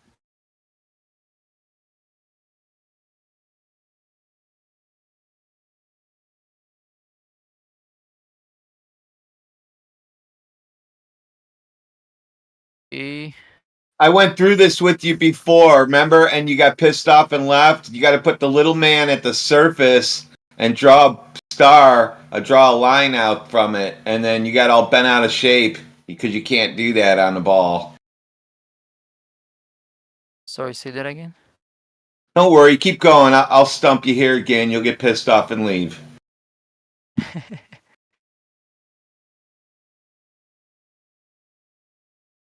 Okay, do you see that? Says who? Yeah, so that I got from, let me see the name of the website, astronavigation.demystify.com. It's pretty much the same as you find. Asking you, did you put it in the share your screen? Oh, okay. Yeah, I'm not sure if it Hold on a works. second. You seen that? Yeah, you should be seeing that. What's E supposed to be? The observer. Oh, put E at the surface because that's how that's really supposed to be. That's why you do your correction. So E goes to your surface. Oh, it's close to the surface, but the No, observer it is has not to go there. on the surface. You just told me a second ago, and I took a screenshot of it, that observer altitude was right on the surface. I said what? You told me just a second ago, right? Because we're conceptually putting the sextant right on the floor, so it's right at the surface, right? But that's how you're thinking about drawing the doesn't- correction, right? This drawing doesn't look anything like what you drew. Not at Let all. me show To be you. fair, it does look pretty simple. Thanks for playing. This is the second time I got you on this example. So I what do you think mean you got O me? is the observer at the surface. The true Sorry, I'm horizon. not So sure we don't the- even yeah. we don't need E then, do we? Hang on a second. I'm not. You. So we need or don't need E. That's you. That's showing you where you fit on that diagram. That's not me. Remember, we agreed that the observer height was right at the surface, so that would be O. E is totally unnecessary in this. Yeah, E is just there to draw a pretty line so you can fill in the blanks. So you got a little dot above the surface on there. That needs to be completely on the surface. Then there goes all your crazy angles. What are you talking about? Yeah, He knows that one was exactly right. what I'm Busted talking again. about. Yeah. He knows E exactly would what I'm be- talking about. I already got him one other time on this. Well, no, E would be if you were like actually on a boat, you would be above the surface, and you would do the dip Yeah, correction. but we to mathematically become O. eliminated that because it's right on the surface. We're comparing his drawing right on the surface with the drawing that he just provided. E is unnecessary. It is extra. Okay, you see what I'm saying? See my diagram? Yes, I The see. one, I see magic tricks. Put the dots on the surface, not quit putting them in the air. Yeah, I'll get there. I'm asking says who if he can see it so I can explain what he was asking. I see that you changed your angle, but that's not what the diagram is that you showed. Yeah, I'll get there. So that's Put it on the actual surface. No, give it's him a not. It's second. supposed to be on the in ball. the diagram. In the diagram, Who's the E white was knight? also not on the surface. Wait, what? Who's the white knight? White knight? What do you mean? There's a I white think he knight in means here trying to me. help you. All right, sorry, never mind. Give him a second, dude. It's Man of Fact Titan. What's up, Man of Fact Titan? Hold your horses, Sunshine. Might be late to the conversation. We've eliminated the dip correction because mathematically speaking, the sextant will be on the floor. So for shits and giggles, we're going to reduce the altitude to 0 and see what we get. Yep, that's what I tried to have him do, and he refuses to do it because his shit doesn't work out when he does that.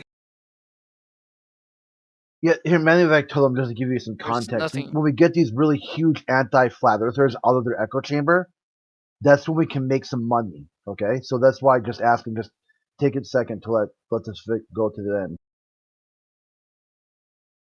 Yeah, there's nothing that doesn't work here. So you have this angle. This is the angle between the line of sight and the horizon. That's what we call the Saxon height or the Saxon altitude. It's the angle you measure with the Saxon. Now, this line here being the horizontal line means that there is a dip between the line of sight to the horizon and the horizontal line. This angle here would be the dip. Of course, you can't measure that angle because you can't see Put it on where a the horizontal wall. line would be. You have no reference for that line. So what you do instead, you just subtract this angle. If you subtract this angle, the angle you end up with is this one. But of course, a valid interpretation would be just to lower the observer. So instead of subtracting the dip, if I lower the observer height to 0, or in this case 2 feet, then I can get the angle above horizontal. 0, not 2 feet. Okay, I'll make it 0. But that's really negligible. Like if you're 2 feet above the surface, you don't correct for dip. No one corrects for dip in the small boats. Anyway, and in this case, it does make a difference because the star is too close. We have to put the stars a bit farther. There we go. There we go. Thank you, everybody. Proof again. Thank you. Ha ha. Proof of what exactly? Star. You dropped the scale. Why are you celebrating victory? Like, what exactly think you? Draw the distance to the star. Can you do this to scale? Yeah. Put more Okay. zeros here. Done. It's more up to scale. So all See of a how many sudden, miles the that angle is. changed. Of course, the starts further. Hey, so we're not. He can't make this work no matter what he does. Oh my gosh, dude. Hey, Bacon, how far is the star? Oh, further than millions of miles on our model. You don't actually have to know exactly how far they are, just that they're far enough for parallax to be below the threshold of a sextant. Like the Doesn't sun work, is. does it? Oh, it does. For example, if you use the distance that we claim to the sun, the parallax would be 8 arc seconds. You can't get 8 arc seconds with a sextant. So it doesn't matter how further than that. Like if you make the sun twice as far, that wouldn't change anything for navigation.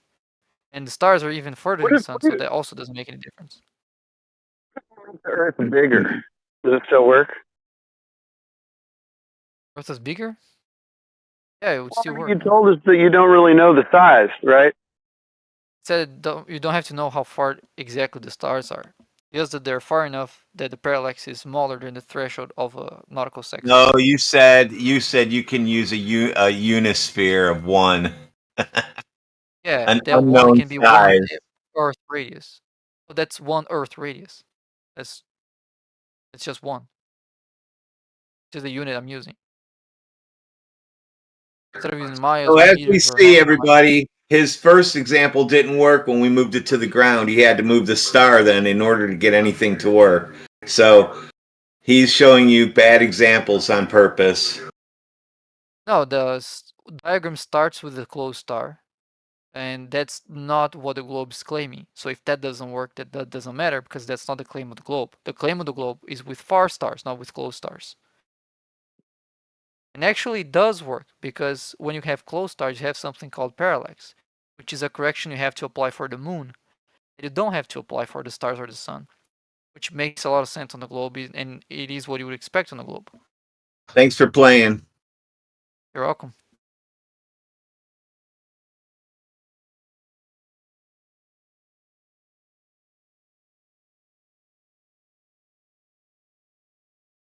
Well, the whole point here, let me just switch the variable for the observer height, is that you can measure if you're measuring the height of the sextant, as you move the observer higher, that angle increases.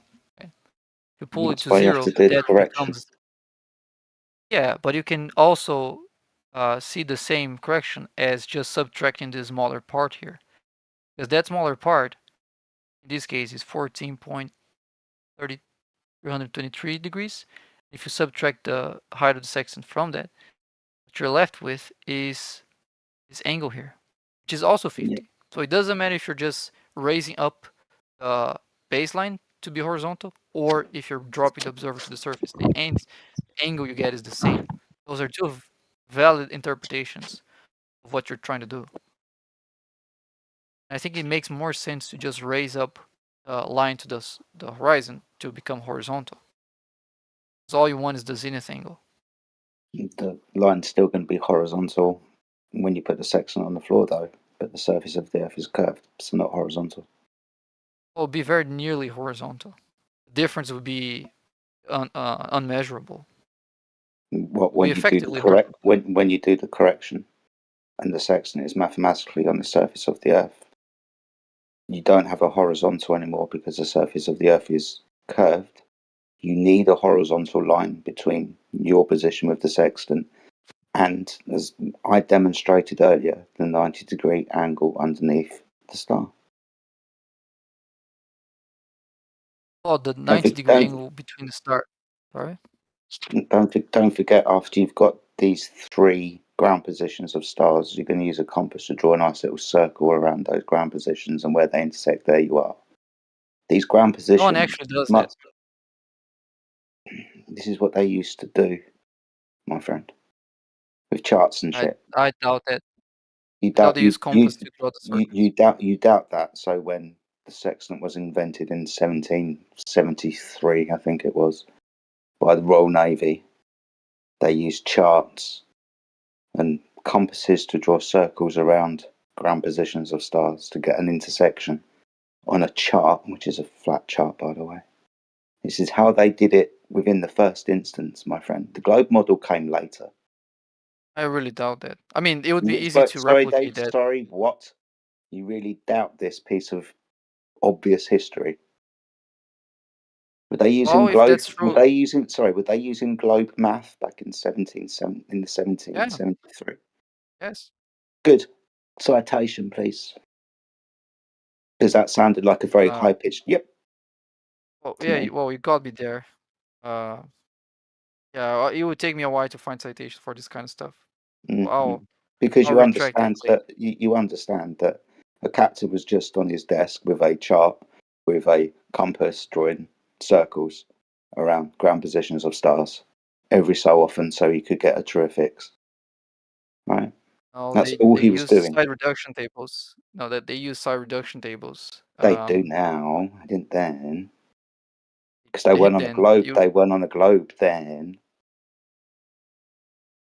Well, that's why I highly doubt that's the case. But I would love to see that the demonstration that actually happened, or an example. Because if it worked then, it should work now.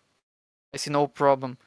There would be no problem showing that this works by drawing circles on the flat map. What do you mean by works? Because we're only going to get an area of approximation. We're not going to get an exact location.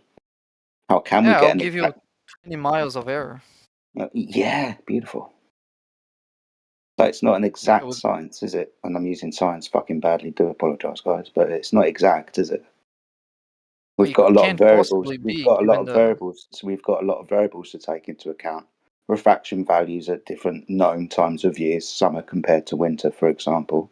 We've got the speed that we're supposed to be travelling, and that has got a fucking variance because it's not a complete linear speed, is it? Depending on the quote unquote roughness of the seas. You've got a lot of variables to take into account, so it's not exactly accurate. But at least you'll know. There's a margin of error of a couple miles. Yeah. Yeah, well, good couple of miles. Yeah. Okay. I mean, I'll give you that couple miles of error, and I still don't think you can find anyone doing what you described, and still getting the correct answer within 20 miles. I highly doubt that because I haven't seen it since this debate started, and I did look into it. Yeah, this other debate hand, started about 2 years ago, mate. When we started talking about celestial navigation, we were using old almanacs, old descriptions of celestial navigation with charts and some from the 1800s. first conceptualization of celestial navigation was a flat plane underneath the celestial dome. Now we've got a bastardized version where all angles are taken from the center of the Earth, projected outwards onto a celestial dome, which we think is the land, but we're still taking angles from the horizontal equatorial plane. It's just another magic trick that's involved because ultimately the flat Earth concept came first, and then obviously the globe concept came after that. You have a useful tool, we have a useful tool, but your useful tool came from a flat Earth in the first instance. Right. Well, that's the thing I'm trying to find demonstration of. Like, I'll give you that if, I mean, not necessarily you, but if anyone can show that that is actually the case, that you can treat Earth as a flat plane and still get the correct coordinates in celestial navigation. Where the longitude and latitude lines actually exist, do you know? Sorry, say that again. Where do longitude and latitude lines exist? I'll give you a choice. Are they on the surface of the Earth or are they in the sky? Where are they? They're on the surface of the Earth. They're in the sky.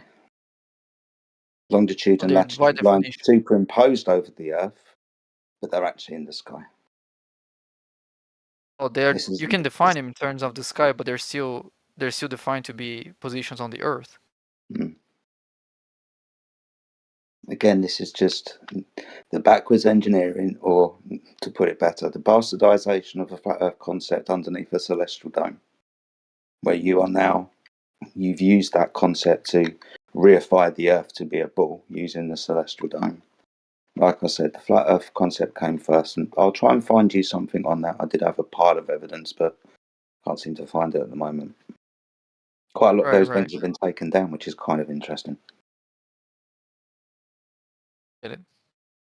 Yeah, if you find something like that, like, oh, this is how you can do on a flat plane. This is the flat map where you can draw circles with equal altitude. That does work. I'll not only give you that, but I'll try to win Toon's challenge, and I can even share with you if that works. I will have no problem with that. Good stuff. But I mean, it's been 2 years, and I've heard a lot of claims. But at the same time, I can't find anyone that can do that. At the same time that I can do that on my website that I built on based on the sphere. This is why I'm very, very confident that it's my main reason for being a glober. Because of some numbers, not because the water's flat and level. Well, as I said before, go ahead. Sorry. I was just gonna say if this had any utility, then it would.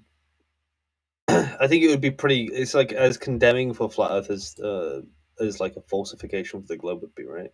At least in my mind, right? Because it produces results, i.e., being able to locate where you are. Not that I know much about this. That's just my take. If someone was saying like it's irrelevant, I think it's relevant to some degree.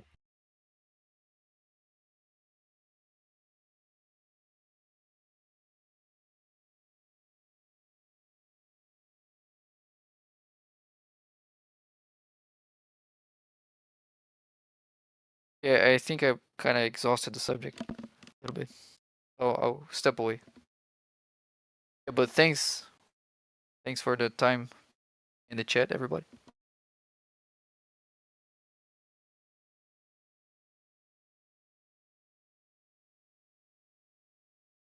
I'm mute myself quick enough then. So yeah, good chatting with you, Bacon. We'll catch up at some point soon. Yeah. Take care.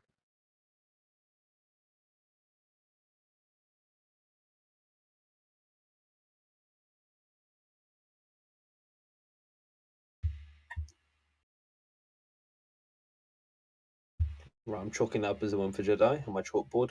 Jedi 1 victory, Bacon 0. I guess those little that little tally chart next to my name's getting quite big now, isn't it? When you say bacon 0, does that mean 0 sugar bacon? Yeah, I don't know what that means. Yeah, that's what it means. 0 fat. Okay. 0 fat, I see. Zero sugar, because here in America they add sugar to it, but you can find the zero sugar one. Pretty good. Feel good.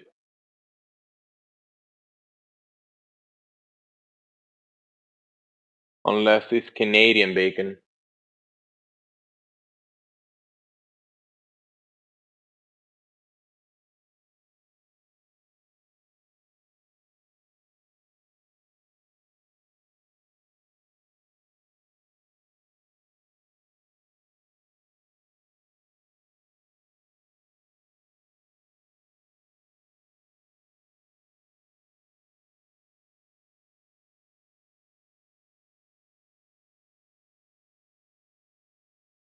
Mr. Factotum.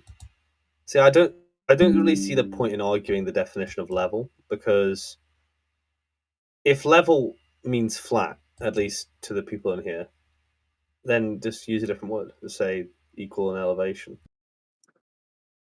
I mean, I typically do, but if they're going to say it's level, therefore flat, then I'm going to contest that. Oh, I see. Okay, yeah, that would be contestable. Yeah.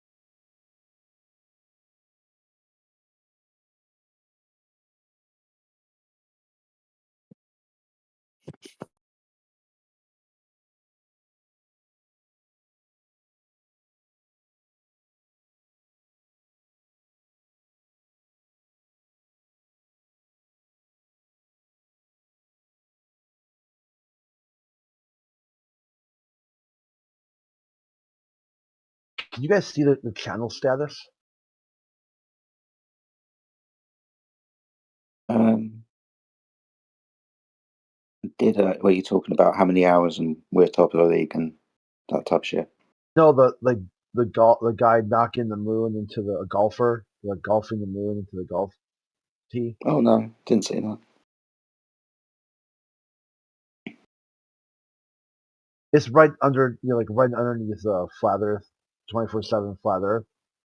It'd be like a golf tee, a moon, and a golfer. Are you Yes, asking how to I change can it? see it. Okay. Because it's been that way for like 2 days now. Because remember, like some triggered moderator kept deleting anytime we put a status there. So I was wondering, like, maybe they can't see it, or maybe like somehow you have to have some setting like you only see it on certain operating systems. I can see it. Yeah, I know. I can see it. I mean, I use the same phone all the time, and I can see it sometimes, and sometimes I can't. So I'm not quite sure what's the Okay. difference. I think should we run an experiment? Should we change it to something and see if it gets deleted? Yeah, do it. Yeah, do Okay. it, man. Should we do like Happy Carl Sagan You should Day? change it. No, you should change the status. Yeah, do that. Happy Carl Sagan Day. Trigger if. Sorry, delete if triggered.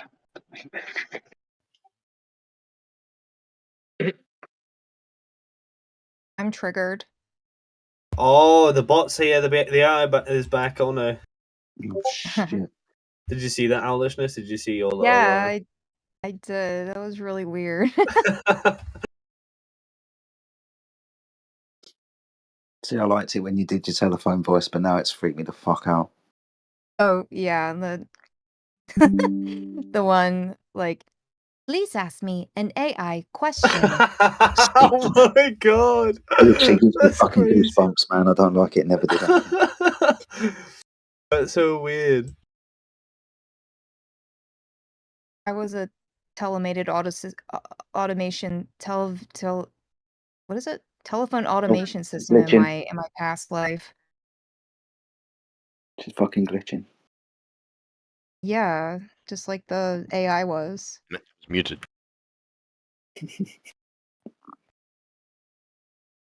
Like the bot would like stroke out and be like, "Yes, me. Yes, W645N."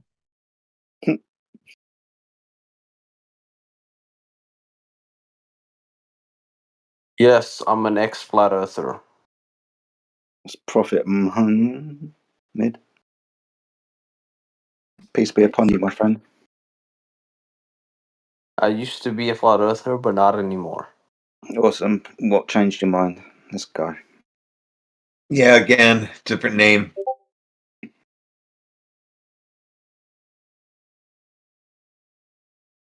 What changed your mind? Someone asked. I looked at the science. What is science, my friend? Hold on. What is science, Sunshine? You became a flat earther, and then you looked at the science, and then you went back to the globe. Yes. Well, surely you should have looked into the science, because I would assumed you thought you were on a ball in the first place, and then looked at the science, and then realised that the Earth's flat and so on. I was brainwashed by Flat Earth Dave, okay? Brilliant. So, okay, I'll play ball. Flat Earthers are very convincing. They're very good at brainwash.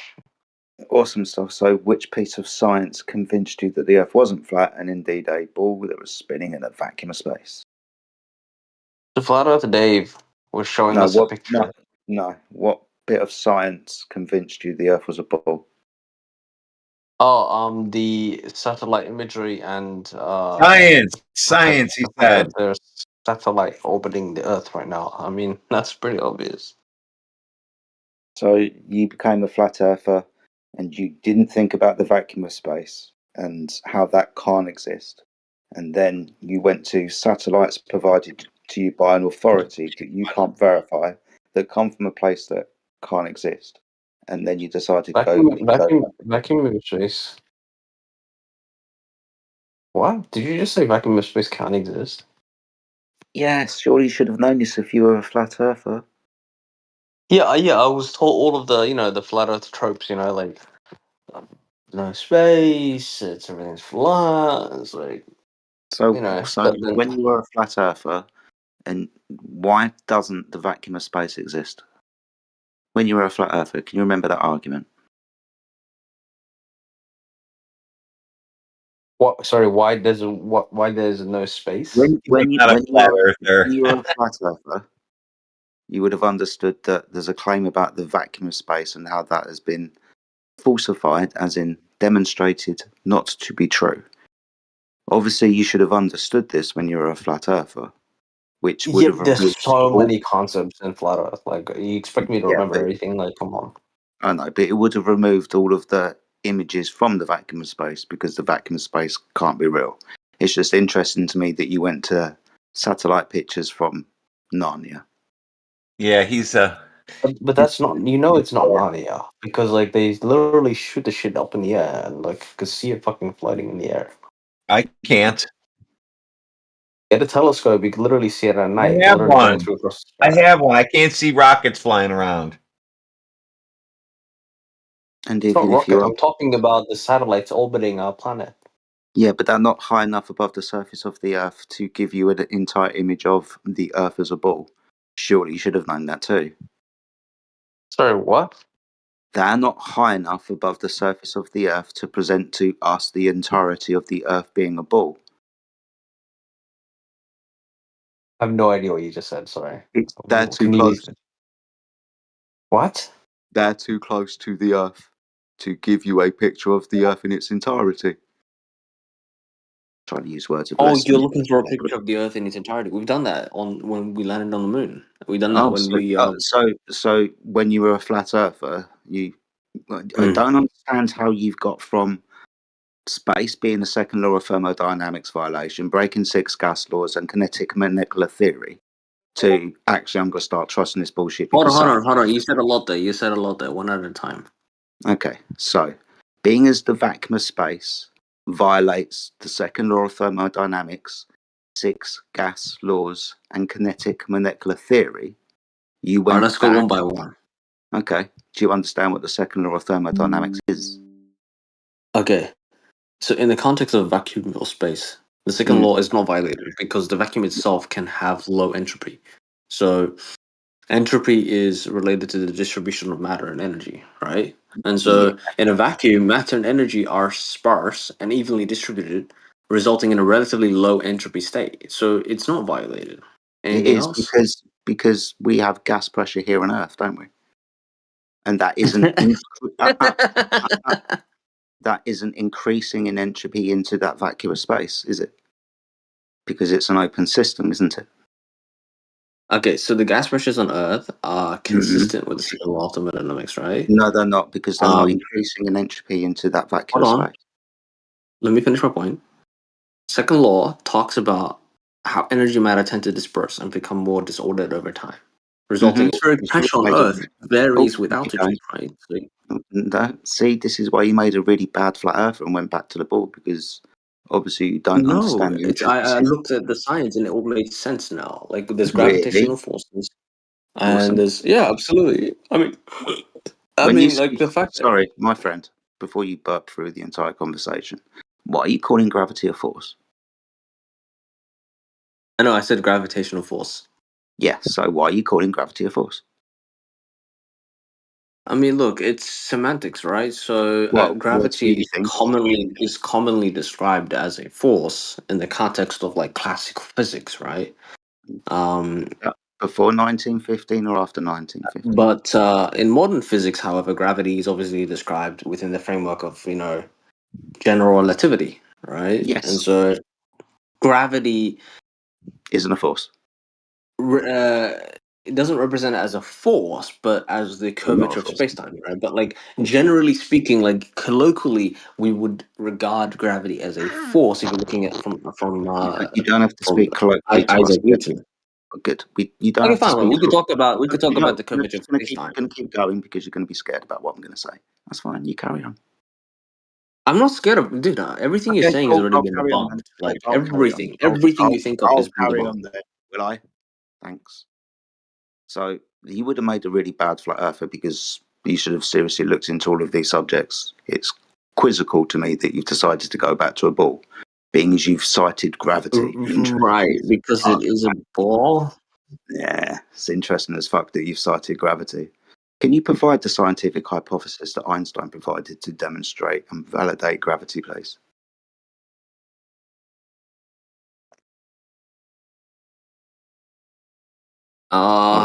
Birds chirping. So wait, did you say give hypothesis for general relativity? Yeah. Look, general relativity is a well-established, tested theory in physics. Okay. Now, it's not typically associated with a specific hypothesis. Oh, so no scientific. Instead, validation. it's a comprehensive theory that provides a framework for understanding gravity. Dude, No, are you but reading from ChatGPT? Shush. And so, Shush.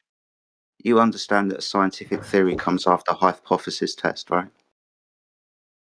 and no, it's I wouldn't consider it the same as like the same way that scientific experiment might have a hypothesis, right? It's a little bit different. It's But you can only have a scientific theory after the scientific method has been completed, right? Look, there are several hypotheses Good. that Give me that Einstein. supports Give me one. general relativity. General relativity is a framework. Give me Do you one. understand that? Give me one. Okay, I'll give you one of the. Okay, so one of the foundational hypotheses. What's the dependent variable? Was the equivalence principle. All right. No, that's Which, no. What's the no? Let's do what I'm going to do. Give me the dependent variable first.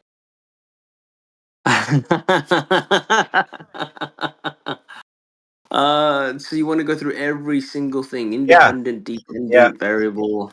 Yep, do it with them. Yep. Yeah. I mean, we're looking for at the moment, my friend. Right, we've started with gas pressure without a container and the gases of the Earth not increasing in entropy into the vacuum space because there's no Okay, physical sure, boundary. sure. Sure. Stop talking. I haven't finished. So we've gone through all of that, but you've claimed gravity. You said it was a force. So I've addressed that. It's not a force. It's Einstein's bending of space-time. Let's see if we can validate that claim with a No, hypothesis. it's colloquially No, a force. Typically, you've made a claim about a scientific theory. A hypothesis comes before Christ. scientific theory. I'm asking you for the hypothesis. Give me the dependent variable. Dude, sure. Again, I'm going to reiterate one more time. Colloquially, everyone understands gravity as a force because we're looking at Just classical want the physics, just want Newton, the dependent and then variable. obviously with general relativity, it's a framework. It has several hypotheses, one of them which is equivalence principle. Now, the independent variable for the equivalence principle is... Dependent. Do you want... you said independent, now you're going to No, dependent. Oh no, my I've God. always said So the dependent dependent variable.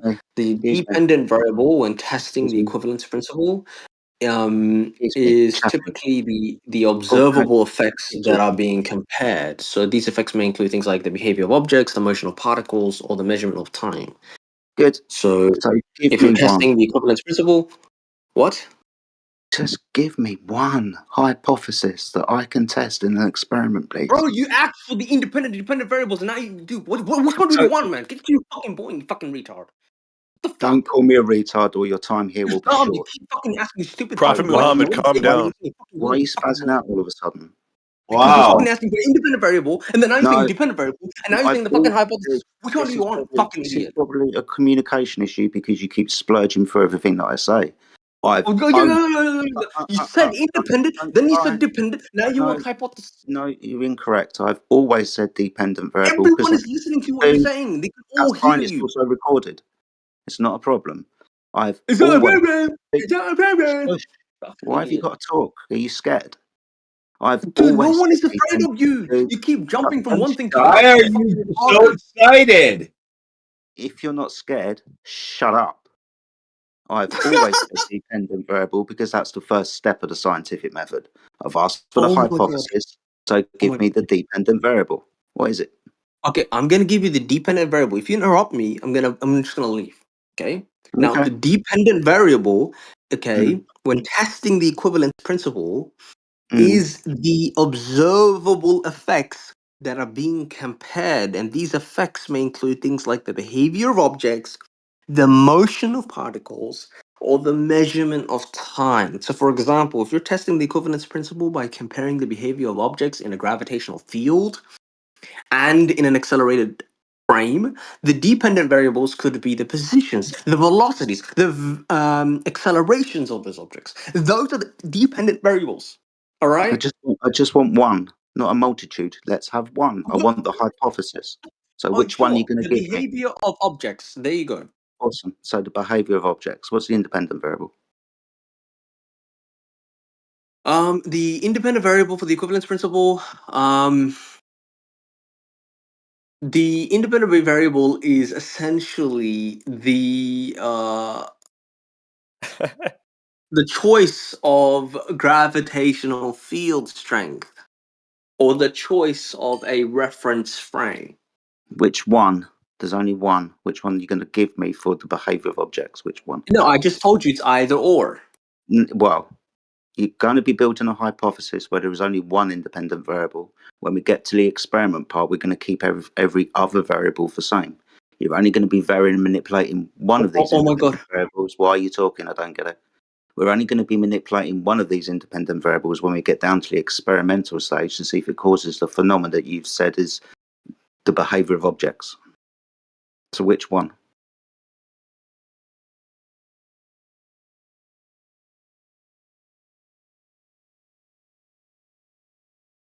Dude, I've literally given you everything, man. Like, I this just guy want is just one insane. independent variable. Oh my God. Okay, you know. You were really bad flat earther, weren't you? I'm Dude, surprised you listen, weren't bad. you have so again, listen, I just told you the independent variable is right is what? Is the choice of reference frame or the strength of the gravitational field. Well, Okay. no, you can't You can't say choice of reference frame or I just want one. Which is it? Pick Reference any, frame man. or It doesn't really gravitational field? matter. It fucking does, sunshine. Let's go. Hold on. You can manipulate either. You can literally manipulate either Well, independent variable. which one are we going to You can manipulate in manipulate this? either the gravitational field strength, or you can manipulate the specific reference frame. Whichever Okay, one you so- want. okay, Fuck. that's fine. We'll go for gravitational field, shall we? So if shush, I'm trying to help you. If gravitational field, then the behavior of objects is your hypothesis, yeah? What? If gravitational field, then the behavior of objects is your hypothesis, right? If this cause, then that effect. No. My hypothesis is the null hypothesis. The behavior of objects, the measurement of time, and other physical phenomena are indistinguishable in an inertial frame of reference and in a gravitational field. In other No. words, there's no significant difference in the outcomes of experiments conducted in these scenarios at all. Well, I just want one independent variable that I can vary and manipulate to see. Oh my god. Oh my god. What are you coming or something? What's your problem? Trying to build a hypothesis here. Trying to vary and manipulate one of the presumed causes to see if it has the effect in an experiment. You're just giving me a lot of words with multiple dependent variables and multiple independent variables. That's a problem. A hypothesis will only have a one cause of effect. Right? No, So, I just told you can manipulate either independent variables. okay. So which one are we going to do? Pick one of them. No, that's not how that works. You don't know anything about science. I told you can manipulate multiple independent variables. You fucking moron. No, we'll be Fucking idiot. Sorry, my friend. We'll be constructing different hypotheses for every single independent variable. We will Okay, only I'm be- out of here. I'm shut sorry, guys. This guy's just fucking brain dead. That's fine. You can fuck off if you want, or we can carry on He doesn't going know down. science. He doesn't Run understand how science away, works. run away, Chat GPT kid. I ain't running away. This guy's just brain dead. Dude, you literally like 90% of your conversation is just reading of Chat GPT, dude. How is it? How am I reading from ChatGPT? Yeah. Fucking stupid. Yeah. I'm literally preparing lunch. What the fuck are you talking about? What the So, fuck? Buffett, ask your chatbot what's your independent variable. You can't have two.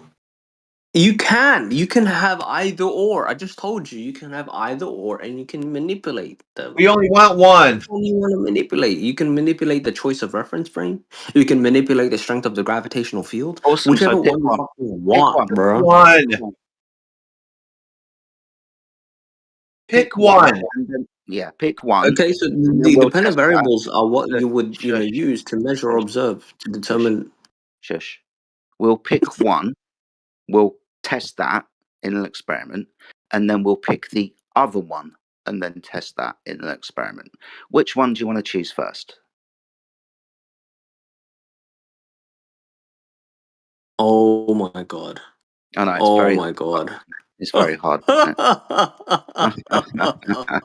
He's having a mental breakdown now. You can hear it. Listen. Don't think we need to listen to you, mate. Really.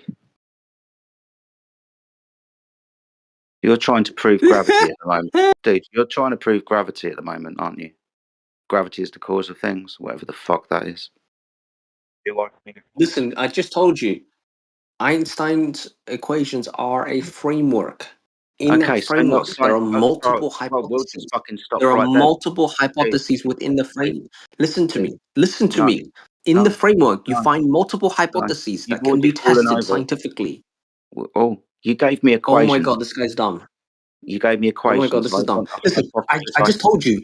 Einstein's equations are a framework, okay? Good. And I'm in not that scientific framework, you then. have multiple hypotheses, and each hypothesis you can test independently, mathematical okay? then. And you can determine that Excuse me. scientifically that what Einstein has done is tested and verifiable. You fucking stupid moron. Right, you don't have to swear. Projecting. What I've demonstrated is you've said equations. I want the Oh my science. god, oh my god. Oh Oh my god, oh my brain. My brain. He's going to come. My brain. I know, it's exciting, Isn't it? We have a framework. In that A framework, there are mathematical. multiple hypotheses, and each one you can test them out scientifically. Anything else, buddy? Pick one. Yes. Yeah. Excuse me, before you get really excited again, your girlfriend must be really pleased with you. You've given me a mathematical framework. I don't want a mathematical framework. It's not a mathematical framework, you fucking idiot. You just said it was. Oh my god, my brain. You just said No, it I was. never said that. I just said Yes, there's you a did. framework. 3 times. In that framework, I said there's a framework, and in that framework, you have a set of equations and you There it have a is. set of Equations, hypotheses. mathematical. Let Thank me you. hold on. Let me finish my point. You have a set of Equations. equations and you have a set of A hypotheses. set of equations are mathematical. I know. It's hard, isn't it? Mathematical equations, mathematical. Brilliant. I Not said they natural sit science. side by side, you fucking idiot. Oh my Yeah, god, you're I want, dumb. dude, I want the natural science. I don't want the mathematical equations. I want the natural science. You're dumb. You're officially stupid. Welcome. No, I'm This is really not. making classic You live are. stream, guys. If you're a flat earther, you're officially stupid. That's basically what you're telling the world. You're so dumb. you're now just a bigot. Awesome. Well done. People like you need to be eradicated from the There you surface go. of the earth. Bigot again. Must have Wow, some he's real hurt. hatred He's inside really you. hurt. Yeah, he's in bad shape. Stupid fucking dumb flat earther. Oh, there we go. Hey, hold on, friend. Who's speaking with the threats and the accusations of eradication? Who's speaking? The prophet. The prophet. Okay. Let me find him. The prophet. Right. No, Prophet Muhammad, and he left as soon as you wanted to find him. Oh, okay. Well, sadly, we have to ban him. So, because he decided to open his mouth too far. But whatever. Britain, I suggest you get that chalk out again, mate. Adding it to the board right now, chalking it up as a win. Thanks, mate. Yeah, get it. You guys can get excited, right? All you want, but don't be making insinuatory threats or eradication or any of these things that are against TOS or server rules. Otherwise, you got to go bye-bye. You know, it's very liberal here, what you can say, but there's certain lines you can't cross. All right, go by all means, continue.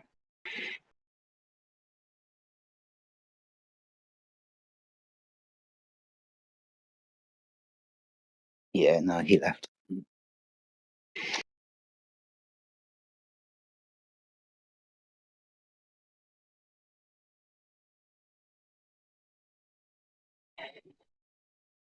It was interesting. Flat earther, he became a globe earther. That's always interesting to me.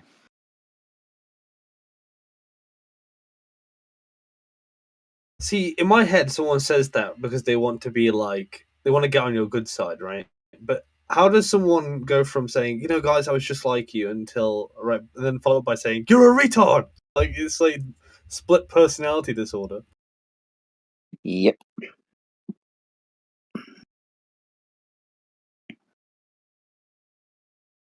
There used to be a Dumbass. flat. Sorry. Dumbass, mate. Never a flat earther he was. No, he's been in under different names. He says the same shit each time. Yeah. Yeah, I recognised the voice. I did look at his profile, but I didn't recognise the name or both of his names. Sounds like he could be Australian. His accent No. changed throughout the conversation, so I wouldn't know. Yeah, it's like maybe an Australian with a Indian or Chinese background. That's what came up in my mind. Oh wow.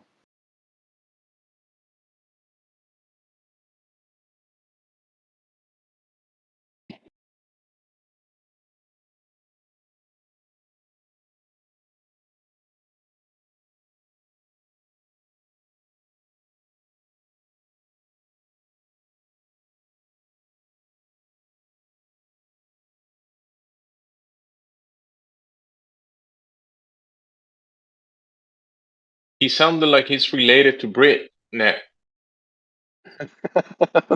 Yeah, I agree. He sounds just like me. He's a bit calmer than Brit Nat, though. When he says, oh my god, oh my god! Thinking about Brit. I don't think I ever get that hyped up. My brain, my brain!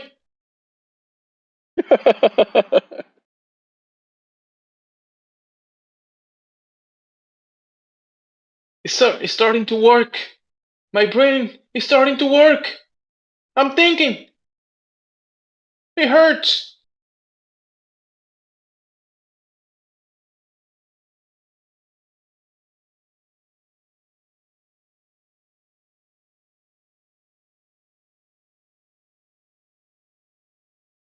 It's the globe mind virus. The globe parasite in people's brains.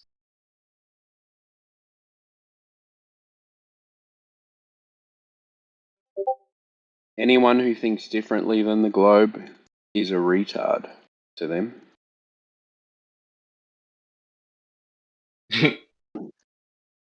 But he can't even explain the globe. Very strange.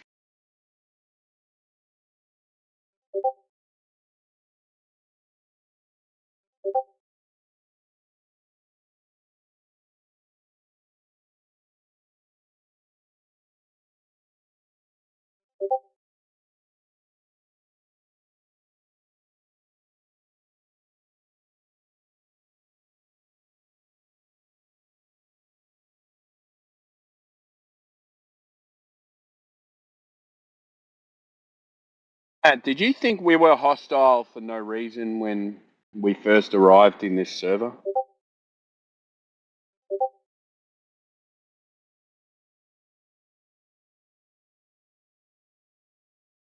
Or do you think it's the other way around and we will react to people like that? Who was What that? do you to? think? Well, you. Oh, I So didn't when hear we you say my first name. arrived at this server, did you think that we were hostile, like just to be hostile for no reason, or what? Well, I didn't take you all as hostile, but I can see why. Sometimes you guys are quick on your old mute buttons and ban buttons. Because some people do come in not ready to have a conversation. Hey, mute this guy. Well, hell? what do you mean by quick? What do you mean by quick on the mute button? How long did we let that go? I mean, Yeah? the only thing I think the only reason that he was allowed to go on is because he was embarrassing himself, right? But Yeah, fair enough.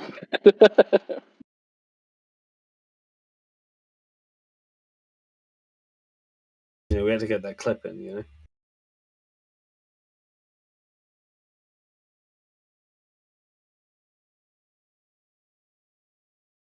Well, yeah, I mean, some of them. I'm sure you know as much as I do that a lot of Globers will. In fact, it's not just a lot of Globers, just so 99.9% of the population think flat earthers are stupid, right? So it's not like you're going to be surprised by this stuff, I suppose, at this point.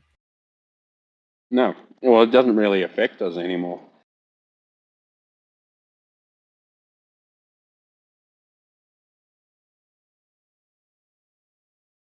Weirdly enough, and I don't know if you experience this, but I think the last people to call a flat earther stupid would be a scientist. Oh yeah. For example, Sabine Hasenfelder, she has a video on her channel. If people that don't know, she's some pseudo famous physicist or whatever the heck. She has flat earthers wrong, but not stupid. Yeah, Is that the one that was in Wakey Wakey's video or not? Maybe, I don't know. I don't know, so I couldn't tell you for sure. I watched a Jubilee video with flat earthers versus scientists, and there was a question that came up which said, "Are these people uneducated?" And all the scientists were like, "No, I think they're educated." But then I guess all the flat earthers said all the scientists were uneducated. I think the flat earthers should have just said no, they are educated, because it's a bit silly to to say they're Well, not. why would they say the scientists are uneducated? That doesn't make I know. sense. Yeah. Education just means you've been through the education system. Yeah. No. Doesn't mean you're smart. But even you could still say they're smart. Even either way, you could say yeah, well, they're smart, they're just wrong. I mean, smart people can be wrong. Just look at me, But wrong all the time. What But yeah, is I'm a genius. What is smart though? Just someone who's got an above average intelligence and knowledge base, I suppose. Yeah, people who are stupid are like Lawrence Krauss. That's an example of an educated man who's prominent in certain spheres and who's an absolute stone cold retard. You know, he's like, if you add numbers together, you get 0. Therefore, something could come from nothing. It's like, dude, did you like hit yourself with a sledgehammer in the morning?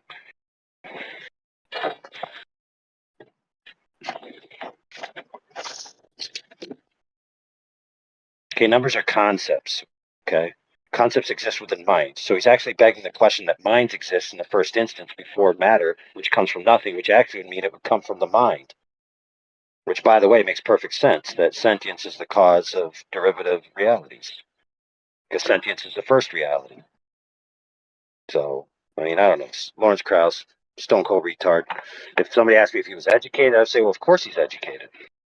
I mean, he has a master's and a PhD in his field, whatever that is. Usually, I think Go ahead. when someone's got like an expertise or a specialization, I think a lot of the range gets taken out. Like, for instance, I specialized in conflict and war, right? But like, I've forgotten everything else that's secondary to it. And I feel like if you were like a particle physicist, and that's what you got your PhD in, I imagine when it comes to other sciencey things, like you probably don't really know what you're talking about. But like someone like Lawrence Krauss would talk about just about any topic that has anything to do with science, which I don't think he's prepared to do. Yeah, he thought because he was a scientist in one field that somehow, because people believe science is like the arbiter of truth in all things, that if he has a science degree, then that means he can just speak about everything with authority. Yeah, exactly. Kind of like globers that come in here and say, "Oh, don't you know science proved the globe?" Oh, what's your degree? 33rd. Oh my! My degrees right now are dropping rapidly. I snapped the mount of my sawzall off, so I can't saw anymore. So I guess I got to quit for the day. What, the Unless I want lock? to go buy a new sawzall. The lock for the blade? Yeah, it's completely snapped off. So the blade is still attached to it, but it's not attached to the tool. So it's a very good blade lock. I agree, but the shank that connects it to the motor, not so cool. So what I'm doing is I'm cutting out wood. So you got 2x4x8, right? A length, like a 16-footer, 12-footer, whatever. There, 2 of them are PT. The others were left in a sill that are completely rotted out. They flashed the sill only on the face that doesn't actually get water. So like you're supposed to flash the top of something and then the water runs off. They just flash the side, so the top just takes all the water and it just stays there. And so a colony of carpenter ants worked its way from that water, because they need that water in the wood to live. And they dug their way this way, so I'm slowly but surely digging out the carpenter ants and roasting them so they can't go and infest anywhere else.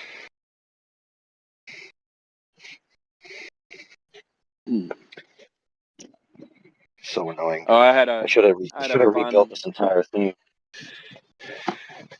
I had a fun incident this morning as well. I'm doing a demo in a high-rise building in the city, like 3 levels up on the top levels, and all their kitchen sinks run. They've all got Sani pumps, which is a pump underneath the sink, pumps up into the sewer, and then you don't need to drill holes in the slabs, the suspended slabs. I forgot that one of the lines was charged. And this building's been vacant for about 3 months. And I cut into the pump line, and all this greasy old sewer water went all over me, all over my face and everything. I would have had to take the rest of the day off. Oh, it was not nice. All the guys in the building are going, "What's that fucking smell?" Yeah, it's just me, man. I just wipe it off and keep going. At least it wasn't toilet water. That's probably smells a bit worse, but at least I know it's not shit. So there's a fun fact for your Friday morning, Thursday night, whatever you're doing. Hopefully no one's eating. I was just about to. I Go to the was. soup one. I am.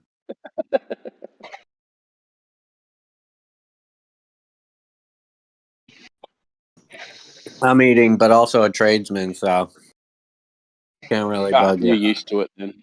Yeah.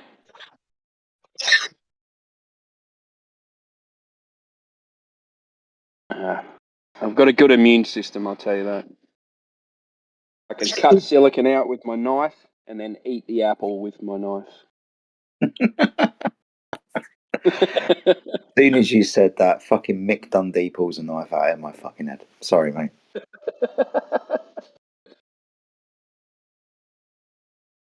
It was funny. I went to go and drop my wife off at the airport the other week, and she was going to see her brother.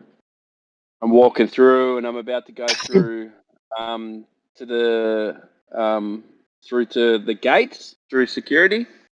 Bang! I almost stepped in, and I went, "Oh my god!" And I turned around to the security guard, and I said, "I've got a knife." And he goes, "What? What?" And I go, "No, no, no! Hang on! I've got a work knife on me, but it's a fold out." I said, "I'm going to step back because I'm not going to go through. I forgot that I've got it on my waist." And he was going to call the police and everything. I said, no, just relax. I'm going. I wasn't trying to get through with a knife. Just chill out. Mrs. goes, "You're an idiot. Seriously, did you do that on purpose so you didn't have to wait with me?" Ah, come on. No, of course not. Well done, mate. Never.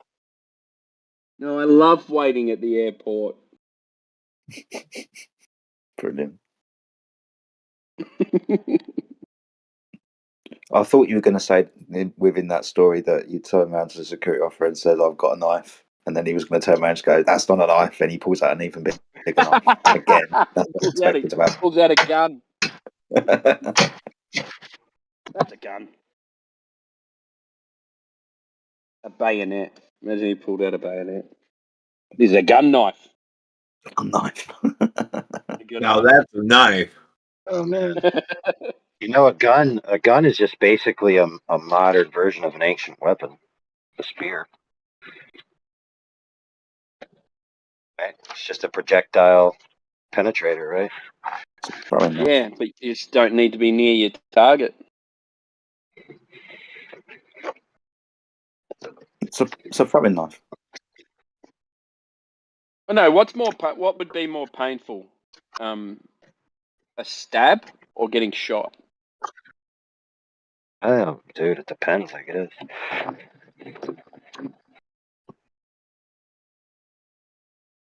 Don't they say that a bullet it burns when it goes in as well?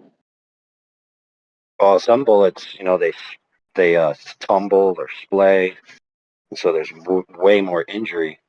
Not to mention the kinetic trauma.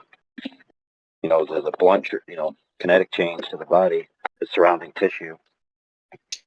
So, you know, like a gun wound definitely impacts more tissue than just the hole.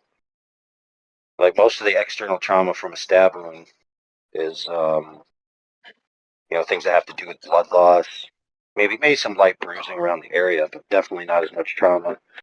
But I don't know like how that works. Like if that trauma impact actually makes it hurt less, because you have the shock value. Whereas like a knife, maybe I don't know. I guess we'd have to ask somebody that's had both things happen to them and ask them what was their experience. But maybe anyone. What about 50 Cent? Is 50 Cent been shot a lot, stabbed a lot, right?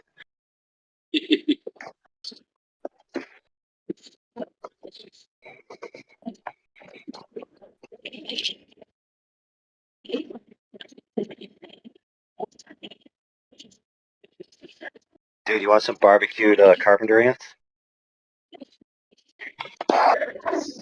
You're the one who said go around eating bugs is fine with you. Try them. See what they taste like. No, I didn't say that. I said if they make a pasta that's protein based, I would buy it. So it's just like pasta, it's long sticks. You boil it in the water, and then it turns into this gooey, pasta tasting, awesome stuff. Oh, you want to do all that stuff.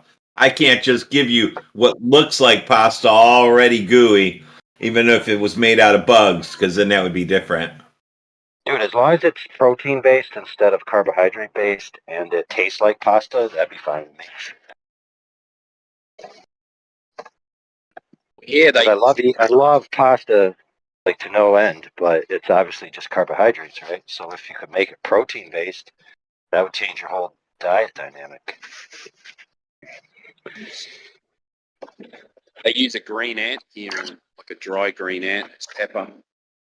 Dude, like, you know the Atkins diet, Atkins where you're not supposed to eat carbs and all that, right? Imagine if you could make the diet where you can eat all that stuff again because now it's based on protein flour rather than carbohydrate flour. I'll be on Shark Tank in 3 crazy. months. I'll mention you while I'm on Shark Tank. Listen for me. Well, dude, I just have an idea. I don't actually have a working prototype. Dry some fat, then make it into flour. There was a guy And in then there that mix had up energy fat bars. flour. Yeah, there was a guy in there that had energy bars that were made out of cricket flour. So they were basically a protein bar, but made out of insects. So he was on Shark Tank. It's pretty cool. I think it was called Chapul, Chapul.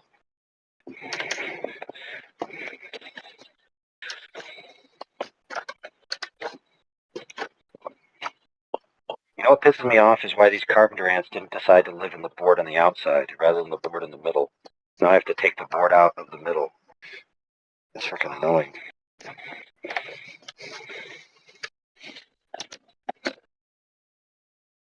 External wall or internal? It's just a porch. Like the the front part of the porch here. Oh, like a a veranda thing. No, like a porch. No, so in America we have these things that attach to the front of the houses that you can like walk on, and it's like a space that's open to the air. You can sit there, you can eat. Called porches. Now I only make fun of you because earlier today I explained on the porch to somebody, and he lives in Las Vegas, and he's like, "Oh man, we don't have those here." I was like, "What?" Is that where you guys sit on that swinging chair with a rifle and a beer? That porch? Heck yeah, bro. That's a porch.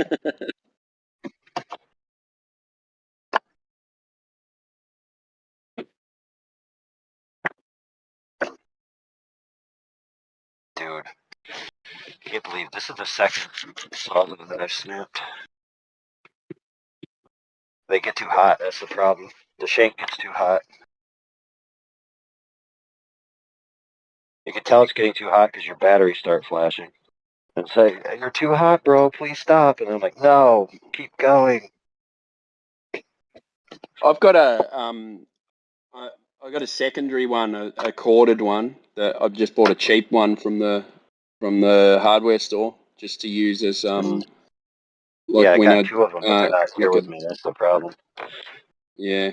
I usually keep it in my big toolbox in the back of my truck for obvious reasons as a backup, but for some reason it's not in there right now. But I am going to go. I think I'm going to buy. Go ahead. I was going to say the cheap one. I reckon I've had for about 7 years, and it's never broken down. Dude, I break them Goes all the through time hardwood because and everything. I'm cutting through bolts and all kinds of crazy stuff. But I think I'm going to buy the Milwaukee Super Sawzall. The thing weighs 25 pounds. It's 6 inches around. It's ridiculously massive. The corded version. The one that throws you off the ladder when it gets jammed. Well, you shouldn't use that thing on a ladder. Well, sometimes you got to do what you got to do. Yeah, it's great, dude. It's so you got the regular Sawzall right next to it, and then you got the Super Sawzall right next to it. It's twice the girth.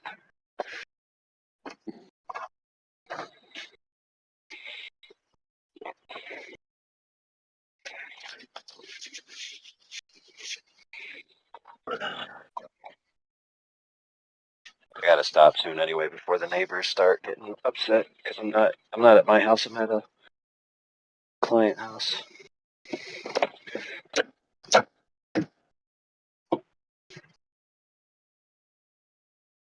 Oh, dude, more ants are coming out. Oh, roasty time.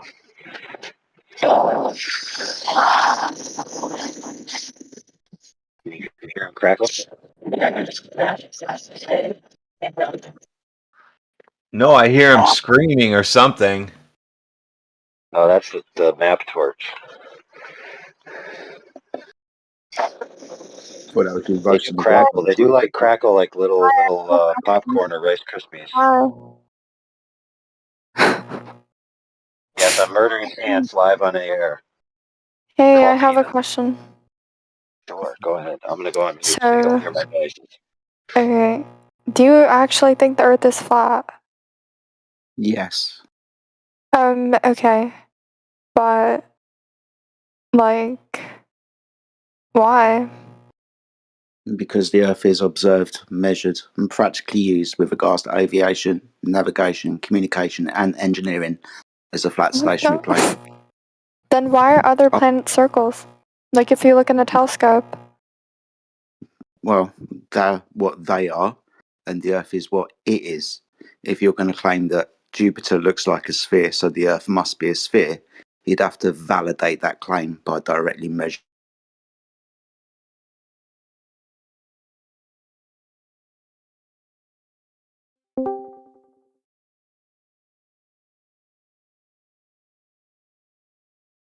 Yeah, excuse me. If you want to listen You're and just let me get excused. to the end. Oh, thank you. So we don't measure any curvature. We But understand like that. Google says the Excuse me. circumference. Yeah, this is the claim that the Earth is a radius, diameter, and circumference. That would mean that we should be able to measure curvature.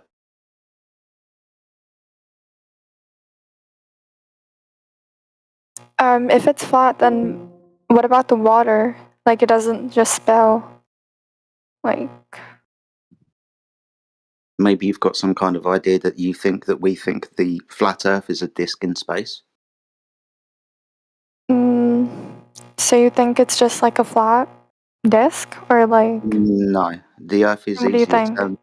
The Earth is easier termed as the floor of the universe, and Oh. the sun, moon, and stars revolve above us. Hmm. And obviously, Interesting. obviously the water doesn't fall out, right? It's still here. And then, but like, you know, the astronauts that go and like they Yeah. take pictures of the Earth. Why is it like a circle or a sphere or whatever? But those aren't true images of the Earth. So you think they're fake? But they have to be. Then, if it was fake, then wouldn't every single country have to lie? Because like, there's like a lot of countries that go to space. Obviously, one of them is going to tell the truth, right? Well, not if they're all working together, but it doesn't matter about lots of people lying. The Why would claim they is. work together though when they hate each other? Excuse me. Bro, Whether okay, they're what? thank you. Whether they're working together or not, the Earth should still measure to have curvature, but it doesn't. I don't care about pictures of space that show us a ball. If the Earth is a ball, we should be able to measure curvature over distance, but we don't. How would we measure it though? Because if we just walk straight, it's just going to be straight forever from our perspective. Walking, I'm talking about measuring. So we use devices like lasers, laser targeting systems over distances of water that should be interrupted by curvature, but they're not. We use signal propagation, radar, radio, and Wi-Fi, for example, that should be interrupted by the curvature of the Earth, but they're not. These So you don't measurements. think the Earth has layers? It's just a surface? Well, can we dig into the ground, young lady? Yeah, we can. Do we have seabeds underneath the water, young lady? I'm not sure what a seabed is. You know, my goodness me. You know the land underneath the water? Yeah, it's like a sea floor. Yeah, it's called a seabed. Maybe we have a different vernacular here in England, but the seafloor. So obviously the Earth isn't two-dimensional, is it? No. Awesome. But the surface of the Earth, where the water is, that's measured to be horizontal, flat, if you will. Oh, so you're saying the seafloor is flat? No, I said the surface of the Earth. The water. Oh. What is the chat like? Okay, interesting. Hmm. I mean, how long have you heard about people in 2023 saying the Earth is flat? Is it something you've recently only just found out, or have you been looking into it for a while? No, it's like a joke. Like people would say, "Oh, some people think the Earth is flat," but like most people think it's round. And I would agree with you. Most people do think it's spherical or round, as you said. I obviously believed Yeah. this story for the majority of my life, and I've been a flat earther for the past 10 years. We all got brought Mhm. up within the same indoctrination. However, you Yeah. can challenge this claim, and when you try to measure curvature or rotation of the Earth, you can't. Are you religious? Like, do you believe in God? Do I? Oh, yeah, I believe in God, of course. Yeah, I do too. Awesome stuff. Yeah. Which God do you believe in, might I inquire? Um. The only one, like the So, the one in God of the Bible. Christianity, So the God, Abrahamic. yeah, the God of the Bible, right? Yeah. Awesome. Do you think God's a liar? A liar? Like he Yeah. lies? Yeah. No. Awesome. So you'll understand that within the Bible, there's just under 200 verses in the Bible that tell us what God created, right? He didn't create a spinning ball in a vacuum of space. He created a flat earth that's immovable on pillars. So you're saying the Bible supports a flat Earth? Yes, of course. Oh, I don't think I've ever like read something on that. I can provide you with lots of references to that. Yeah, if you can you send me some? Yeah, of course. Because like if the Bible says it, then it's probably right. Well, no, I don't think anybody's ever become a flat earther just because the book says so. I became a flat earther because I tried to falsify the claim that the Earth was a ball spinning in space. With direct measurement and observation of the Earth and practical use, the Earth is as the Bible describes. Oh. Yeah, and I don't just know what for to just for believe a point of anymore. clarity, well, just for a point of clarity, it's long been known that standard heliocentric cosmogony and cosmology, the creation story within that paradigm, which where the globe exists, is the claims within it are directly contrary to the claims of Genesis about how God created and in the order in which he created. So already we have a conflict, even before we talk about the shape of the earth. When it comes to the shape, the Bible describes numerous times the earth being things that directly disagree with heliocentrism. For example, the earth is fixed, the earth is stationary, the earth cannot be moved, etc. These types of things are antithetical to heliocentrism, where the earth is moving in 11 different vectors in all different directions at the same time. So the Bible says it doesn't move. Science says it moves. The Bible says the sun was created after the earth. Science says the opposite. So it is kind of like you have to choose one or the other. Or you have to create a matrix of tensions to make it palatable for you to deny what the Bible says on at face value.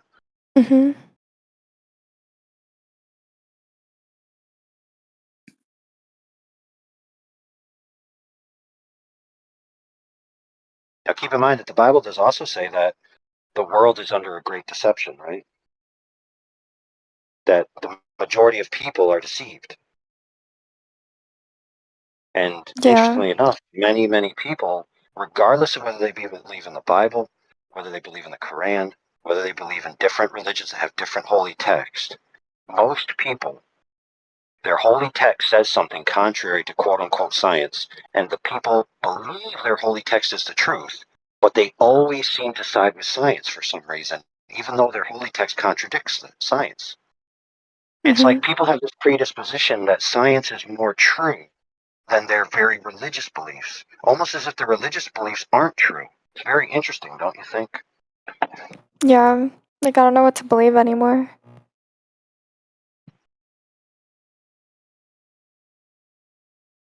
Well, I would say, since we agree God's not a liar in principle, right?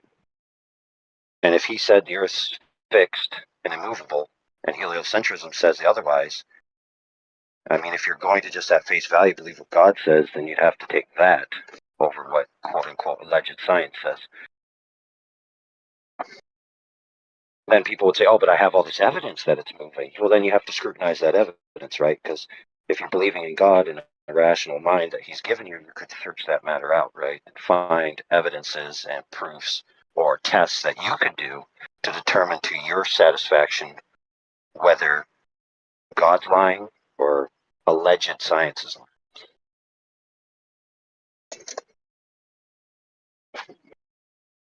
For example, if you're living on a giant curved ball, you might go out into the world and see if you can find the curvature of said ball. That might be a way to, decide for yourself. I know, but how do we know? Because, like, we're small. So we would just walk and it would just seem flat to us.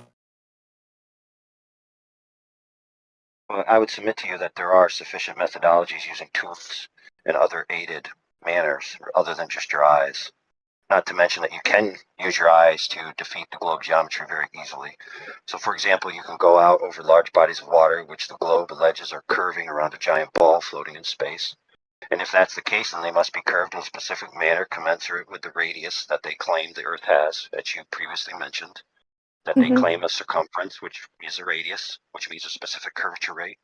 You can go out with your own two eyeballs to specific locations, see beyond, right, distances greater than what you thought you could see, and you say, okay, I see that object. The globe Earth claims I can't see that object, so I have a problem here. So even with your own eyes, you can see things that defeat the globe geometry quite easily, if I might add. For example, our other friend here, he lives in a specific location where there's a body of water and then there's like some land on the other side, and he can see it, right? He can go out in his backyard or, down the street, wherever, how far away it is from his house. He can look over. I think it's Calais or whatever. I can't remember the name of it. If he's present now, he might speak up, but he can go out and see the other side of land that he shouldn't be able to see because there's supposed to be a big hump of earth curve between point A and point B. He can just go out and say, no, wait a minute. It's clear. There's clearly no curvature here. I can see the shoreline of the thing across the water. Yeah. So I was talking about me. Used to live in the southeast of England, go to a place called Dover or Folkestone, and you can see France, Calais, or France, Normandy on the other side, from a distance of 23 miles and 35 miles respectively. I shouldn't be able to see France from England at sea level if the Earth was a ball, because the curve of the Earth would get in the way. But I do see it, so observably, there's no curve. Damn. Some real shit right there. Yeah, I'll also submit to you. So, for example, like I'm building right now, okay? And I do it quite often. It's what I do for a living at the moment. So I have a combination level, which is about 4 inches, a 6-inch level, an 8-inch level, Really? a 2-foot level, a 6-foot level, a 4-foot level, an 8-foot level, and a laser level. Holy shit! You got an 8-foot level. Dang right, bro. It Now must check mean this that out. it must mean you Hey, listen, dude, grade. chill. Try and explain something here. I know you're Yeah, but impressed with my size, but keep it to yourself. It's a family show. Now, the point I was making about all these levels is that everywhere I go, my levels are level. It's like I just hold my level and I level it. I don't ever assume that my levels are curving around a ball. I always operate horizontally and perpendicular to horizontal, which is plumb. So level is horizontal, plumb is vertical, right? And square is 90 degrees. So that's how I work, right?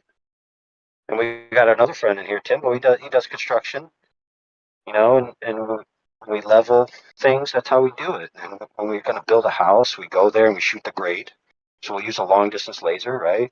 And we'll go and we put these little markers and we'll see how different the grade is. And the grade is just the angle of the land because we want it to be level, right? So we need to know how much dirt we got to add or whether we want to sink. So we're going to add or sink the total area before we set the foundation, because we want the foundation to be set level, right? We're not going to set the foundation crooked. We're not just going to go to crooked land and say, okay, we'll just do it diagonally. No, that's not how we do it. We level that ground out. How do we level the ground out? We use levels, right? Which all assume a horizontal nature to the realm in which we live. And everywhere I go, it's been the same experience. And I'll submit to you that everywhere you go, it's been the same for you. Up is up, down is down, horizontal is horizontal. You understand flat, you understand level, you understand horizontal. That's the way you operate in the world. I will submit to you, my friend, that you've never once operated in the world as if the earth was a globe. Not once. Your entire experience throughout your life has been of a flat, stationary, plane, horizontal. That's what you've experienced. It's really fucking annoying, man, but she bounced.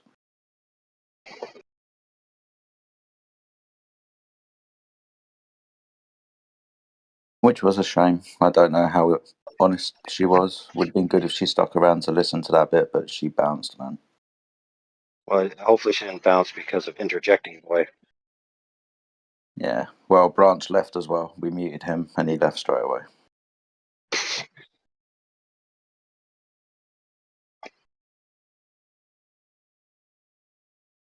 Well, I I do don't know. admire people that if they have something to do, they just leave and they don't have to do a hullabaloo about, oh, I need to go, oh, this and that. If you just go, that's more respectable. Yeah, that's true. Because think about it, you have to go because you have pressing issues, right? And you don't go. Now I'm responsible for you missing your pressing issue. It's like, dude, just leave.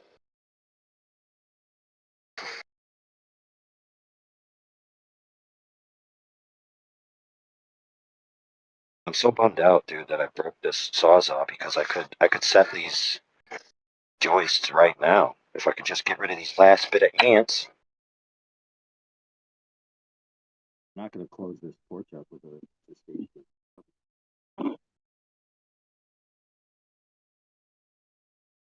What will happen is they'll eat their way left.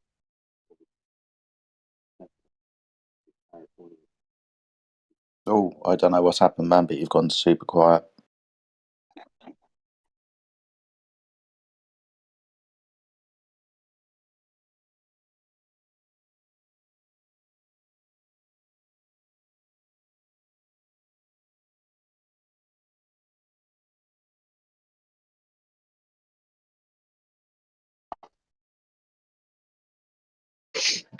Dang it, somebody called me. What did I miss? Nothing major. That Miranda, the young lady that we were speaking to, has DM'd me. I've given her some reference material and she said she might rejoin at another time.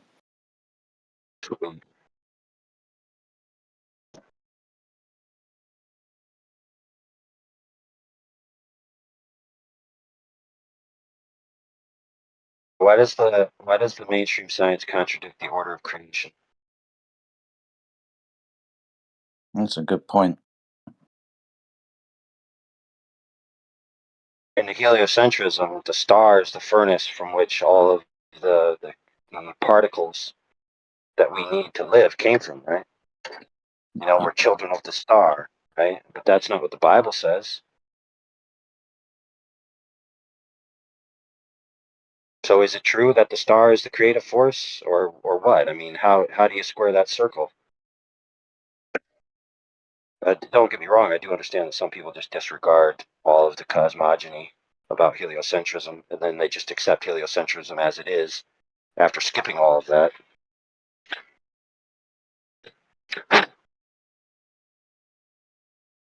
The Bible clearly says that all this stuff was created before the sun, so that's direct, flagrant violation, right? Even light was created before the sun, right? Yeah, even the day and night were before the sun. That's crazy in itself.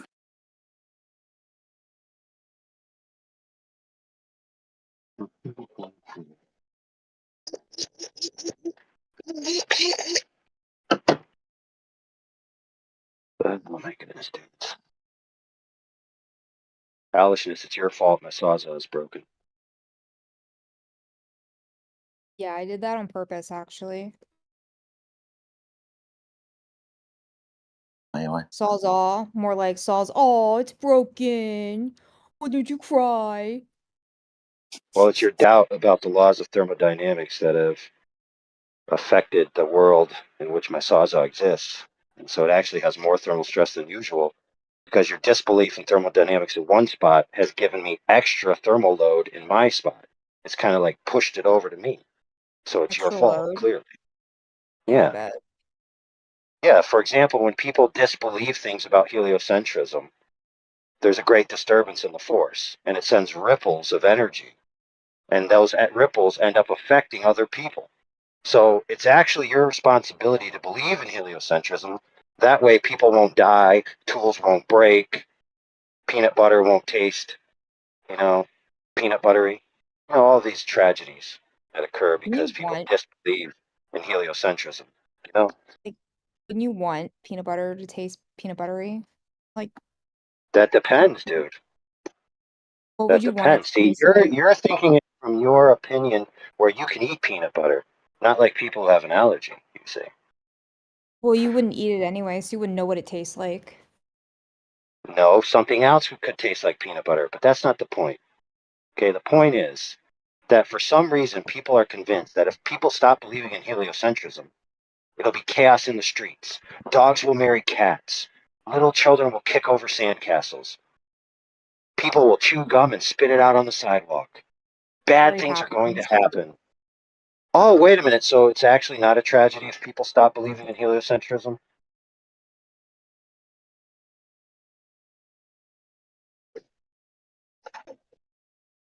Yeah, it's What? not. Exactly. I said it's not a tragedy if the populace decides to quit believing in the heliocentric religion. Yeah, it'll be on the news tomorrow. In other words, breaking news, the sky is blue.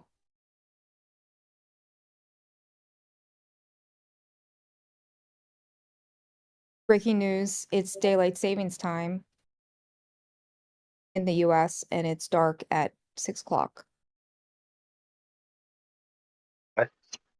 Man, it starts to get dark at 5 o'clock here, maybe a little bit sooner. Slightly dusk.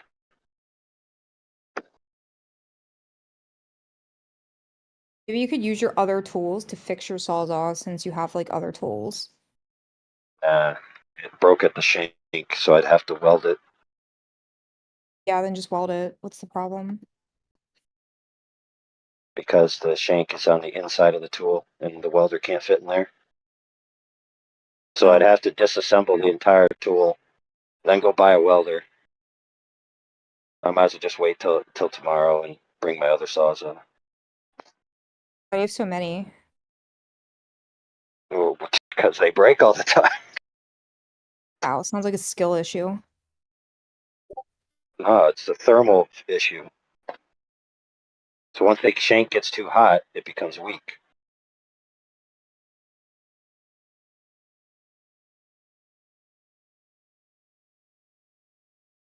But the thing is, so in order to cut down boards, right, lengthwise through the seams, your blade is in contact with 8 inches of wood simultaneously, plus counter pressure because the boards are nailed together. So it experiences a lot of fatigue that it normally wouldn't if you were just cutting perpendicular to that. Yeah, imagine being in contact with 8 inches all the time.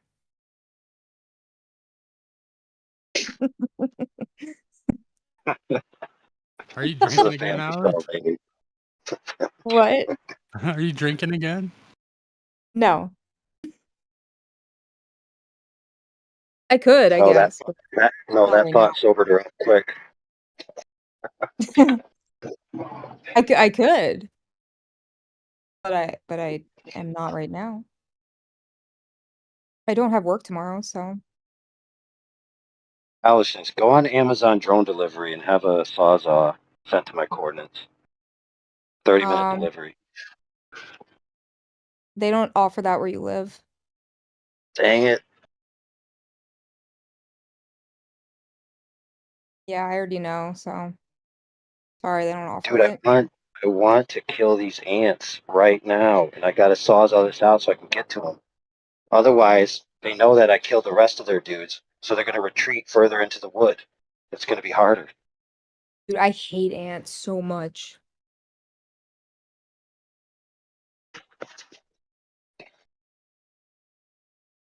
Like Alice, just on ants a are scale of so 1 to annoying. 10, what was the sincerity of that lady that was here just 10 minutes ago? You mean I like thought she was very sincere. the little girl? No, there's no little girls allowed on Discord, so she's at least a big girl. Oh, well, the person who sounded like very young, I don't know. Probably like feigned sincerity because she didn't want to be impolite, which isn't a bad strategy for anything.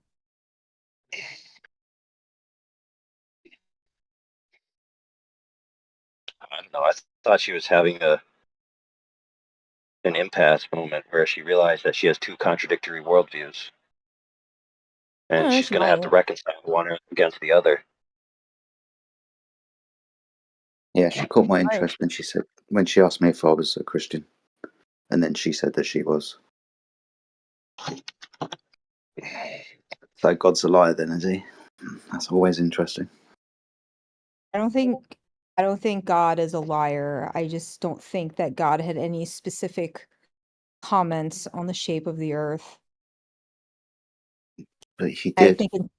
think interpretation makes you believe that, but in reality, it wasn't really a thing. And you can point out verses in which it says one way or the other, but I What? can't No, remember. there's none that indicate a globe, especially one hurtling through oh space. my God, None. my cat is just knocking everything off of my thing. Earth must be flat then. Well, I'm Well, serious. Like, where's this verse? Where's this verse that indicates that the Earth is a globe moving through space? Where?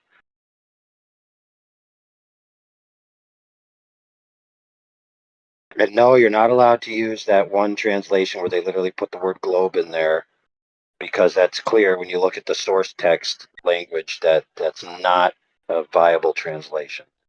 So yeah, no, you're I not know allowed the to use. one. Isaiah, like Yeah, that one.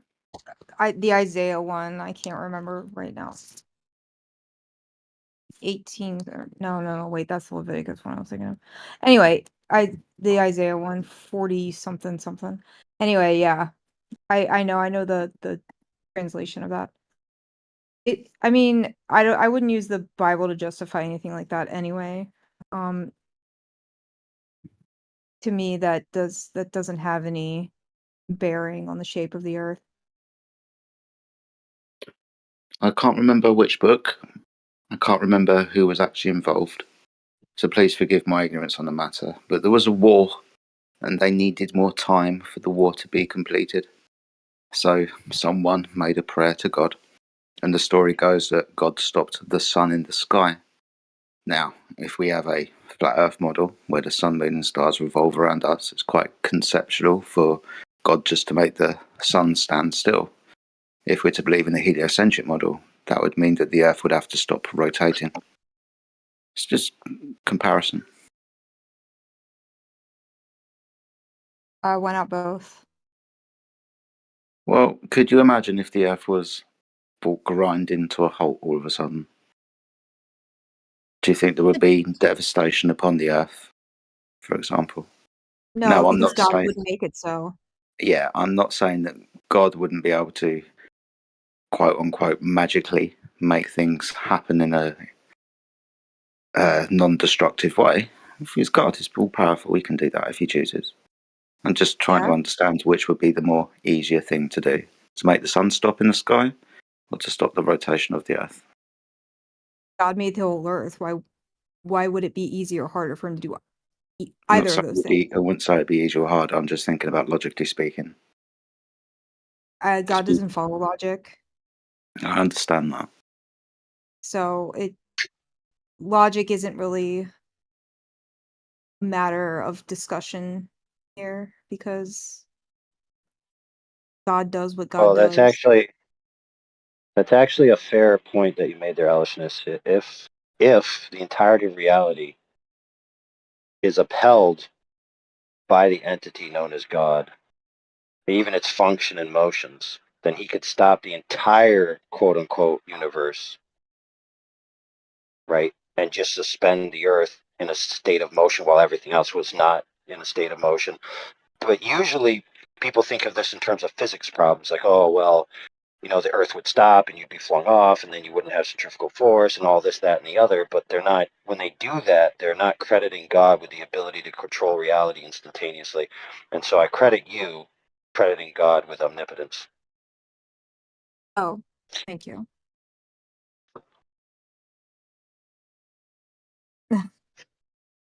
That's a Sorry, compliment. However, that verse doesn't say anything about orbits or globes or flying space testicles. None of that. I don't think the word testicle is in the Bible anywhere. It is. Yeah, it is It is. actually. Is it? Well, I know that foreskin is, but Okay, so I'll read you the verse from memory. So how are if you a reading it from memory? if a man be battled with another man, and the one man's wife interferes and taketh hold of him by the secrets. Now the word secrets there is in English. Obviously the original means testicles. And if he be harmed, in other words, she destroys his testicles, she shall surely be put to death. Now the reasoning that they said of why she should be killed is because she has destroyed the man's heritage. So in other words, she's guilty of murdering all of his children that he could have had. So she should be put to death. In other words, if you're going to, the old saying, women just kick them in the balls. No, you can't do that. You have to punch him somewhere else. It's not fair to destroy the man's balls, because that would be too much of a harm just because he's fighting with your husband. That sucks. So, yeah, so see, the Bible knows exactly what balls are, and it never describes the earth as one. What about the eunuchs? What does that have to do with the earth, dude? No, she's on about testicles now, still. Yeah, what about the eunuchs? Well, castrated eunuchs don't have their balls removed, so what's your point? I was thinking about balls now.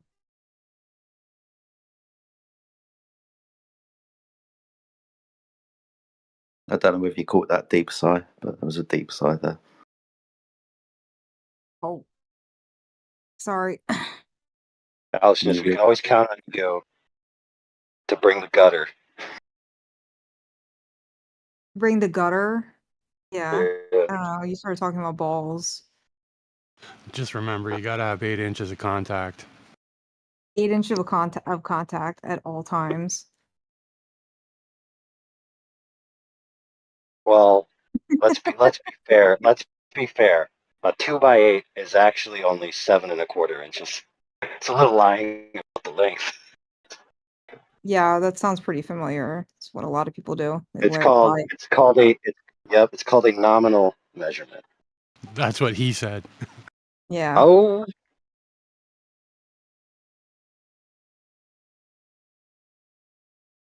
8 inches. It's 7¼ Let's call it 8. This is a family channel. This is family friendly Earth channel. No, it's not. Can you guard my tools while I go buy a new sawzall? Are you asking me? Yeah, why not? Yeah, So I'll yeah. leave you on speaker. And if you hear any rustling after I go, you just yell. Okay. Get out of the yard. Police are on the way. Get out of the yard. Police are on the way. Yeah, make sure you. Yeah. I'll definitely do that. I'll give them a couple of little ooh woos, like "Don't rob me, Daddy." Ooh woo. Like one of those. She's getting too good at doing voices. It's kind of freaking me out. Well, I've always been able to do voices. I just haven't regularly done them because it's not really something that I need to generally do in chats about flat Earth. The investigation is Only when you're in constant. on. Yeah, only when you're in on an alt. On an alt? What do you mean? Never mind. I said never mind. You said I wouldn't have to use my voices when it comes to flat Earth, and I said only when you're in on your alt. Oh, on my alt. What's my alt? Dude, I'm not gonna out you right here and now. Okay, if you want to do I that, mean, you you do it yourself. should, because I That's don't even know between what it you and the is. public. Lies. I don't even know what it is, so Lies. you should tell me at least. I'm Lies. the one who's supposed to know it. I know you've got an alt. Don't be silly. Oh, I do actually. I have like 4 alts. Yeah, we know. Busted. Now the real I question do. is, No, it's very good weather here. Winter's coming. I could do 2 more hours of work easily if I just had a sawzall. What should I do? I don't know. Go get a Oh, sawzall. never mind. No, never mind. The answer is I already spent all my money. I just remembered on the wood that I was going to use after I cut this other wood out. So now I can't buy the sawzall. But you said you had another one. Yeah, that's all the way back at my house. Are you not at your I can't house? go. Oh, I'm at a client's house. Oh. That's all right. Maybe I'll just leave the porch as it is, and the client will come in the morning, fall through the floor, and die, and then I won't have to worry about it. That's true. Yeah. You could definitely do that. It's a good idea. Oh, wait a minute. Hold on. I didn't get paid in advance. Scratch that plan. Oh.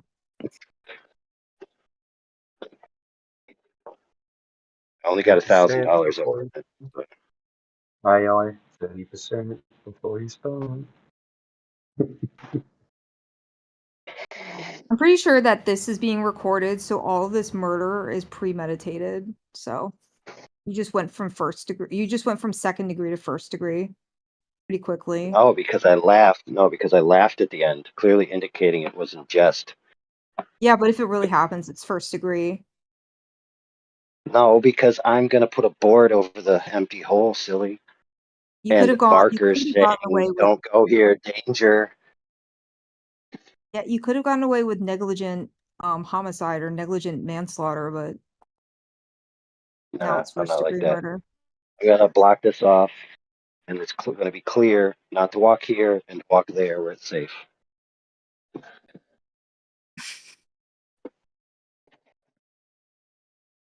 Make sure you write like a note that says something like, "Don't walk here, broke."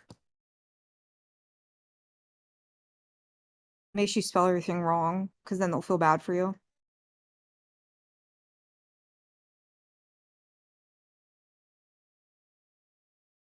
What accent do you have, our listeners? Accent? Yeah, yeah, yeah. Is it I don't mid-Atlantic? know. What is it? I don't know. I don't think I have an accent. You have an elision. An elision? Yeah. I don't even know if I have an accent. Do I? I really have no clue. Well, you don't sound Australian. You don't sound like you're from New York. You don't sound like you're from the deep south. Just trying to place you, that's all. Oh, it's She put called this in the valley. Are you from the valley? Oh, the East From Coast, where? man. Yeah, East Coast. Let's just go with East Coast. But where? Who knows? Do you not know? I'm gonna say Maine. No, because I don't traditionally like a lot of the people who live. I'm not going to say where I live because it's too spooky. After I found out people like listen to this like regularly, kind of freaked me out. So I'm never going to tell people where I live again. Yeah, don't do that. Yeah, I'm never going to even give people an idea. But like I don't sound like most people who live in the area I live in. A lot of them have a very specific like accent I don't seem to have.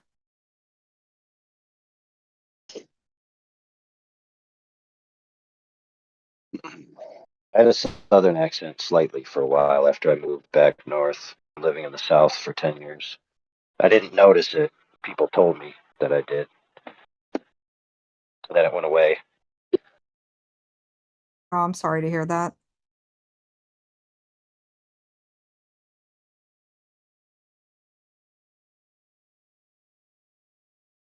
I had an Australian accent once.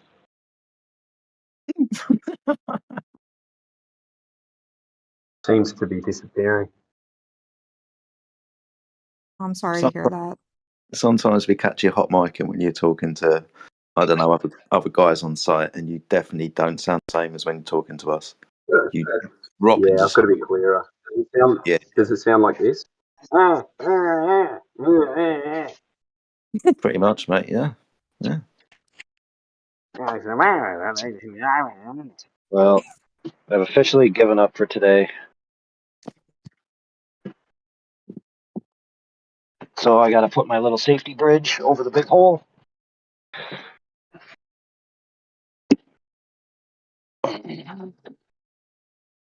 What's good, gang? Whoa, that was a lot of energy.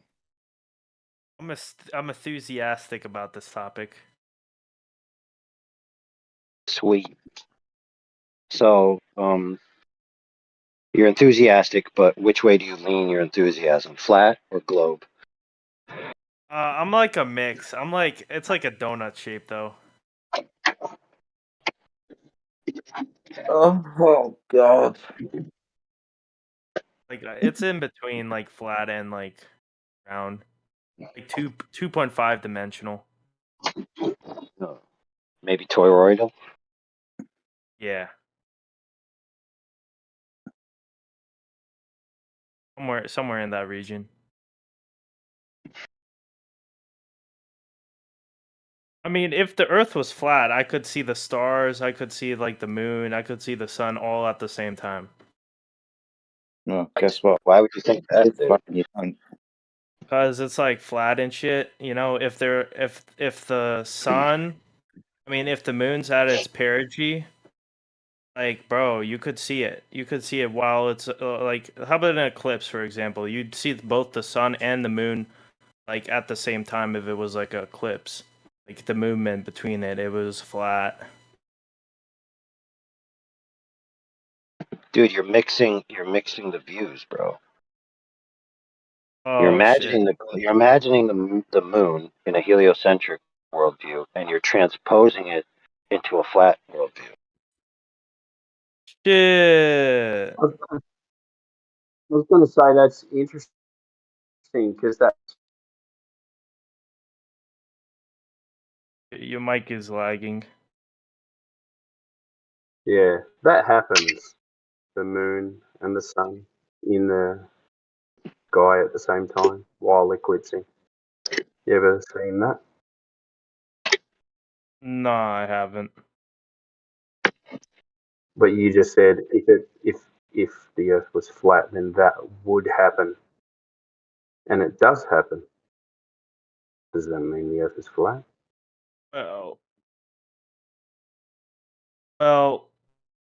I mean, how about this? How about this? Have you ever been at like 6 p.m. and you could see the sun coming down as well as the moon coming? Like you can see the outline of the moon, though. If the Earth was round, you wouldn't be able to see that. Round? Yeah. Round can be flat. I mean, space is flat. Why can't the Earth Is be it? flat? But yeah, it is. Like geometrically flat. Can you show me space being flat? Huh? Repeat that. Show me space being flat. Yeah, I got you. Like geometrically? Yeah. You want a link or like how it works or like both? It's like have you heard of General Albert Einstein's general theory of relativity. Like, no, Yeah. I'm not trolling. As without like any any objects with mass in the universe, the space itself is flat geometrically. Only when it has like a huge amount of mass on an object like the sun does the space start to curve within itself. Like it starts to curve based on the density and mass of the object, and thus it creates like a curvature. And with like a black hole Sure. itself, like a black hole You sure itself about is, that? yeah, I'm sure. And special relativity too works the same way. Awesome. Let me Got a link. Let me link. demonstration? Yeah, I got you. I don't have perms to send it, but I can send it to you. I got you. I got you.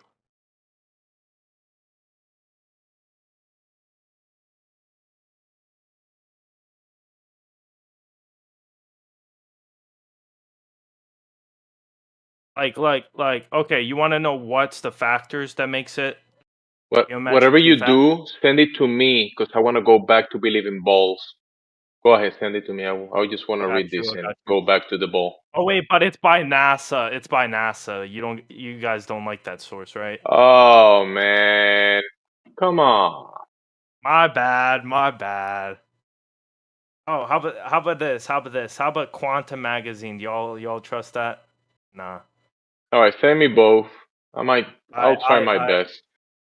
All right. All right. All right. I got you. Explain it to me. I think if I hear it from you, it might be better. All right. All right. All right.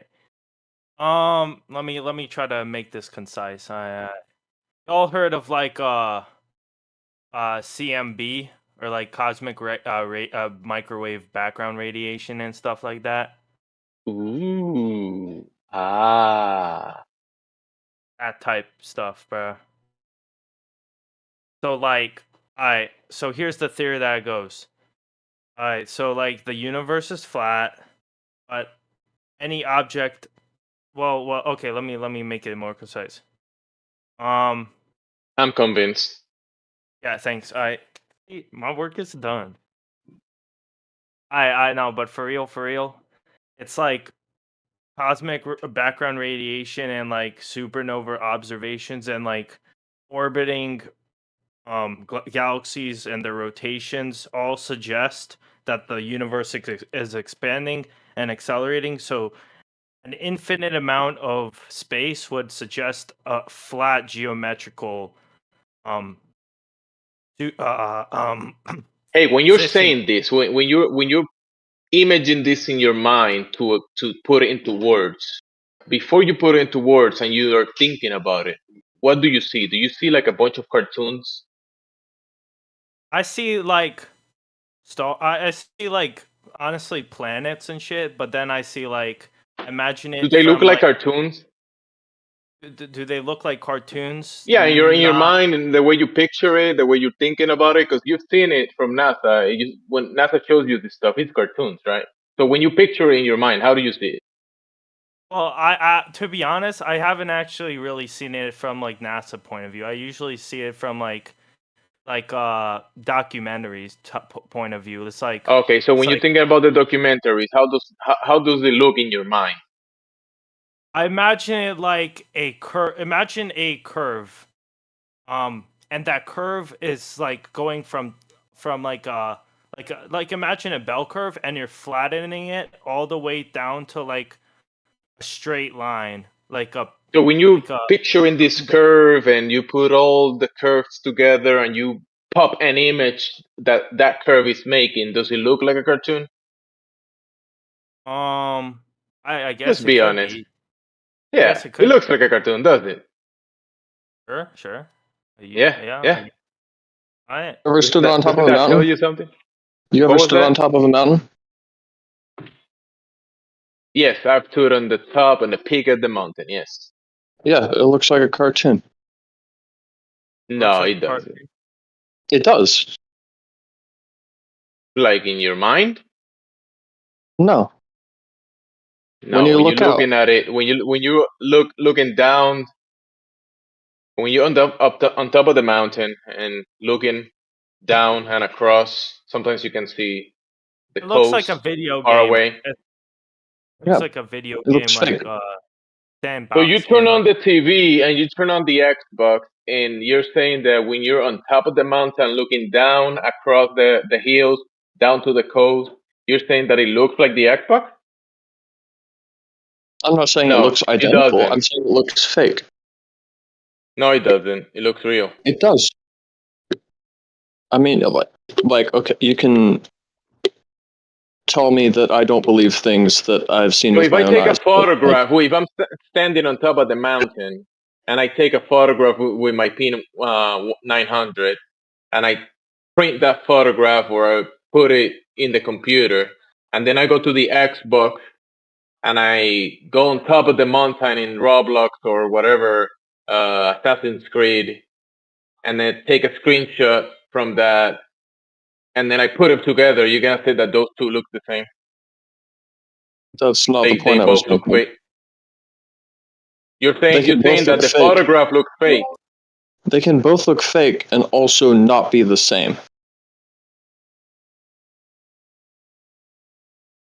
So the photograph on the top of the mountain, looking across the hills, that looks fake.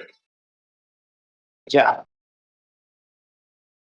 I mean, yeah, sure. If you're having a photograph, that's not the real thing, right? Because the photograph, you can't No, I'm talking walk about in when the you're there. photograph, right? If you have a photograph of a chicken, you can make chicken soup with it, right? Yeah. You're not gonna get eggs from that photograph chicken, right? You're not gonna get eggs from that one. You need the real chicken to get the eggs and then make omelet. Yeah.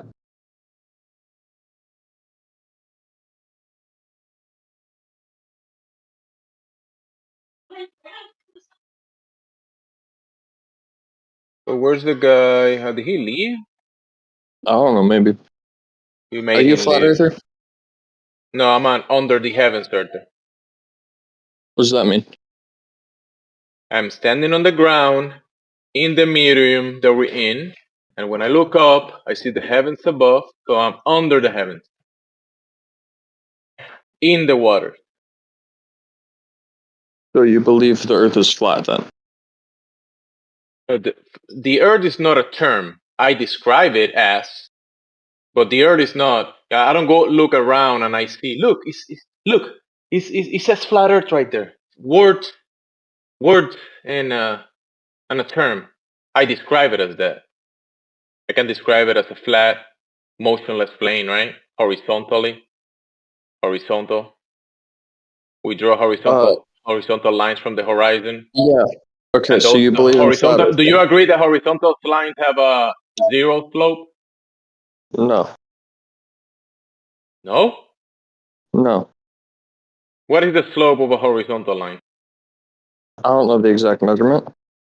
All right, you don't know then. Okay, that's fair. You don't know.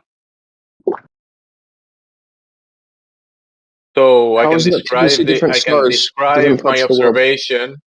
I can describe my observation as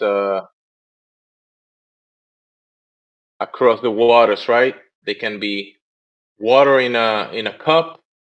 The surface of it is flat. If I go to the bathtub, it's flat. If I go to the lake, it's flat. And I go Is it flat? to the Have you measured shore. it?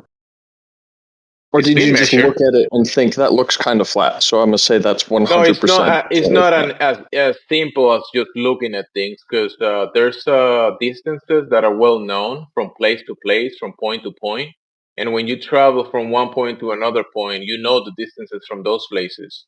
And if you can see I mean, an if you believe in a area, flat Earth, then you don't want to get into distances between places because that destroys your whole argument. yeah, but the Earth has topography, right? So you go up and down, right? Yeah. But overall, if you measure everything, the waters across and the landscape and everything put together, and then you look towards the horizon, you don't see any curvature in between any points. There's no curvature. The plane Can you curvature of the ball that is very can you show specific. me Can you show me a map of the continents that shows accurate size and distance between countries? Maps are projections. You can't have a complete accurate map. They're just spacing you can. Cartesians. The real ones, the ones that A are globe. used practically, globe are is an accurate map. Cartesian coordinates, right? And those are flat. Maps are flat. Globes aren't flat. Oh, the globe that you buy in Walmart and you put on the corner, and the teacher tells you, "Hey, you live in this globe." Those are not flat, but those are. You have to put it on a stationary table, and that table has to be horizontally placed on a floor that has to be horizontal to the structure, right? Because if you don't have a table that is horizontal, Do you know why we have maps that are flat? that globe is not gonna be standing on the table, right? Do you know why we have maps that are flat? Do you know? Do you know? Do you I know know? why. Yes, because they're easier to Because carry around. all of the maps are flat if you want to use them practically in reality. Yeah, because it's very difficult to carry around a globe everywhere. Because you It's don't use big, it for it's anything. bulky. Exactly. You're right. You don't use the globe for anything because you can't use it for anything in practicality, in reality. The globe is not used For for anything in simulations, they reality. use them. In simulations, in Fantasyland, right? If you want to simulate Star Wars, Star Trek, cartoons, that kind of stuff. Yeah, in fantasy, you can definitely use the globe in fantasy. But when you go to reality, you have to apply reality to whatever you're doing, and you will never pull out the globe to do anything in reality. You're correct. Okay. Have you ever used a map before? Yes. Do you understand that even No, if the I Earth was a overstand globe, the map okay, because I'm looking down to the map, and Don't interrupt me. Don't I'm on interrupt me. top of the. Shut the fuck up! Don't interrupt me. Hey, Stop interrupting I me. don't. You're saying you Don't understand, interrupt and me. I'm correcting Don't you. You're interrupt me. incorrect. You're interrupting me. I You're interrupting me. overstand the map. You're interrupting me. You're interrupting me. No, Okay. but you can't apply things to me Don't that are interrupt not me. correct. Don't interrupt me. Don't interrupt me. All right, don't interrupt me, or you'll be muted. Okay, Cars, don't interrupt me again if I'm correcting you, or you're gonna be muted. That's how it goes. Why do these retards think they can You muscle their interrupted way me. past the mods? Like, fuck. You interrupted me. I was That talking. doesn't You matter. interrupted So me. I Who don't. gives a shit? I He's a don't mod, understand. so So you understand that in reality, you don't use the globe for anything. You understand that, right? You comprehend that part, right? You admitted. You admitted to this. Okay. Yes. Yes, correct. Let me put a hypothetical to you. Okay. Let's Let's say stick to the realist hypothetically. level. Let's stay in reality. No. Yes. Let's go with the hypothetical. Let's stay in reality, please. No. I'm not going on your tangent. I'm begging okay? you. I started talking. You interrupted me. Okay.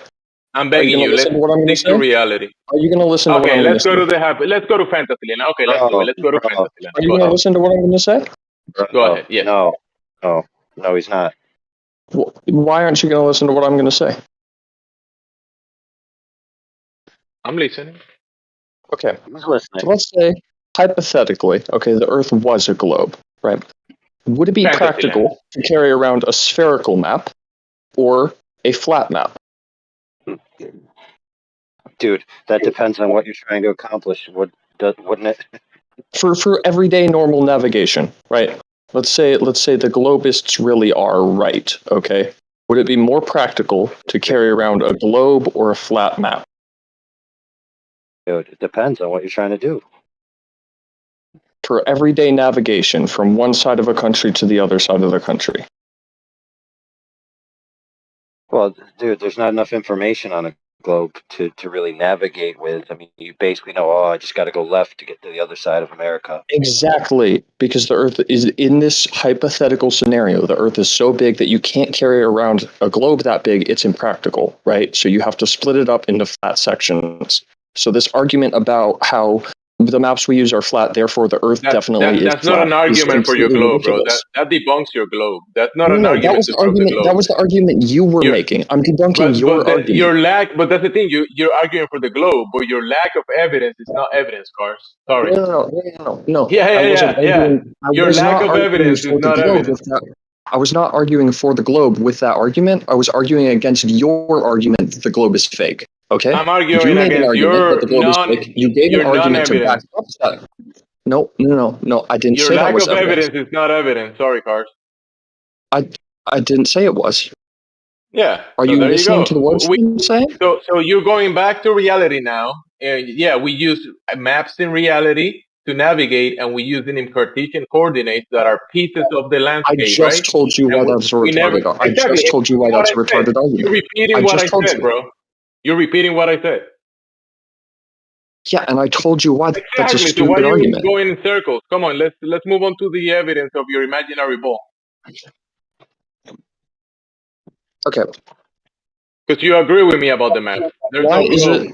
Why required for is the it? map. Go ahead.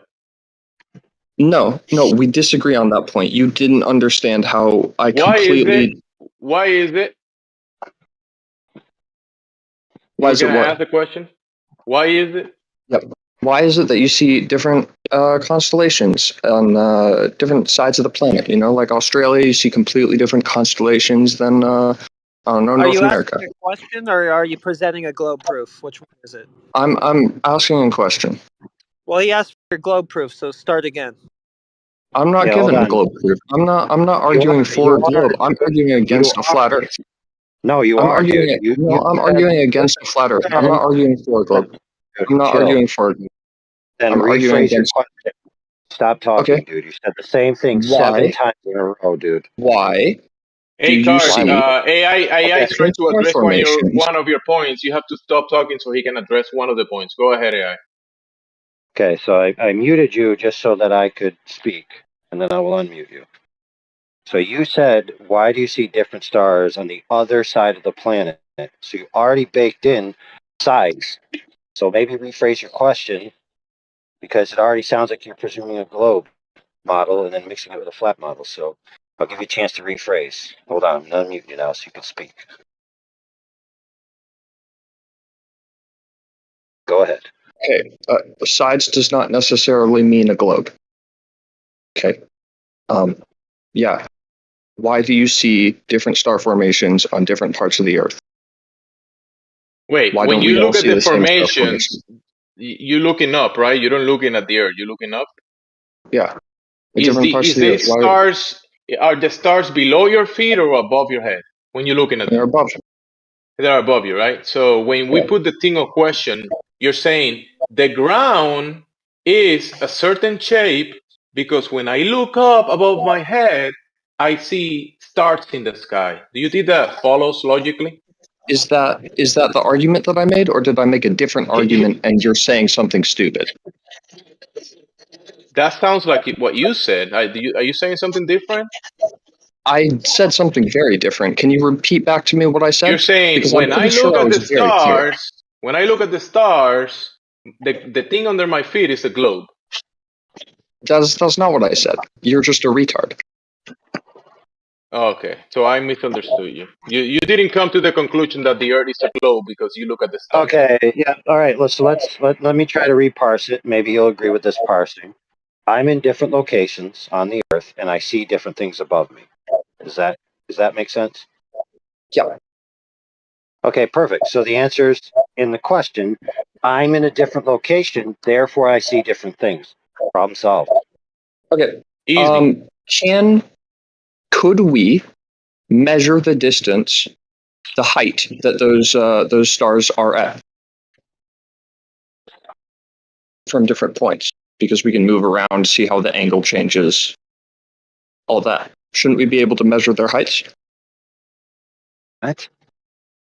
Their heights, the heights of the objects in the sky that we see, the stars. I think you're skipping arguments, bro. We should be able to measure their heights, right? Because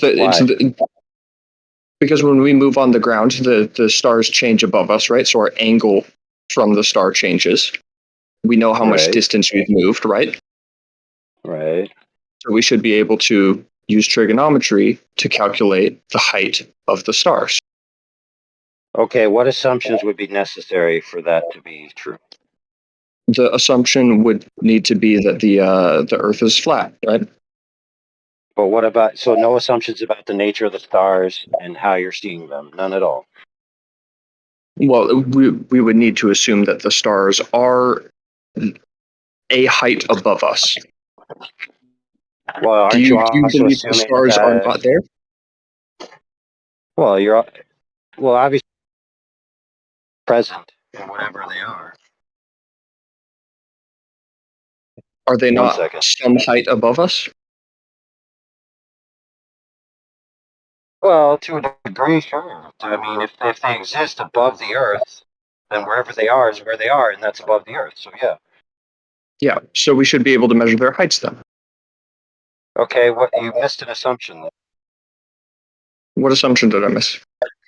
That's absolutely necessary. So when you're looking at the star, let's say you have an angle, right? Because that's what you're going to say. Let's say that's the hypotenuse, right? So you're assuming that the hypotenuse is a ray that continues indefinitely until it meets the star, right? Yeah. And you're assuming that the star is physically located along that ray, correct? Do you believe that stars do not have a physical location? Dude. Yeah, the answer was correct or incorrect. That would be correct, yes. But do you believe that the stars have a physical location? Well, if they exist physically, then wherever they are is where they are, and that location is where they're at. And that doesn't necessarily mean that when you're looking and you see them in your field of view, that if you traced a ray at the same angle, that you'd arrive at that particular star. Because light doesn't necessarily have to travel in a perfect ray, correct? Yep. So in other words, it could be redirected, it could be reflected. There's all kinds of ways in which the star isn't actually along a ray from your point of view. Right? Okay. So what force do you propose is bending the ray then? Do we have any reason to believe that the ray is not straight? Dude, it's not about that. You have to prove they are perfectly straight from the star to make your claim bear a necessary conclusion. Not on me to do it for you, or I'm on trying me to to make prove any your argument. Dude, you're the one making an argument here. No, I'm trying to make your argument right now. Dude, why don't you stop trying to make my argument and just make your own? How about that? Okay. Do you believe it's possible to calculate the height of the stars? No, dude, it's demonstrably not possible. And there's too Why many is it not assumptions that aren't proven. There's too many assumptions that aren't proven, so you could never make a definitive claim. Why isn't it possible? Because the angles don't coordinate, dude. Why don't they? Dude. Because they don't. Why? I don't know why. I just know they don't. Do you know what factor, if changed, would make it work perfectly? Dude, it doesn't work perfectly. If we're standing on a sphere, it then doesn't it works work perfectly. No, It does. It doesn't. It does. So your claim is that all angles taken from the ground in the entire field of view coordinate perfectly with the stars. That's your claim? Because that's false, dude. Because nobody shoots angles to stars below, I can't remember the degree, but they don't shoot them at every degree of inclination, dude. So you're wrong. I didn't say that. You said it works perfectly. No, So what do you mean by perfectly then? How about that? You tell us what you mean by works perfectly, so we don't have to guess. So when you do what I said, right, and you draw a line to the stars, right, and you calculate their height based on the change in the angle from the distance you've traveled, right? What happens if you assume the Earth is flat is that the height of the stars is not something that is stable. The stars move up and down, which doesn't make sense if the Earth is flat. But if the Earth is a sphere, that does make sense because the ground is moving away from the stars aren't moving away from us. Right, I know, but you skip steps in between your conclusion, dude. What's that? All the conditional ifs that have to be assumed. Okay. So you What say question? that if I move across the Earth and I imagine the star as a fixed point and I draw on a piece of paper a triangle, these triangles don't seem to remain congruent with the position of the star if the star is in that particular position along the ray in which I imagine it should be. All those things would have to be proven in order for you to conclusion that it doesn't work to actually be true. So I'm open to it, don't get me wrong. When you arrive at a star, You need to tell hold on, me. friend, I'm speaking. I'm open to it. When you arrive at the star and give me its coordinates in free space relative to the Earth so that your thing on paper can actually be in fruition, then I'll review it. You need to tell me why the stars appear to be changing height. No, I don't. Yes, you do. You're the one. No, I don't. You're the one making a What definitive claim phenomena is about it. causing it? I don't need to know, dude. Yes, you do. Let me tell you why. No, I don't actually.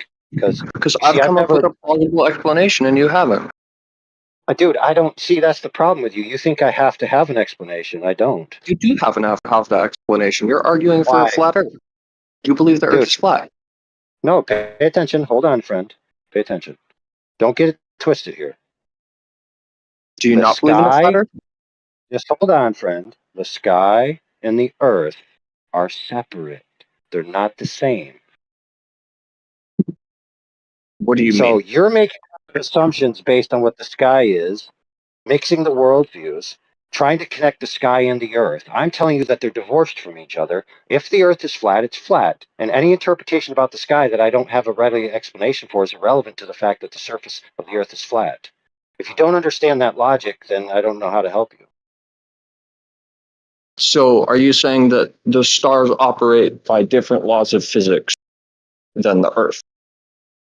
But I am telling you that if an object isn't curving, then it's not a ball, regardless of other things doing whatever you think they're doing. I just told you a way that we could measure the curvature. No, you didn't. Yes, You we told did. me an interpretation of the sky, dude. That's what you told me. Okay. So So remove yourself from the sky, bring your head out of the clouds and down to the earth, and you just don't demonstrate that believe the surface. you don't Hold on, believe friend. that you don't believe the sky works on the same rules of physics that the Earth does. Dude. I want you to say that out loud. Can you say it for me? Dude, what does it matter? Can you say it for me? Dude, you're getting Tell me annoying, bro. that you don't believe that the No, here's how Earth this is gonna go. I'm just gonna and the mute you, sky and operate by the then same rules. Tell I me. don't have to play by your games, bro. It's that Yeah, simple. Here because you go.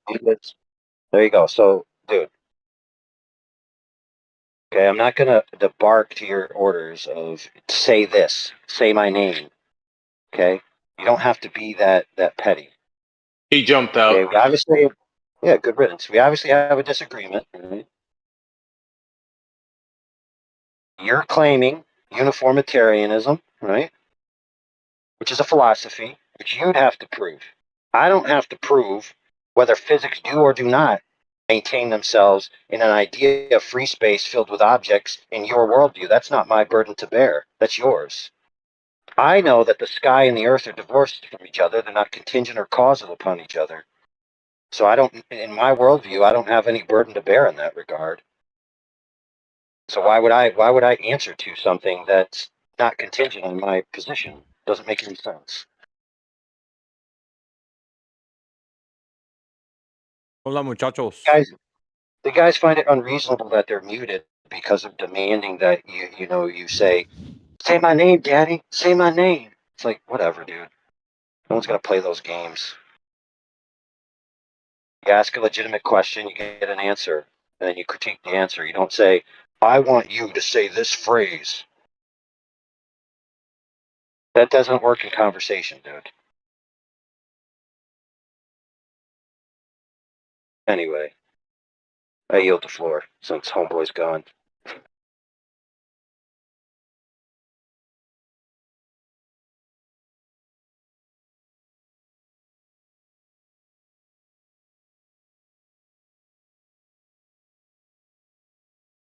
Oh, did Alpha just show up?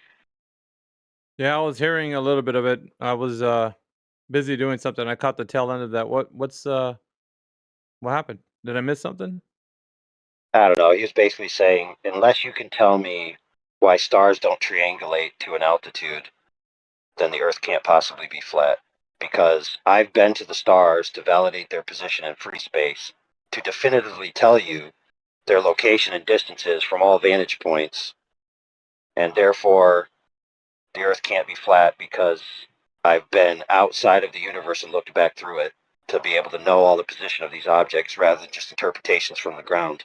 And you have to answer my interpretations in your worldview, otherwise your worldview is false, basically. Wow. He said a lot then, didn't he?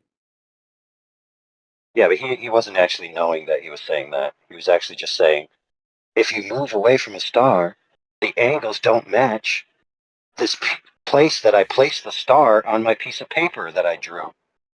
That's a problem. They don't realize that the only place that angular to fixed point position exists is when they take their pencil on their piece of paper and they draw a point and they fix that point on that paper. That is where it exists. They haven't validated that. All that they know is the apparent visual angle to the object in question from different locations. That's it.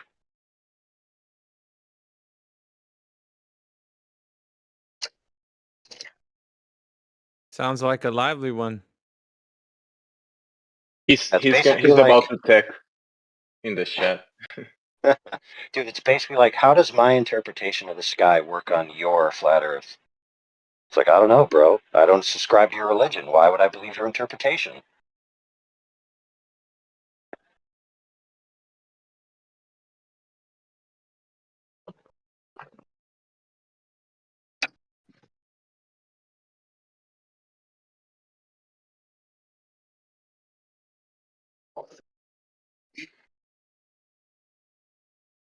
Oh, Cars is back. Car. Hi, Car. Welcome back, Car. What's up? Hey, Hey, Car. welcome back. Listen, Car. You got muted because that's one of the only remedies for diarrhea of the mouth. If you can't control your mouth, we have to do it for you. Hey, you interrupted me plenty, all right? All right. So, Cars, are you in here trying to provide evidence that the Earth is a globe? No. Why not? I'm trying to prove it isn't flat. Nah, fuck that. We're gonna go right back to you proving that the evidence that the Earth is a globe. We're not gonna play your horseshit games, dude. You're gonna provide evidence. I was never trying to prove the Earth was a globe. Dude. I was never trying to prove what it. are you doing? What are you doing in here if you're not trying to provide evidence that the Earth is a globe? I'm trying to provide evidence that the Earth isn't flat. What? You don't I'm even trying know to what the provide Earth evidence is. What's the that Earth the right Earth now? isn't What's flat. the Earth? What's the Earth? I believe that it's a real big ball flying through the sky. All right. I'm not going to try to provide evidence for that. Where's evidence of that? I'm not going to give you that evidence because I don't have it on hand. I do have evidence. I do have evidence. What do you I mean do on have hand? evidence. I do Shut the have fuck evidence up. that the Earth. What do you mean on hand? I want to know what you mean by on hand. What is it, like some keys you have in your pocket? What do you mean by on hand? Yeah, it's on a flash drive I got in my pocket. I can't give it to you right now. Flash It's drive. top secret. So you don't It's top secret. Shut the fuck up, dude. If you don't have evidence to provide, then put yourself on a white mic, please, and go look for the evidence and then come back. Go look for the evidence and then come back. I'm not trying to prove that the Earth is a sphere. You're gonna I'm go. not trying to No, prove it. what you're gonna. Yes, you are. That's what the whole this room is built on. People bringing their evidence for the Earth being a globe. So what you're gonna do is go get that evidence and then come It's just back. called 24/7 No, flat you're gonna Earth. go get the evidence and then come back. Is this topic not related to flat Earth? This is 24/7 flat Earth Discord and channel. So what you're gonna do is go get the evidence that the Earth is a globe, if you believe it to be, and come back and then provide the evidence and let's hear what you got to say. Otherwise, Why do I need to provide that evidence for you? clam up because that's what this channel's about. It's about you guys providing evidence. No. Yes. I didn't come here to argue for the globe. It doesn't okay? matter what you come You're here for. running away. If you're not, You're running I don't away give a shit. because We're you not can't running. deal with the fact we that the are Earth is here. not flat. I don't give You're a shit, running dude. away. I'm sorry, You're but running we're away not from going to me. be. Shut the fuck up. We're here for you to provide evidence. You and every other baller on Earth to provide evidence that the Earth is a globe. We're not here to listen to you or dictate orders from you. You're here to provide evidence that the Earth is a globe. You understand? That's all we're here for, is you to provide evidence and for us to see if it qualifies as evidence. And if not, then, you can wait till somebody else does. But that's all we're here for. We're not here to play your games. We're not here to satisfy your questions. We're here for evidence of the Earth as a globe. So go to your flash drive and go dig up that information and bring it back to us, and then we'll see what you got. No, I was Capiche? lying about the flash drive. The CIA wouldn't. All right, then if you don't have anything, if I if you told don't have about it. anything, then you really don't have nothing to offer. You don't have anything to offer. Then let Why somebody can't else. why can't I ask Because questions? we're not I just going to want to talk ask to you. questions. No, we're not I going to just want to talk to ask you. some questions. Can I Well, just I don't ask give some a shit questions? what you want. It doesn't matter Why what can't you I want. ask questions? Because you are full of shit. Because That's you don't what have you are. answers? No, Is it because not you don't because have of that. answers? Because It's you because you don't don't have have answers. answers. No, I have because you plenty of don't. answers. No, you I have don't. plenty of answers. Then Yes, I how's the do. Earth a globe? How's the Earth a globe? How is it? It's big and it's round. Yeah, so what? What are the measurements Oh, to it? that's an answer, all Give right, me the bro. radius. What's the radius? It's pretty big. What's the radius of Earth? It's like 10 quadrillion or Shut the something. fuck up, dude. You see how you Hey, don't know hold shit? on, hold on, how bro. big do you think the Hold Earth on. is? Hey, Cars, be quiet for a second. I just want to make a piece that you did say you had answers, and he did ask you questions. And to be fair, did say an answer, so that's credit, I guess. Do you have answers to my questions now? You said 10 million. That isn't the answer to the radius. No, I actually said 10 quadrillion. I'm not sure All if you right. heard me. I don't give a shit what you said. It's the incorrect answer. That's not what mainstream is saying about it. I am aware of that. Yeah, I believe it's bigger though, because I think that I don't know. I made it up. It was revealed to me in a dream. Yeah, just like the globe is made up, so you made up your bro. story about it. So I understand. Can you tell me how big you think the Earth is? Well, I know the answer. You ready? I have a definitive answer expressed in mathematical terms, and I can give it to you if you want to hear it, but you have to say yes. Go for it. Yeah. All right. It is one Earth size unit. One astronomical unit? No, one Earth sized unit. Not an astronomical unit. Good grief, dude. Okay. Can you quantify that? What is the translation between that and meters? One Earth size unit equals X meters. There How you many go. meters? X meters, dude. For goodness sakes, bro. I just told you. Well, X is a variable. Is the size of the Earth changing? No, one Earth size unit equals X meters. Whatever the Earth size unit is in meters, that's what it equals. Okay. So I mean, do you deny my the math? size Dude? of My the math Earth. is pretty The dead size on, of dude. the size of the Earth is a slope. Then what are you saying? What the heck, dude? You're giving me one variable and setting it equal to another variable. That makes a slope. What? When you graph that equation, you get a slope. No, you don't. What the heck? You're giving me x equals y. That's a slope. Oh my goodness, dude. That's not a slope, Have you dude. not taken like math 2 in high school or math 1 even? Like what?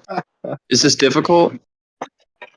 Hey, dude, X dollars, right, Yeah. equals Y yen. Therefore, I'm describing a slope. We have Are you, we have the hey, relative values between. friend, are you simple-minded? Because I want to know, because I don't want to abuse the underprivileged in the mental capacity. No, you gave me a slope, right? Okay. No, I That's a didn't, slope. dude. Yes, you Oh my did. goodness, dude. X You're dollars lost. equals y yen. It's a slope. Hey, it might be a language barrier. AI. He maybe he doesn't speak No. English. X dollars equals y yen. That's a slope. You can graph that. Whatever, dude. Do you not know how math works? You can graph that slope. You can take any number on that x, any number of dollars, and you can figure out how much yen that is. This is like math 1 stuff, man. Did you take math 1 in high school? This guy running away from me because he's too dumb. It's you're too dumb. I'm too dumb. What am I dumb about? You didn't know that x equals y makes a line. Dude. If you graph it, you're saying that one Earth size unit equals x, right? Yeah. One Earth size unit equals x meters. What I actually said was one Earth size unit equals x meters, so that's fixed. It's going to equal a certain amount. There's only going to be one plot point, dude. Yeah. So if you pay attention. If you have one, you haven't given me a relative difference. Hey, Dinkus. If you have one plot point, what is the slope of a singular plot point, please? That's not what the question was. You're an idiot, dude. Thank you for playing. You accuse me of describing a slope, but there's only one plot point, and there can only be one point. So yeah, and you won't tell me what it is. You won't tell me what it is, so it could be any number. It's magical. Dude, it is what it is, dude. I haven't measured the entire Earth to know that value. I just know that value is equivalent, mathematically expressed. Because you wanted it expressed in meters, so I gave it to you expressed in meters with an expression. Did I This not? sounds like a weaselly little way to tell me that you don't know how big the Earth is. Dude, the Earth is indefinite. It's indefinite. So what? So it just goes on forever? Do you know what indefinite means? Yeah. Okay, what does it mean? It means that it is undefined. Oh, so does that mean it goes on forever necessarily? No. No. I think you're confusing indefinite with infinite. Kind of like you're confusing a single plot point with a slope. Is there an edge to the Earth then? Do you believe there's an edge? I don't know. Indefinite. The boundaries of the Earth are indefinite. Same with your universe, by the way. Okay. But so if you believe in if you believe in heliocentrism, you believe in an indefinite boundary. So do you believe why the can't Earth I? do you believe the Earth is billions of miles from one end to the other? Is it trillions of miles? Is it hundreds of? Give me a range. How big is it? I'll give you a range. I'll give you a range. Okay, indefinite to indefinite. That's the range. This sounds like another weaselly little way of saying I don't know. Also, the limit to the Earth is you reach when you reach the water. So you walk on the Earth, and then you reach water. That's not the Earth anymore. That's water. But see, me claiming it's indefinite isn't just a claim to I don't know. It's a claim that it's indefinite in principle. So it's not just that I don't know; it's that nobody knows. Okay. But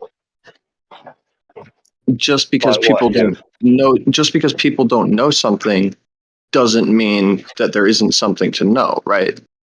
That's true. So let's say Earth has a size. Okay, that's fine. We just don't know what it is. I still have the same answer. Yeah, I don't know the absolute extent of the entirety of the Earth. No, I don't. Okay. Thank you. That's all I was asking. You didn't have to make this as complicated as you did. Yeah, but I did, though. You see. Yeah, because you were trying to weasel your way out of saying I don't know. No, I wasn't. Yes, I do know. Why didn't you just say that you don't know then? Because it's not as simple as I don't know. It's more complicated than that. Is it? It is. Why? Because if you just say I don't know and you just allow the proposition to be aired out as if it is known, but I just am not privy to that information, even though the information is available and known, is much different than saying it's indefinite in principle. So you believe it's unknowable how big the Earth? No, that's different than saying you don't know. I didn't say it's necessarily unknowable. I said it is as to for not known. It's indefined. So you don't know if it's not knowable.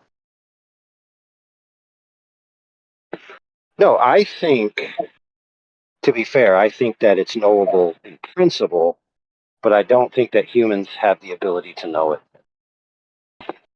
But it is knowable then. Sure. So it's not undefined. Oh my goodness, dude. You really don't know what undefined means, do you? If it's undefined, it can't be knowable. That's not true, dude. It just means it's not defined yet. It could be. How do you define something that is undefined?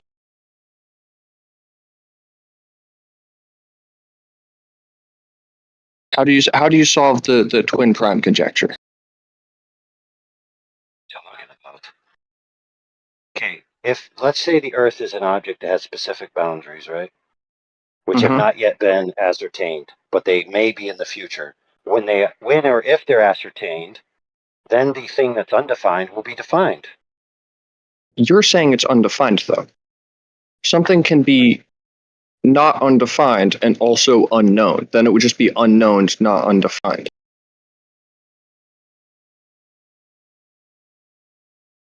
Dude, for example, it's not necessary that the Earth has a fixed volume, right? Same with your nonsense universe that's ever increasing in volume, right? So the volume in itself is indefinite, right?